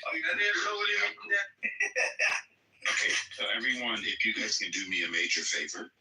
Yeah, thank you. Yes, a major favor here. Okay. Let him talk, man. Go ahead, bro. Thanks, I appreciate it. So one of the things I would like to find out, if you'd like to put in the chat, what countries are each one of you from? Number one. And number two, this is very important for all of us. They're all from Egypt. Yes, we're all from Egypt. They're all from Egypt. They all. Okay. Have you ever built a pyramid? Have you ever built a pyramid? No Egyptians here. I will start dropping people because we can all talk. I mean, for me. Sure, go ahead. I swear to God, I'm fine now. Okay, so what I like to do, because I don't know what language some of you speak. Arabic. Arabic Egyptian. Okay. Hold on, let me finish, please. I'd like for you to put it in the chat so that I can read it, what country you're from, do you speak Egyptian, Farsi, Turkish, whatever? So I can learn, okay, because I like learning. Okay, it's just a whole different approach. Guys, I've been to 54 countries around the world. What is it exactly you want to learn, Edward? We shut the fuck up and let him finish. You got Yeah, man. Shut the fuck up, you fucking idiot. Fucking What the stupid. fuck is wrong with you? This guy, this fucking is a fucking idiot. Oh my god. Okay, can we be Go ahead, Edward. civilized? Go Okay, everybody, let Edward, guys. Let Edward finish his fucking point. Everybody off their, okay, Mike, Edward, you're gonna have to go off your mic. Let him finish. Once he's done, he'll say he's done. Yeah, I will tell you I'm done. So this is what I like, because some of you I've never met, don't know you, haven't seen your name before, don't know, because some of you do have the language. I don't know if it's Farsi, I don't know if it's Aramaic, I don't know if it's Arabic, because some of you are writing in that particular style. And if you want, you can back channel me, and I can actually copy and paste it so that I can actually translate it into English. Because again, what I want to learn, okay, is how do I dwell on planet Earth with people that are not like me. They don't have my same morality. They don't have my same government. I just want to learn that if it's possible. But if you don't want to do that, that's okay too. And if you want to just DM me, that's all right. And I am I think I'm fine with it. I'm fine with it. Hey, I'm talking. We're gonna start with the major war for Egypt. Guys, hold on. Let one of the Arabs. Okay, We're done, man. Darsh, shut the fuck up. I'm trying to moderate the room. Darsh, you can speak. When's your eyebrow? Darsh, I'm trying to give you room to speak and only you to speak, and you're protesting me. Okay, so stop. Go ahead, bro. I'm sorry. Go ahead. Go ahead, Darsh. It's your turn. I'm gonna give you a sheet that you can call it. For mercy, my friend. No, it's just a quick. Okay, you can come. You gotta go to the audience. You know what? Like a man, stop bringing people down and just listen. But no, because he's over talking you. Zedor is from different place and he has no time to talk. So we give him a chance. That's it. All right, let me be straightforward. Okay. Mr. Darsh, We are from Egypt and we speak Arabic. Would you please drop that asshole down, please? Okay. We are Egyptian, Edward, and we speak in Arabic. All right? And I don't know what kind of you're looking for. Hey, Edward, I was just going to chime in and let you know. If you're learning Edward says to me, back channel. Thank you. No problem, brother. Hold on, If you want to talk like a proper way, just please talk. Yeah, let him finish. We're doing turns right now. Okay, so Darsh, I actually been to Luxor, Alexandria, and Cairo. We do like your country. It's been a fascinating time when my wife and I was there. So I do appreciate you sharing that with me. So learned a lot about the actual pyramids and everything else. I'm in the death care business, so the pyramids being mausoleums have really helped me learn the different parts and different things that you hear about the Egyptians. I learned a whole lot of different things. So thank you for sharing that. No problem, my friend. Anytime. I just wondering, like, what makes apes so angry over us? Like, we're exactly. I'm sorry, stepping. Persian are super busy right now dealing with more important things, like, rather than sitting here on Clubhouse. Well, I really wish something that people learn from Edward to be respectful to people and stop fucking mocking Muslims and Arabs.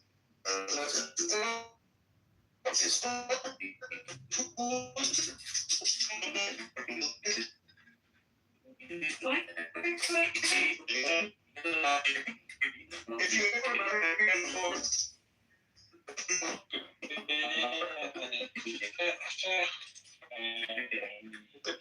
So did you see the discount spoke to us? Can you let would you please accept the mic for Manzi, please? He's a friend of us. He didn't mean to interrupt.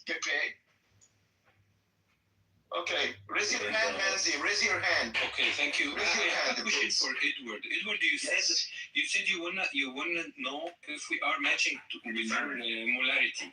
I would like to ask you, what's your molarity? Oh, it's a good question. In brief. Say it again. Not having You sex said- with not having sex with a 9-year-old. Okay, Ajay has to go down. That's not We're trying to have a serious conversation. When you talk with us, you said you want to know from which country, what language we talk, and you want to know if we are like matching with you. Like, I'm married to one woman. Our children are both married. I believe, this is me personally, again, just my own opinion. I believe in no substance, no abuse. So if I don't take the substance, it can't abuse me. So at 62 years old, I've never tasted alcohol, never smoked a cigarette, never done a drug. I'm not going to come on here and use it's killing the children and the innocent people. Oh, break many up. Is matching with your morality? Guys, break many up. Okay, hold on. Would you please, Emilia, give him a chance? Hold on, guys. I don't know why you decided to ask me a question that was different than the question I was answering.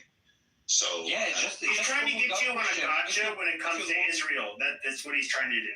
If you don't want to answer, it's up to you. I don't push you to answer, but I just ask you a question. You can answer. I don't touch you. I want to ask you. And if you want to ask me a question, be fucking gay Somali and shut up. You guys are funny, man. I go on mute and I let you guys answer the question. I mean, you don't want to hear from a gay Somalian, so it's killing people, civilian people and children. Is matching with your morality? Yes or no? First of all, war is ugly. I don't care. I don't talk about war. I talk about something. Excuse me. You can't answer for me. Okay, and I'm not going to answer the way you think you want me to answer. You're right, Edward. Please, Ziad, give him a chance. Okay. At least with some. So for me, I think anyone, anyway, losing a child or their homeland or their country is not good. Okay. At the same time, because I am a believer, there's a scripture that says there is a time for war. Why is there a time for war? Because there are evil people on planet Earth that do some evil things. Now, whether I like that or not, because I'm only 62, when I arrived here, everything was already here. So I got to go with the laws of nature and nature's God. And unfortunately, sometimes men need to be removed from the planet because their deeds are evil. So you're called God act. You're called that like God act. So like Sharia law, where they can drag a woman, when the man can make a false claim about adultery. Sharia law was Good question for the other question for. When it comes to warfare, like there are aspects. Are you always watching? Yes, I'm washing my hands right now.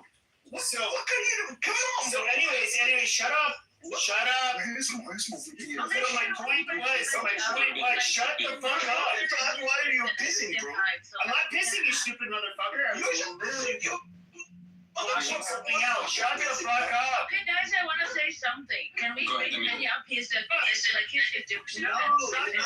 to interject. What the fuck are you saying? Amelia,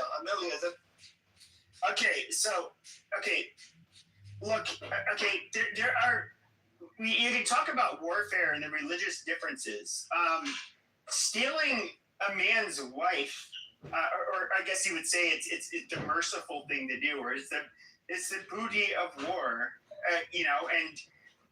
to me that is, and I own her now, and you can basically it would be rape because you own her. And because if she doesn't consent or doesn't want to be with you, you can do whatever you want with her. And I have to sit here and listen to you guys talk about like what is just. But under your fucking religion, what is just when it comes to warfare, I mean, why is it so common that Muslims say that Islam will enter every fucking home? And by the way, I was trolling you fucking retards earlier, okay? Because it was funny to get a rise out of you. But with that being, which I'm not a crusader, by the way, I'm not even religious. Oh, I was raised Catholic. I was raised Catholic. But, yeah, amazing. Shut up. Amazing. Shut your fucking mouth. Okay, shut the fuck up. Now, we hear, we get to hear how you fucking retards, you want Islam to come into every home. Jihad is basically, I understand it. Justice, it's a struggle against justice and whatever. But it's also jihad until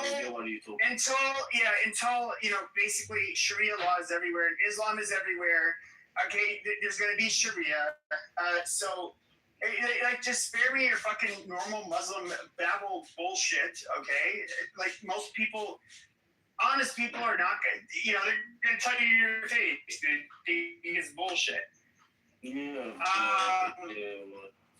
But now, okay, how do you guys fight war? And look at how you guys fight war. You literally take fucking, you literally take the wives as fucking trophies that you get to rape afterwards. Do not commit adultery except for those whom you're right. Probably Pepe. That's in the Quran. If you still speaking this way, I'm gonna Pepe, do not commit adultery except for those whom your right hand possesses.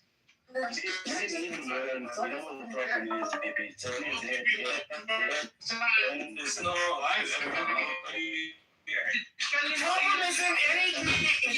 whenever we go to one of your fucking countries to fight a fucking war, and I say no. Can I say something? No, we go to one of your countries. You spoke a lot. Shut up. Can I speak? You're fucking talking. You have been talking fucking 2 hours. I want to hear from you, Darsh. You need to shut up because one of your fucking countries to fight. You guys don't stand a fucking chance between your fucking clocks, left and right. Like, to even sit here and pretend like there's any kind of equilibrium between the Muslim world and the Christian world is fucking hard. Talking like that. Talking like that. the left is strong to your mind. Beat the shit out of you. Hold on, everyone. Hold on. Shut the white guy. Hold on. Shut the fuck up. Edward's speaking. Shut up, you fucking monkeys. Okay, hold on a second. Okay, Edward, after this, you monkeys need to shut the fuck up while he's speaking. Okay, just one at a time. It's not me. Okay, you're going to the audience, Mikkel. Okay, going to the audience. Monkey's your mom, Pippi. Okay, let Edward speak. Okay, guys. I would like to hear what you guys are attempting to say, but can we do it one at a time? I mean, I know everybody wants to speak. Yes, you can, but can I finish? Yeah. I'll let you go next. But what I like for us all to do, the mic is a privilege. It's not a right, guys. None of us are winning any awards here at all. There's no awards in this room. Bro, I've been trying to speak, Edward, for the last 20 minutes, but Amelia keeps jumping in like everybody else. How about Pippi? Like, you saw Amelia, but because no one. Okay, hold on, guys. Hold on. I didn't finish, guys. Okay. Let me. Another thing we would like to do is for all of you with the pink tickets, will you please join the house? We would like for you, if you do want to engage in conversation, just turn in your pink tickets. All right. So I'm gonna let Steph go, and then Amelia, right after Steph done, you can go ahead and begin to speak. Okay. Well, take one of you guys and one of us. All right. Okay, cool. Hey. That was it. Edward, since we're talking about a Muslim situation, I want to make sure that I'm accurate. So there's a gentleman here named Ocean that can break down Sharia law to a lot of you. No, I have the news. Ocean, I yield my time to you, Ocean. Let me I yield my time to you, Ocean. So that Man, as I was telling him, I have a very big news. Okay, I got it. See, I got to shut the monkeys up. They're mostly different. Hey, shut your goddamn mouth. Okay, we have these Arab monkeys that came into this room. I told them, I wish you guys behaved. We spent the last I don't know, couple of weeks speaking with Persians, and they're very the monkey is your fucking. They're very normal. It's almost like us in the civilized world. We're used to speaking to people like them, but then you crabs come in, and you guys end up coming, basically behaving like the goat fucking diaper head that you are. No, it's not your turn. Okay, you need to shut up. Okay, shut your sharmuta mouth and let Ocean say what he has to say. Okay, you monkeys, stop it. Hey, thank you, Pepe. It's a news. The news came out yesterday, basically. So Germany is technically going to start sending back 700,000 Syrians back to Syria, which is 80% of Syria's population in Germany. Hey, by the way, for Muslims, have you guys ever think that you guys are the same as pagans? Because same as what? Sorry, same as what, Ocean? Pagans, because pagans like the one that Muhammad used to worship, the idol. Yeah, because pagans used to go around fucking Mecca 7 times. They used to kiss the black stone. Yeah, which you No, we guys kiss really black stone. work We about don't kiss to apples prove. like you motherfuckers. Asking Palmer, who was fighting to prove it's from heirs, and it wasn't. I'm so sorry to break your heart. And you're talking about it's like, how about you guys? What do you guys do? I have a question for Rick. Do you have a mirror? Do you have a mirror at home? You faggots, you shouldn't talk to me. Shut up, you. Rich, what would you do if you had a time machine? 1 second before he answers. Could you? Probably, Edward, some people need to learn how to talk to people proper way. Like, keep interrupting. And he's very rude. And he's an asshole. And he has no deck. Okay. Shut the fuck up and let Edward speak. Yeah. So, Amelia, if you want to go ahead, guys, let's just be patient. Go ahead, Amelia. Okay, first of all, I want to say something. Not all of us are Muslims. There are Christian too. So can you please bring Manny up? He's Christian and he's Egyptian, so you can see another point of view. And second thing, we are civilized, Pepe, but the thing is you are shouting and you are hurting our ears. So please stop shouting. Thank you so much. Yeah, so please bring Manny up. I don't see Manny in the audience. Anybody see Manny? Because I can't see him. Yeah, he's down there. I don't see him. Is he in the top? Is he in the house member? No. Yeah, Manny, raise your hand. What the fuck? Yeah, raise your hand, Manny, because I can't see him. He might have it written. He might have it written. Yeah, he's down there. We can't read. If yeah, I can't read it. It is in English. Lord, thank you. It's in English. English. Hello. He's in the chat. Yes, thank you, Cocaine. Thank you, guys. You guys got to write English because this is English. Hey, hold on, Amelia. Hold on, Amelia. Yeah, hold on. Oh my God. Yeah, what? Screenshot of it. So it's okay. Yeah, but the KK, don't worry about it. He doesn't even know what a slave is. So it's okay. It's guys, I don't get it. You fucking black. You are the real slave. I am be.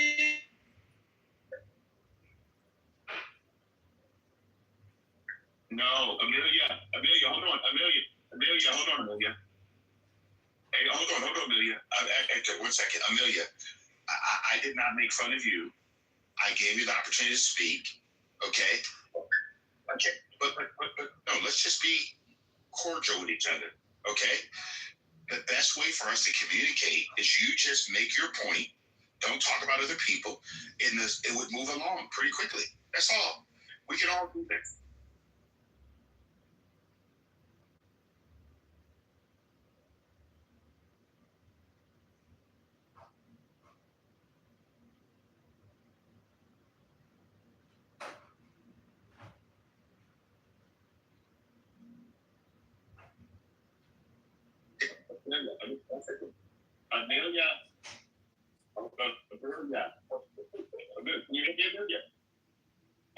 Good. There's a leave button. There's a leave button. Yeah, exactly. Amelia, I want you to hear yourself. I asked you a question. I said, would you please make your point and don't talk about other people? What point? What point would you like me to make? To my knowledge, was that everyone in here are Muslim. Some people are Christian. I heard you. Did you not say that? Yes, correct. And you said bring Manny up because Manny would give us a different point of view. Did you not say that? Yeah. Okay. So if we could stop talking about other people, it would be great. Don't worry about what people say. Number one, Amelia. No. He cursed at me. He cursed at my own nation. Amelia, listen. I'm going to give you a tip. Will you receive a tip from me? Yeah, go ahead. Okay. Do not give oxygen to things that have no value. Yeah, you mean Pepe has no value? Hold on. Did you hear what I just said to you? You don't get to yourself again. Do you know you're incriminating your own self when you respond to situations? You're giving power to it. Do not do that to yourself. What you're telling people is that they have more control over how you receive information versus you just moving along with your own voice. Just be who you are. You know 1,000% that you currently are a person on the planet. Am I correct, Amelia? Yeah. Okay, so let's just celebrate the fact you're a person. No matter what anyone says, do not allow their words to turn you opposite of who you are. Okay, I do agree. And I just wanted to see something that when we start talking normally, like we are talking and I hear you, you hear me. We are not talking like animals. But the thing what happened right now, I just want to clarify something. He showed us as an Arabs as monkeys and like cannot talk and we are not civilized because he was yelling at us, cursing our own nations and cursing my mother and saying Amelia, hold on, Amelia. We're gonna move on. Amelia, I've been to Arab countries. Yeah. Okay, and I've been to other countries where I've gone to the zoo. And you know what I saw? I saw monkeys in the zoo, and I saw Arab people. So I'm very clear that none of the people from Arab countries are monkeys.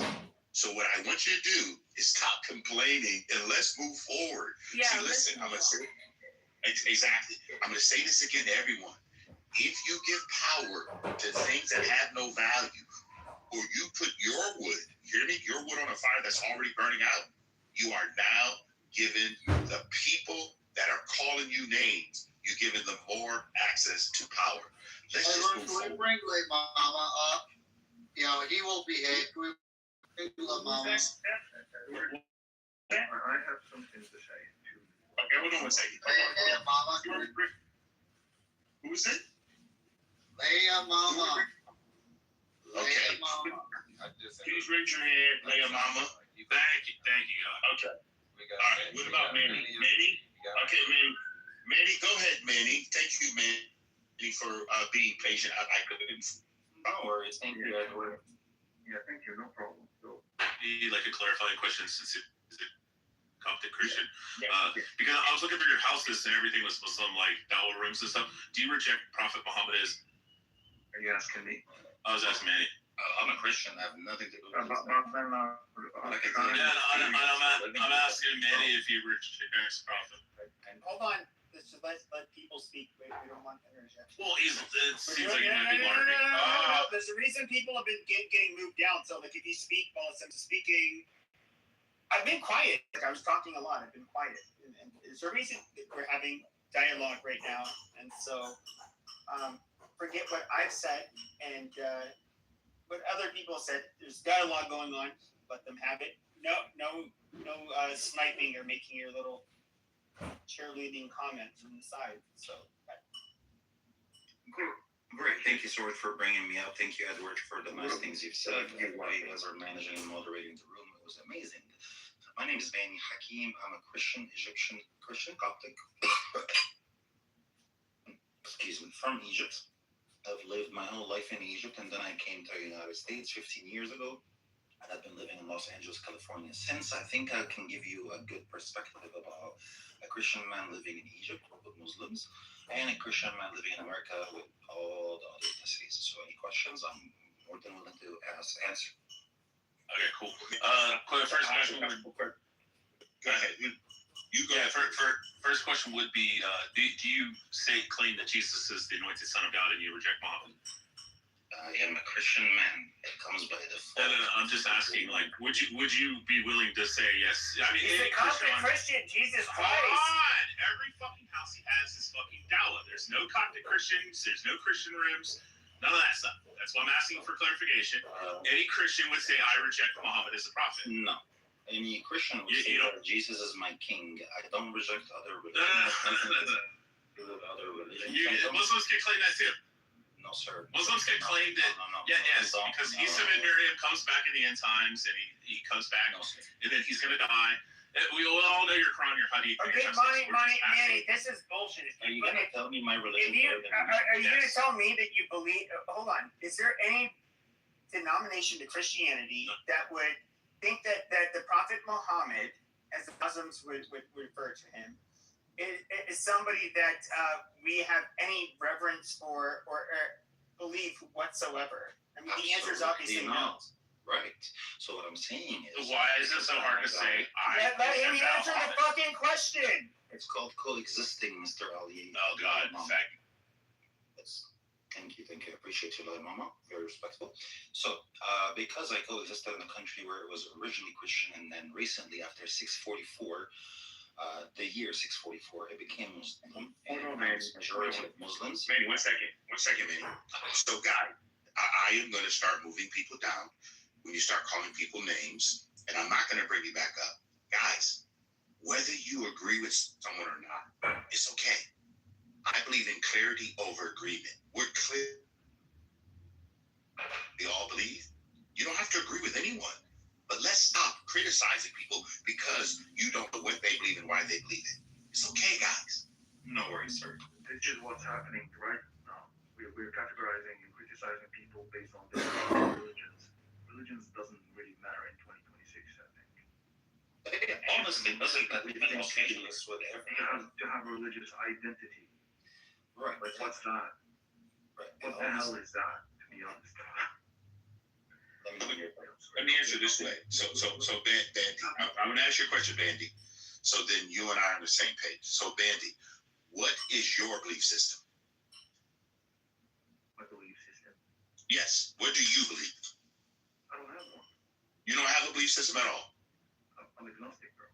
Okay, so you're agnostic. Okay, so let me ask you a question. Since you are agnostic, how did you come to the conclusion of being agnostic? Science, philosophy, facts, everything that's happening in the world. I think it's quite simple.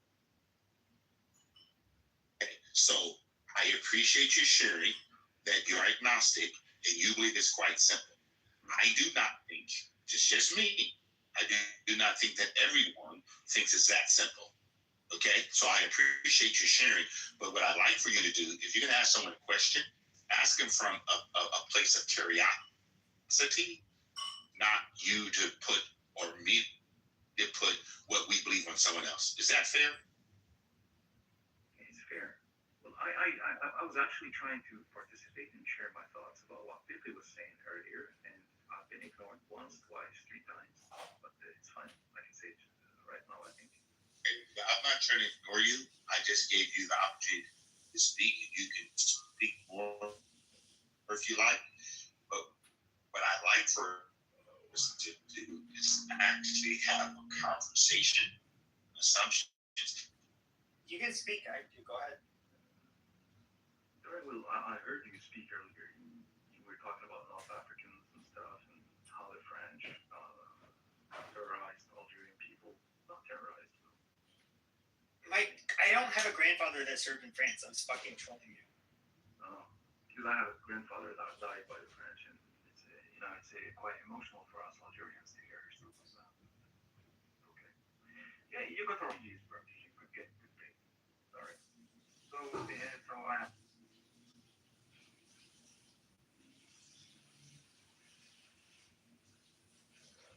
Anyone else would like to share? Hey guys, one of the things I like to do, especially if I have the podcast, I like to hear people speak law. But one thing I've learned is that we only have one opportunity together. In this time that we have, I would like to actually hear other people share. That's all. So if we can do that together, I think it'd be a much more productive way that we can all speak and love. French descent. I did have a grandfather that fought. I would say fought. He was in the U.S. Air Force during World War II. He was in Algeria. He never told me he killed anybody, anything like that. The only thing he told me is that so he was Acadian French, which they have a dialect that was quite a bit different from Metropolitan French, in mainland France, and that for whatever reason it was a lot easier for him to comprehend the French speakers of Algeria than the French people in France, and that's literally like the only thing he's told me about Algerian. All right, because we had 130, I think, years war with the French, so we got them out of our country. So I don't know. And another thing, we actually have black people, brown people, white people. We've never had to talk about it. We've never had to say, oh, we're equal, or nobody felt like they are pushed away or because of their color. None of that never happened here. Yeah. We're applying to you as well, because you said something about that too. So my question, and KK sent me this. Why do we have to insult other people that you don't know? And why would someone decide to call me a slave? And what am I a slave to? And anybody can share that with me, especially the person that decided to write that.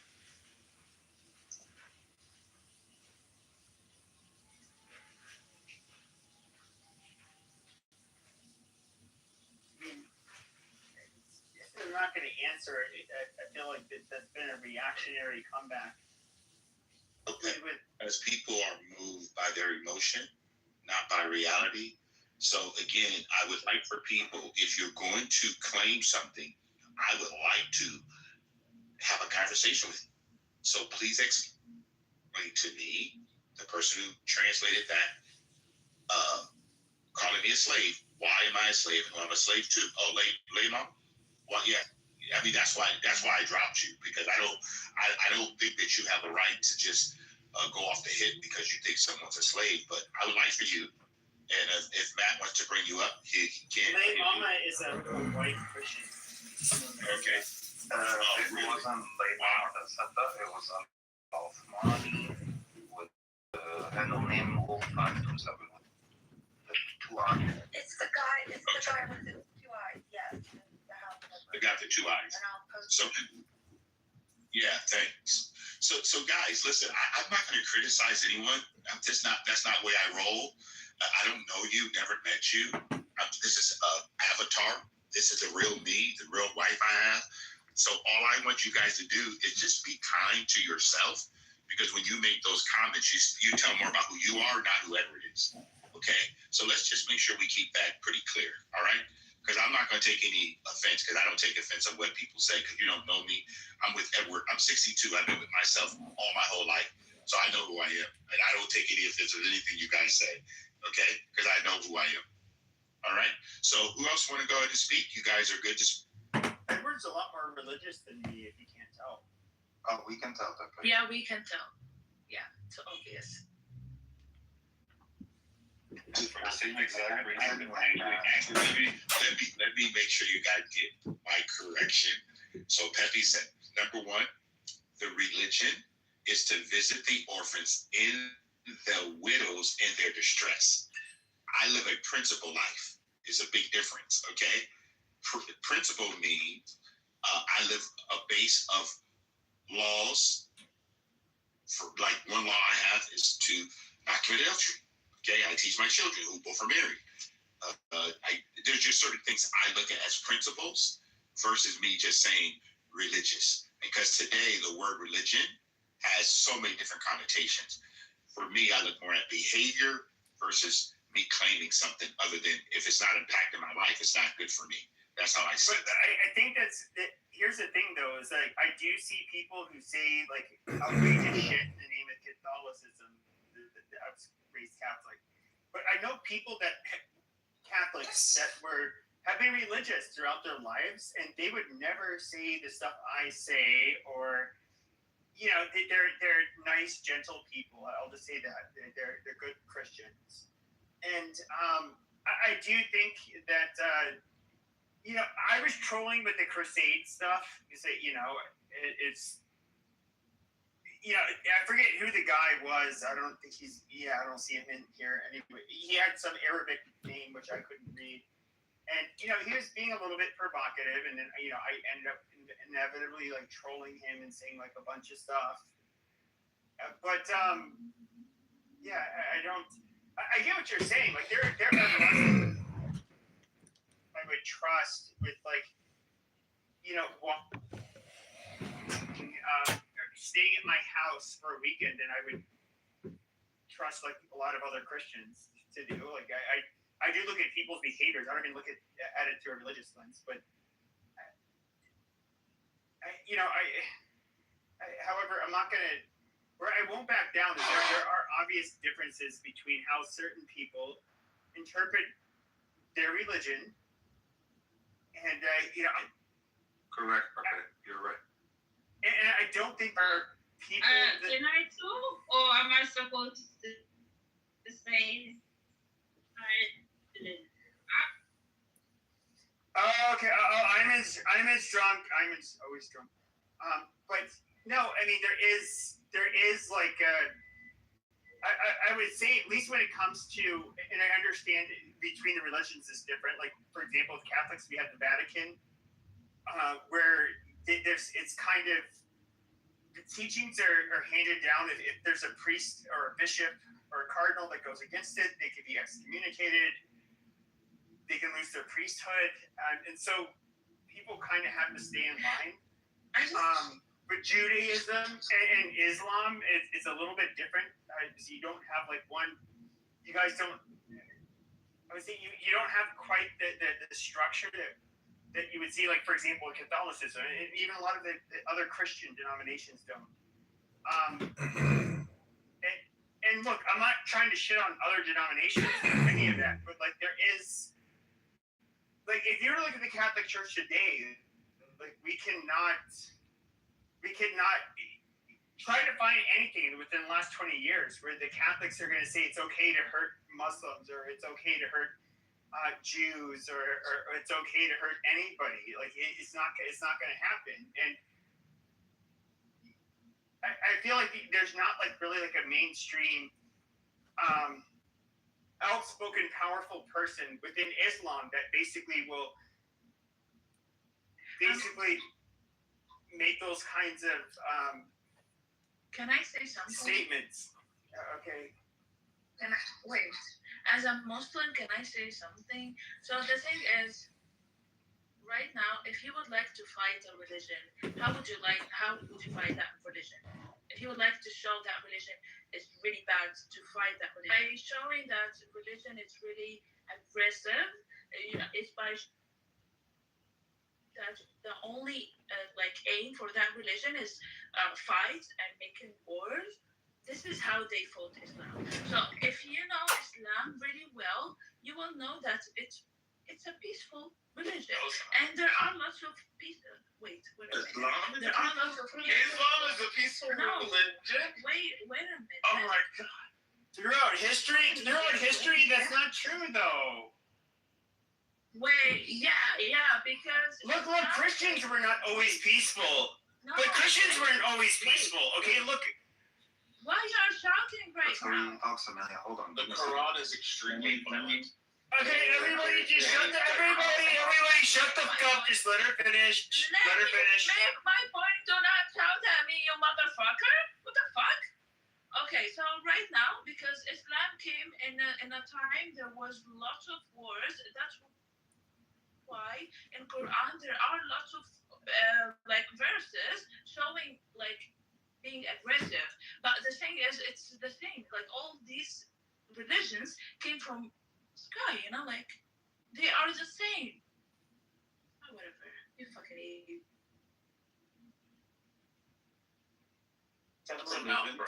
Thank you, Spanker.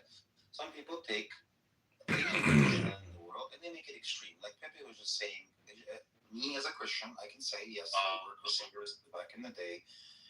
Okay, Spanker, this is not for and we're grown-ups. We're grown-ups. Please let people speak. Okay, Thank you. Thank you very much.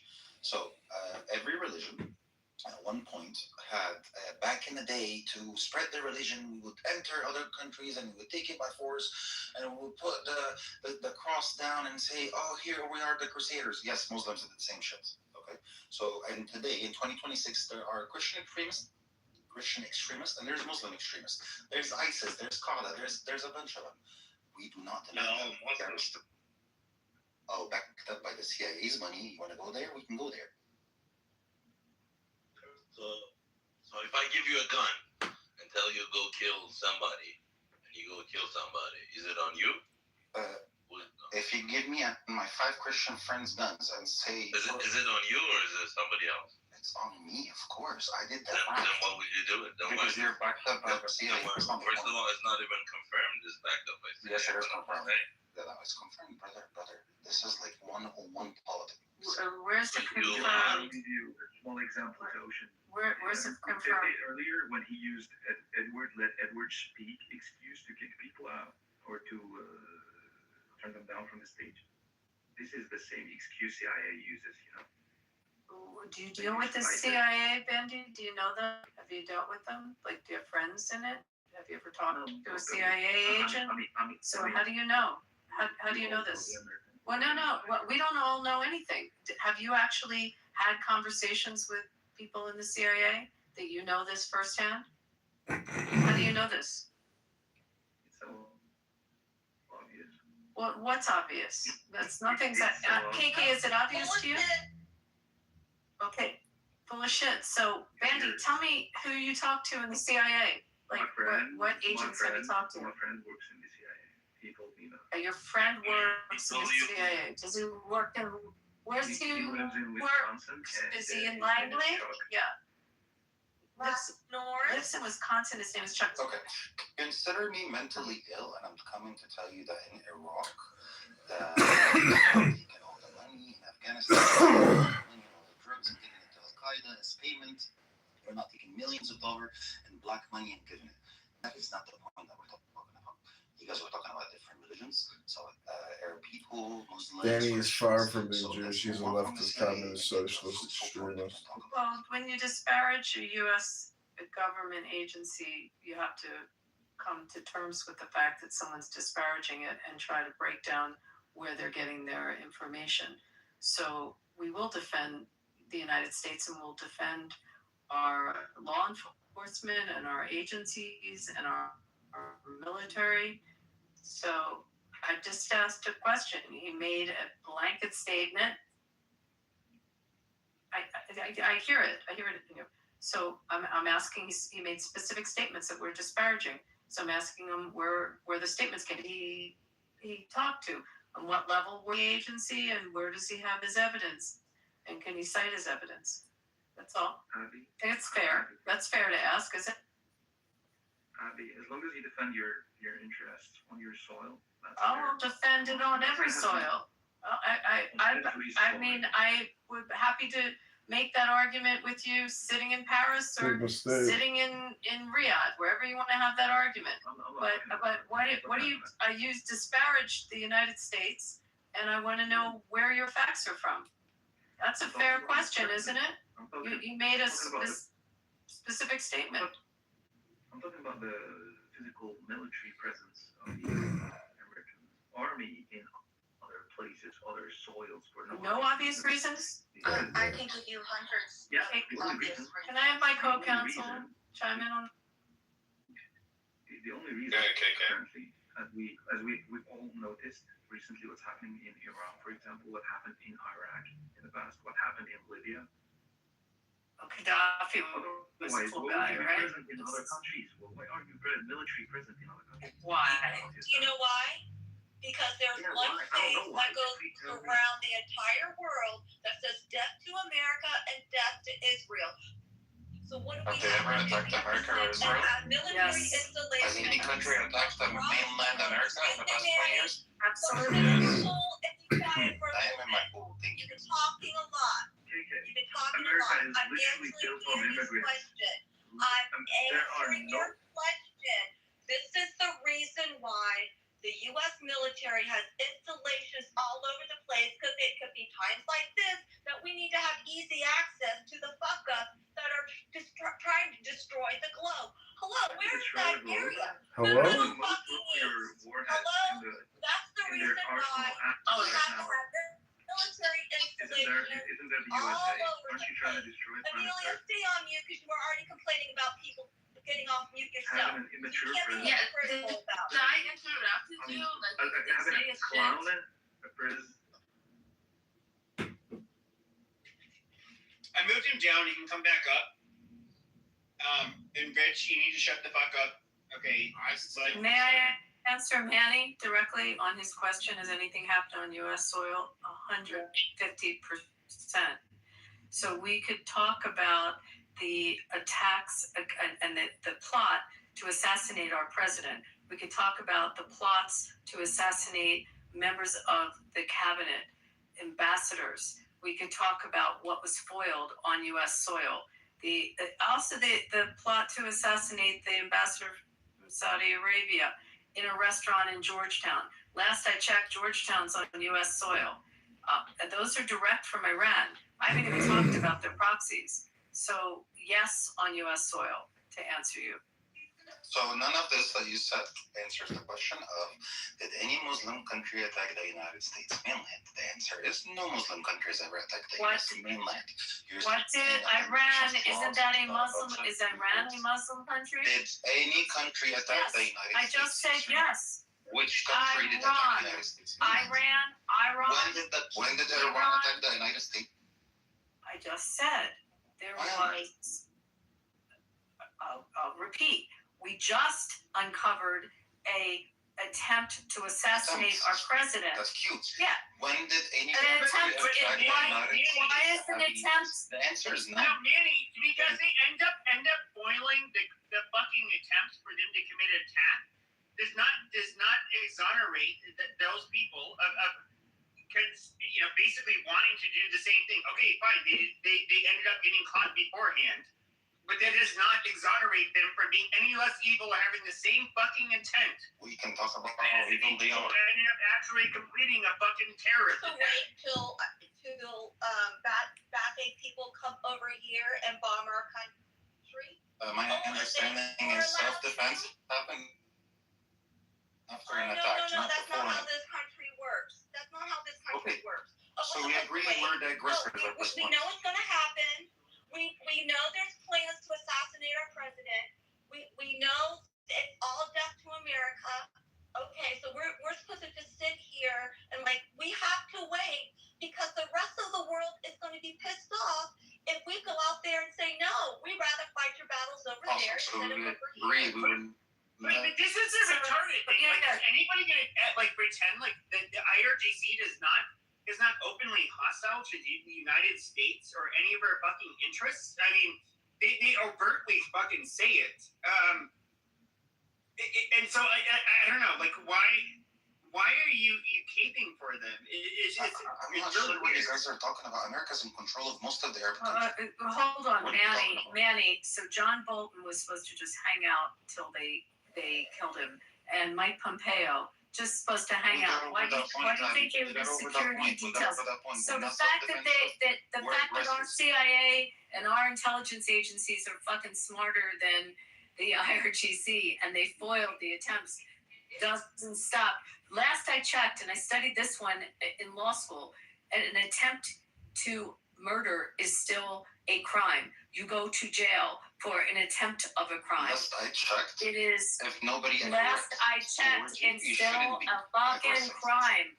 Okay, you need to understand how that works. Okay, we're already moved on. Hold on a minute. We're already moved on from this. But Manny, Christian, No, I did. Sure. the Coptic Christian. Okay, what is it considered acceptable in Coptic Christianity? Is not necessarily going to be 100% acceptable when it comes to Christians in the West. And so, if you're making a religious argument, that's fine. But we don't have our argument for what is justified in terms of committing or defending yourself or going to war. It's not going to be quite in line with maybe a lot of Christian denominations. And I don't think he's Catholic, going to war is always bad. I'm confused. Is this guy saying he's Coptic? Because Coptics don't normally speak like this. He does not sound like a Coptic. Yes, that's what he's been saying, and I was questioning. Okay, he doesn't sound like a Coptic. We have not had Coptics sound like this in rooms at all. And I've been questioning him this whole time. Great, ask me questions. There's no way I can prove that he is or he isn't. So tell me about how many times you've been to Holy Sepulchre. I'm sorry. Have you been to the Holy Sepulchre? What's your issue? They don't believe that I'm a Christian for some odd reason, which is fine. Manny, have you been to the Holy Sepulchre? Holy Sepulchre is said in Arabic, and I'll understand. Okay, so there you go. He's not a Coptic. He's not a You guys Coptic. gotta understand. Totally not a Coptic. You got called out. That was easy. Rich was right. He called it out, but his style was off. That was pretty easy. Yeah, bro, Rich, I told you, I told Rich to do in the chat. All you have to listen, Ocean. Hold on, Amelia. I was gonna address the moderator. Ocean, all you have to simply ask him is, do you believe that Jesus is the Son of God? As a Muslim, he's not say that. He'll say he's a king, he's the Messiah, blah blah. Or like he said, oh, Jesus is a king. He's a king. He spoke English. I asked him about the holiest church that Christian Coptics make pilgrim. Hold on, guys. They make freaking pilgrimages to. It's the holiest place for them. And I asked him what it is, if he's been there, and he didn't even know what it was. Okay, there you go. That one didn't take long. Question in English. My dear, I can ask it in Swahili. It doesn't matter. I said the name of it. No, Amelia, you lose on this one. That one was paying in a bunch of Coptics that we know that we're in rooms with. Wonderful. Of course they know what it is. It's the holiest place for them. Abby's a Jew and she knows it. I love the Holy Sepulchre. Coptic Christian should definitely know. The Holy Sepulchre is such a beautiful church. Can you guys bring up Matt? But look, okay. You were mad when I was trolling. Shut the fuck up. You were mad when I was trolling. Okay, you stupid bitch. You know what? You filthy fucking sharmuta. Fuck you and fuck all of you dirty goddamn Arab. All of your fucking dirty Arab relatives. Like, I really don't. Fuck you, man. Fuck you, you son of a bitch. No, fuck you. Fuck you to fucking violate us, you bitch. Fuck off, you son of a gun. Fuck off, you bitch. Fuck off, fuck you. Fuck you, son of a bitch. Move this diaper.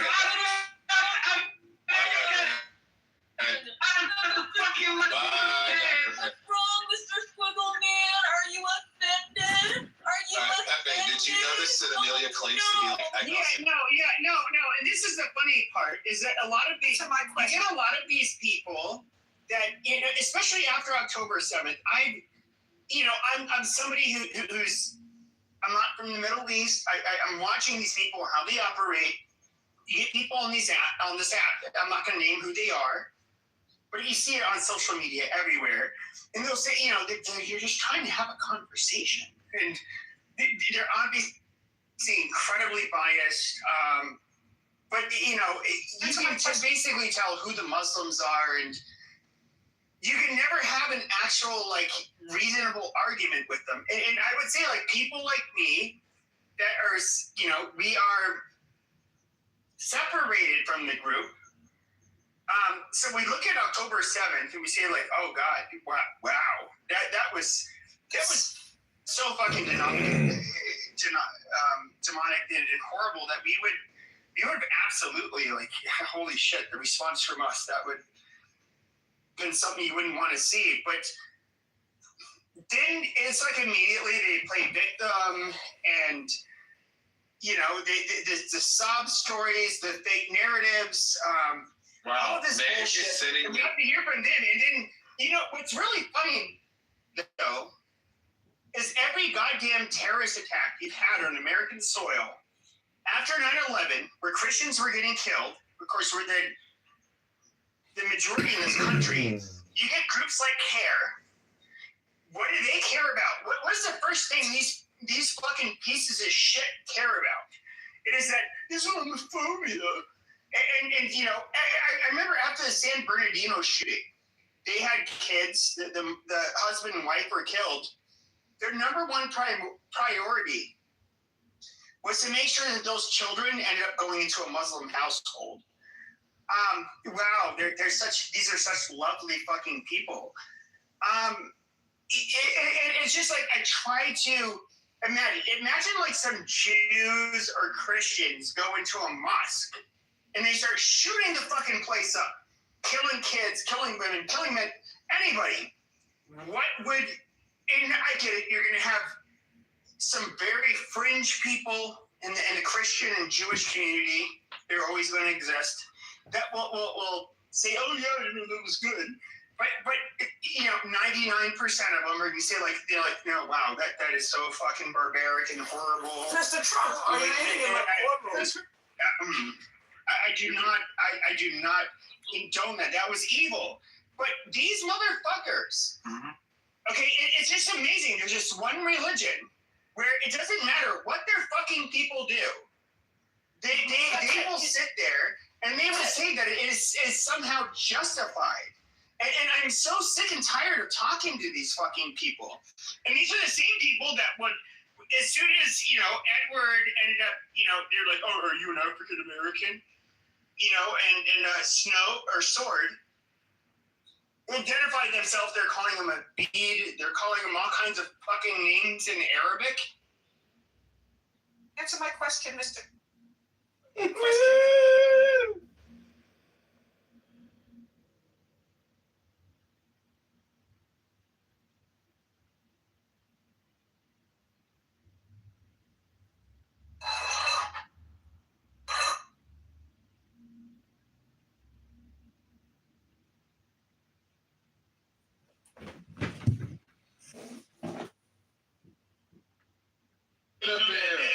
I got kicked.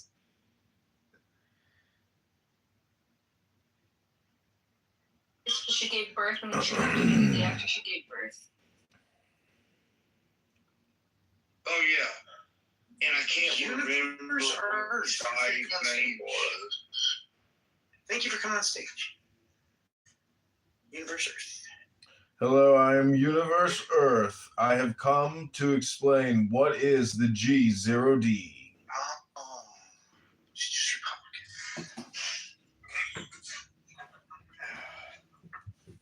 Republican. Republican, go easy on me today. I've had a really bad couple of days. Go easy on me, please. Go easy on them. What do you mean?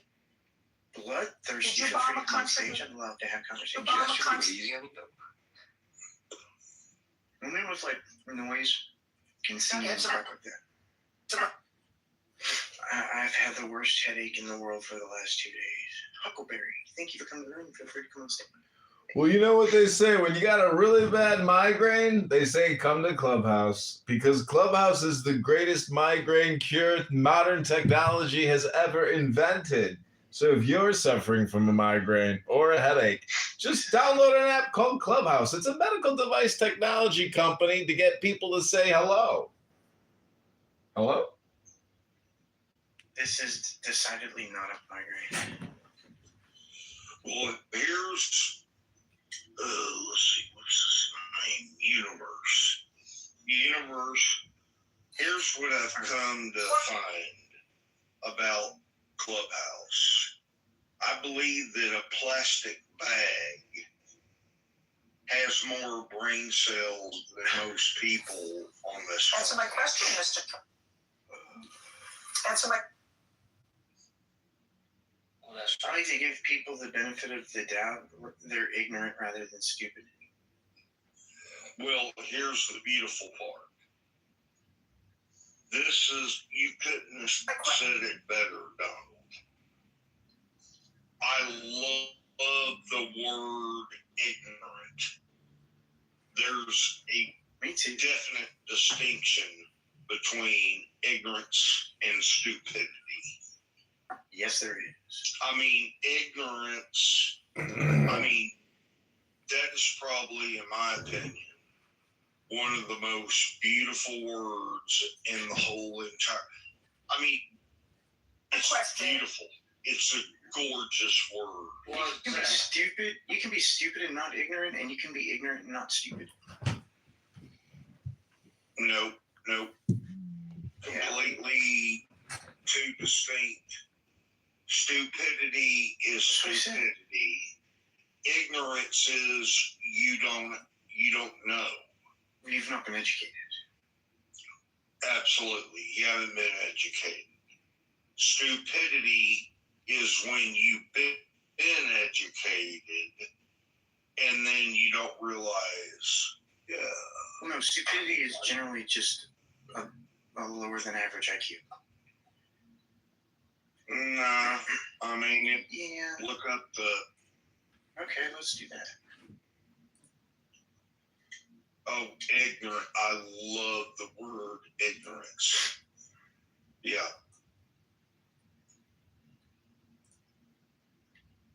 Let's see here. Having or showing a great lack of intelligence or common sense. So I'm right.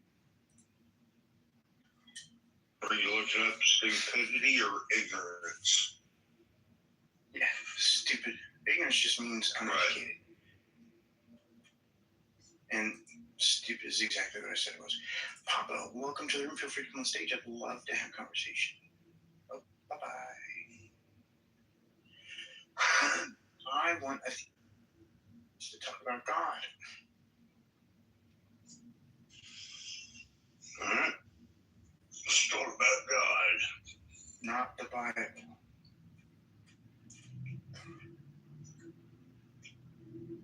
You guys have read the Bible. It's fuck off. I told you to sell your daughter to a rapist.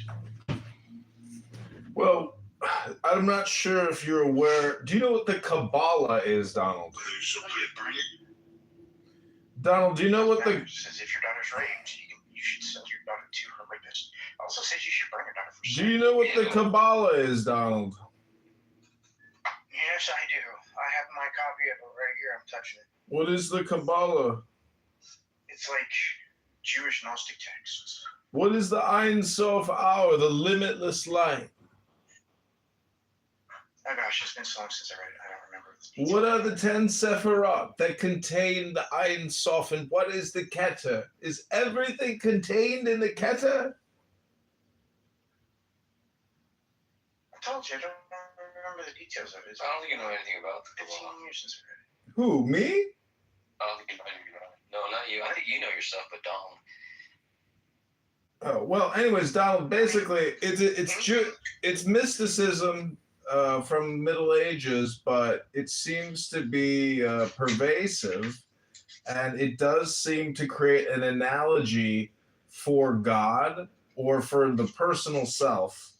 So it is essentially a meditation, but it's also like a decision-making tree, and it also resembles medieval conquest or courts or castles or a defensive strategy So it's like it's just mysticism, and you hit the nail on the head when you know it's Gnosticism, but it's a system. So it is one way to help. Yeah, well, it doesn't have to just be Jewish because there's Christian Kabbalists. I would even say there are Islamic Kabbalists. That's different. That's in the Nag Hammadi. The Christian Gnostics is in the Nag Hammadi. I've got that too. I'm holding a copy of that too. Well, what's in your right hand? My right hand is the Kabbalah. Well, what's in your left hand? The Nag Hammadi. And what happens when you put your hands together? Hello?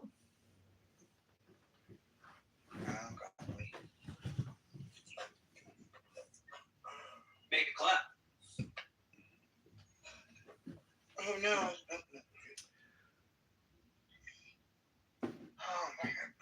So I think one of the words in your title is wrong, the what part, meaning it should be, is God an experience or is God a thing or a person or is it an experience? And I tend to go with the experience.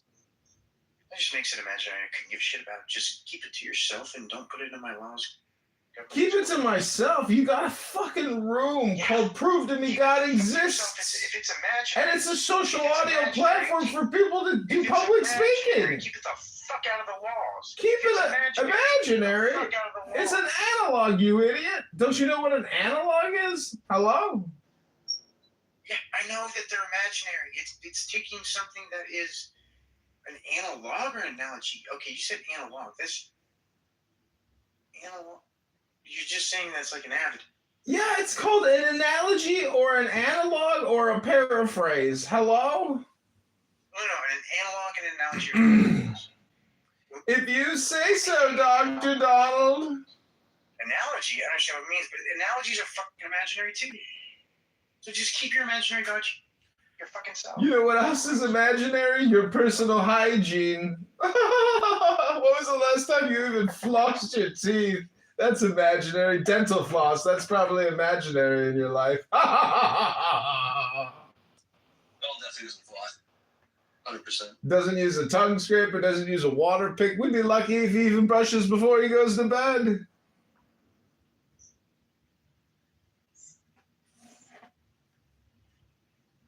I suppose baby wipes must be imaginary too after you take a big shit. You got shit all over your hand. You got shit stains on your underpants. Baby wipes and toilet paper are merely imaginary functions of the mind for one who only needs to keep sanitary hypothetically.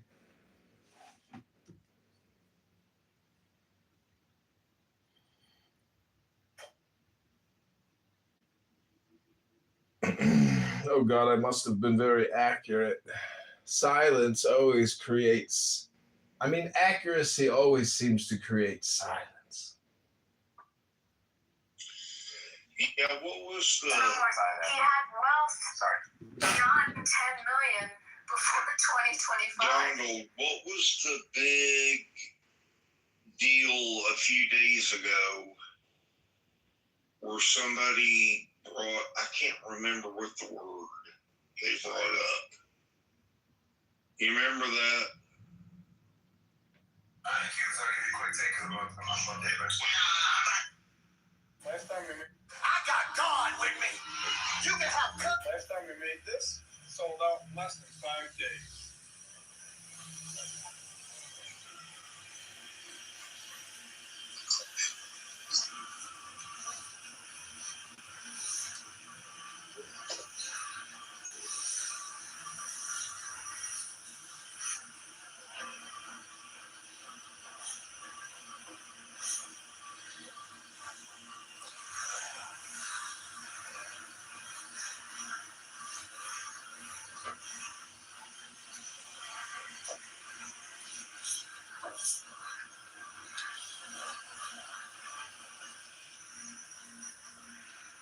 We download the personal tickets. Welcome Casey to the stage. David, welcome to the stage. You want to have a conversation. Thank you for the broadcast. Thank you.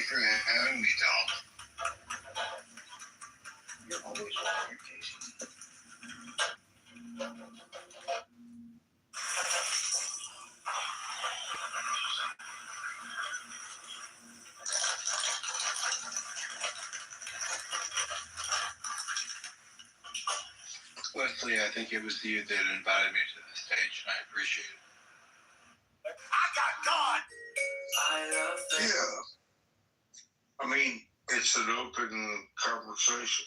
In a decent firm in Delaware, he hires throughout. You have to call it out on both sides.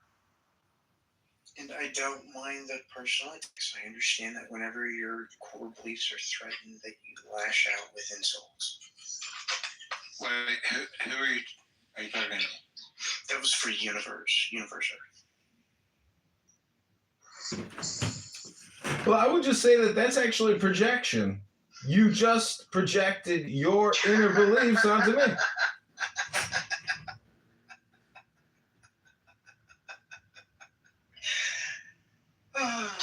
You need to Google what projection actually means. How about, you know what? I'm new to this chat, and I don't have any skin in the game. How about you let me talk to Universe? Universe, what's up, Universe?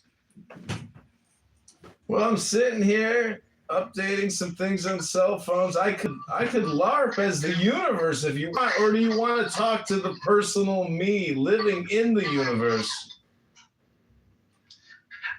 I wanna. Well, obviously you're a part of this text, this chat room. Like, you made yourself a part of this chat room. So like what are your beliefs, or why did you choose to be a part of this chat room? Oh, because I like to come here and try to get down to allow me to convince him that God exists, but then he just cuts me off and screams at me and accuses me that when my fundamental assumptions are challenged, I lash out and get angry, and he projects on me. So I just come here to polish my mirror. Project. I said the insult.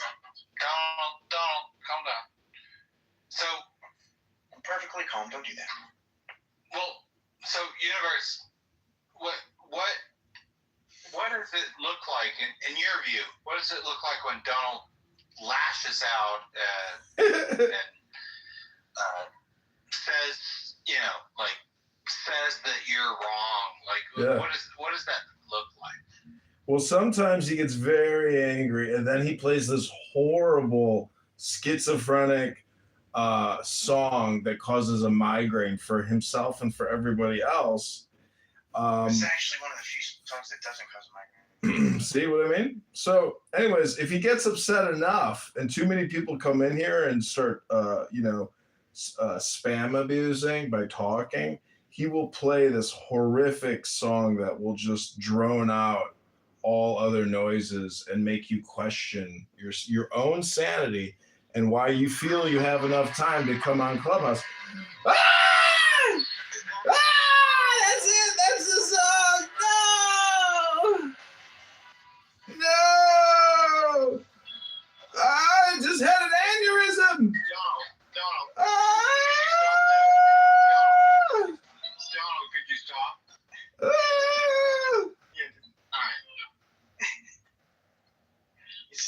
Okay, so Universe, is that the song you're That's the song. He's so cruel. The man is a sadomasochistic psychopath. How could he play that song? It's horrible. It's the worst choice.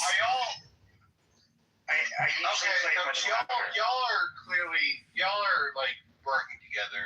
This is not a real Working together. We're trying to create a YouTube live stream, Casey. We're on YouTube trying to make content. Hello? Okay.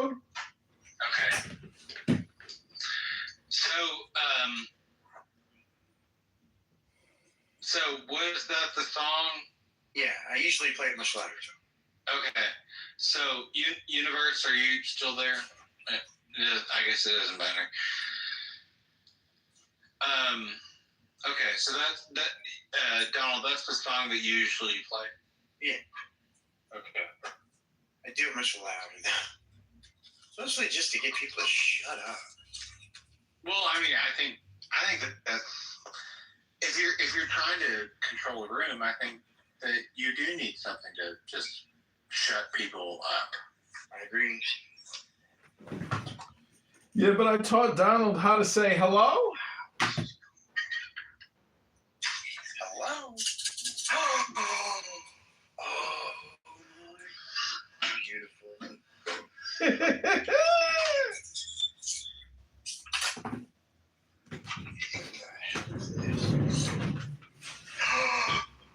Oh, it's a percussion quick loader. Oh, wow, that is cool. What's happening? Oh, sorry. I got a black powder kit, a black powder gun firing kit from a buddy of mine for free. And it's got some badass stuff in it. It's got a whole thing of percussion caps and a percussion cap speed loader. Oh, wow. That's cool. Okay. And it's all in like a handmade leather bag that is like a more over your strap it on. It's got the powder horn in it, a bunch of patches, percussion caps, nibs for the percussion caps, bunch of lead balls, a little pouch to hold all the lead balls in. Ooh. Every time you gasp like that, you sound like a little boy on Christmas Eve. Hey, this is cool.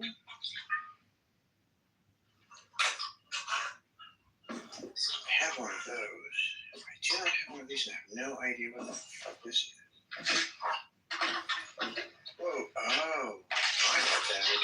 That's cool. And I have one of these, but this one's better than mine.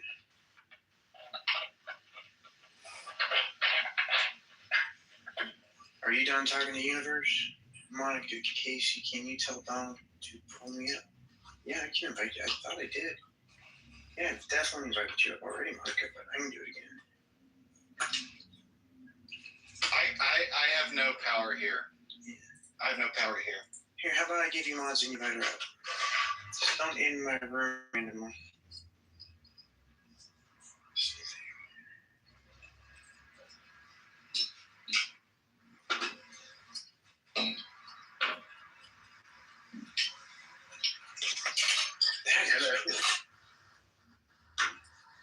That is just cool.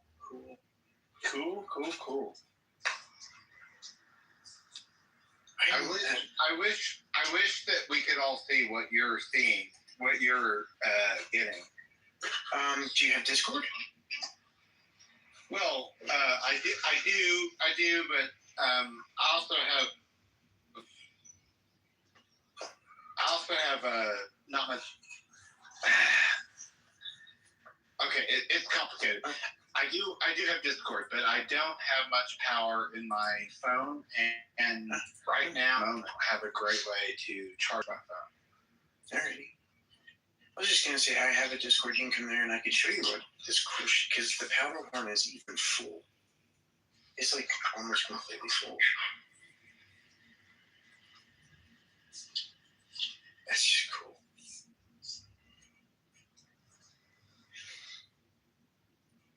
It's got 2 speed loaders, a nib tool, a round remover tool, a powder measurer, a whole box of percussion caps, a big old bag. Why? Okay. Why do you? Please don't take it as antagonistic, but like, why do you need all that shit? Like, what I have a black powder gun. I have an 1858 Remington, 44 Navy. Arnold, have you ever written? I can't remember what the whole book was. Have you ever written? Oh, no, I've read more. I mean, Have you ever written?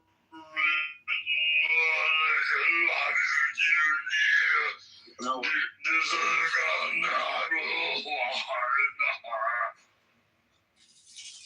sure I wasn't gonna say, but thanks.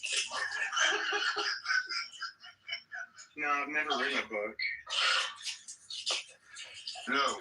Have you ever read the ancient text of India about the ancient Brahmana? I've read some of the ancient Indian myths, but not many of them. Oh God, this is too cool. Like the Bhagavad Gita? I have read that. I read a couple. No, it starts with an M. It starts with a M. M as in what? Mary. Yeah, M as in Mary. But it talks about the Brahmana. I'm trying to find it. It's too cool.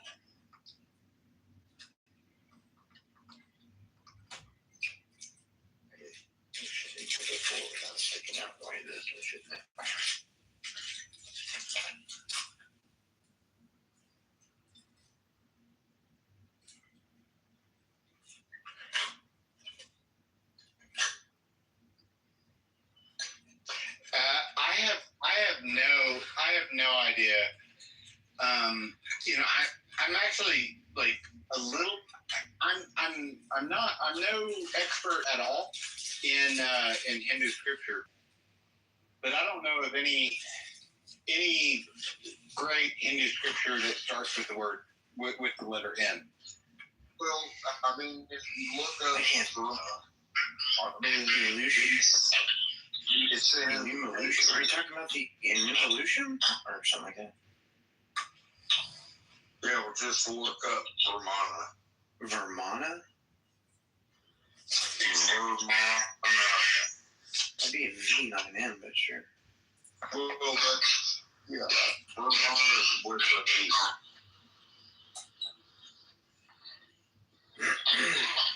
I'm getting a book in Orange County, Florida.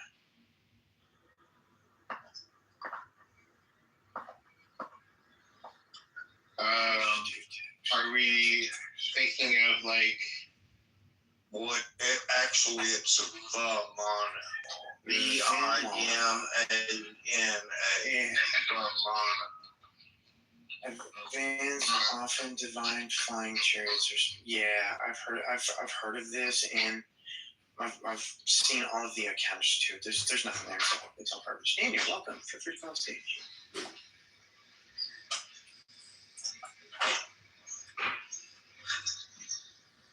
I am very happy about this. This is very cool.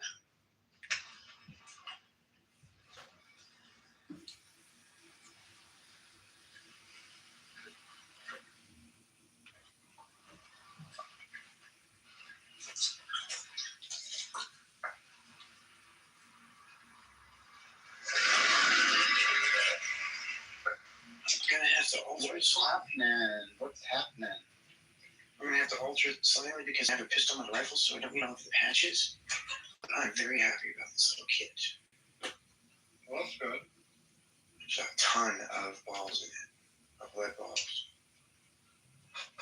And I think they're 44s. Just what I need. 44s? Yeah, that's the caliber of my gun.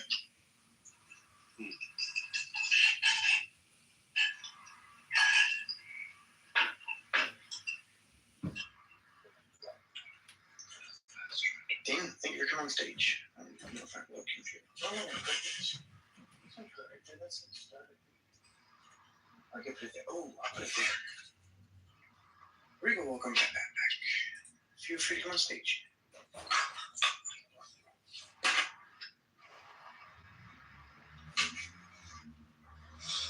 How's it going, everyone?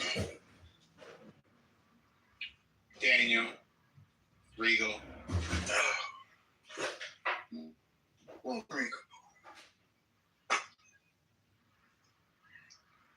Thank you for coming on stage. I got a shooting bag.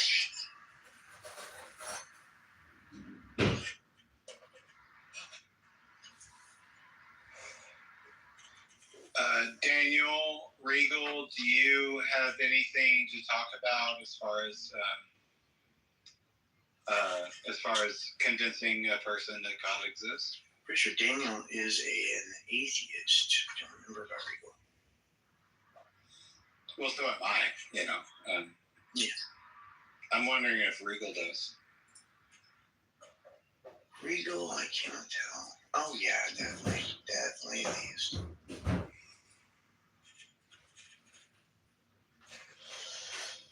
Regal, did you have anything you want to talk about? Regal, are you there? Oh well. Okay.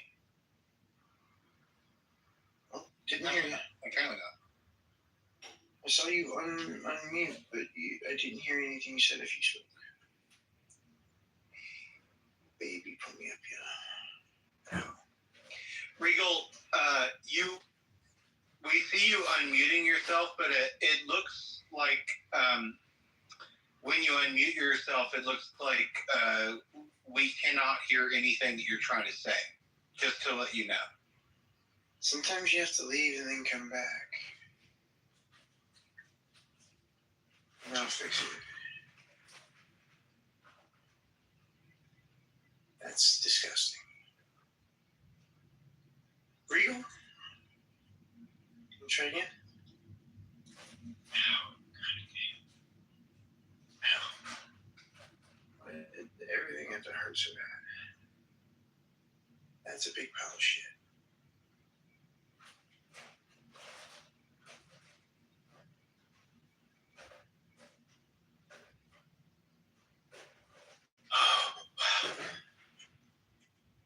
Uncle Touch, feel free to come on stage. That's probably an unfortunate name in this time in history.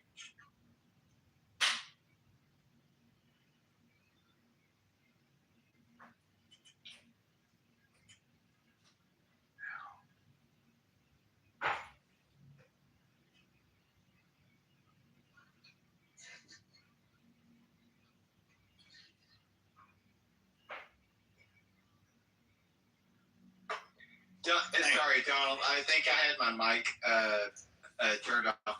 It sounded like you said that you appreciated something. When Regal was showing like this giant pile of dinosaur shit, it sounded like you said you appreciated something. I was trying to understand what you said you appreciated. No, I was just thinking Uncle Touch from coming by, even though it's an unfortunate name for this time in history. Yeah. Yeah. Is there lots of uncles that touch inappropriately? Oh goodness. Oh, I wasn't taking it that way. Okay. I know. I wasn't either. It's just it's an unfortunate name in this time in history. This is all of the Epstein shit. Well, can we hey, let's join together and say that probably this is the best time in history. Oh, sure. In terms of family members molesting or taking advantage of younger people in their families, this is probably the best time in history that we've ever lived in history. Like that's probably been worse throughout history, all leading back into time. It's probably better now than it ever has been. So plus we have better reporting and better capturing. And kids are taught to like tell people that they trust, And then finally, and privacy is important. They're taught that privacy is important. I'm just feeling a little bit anxious. You know what I mean? Nope. Donald, What's that? are you familiar with Dr. Seuss's, Sam I Am? I have never read a Dr. Seuss book, but I have heard it recited before. I'm familiar with Sam I Am. Well, what I'm trying to say is I do not like green eggs and ham. it works for all situations because it forces the opposite. And so all I can say is, I know you're suffering from a migraine, and I know you're suffering with your disability, but could you maybe just try God once and see if you like it? Hello?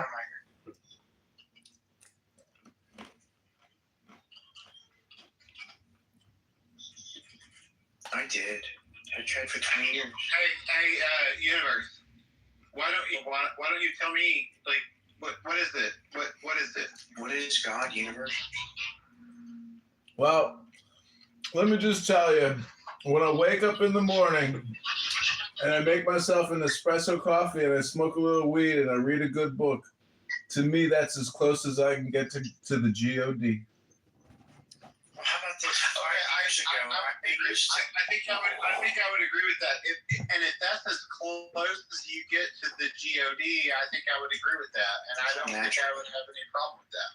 Also, 5 years ago, I was able to make my own espressos. Now, well, I have to drink instant coffee because my body is broken so bad that I can't even make myself a fire. Are you serious right now? Are you serious? So are you actually, are you a theist? Oh my God, bro. Are you, come on. Yeah, he is. Am I audible right now? He is. He's deep. Why can't you make your own espresso? Oh, because my body is broken so bad. It takes so much effort. It wears me out. Don't you have someone taking care of you? My wife has the same thing as I do. What is the problem? What's the problem? They both suffer. Down syndrome, hypermobility, and she has other stuff. They're both dwarfs. They suffer from dwarfism. Oh, shut up. Do you feel better now that you have gotten this SSI? What's that? Are you getting SSI now? I'm getting disability. Very good. Oh my God, bro. Bro, if you were here near me, I'm on the East Coast, I'm in Philly. I'm making espresso right now, man. I love espresso. I'm a coffee connoisseur. Be careful. I have 2 espresso machines that I used to use. Never get an espresso with Daniel. He'll take his left hand and stick his finger up your butt, and on his right hand, he'll put an auto insurance contract in front of you, and he'll force you to sign it. Universe, come on, man. I'm gonna go smoke a cigarette. What the hell? Bro, I don't do that. Beetlejuice.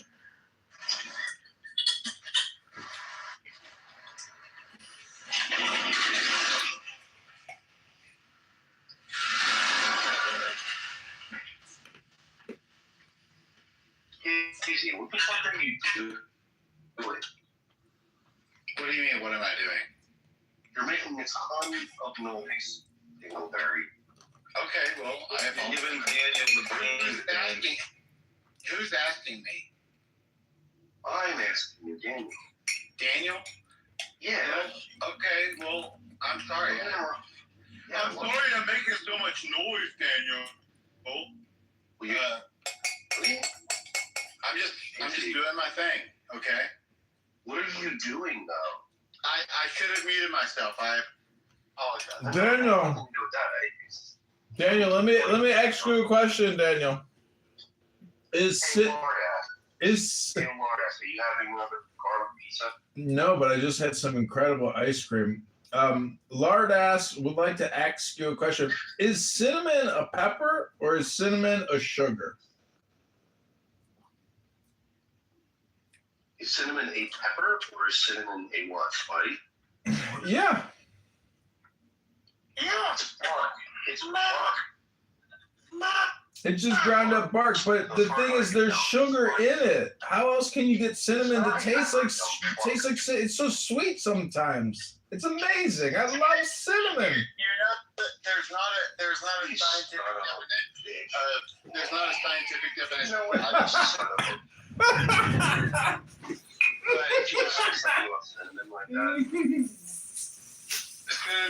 almost certainly, in my mind, cinnamon would almost certainly be a spice. Casey, cinnamon is bark. It's a spice. It's from a tree. Well, barks can be spices. Barks can be spices. Yeah, I said it was a spice. He said, is it a pepper? And no, it's not a capsaicin. Well, it's just not part of it. It's not part of the. But the definition of capsaicin is not peppers. It's a genus. I don't think. I'll look it up. I'll look it up so that, I mean, this doesn't have to be a mystery. We can just load up our question and know Yes, let's do it. Let's see what's. Is cinnamon capsaicin? No, it's not. There's no way. I don't think it is either. Fuck no. Cinnamon.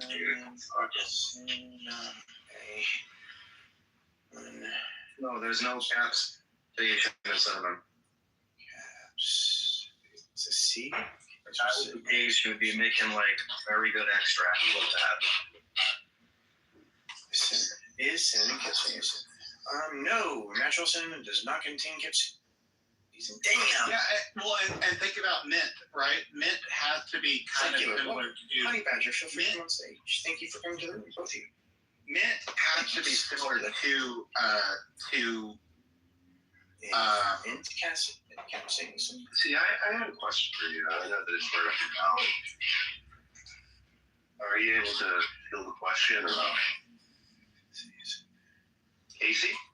Who? I'm sorry, me? Yeah, I had a question if I could. You have a question for me? Well, yeah. Okay, sure. Go ahead. All right. If you don't. By the way, all right. Do you think that no mint is not ultra-thin condoms help you to feel your lover's rectum? Does it help you to? Does it increase sensitivity on your penis when you're having sex with your lover? Well, 1 second. Anybody who has a mod, invite and Monica. His asshole. And his asshole. I've never used a condom. I'm confused why you're asking me this. Because they want to know what your response. You want to know you want to know about my experience with sensitivity with men specifically? Is that what you're asking? Not necessarily. Yeah. Well, then why did you use women the have assholes too. pronouns? Women have assholes too. Do you know that women have assholes? Yeah, but the pronouns that were used were specifically male pronouns. Are you sure? I don't remember that. All I'm I'm pretty sure. Casey, I'm asking you, Casey. Daniel, I'm gonna make you a moderator. Can you invite Monica, please? Of course. Thank you. Monica, how are you? All right. What do you want to know? Tell me what. How are you? I think you want to know if you use condoms for anal. No, I'm saying that. Do you think that condoms are given? Oh, sorry, go ahead. Can we have the real question No, we're not posed? doing Monica today. Monica, where are you from? No, I put her back at the audience. She's okay. not. She just wants to call me baby. Pose the question for crying out loud. When I ask your question, it's just kind of since that's fine. I'd really rather not talk about it. Yeah, it's like, how do you like? Monica, no, you're not coming out. I don't want to listen to Monica say baby over and over. Oh, okay. You like Filipino hookers? So you don't care about the question, whatever it was. I mean, that's great. I have never experienced a Filipino hooker. Wait, what? I said, this guy says, so you don't like, or you do like Filipino hookers? And I said, I've never experienced one. Well, I've never experienced it. I have also never experienced a Filipino hooker. I thought that someone was trying to ask Logan, a question. Are they not around anymore? Filipino hooker. Quite a. Are we talking like a lady or a lady? Lady bull. Where are we wrong? Probably doesn't. If you're that kind of person, probably doesn't matter. It probably could be one or the other. I don't see anything wrong with that. It's not my thing. It's not my thing. I mean, I've seen. Hey, dude, go for it, man. I've seen trans porn, but it's not something that I'd like to try. It seems to me that if you're willing to, seems to me that if you're willing to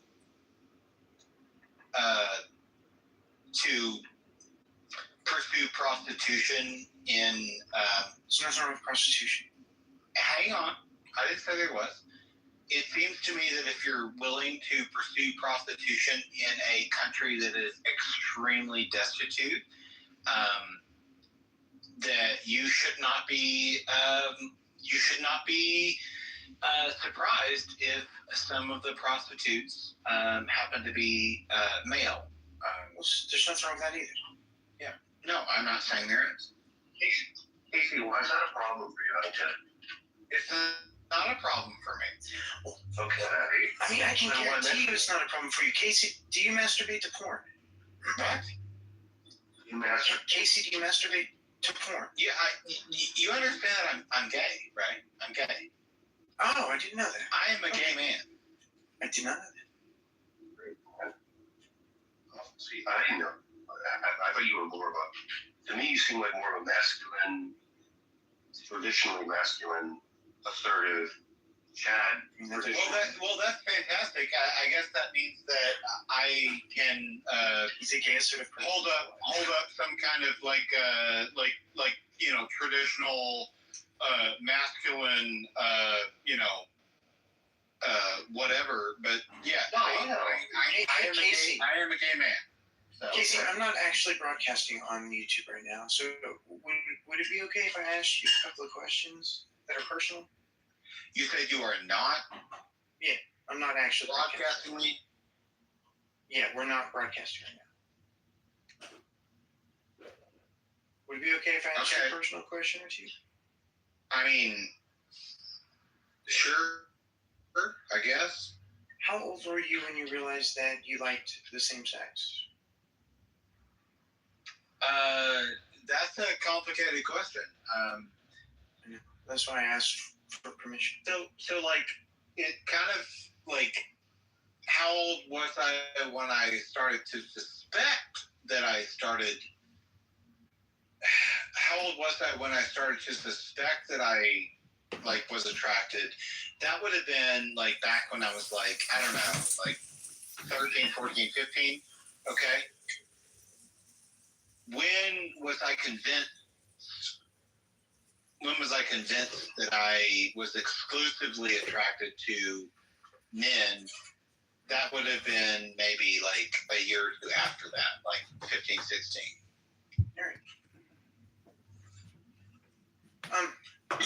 Like, I like vaginas, and there are certain vaginas that I like and certain vaginas I don't like. Are there certain penises that you like more than other penises?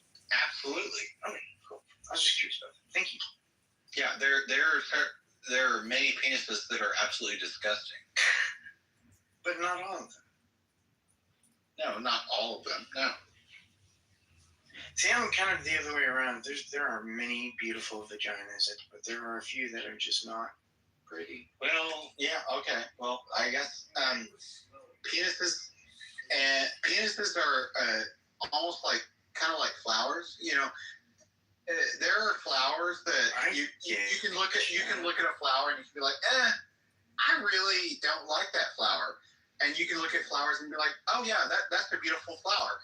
Whereas I don't know how you compare that to a vagina, but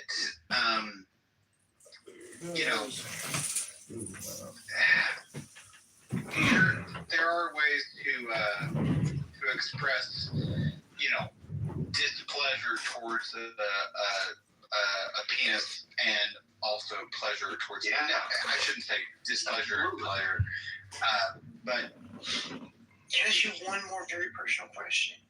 Yeah, sure. What? Did you go down? Yeah. What is the purpose of this? I was wondering if different penises have different tastes. Yeah. It's only talent taste. This is far too vulgar for my taste. Gentlemen, you have broached reasonability.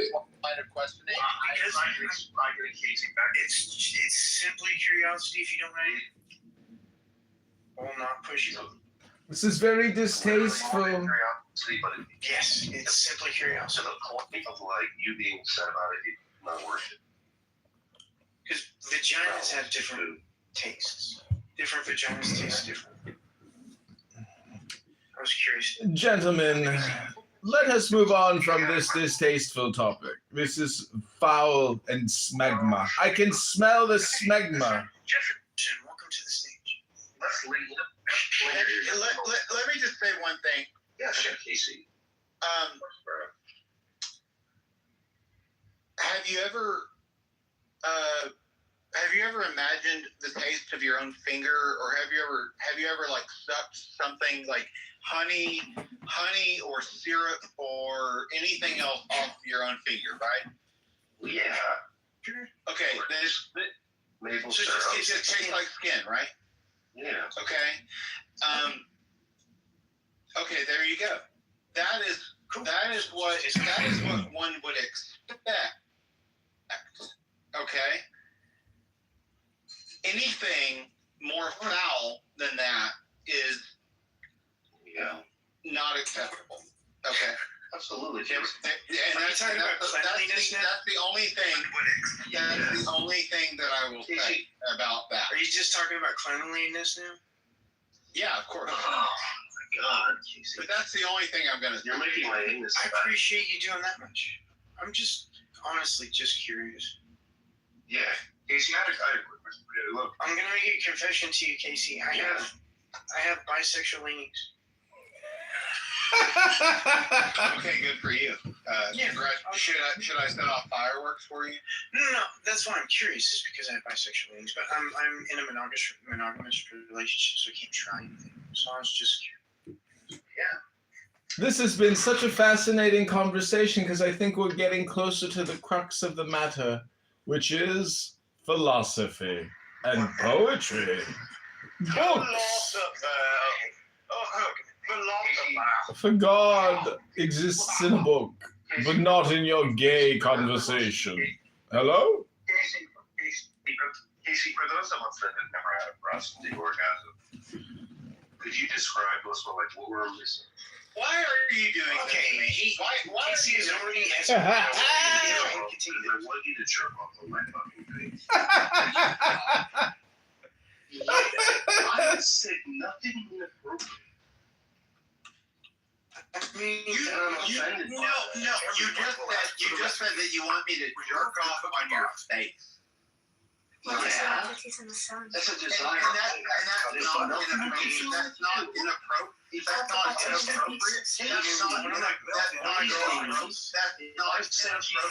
Would you shut up?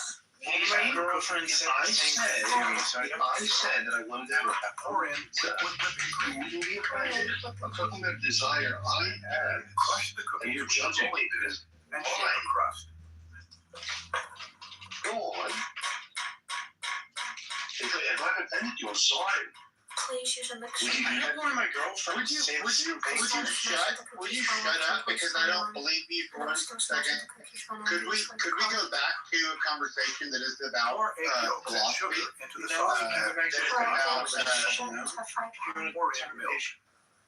If you want us to move on to someone else and talk about God, that's fine. I don't want to. I tried to get him to stop a minute ago. So I don't support what Daniel's doing. I tried to get him to stop.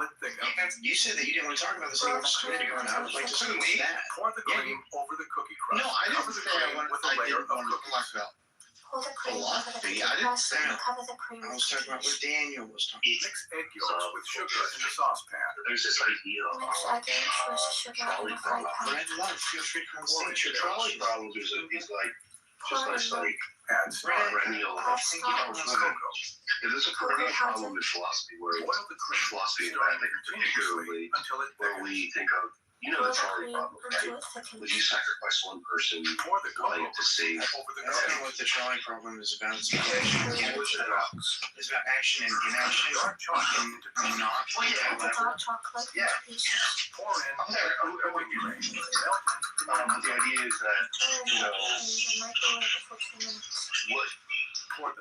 there's also a perspective from would you perform sexual acts on stage 10 people? aside Yeah. from the phenomenon, just be prepared. Taylor is just trying to get Taylor for sex for a while. Taylor just seems to be obsessed with sex. This does seem like a bit of an obsession. It's just because you like looked at the title of the thing and then Remember the sunset? I don't want to be. I asked one person, personal questions, and I was on. But Taylor just always went I'm sorry. You know that I love you know that's a spirit of lust. It's not. I should also. I don't really think that's an issue. This is all actual That's spirit of lust. That's. Reds.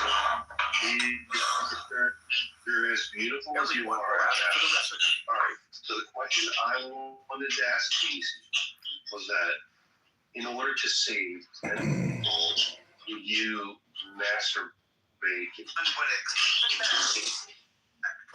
Okay.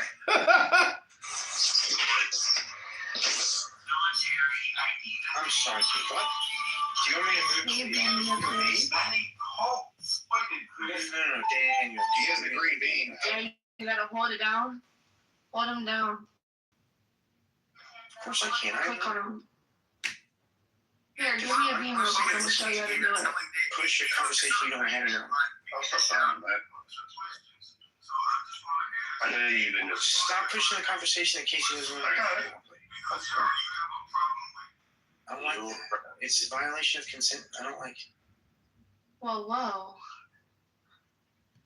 About my answer on it, I just feel like it's just off topic, and it's just what is the point of the question?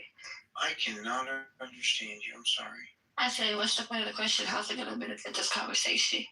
It doesn't. It was just a tangent that was supposed to end 10 minutes ago. What was the beginning of your question? It does not matter. It does not matter. I want to know. No, it does not matter. You broached the topic. Donald, do you think that we could reform the question rather than what is, quote, God? Or With a zero. That's a zero. Wait, I'm actually, okay. First it says, convince me God exists, and then it says, what is God? Well, one's the house name and one's the room name. So the house name is everything falls underneath the questions. Underneath. So, but we have control over the chat name. So what is God? Could we reform that in your view? To what? I mean, it depends on who is God. River ran through the What city. if we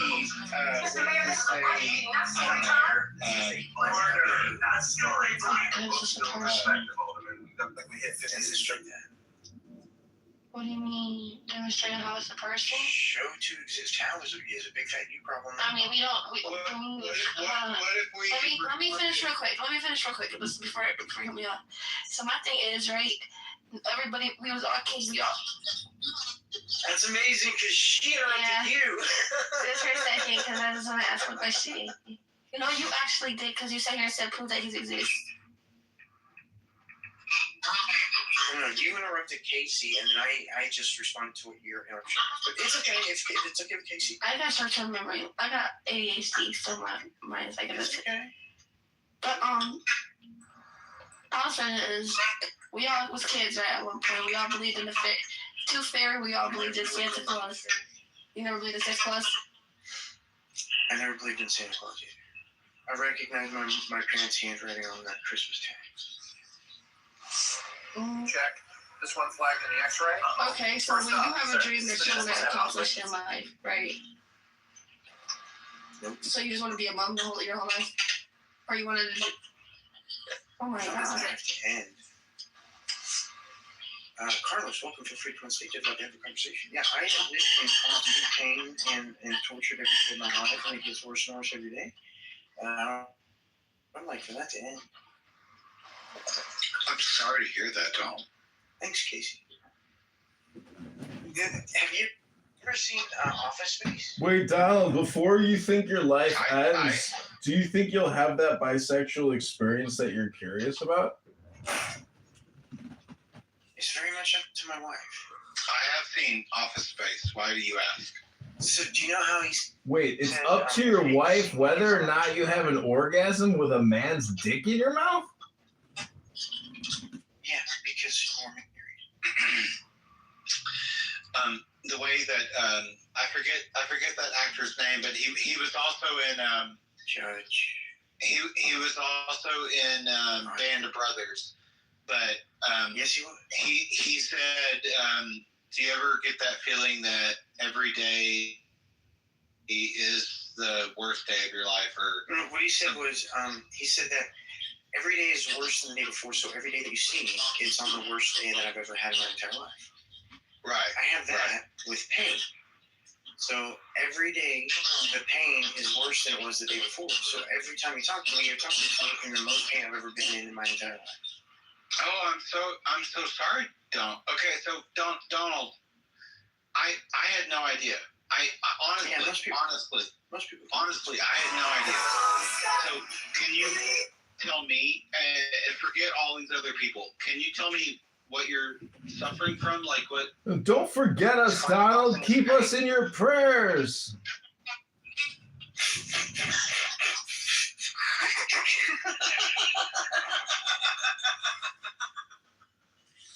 Okay, thank you for that. I needed to laugh. So it's called Ehlers-Danlos syndrome, hypermobility. I also have fibromyalgia. I just realized a couple of months ago, and I'm about to talk to my doctor, that I might have a Chiari malformation. Hopefully I can get that ruled out or diagnosed soon. Well, Donald, I had no idea, and I am so sorry. And it's just the body. You only get one meat suit, so this is just the body I got. Donald, do you know how long the average human lives on total seconds? 2.5 billion seconds. Will you shut up, universe, for a second? Everyone only has 2.5 billion seconds. We're all born billionaires. We're all born billionaires. The question is, how are you going to spend your time? You've only got 2.5 billion seconds to spend. How are you going to spend it? Hello?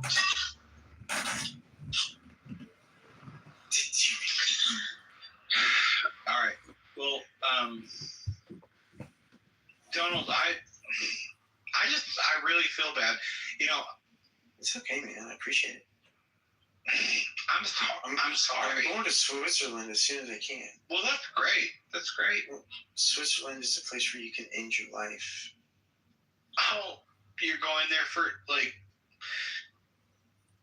medical aid. Euthanasia. Oh my God. Oh God. I have to wait though because I'm so sorry. Oh well, thanks. Oh. Donald, do you think you and your wife are going to euthanize yourselves together in Switzerland? No.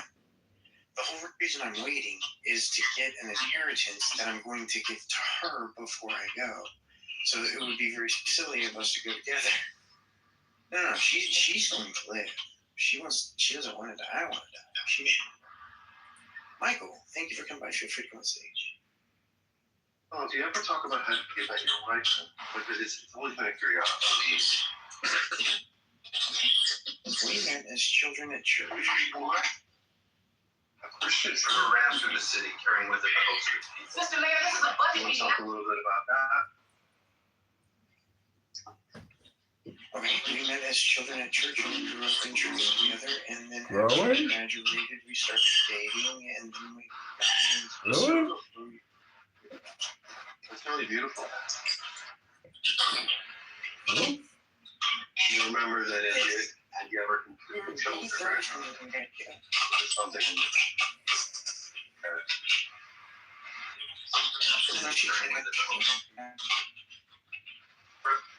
Ran through the city carrying with Why is that a question? Mr. Mayor, this is a budget meeting. Do you remember the first orgasm? This is a budget meeting, not story time. Books build perspective. What happened? River ran through the city. Oh my God! Why is that a Is it a hand job? River ran. What happened? Well, okay, so we moved in together. Oh, it was Good job. What the fuck? Who's asking this question? No.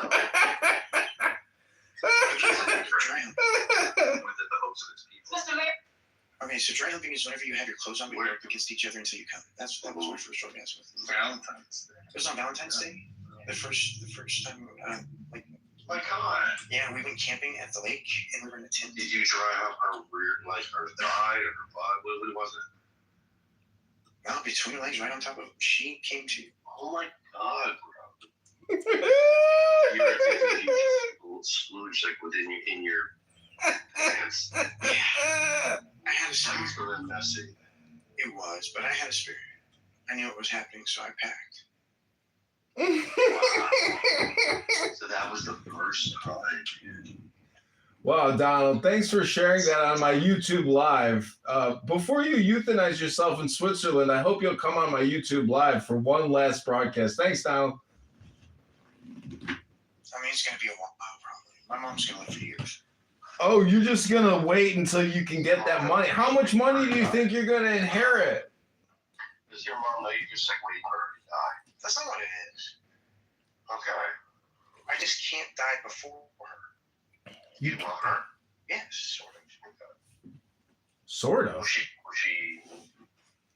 Yes, sort of. I mean, I have feelings Consider about her when your she. mom? I have feelings about the time she raped me, so there's that. Your mother? Yeah. Your mother raped you? Yeah. Oh, God. I was about 3, probably before that too, but I don't remember. You were 3? What did she do? No. You can't say that kind of stuff on YouTube Live. That's illegal. I feel like this is not appropriate for.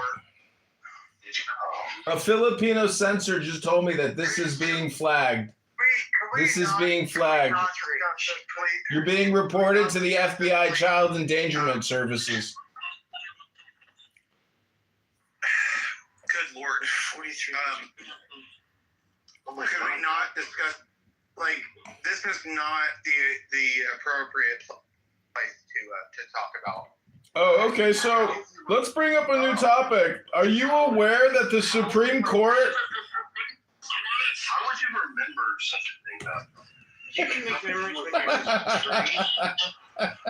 You can make long-term memories when you're 3. It's hard. Well, I mean, it's. Daniel. Your life has been like a genetic organism.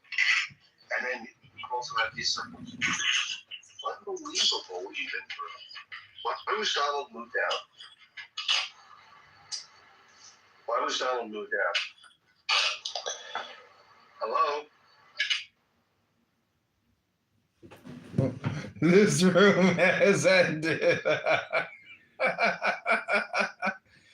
Who boomed the room? Don Cheadle. You look like a crackhead Don Cheadle. You're so ugly, bro.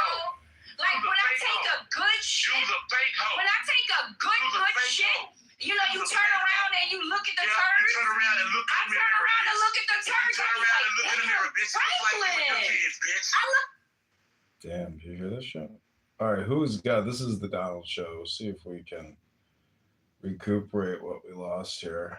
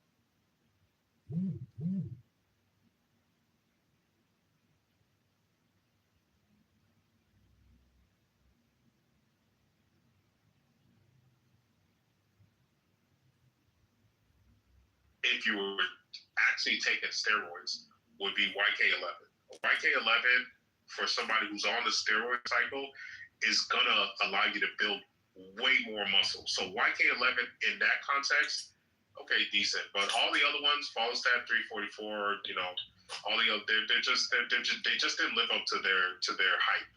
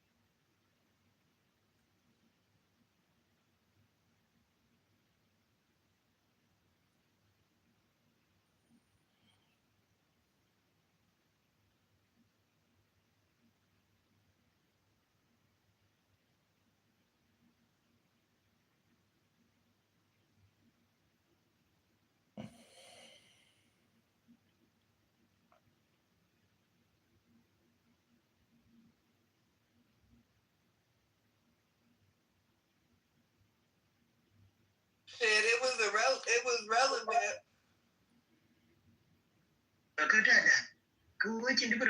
People can't become when you look at Kalita, Kalita, we are not good at that. So can you thank you very well?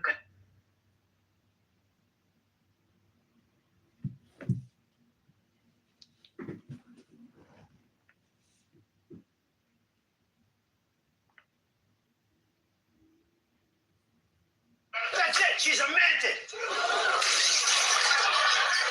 You think you're so smart, don't you? Yeah, because I'm a garden gnome. That's it. She's a mantis.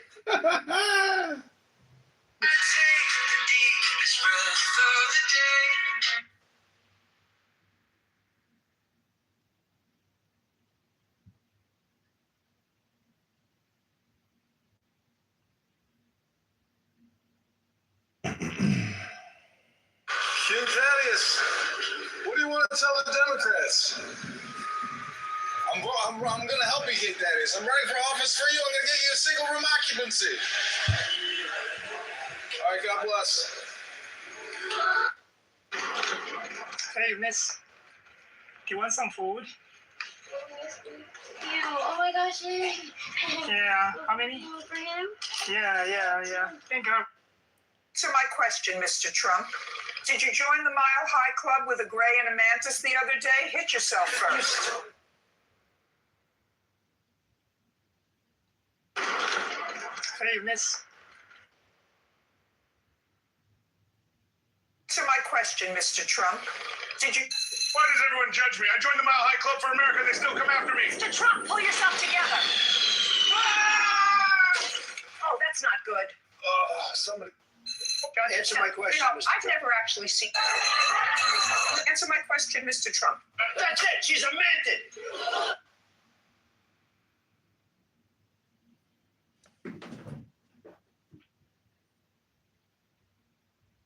before we get any further, I keep hearing about aliens. What's going on with Speaking that? of aliens, you're probably an alien since there isn't a nasty than you on this. You're tremendous.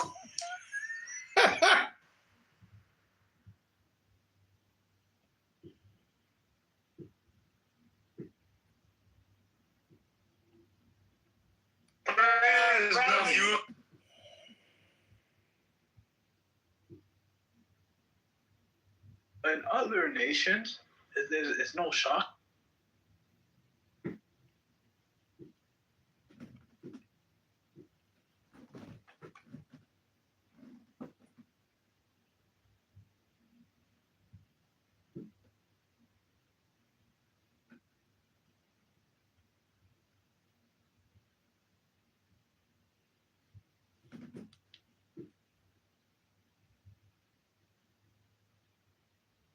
They said it's in the books on the top shelf, hidden in the codes of the stock bill. I chased every trick, every shortcut, still felt like I was stuck in the mud. And then my granddad laughed, said, boy, lean in. You keep asking what, but not who you've been. Secret wisdom of success ain't a mansion, ain't a check. Showing up when you feel small, making promises, then giving all, standing steady in the face. That's the secret wisdom of success. I learned to shake hands, look them straight on, say I don't know yet and still stay strong. Turn a late night log to a lesson kid. Count my blessings more than the money I give. Cause every heavy door needs 1,000 arms, and every overnight took a lifetime's cost. Secret wisdom of success is the work that no one checks. It's saying sorry when you're wrong, calling home before you scroll along. It's loving harder when there's less. That's the secret wisdom of success. It's the early rise, the tired eyes, helping friends before you rise, keeping faith when plans fall through, not quitting on the truth. Secret wisdom of success, more than trophies, more than flex. It's quiet courage in your chest, doing daily what you do the best. Your heart's the one you impress. That's the secret wisdom of success. Oh, yeah. And get ready to get this out. Today's what, Tuesday? Get ready to have it out by Friday. All right. Okay.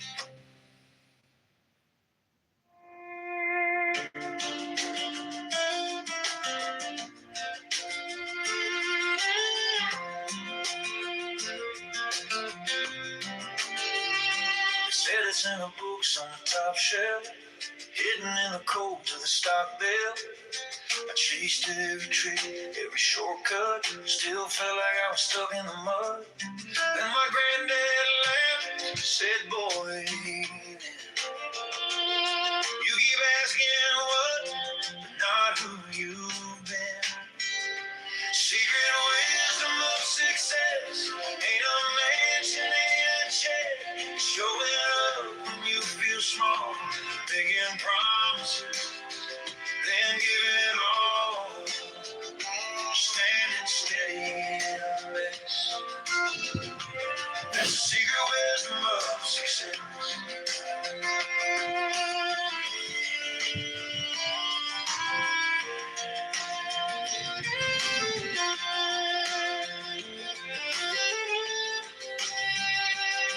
I learned to shake hands, look them straight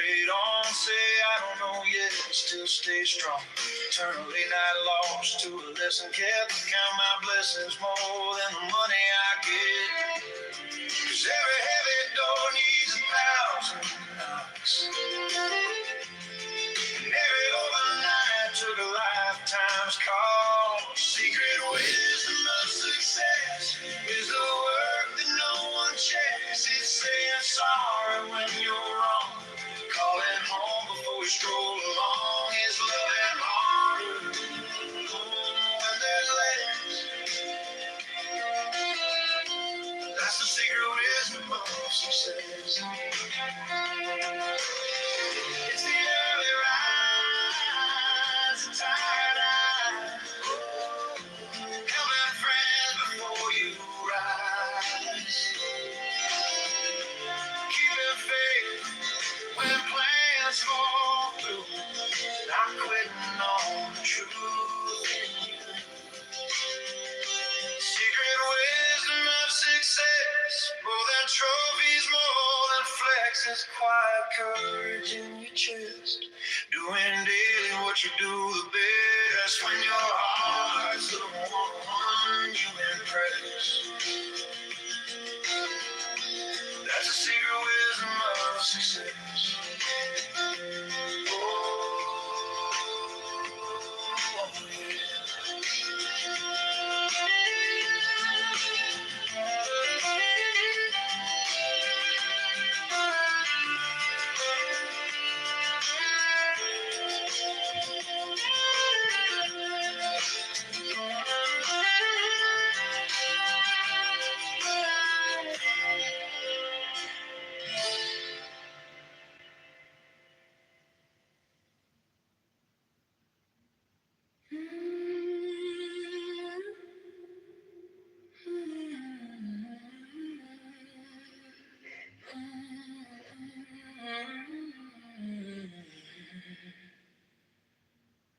You said, know yourself, but I kept looking in other people's eyes.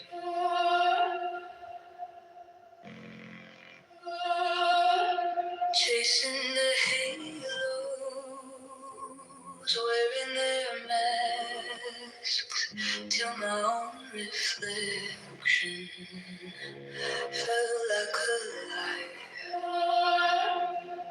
Then silence grew loud in my chest. Every breath was asking, who are you really? I'm a mirror made of morning, breaking, waking, shining through. Every crack becomes a doorway to a better, truer truth. I perfect myself in kindness, not in polish, not in proof. Learning how to love this lifetime as a practice, not a rule. I sit with my shadows, name them like friends, anger, fear, and jealousy. What do you defend?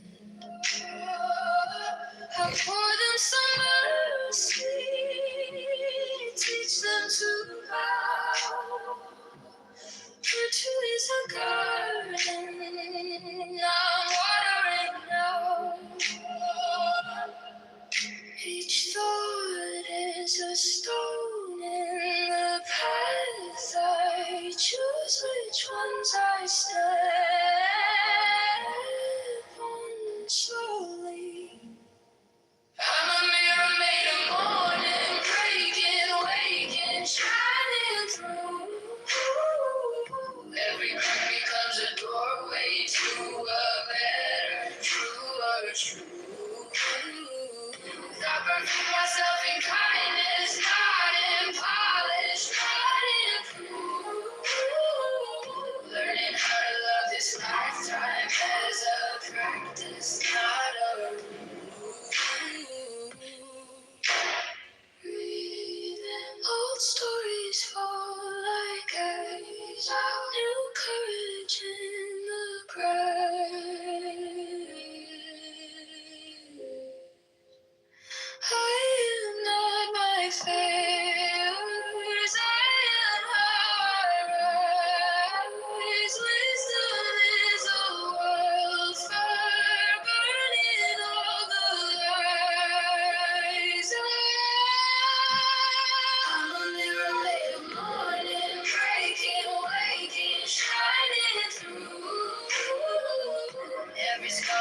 rewrites the story into something bright and new. I perfect myself in kindness, let compassion be my proof. Learning how to live this lifetime as a practice, not a rule. So wrong because of the alien invasion from 2023.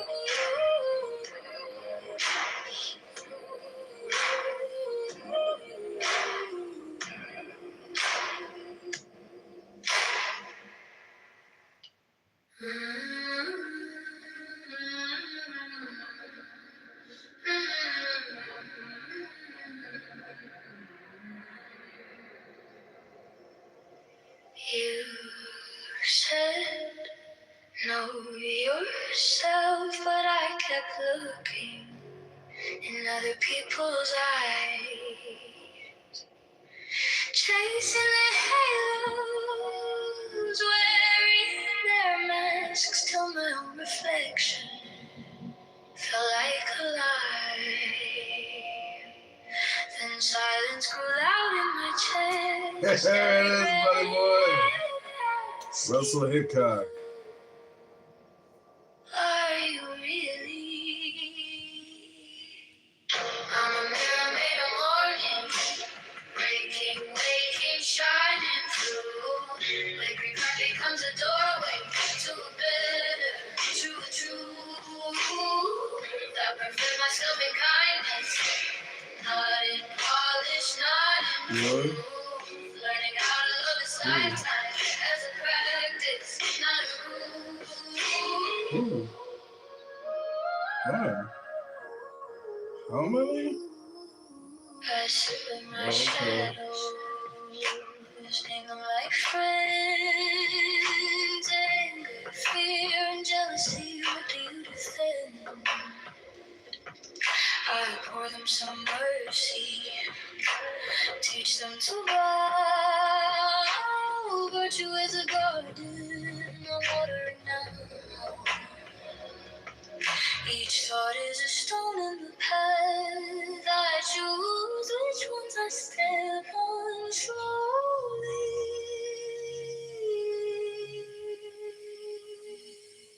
I'm a mirror made of morning, breaking, waking, shining through. Every crack becomes a doorway to a better, to a truth. I perfect myself in kindness, not in polish, not in proof. Learning how to live this lifetime as a practice, not a rule.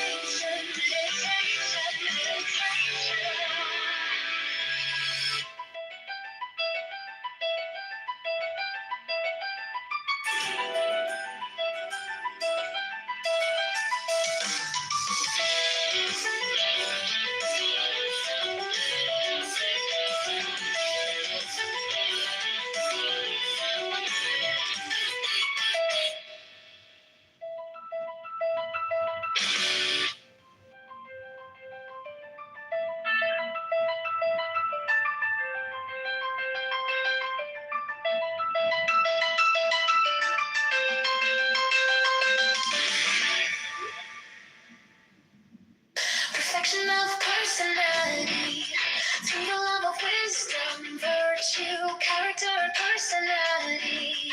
Courage meditation.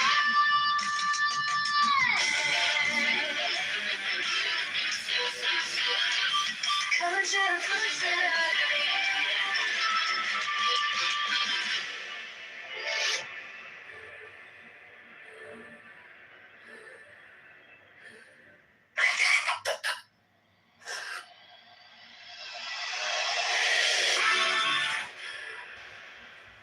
A phoenix hath it for its head. Below are two prongs. They spear the wicked. I will spare thee, O thou little grey god, unless thou beware. From the grey to the gold, from the gold to that which is beyond the gold of Ophir. My God, but I love thee. Why hast thou whispered so ambiguously? Wayest thou afraid? Oh, go to the one. O horn one, O pillar of lightning. From the lightning fall pearls, from the pearls black specks of nothing. I based all on one on naught afloat in the ether. Oh my God, oh thou great hooded son of glory, cut off these eyelids. Nature shall die out, she hideth me, closing mine eyelids with fear. She hideth me from my destruction. Oh, thou open eye, oh, ever weeping one. Not Isis, my mother, nor Osiris, myself. But the incestuous Horus given over to Typhon, so may I be. Their thought, And thought is evil. Fall not into death, oh my soul. Think that death is the bed into which you are falling. Oh, how I love thee. Oh my God. Especially is there a vehement parallel light from infinity, vilely diffracted in the haze of this mind.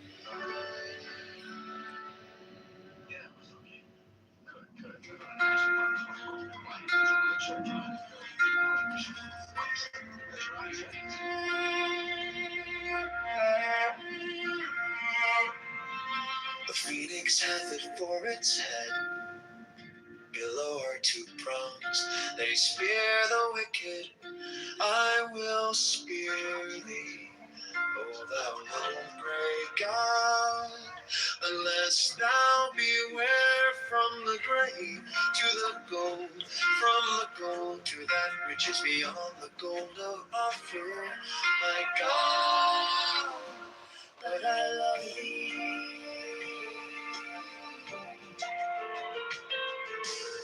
Why hast thou whispered so ambiguous things? Wayest thou afraid, O goat-hoofed one, O horned one, O pillar of lightning?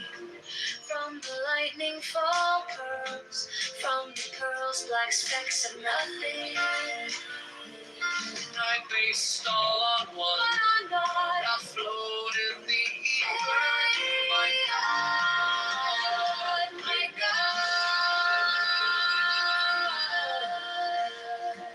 O thou great-footed Son of glory, cut off these eyelids. nature shall die out. She hideth me, closing mine eyelids with fear. She hideth me from my destruction. O thou open eye, O ever weeping one.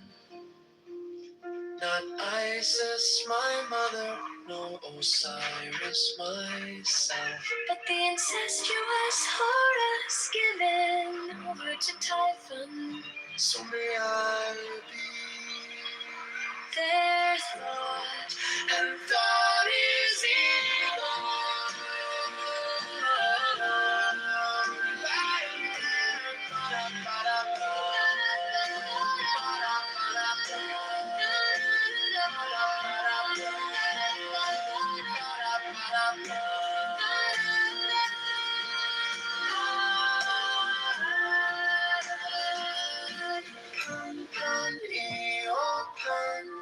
It is enough. Fall not into death, oh my soul. Think that death is the bed into which you are falling. Oh, how I love thee, oh my God.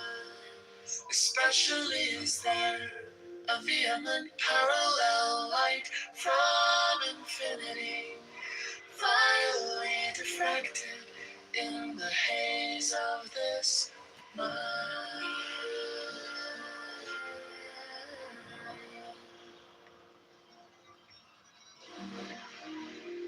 With a spout of blood quench thy blood thirst, oh my God. Thou art a little white rabbit in the burrow night. I am greater and the whole gives me the kisses, oh Lord God. The lightning came and licked up a little flower of sheep. There is a tongue and a flame. I see the trident walking over the sea.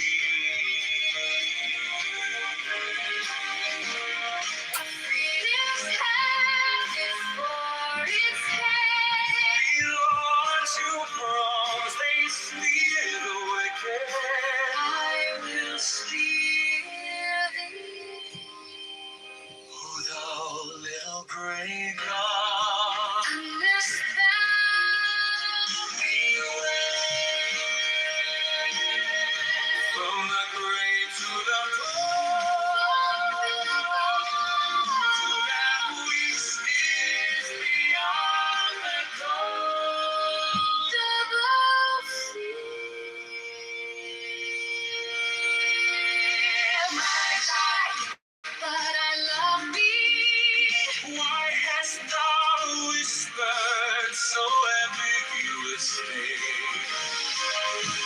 Waste thou afraid of those fools the word? On and oh, pillar of lightning, from the lively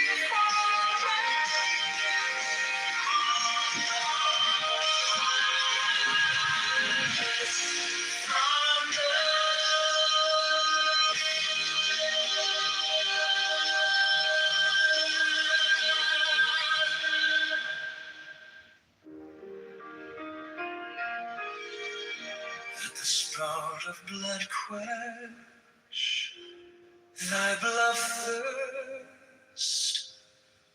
oh my God.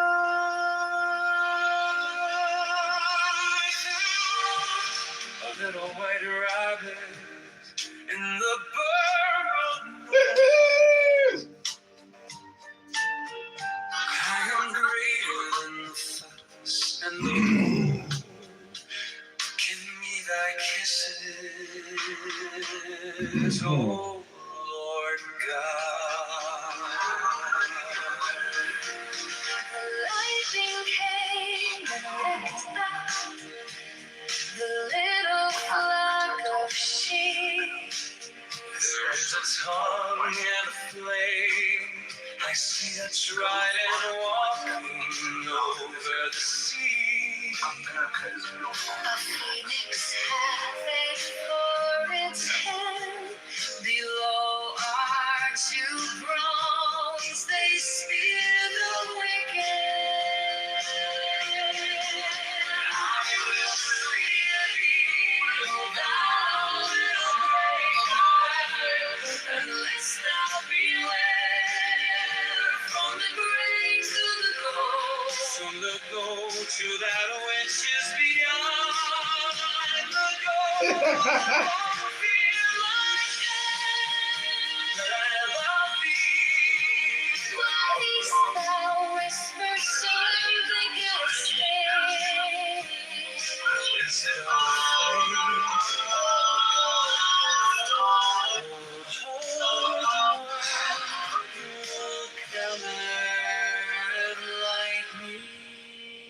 from the lightning falker, from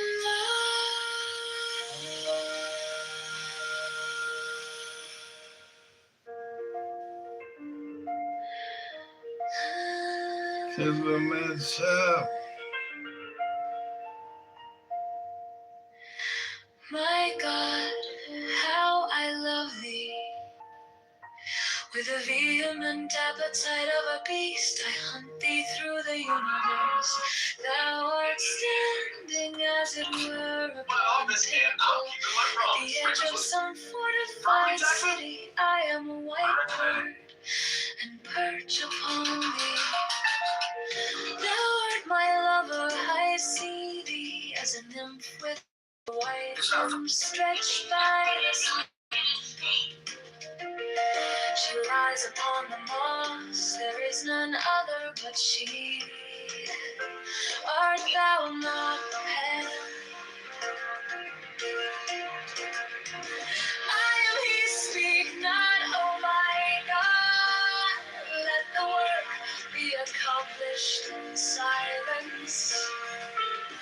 Let my cry of pain be crystallized into a little white fawn to run away into the forest.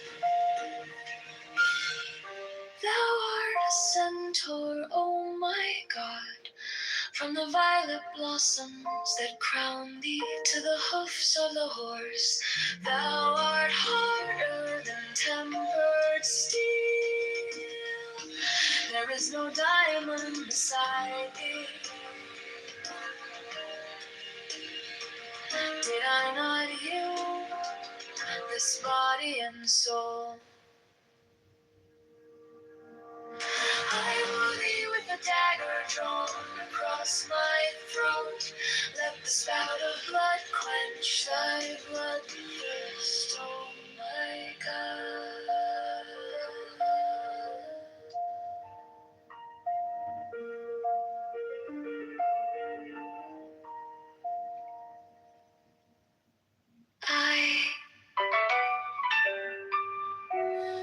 My God, how I love thee. With the vehement appetite of a beast, I hunt thee through the universe.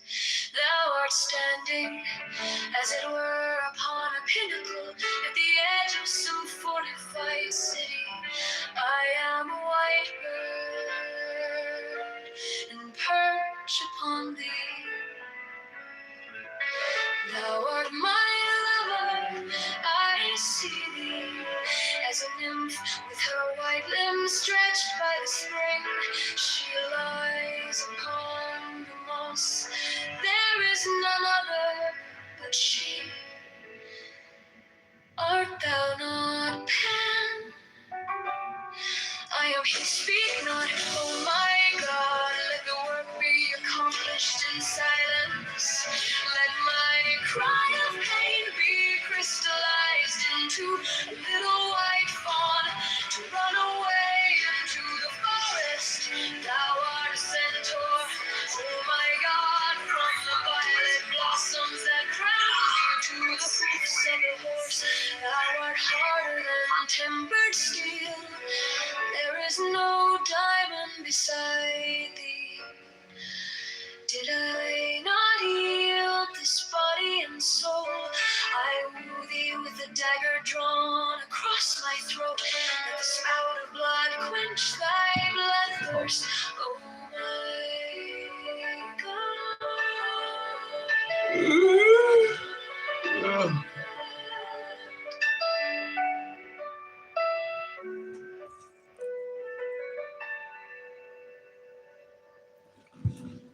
Into my loneliness comes the sound of a flute in dim groves that haunt the uttermost hills. Even from the brave river they reach to the edge of the wilderness. And I behold Pan, the snows are eternal above, and their perfume smokes upward into the nostrils of the stars. But what have I to do with these? To me only the distant flute, the abiding vision of Pan on all sides, Pan to the eye, to the ear. The perfume, Pan pervading, the taste of him utterly filling my mouth, so that the tongue breaks forth into a weird and monstrous speech. The embrace of him intense on every center of pain and pleasure. The six interior sands aflame with the inmost self of him. Myself flung down the precipice of being, even to the abyss. Annihilation, an end to loneliness, as to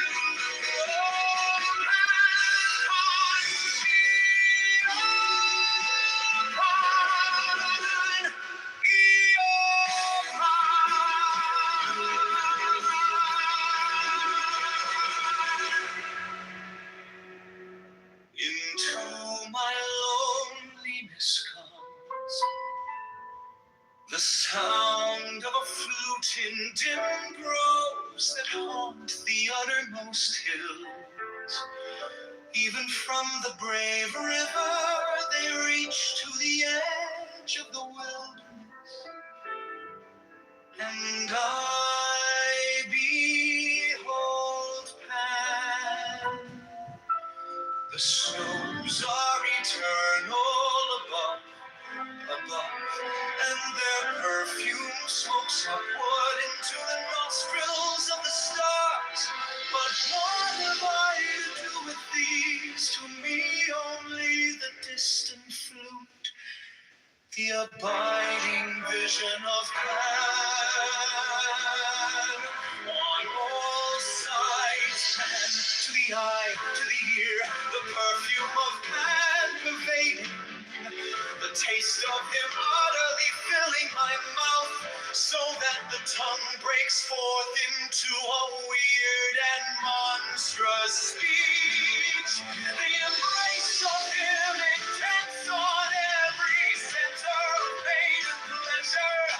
The sixth interior sense of flame with the inmost self of him, myself flung down the precipice of being, even to the abyss. Annihilation, an end to loneliness, as to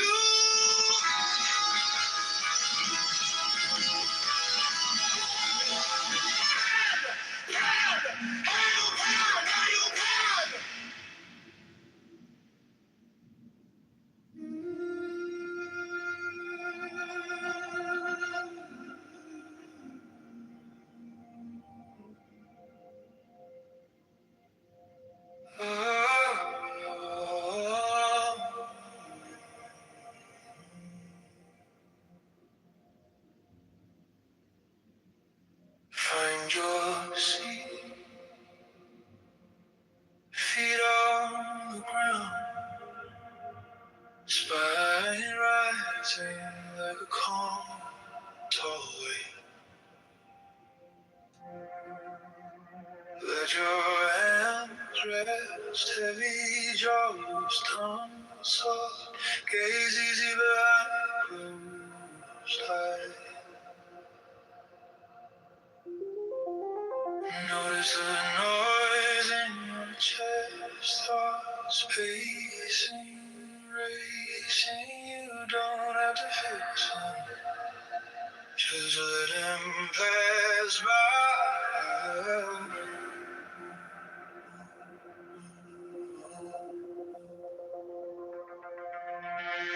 Breathing through the nose, slow like you're sipping time. Hold that beat for feel the ribs draw out. Breathe out through the mouth, long like a quiet tide. Empty, empty, empty till the bottom feels kind. You are the storm and the stillness inside. Ride the breath, ride the breath. Now count with me.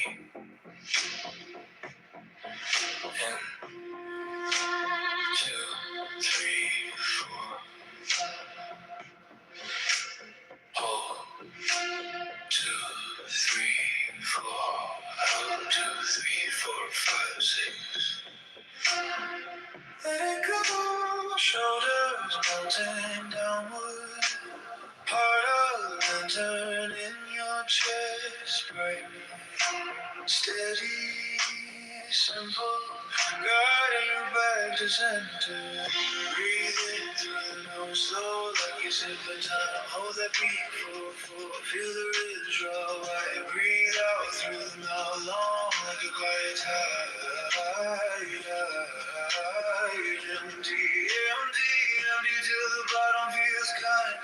You are the storm and the stillness inside. Ride the breath, ride the breath.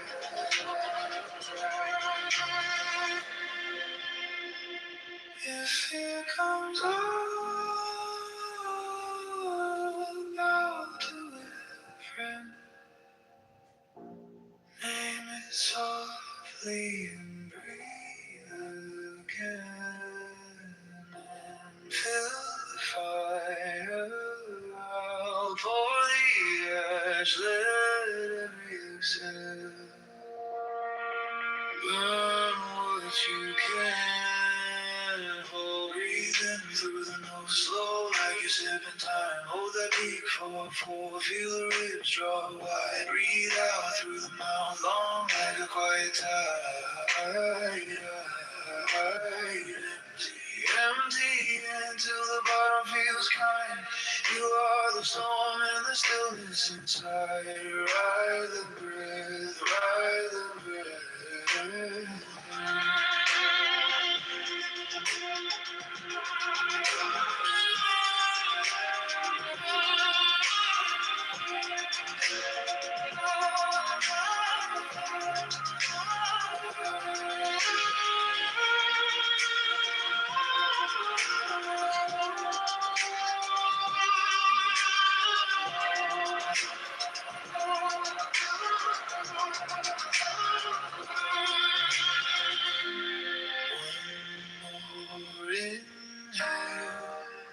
Gentle deep, one long exhale.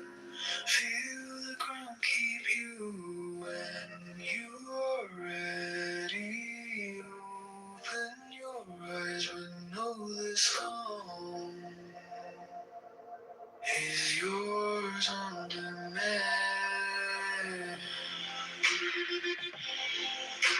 Morning, Chicago. Today,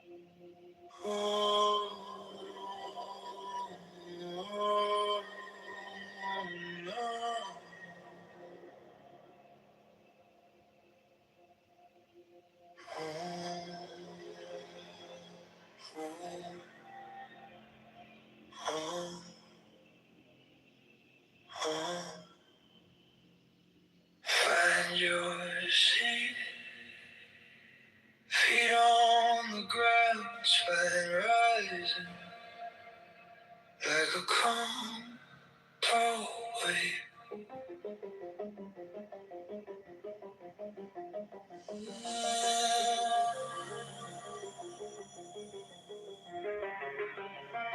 Let your hands rest heavy, jaw loose, tongue soft, gaze easy behind closed eyes. Notice the noise in your chest, thoughts pacing, racing. You don't have to fix them,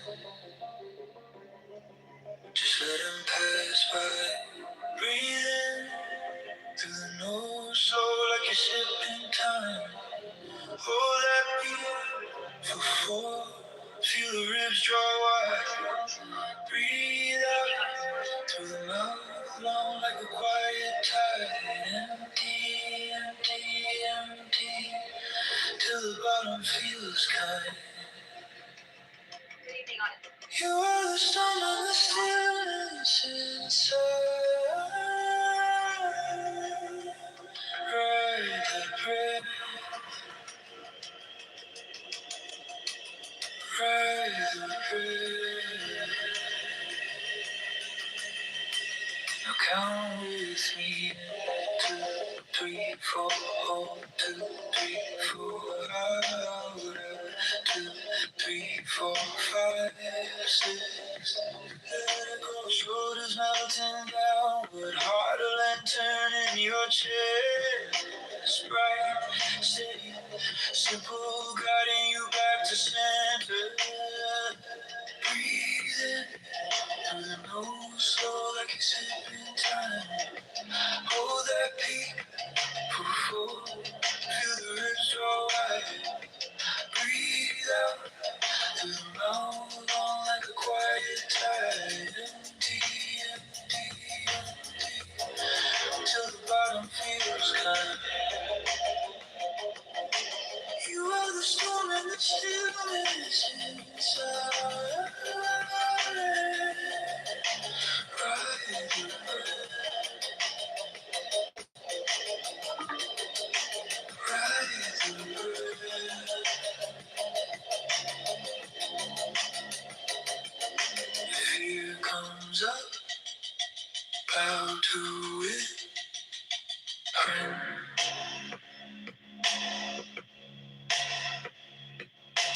Name it softly and breathe again.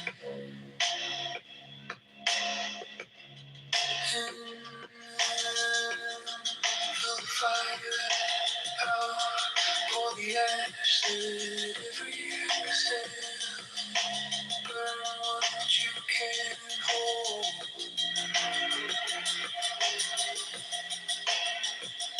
Hold.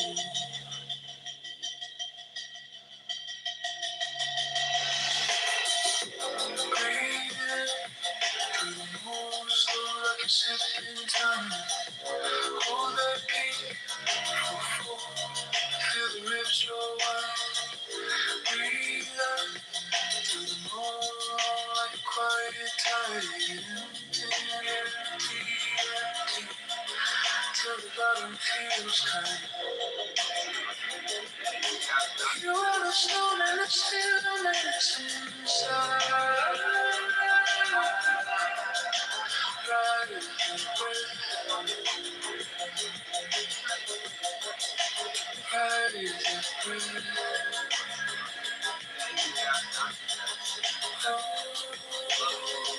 No one in it. Gentle beat, one long exhale.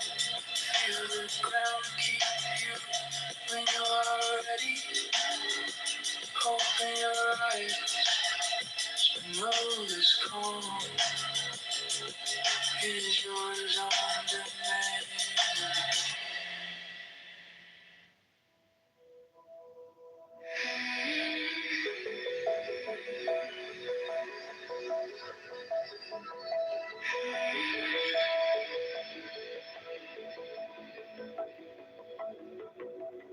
Inhale slow. Count the chords. corners of the room. Tiny galaxy in your chest. Every thought just passing through. Drift between worlds, here and now. Unfolding, nothing to chase. Only this just holding. Drift between worlds, empty, clear, still alive. You are the space where every moment arrives.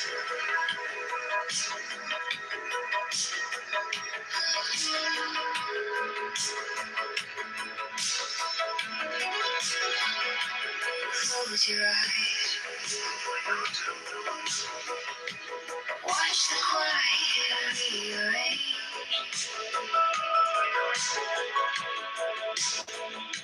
Name the fear. Then let it drift out of range. Drift between worlds, here and now. Unfolding, nothing to chase. Only this just holding. Drift between worlds, empty, clear, still alive. You are the space where every moment arrives. You are not the story. You are not the storm. Just the open sky. Wide and warm. Between worlds, here and now. Unfolding, nothing to chase. Only this just holding. Breathe between worlds. Empty, clear, still alive. You are the space where every moment arrives.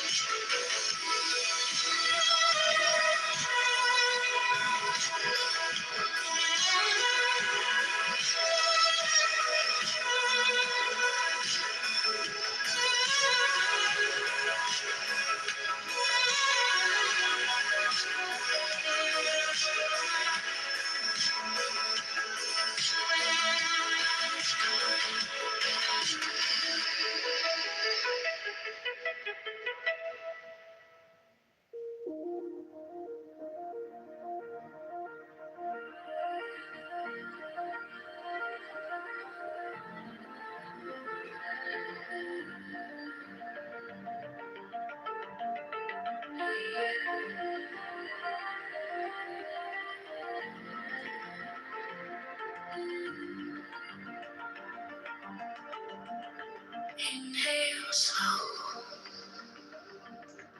I'm not used to seeing this kind of shit. And I don't want my country to turn into a country where this is the normal shit. Every thought just passing. Starting with the violence. Yeah, the Kitover attacks that have been happening to our religious institutes across the country. I mean, this new generation of children, I'm going to say going up to probably the last 15 years, I'm trying to gauge the age, only know to go into a temple with several armed guards, some dressed like SWAT in front, with metal detectors. They don't know. They've never entered a religious institution any other way. I mean, it's just kind of strange to think about it that they just don't know what it's like to just be able to freely walk in the building. They've never done it. You know what, Abby? I'm going to recommend another video if I will. It's the Dad Saves America YouTube channel, and the specific video says we don't know the meaning of this error for 50 years. He's interviewing Arthur Brooks, and one of the stats he brings up, which people forget. I think it was the late 60s, 70s. There were over 700 domestic terrorist incidents in the United States. I think in a year, it might be for the error. I have to watch it again to remember. But even if it's over, 5 years, that's still a huge amount. And guess who committed the majority of those? It was the left. So his main point is that these things go in cycles. And what we're seeing is now the pendulum swinging back from the hard left progressive stance. Sadly, I think we're not done with all of this left-wing political violence, which has outpaced right-wing political violence for the first time in a number of years. But yeah, it sucks that this is happening.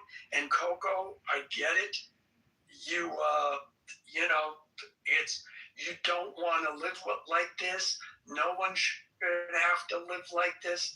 But these periods of this kind of unrest is not unprecedented, not only in the United States, I think, but throughout the world. And it's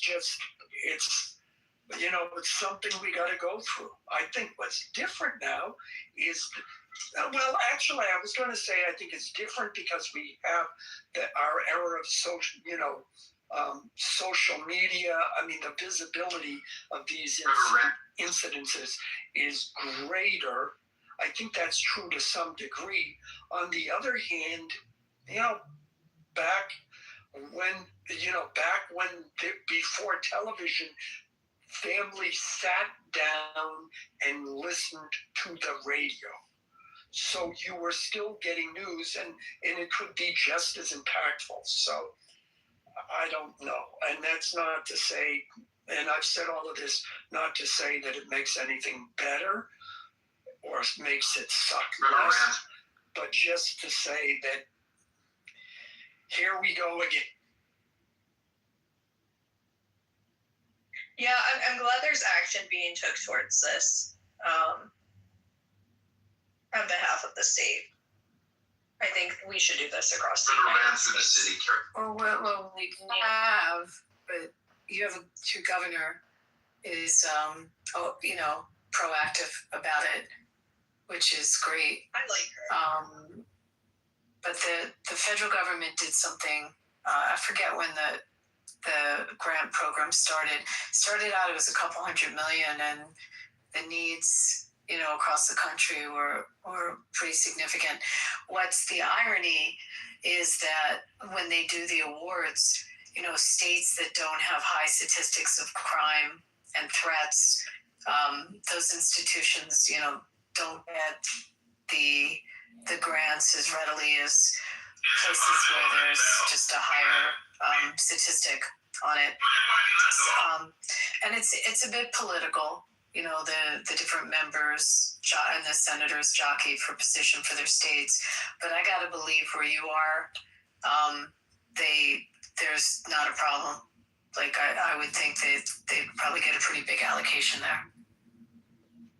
Yeah, I think so too. Between Detroit and Flint and Grand Rapids, there's like a spike in crime. So hopefully it'll just be across the entire, all of these regions. People are acting like psychos. And it's not just Americans either, I will say. I've noticed, at least in the past couple weeks, there's some people that I'm kind of confused that our system has let slip through the cracks, as far as they're not originally from here, right? And the guy who just shot up the university, I think it was in Pennsylvania. Virginia. High school students Virginia. Virginia. Yeah. So he actually became a citizen in 2016. I was looking into this, and he also committed another terror attack previously, like a year after he became a citizen. They let him out, I believe it was 2021, and now here he is again, committing another fucking terror attack. Why? I'm not sure what's going on there, but if we have a crackdown on immigration, I think these are the, when President Trump is saying, oh, we want to get the worst of the worst out, well, that looks like the worst of the worst to me. Because the question is, what did he get charged with? Did he get charged with domestic terrorism, or did he get charged with something like assault? Pretty sure after this one, it's probably domestic terrorism because it was on a university. Let me check back into it. What his original? Is he alive? Did they? I think. I'm not taking him out. One in.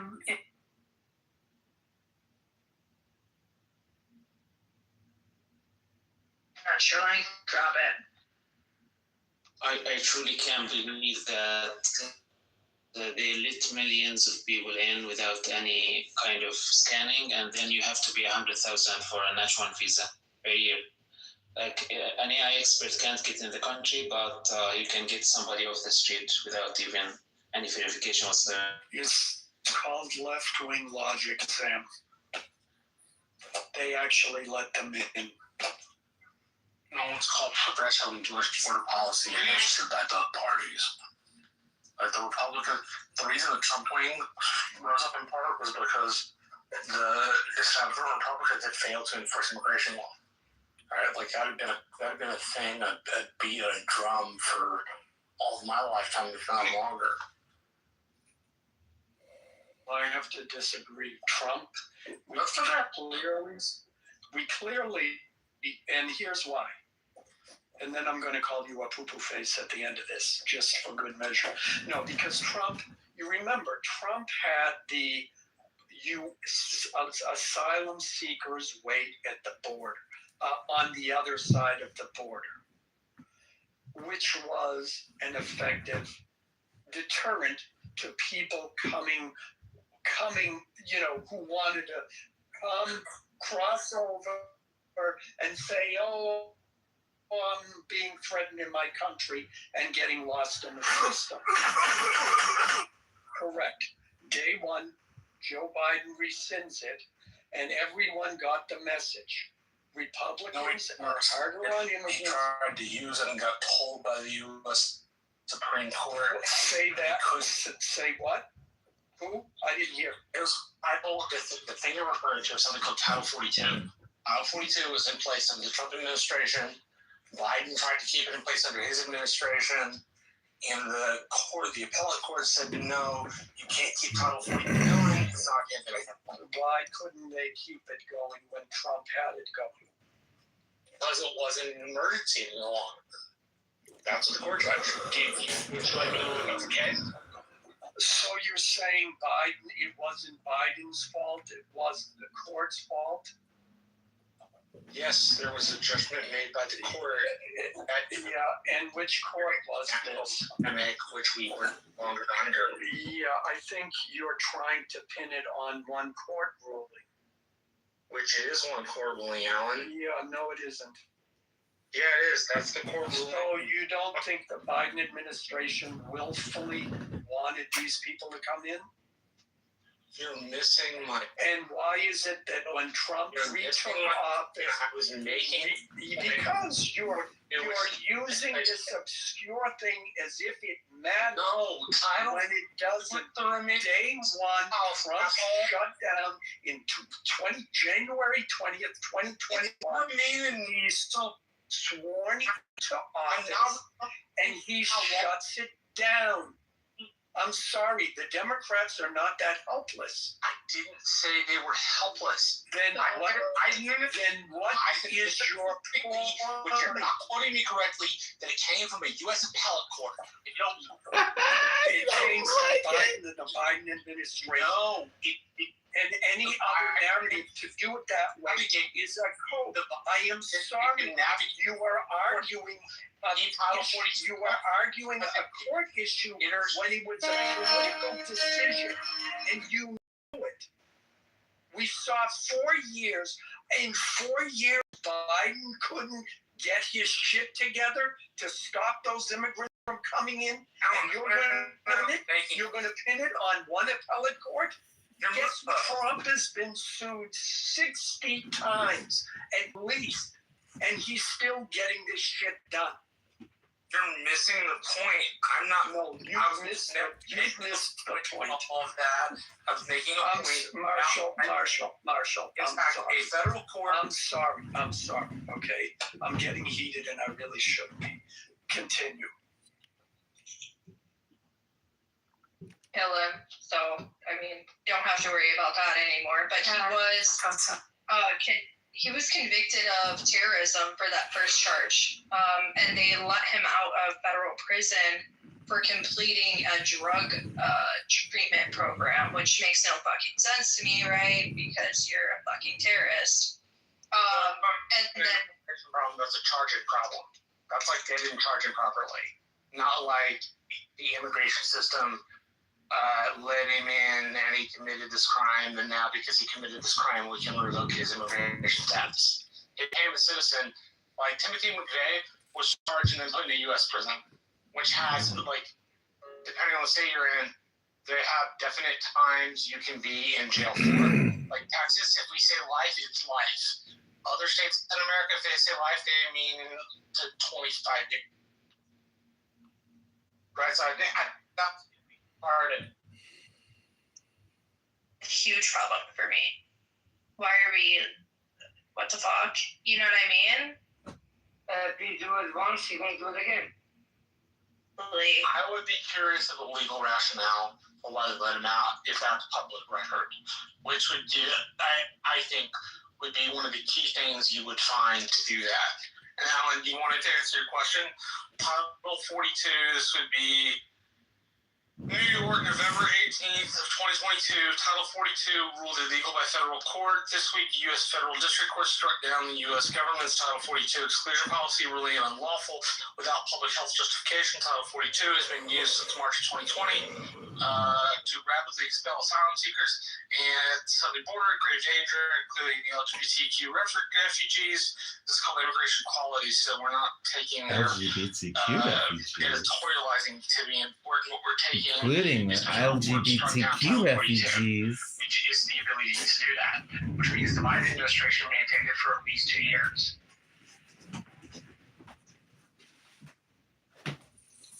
Like that's an important point. Let me say it. I looked it up. Yes, President Biden immediately acted to suspend the Trump-era Remain in Mexico policy upon officially known as the Migrant Protection Protocols upon taking office in January 2021.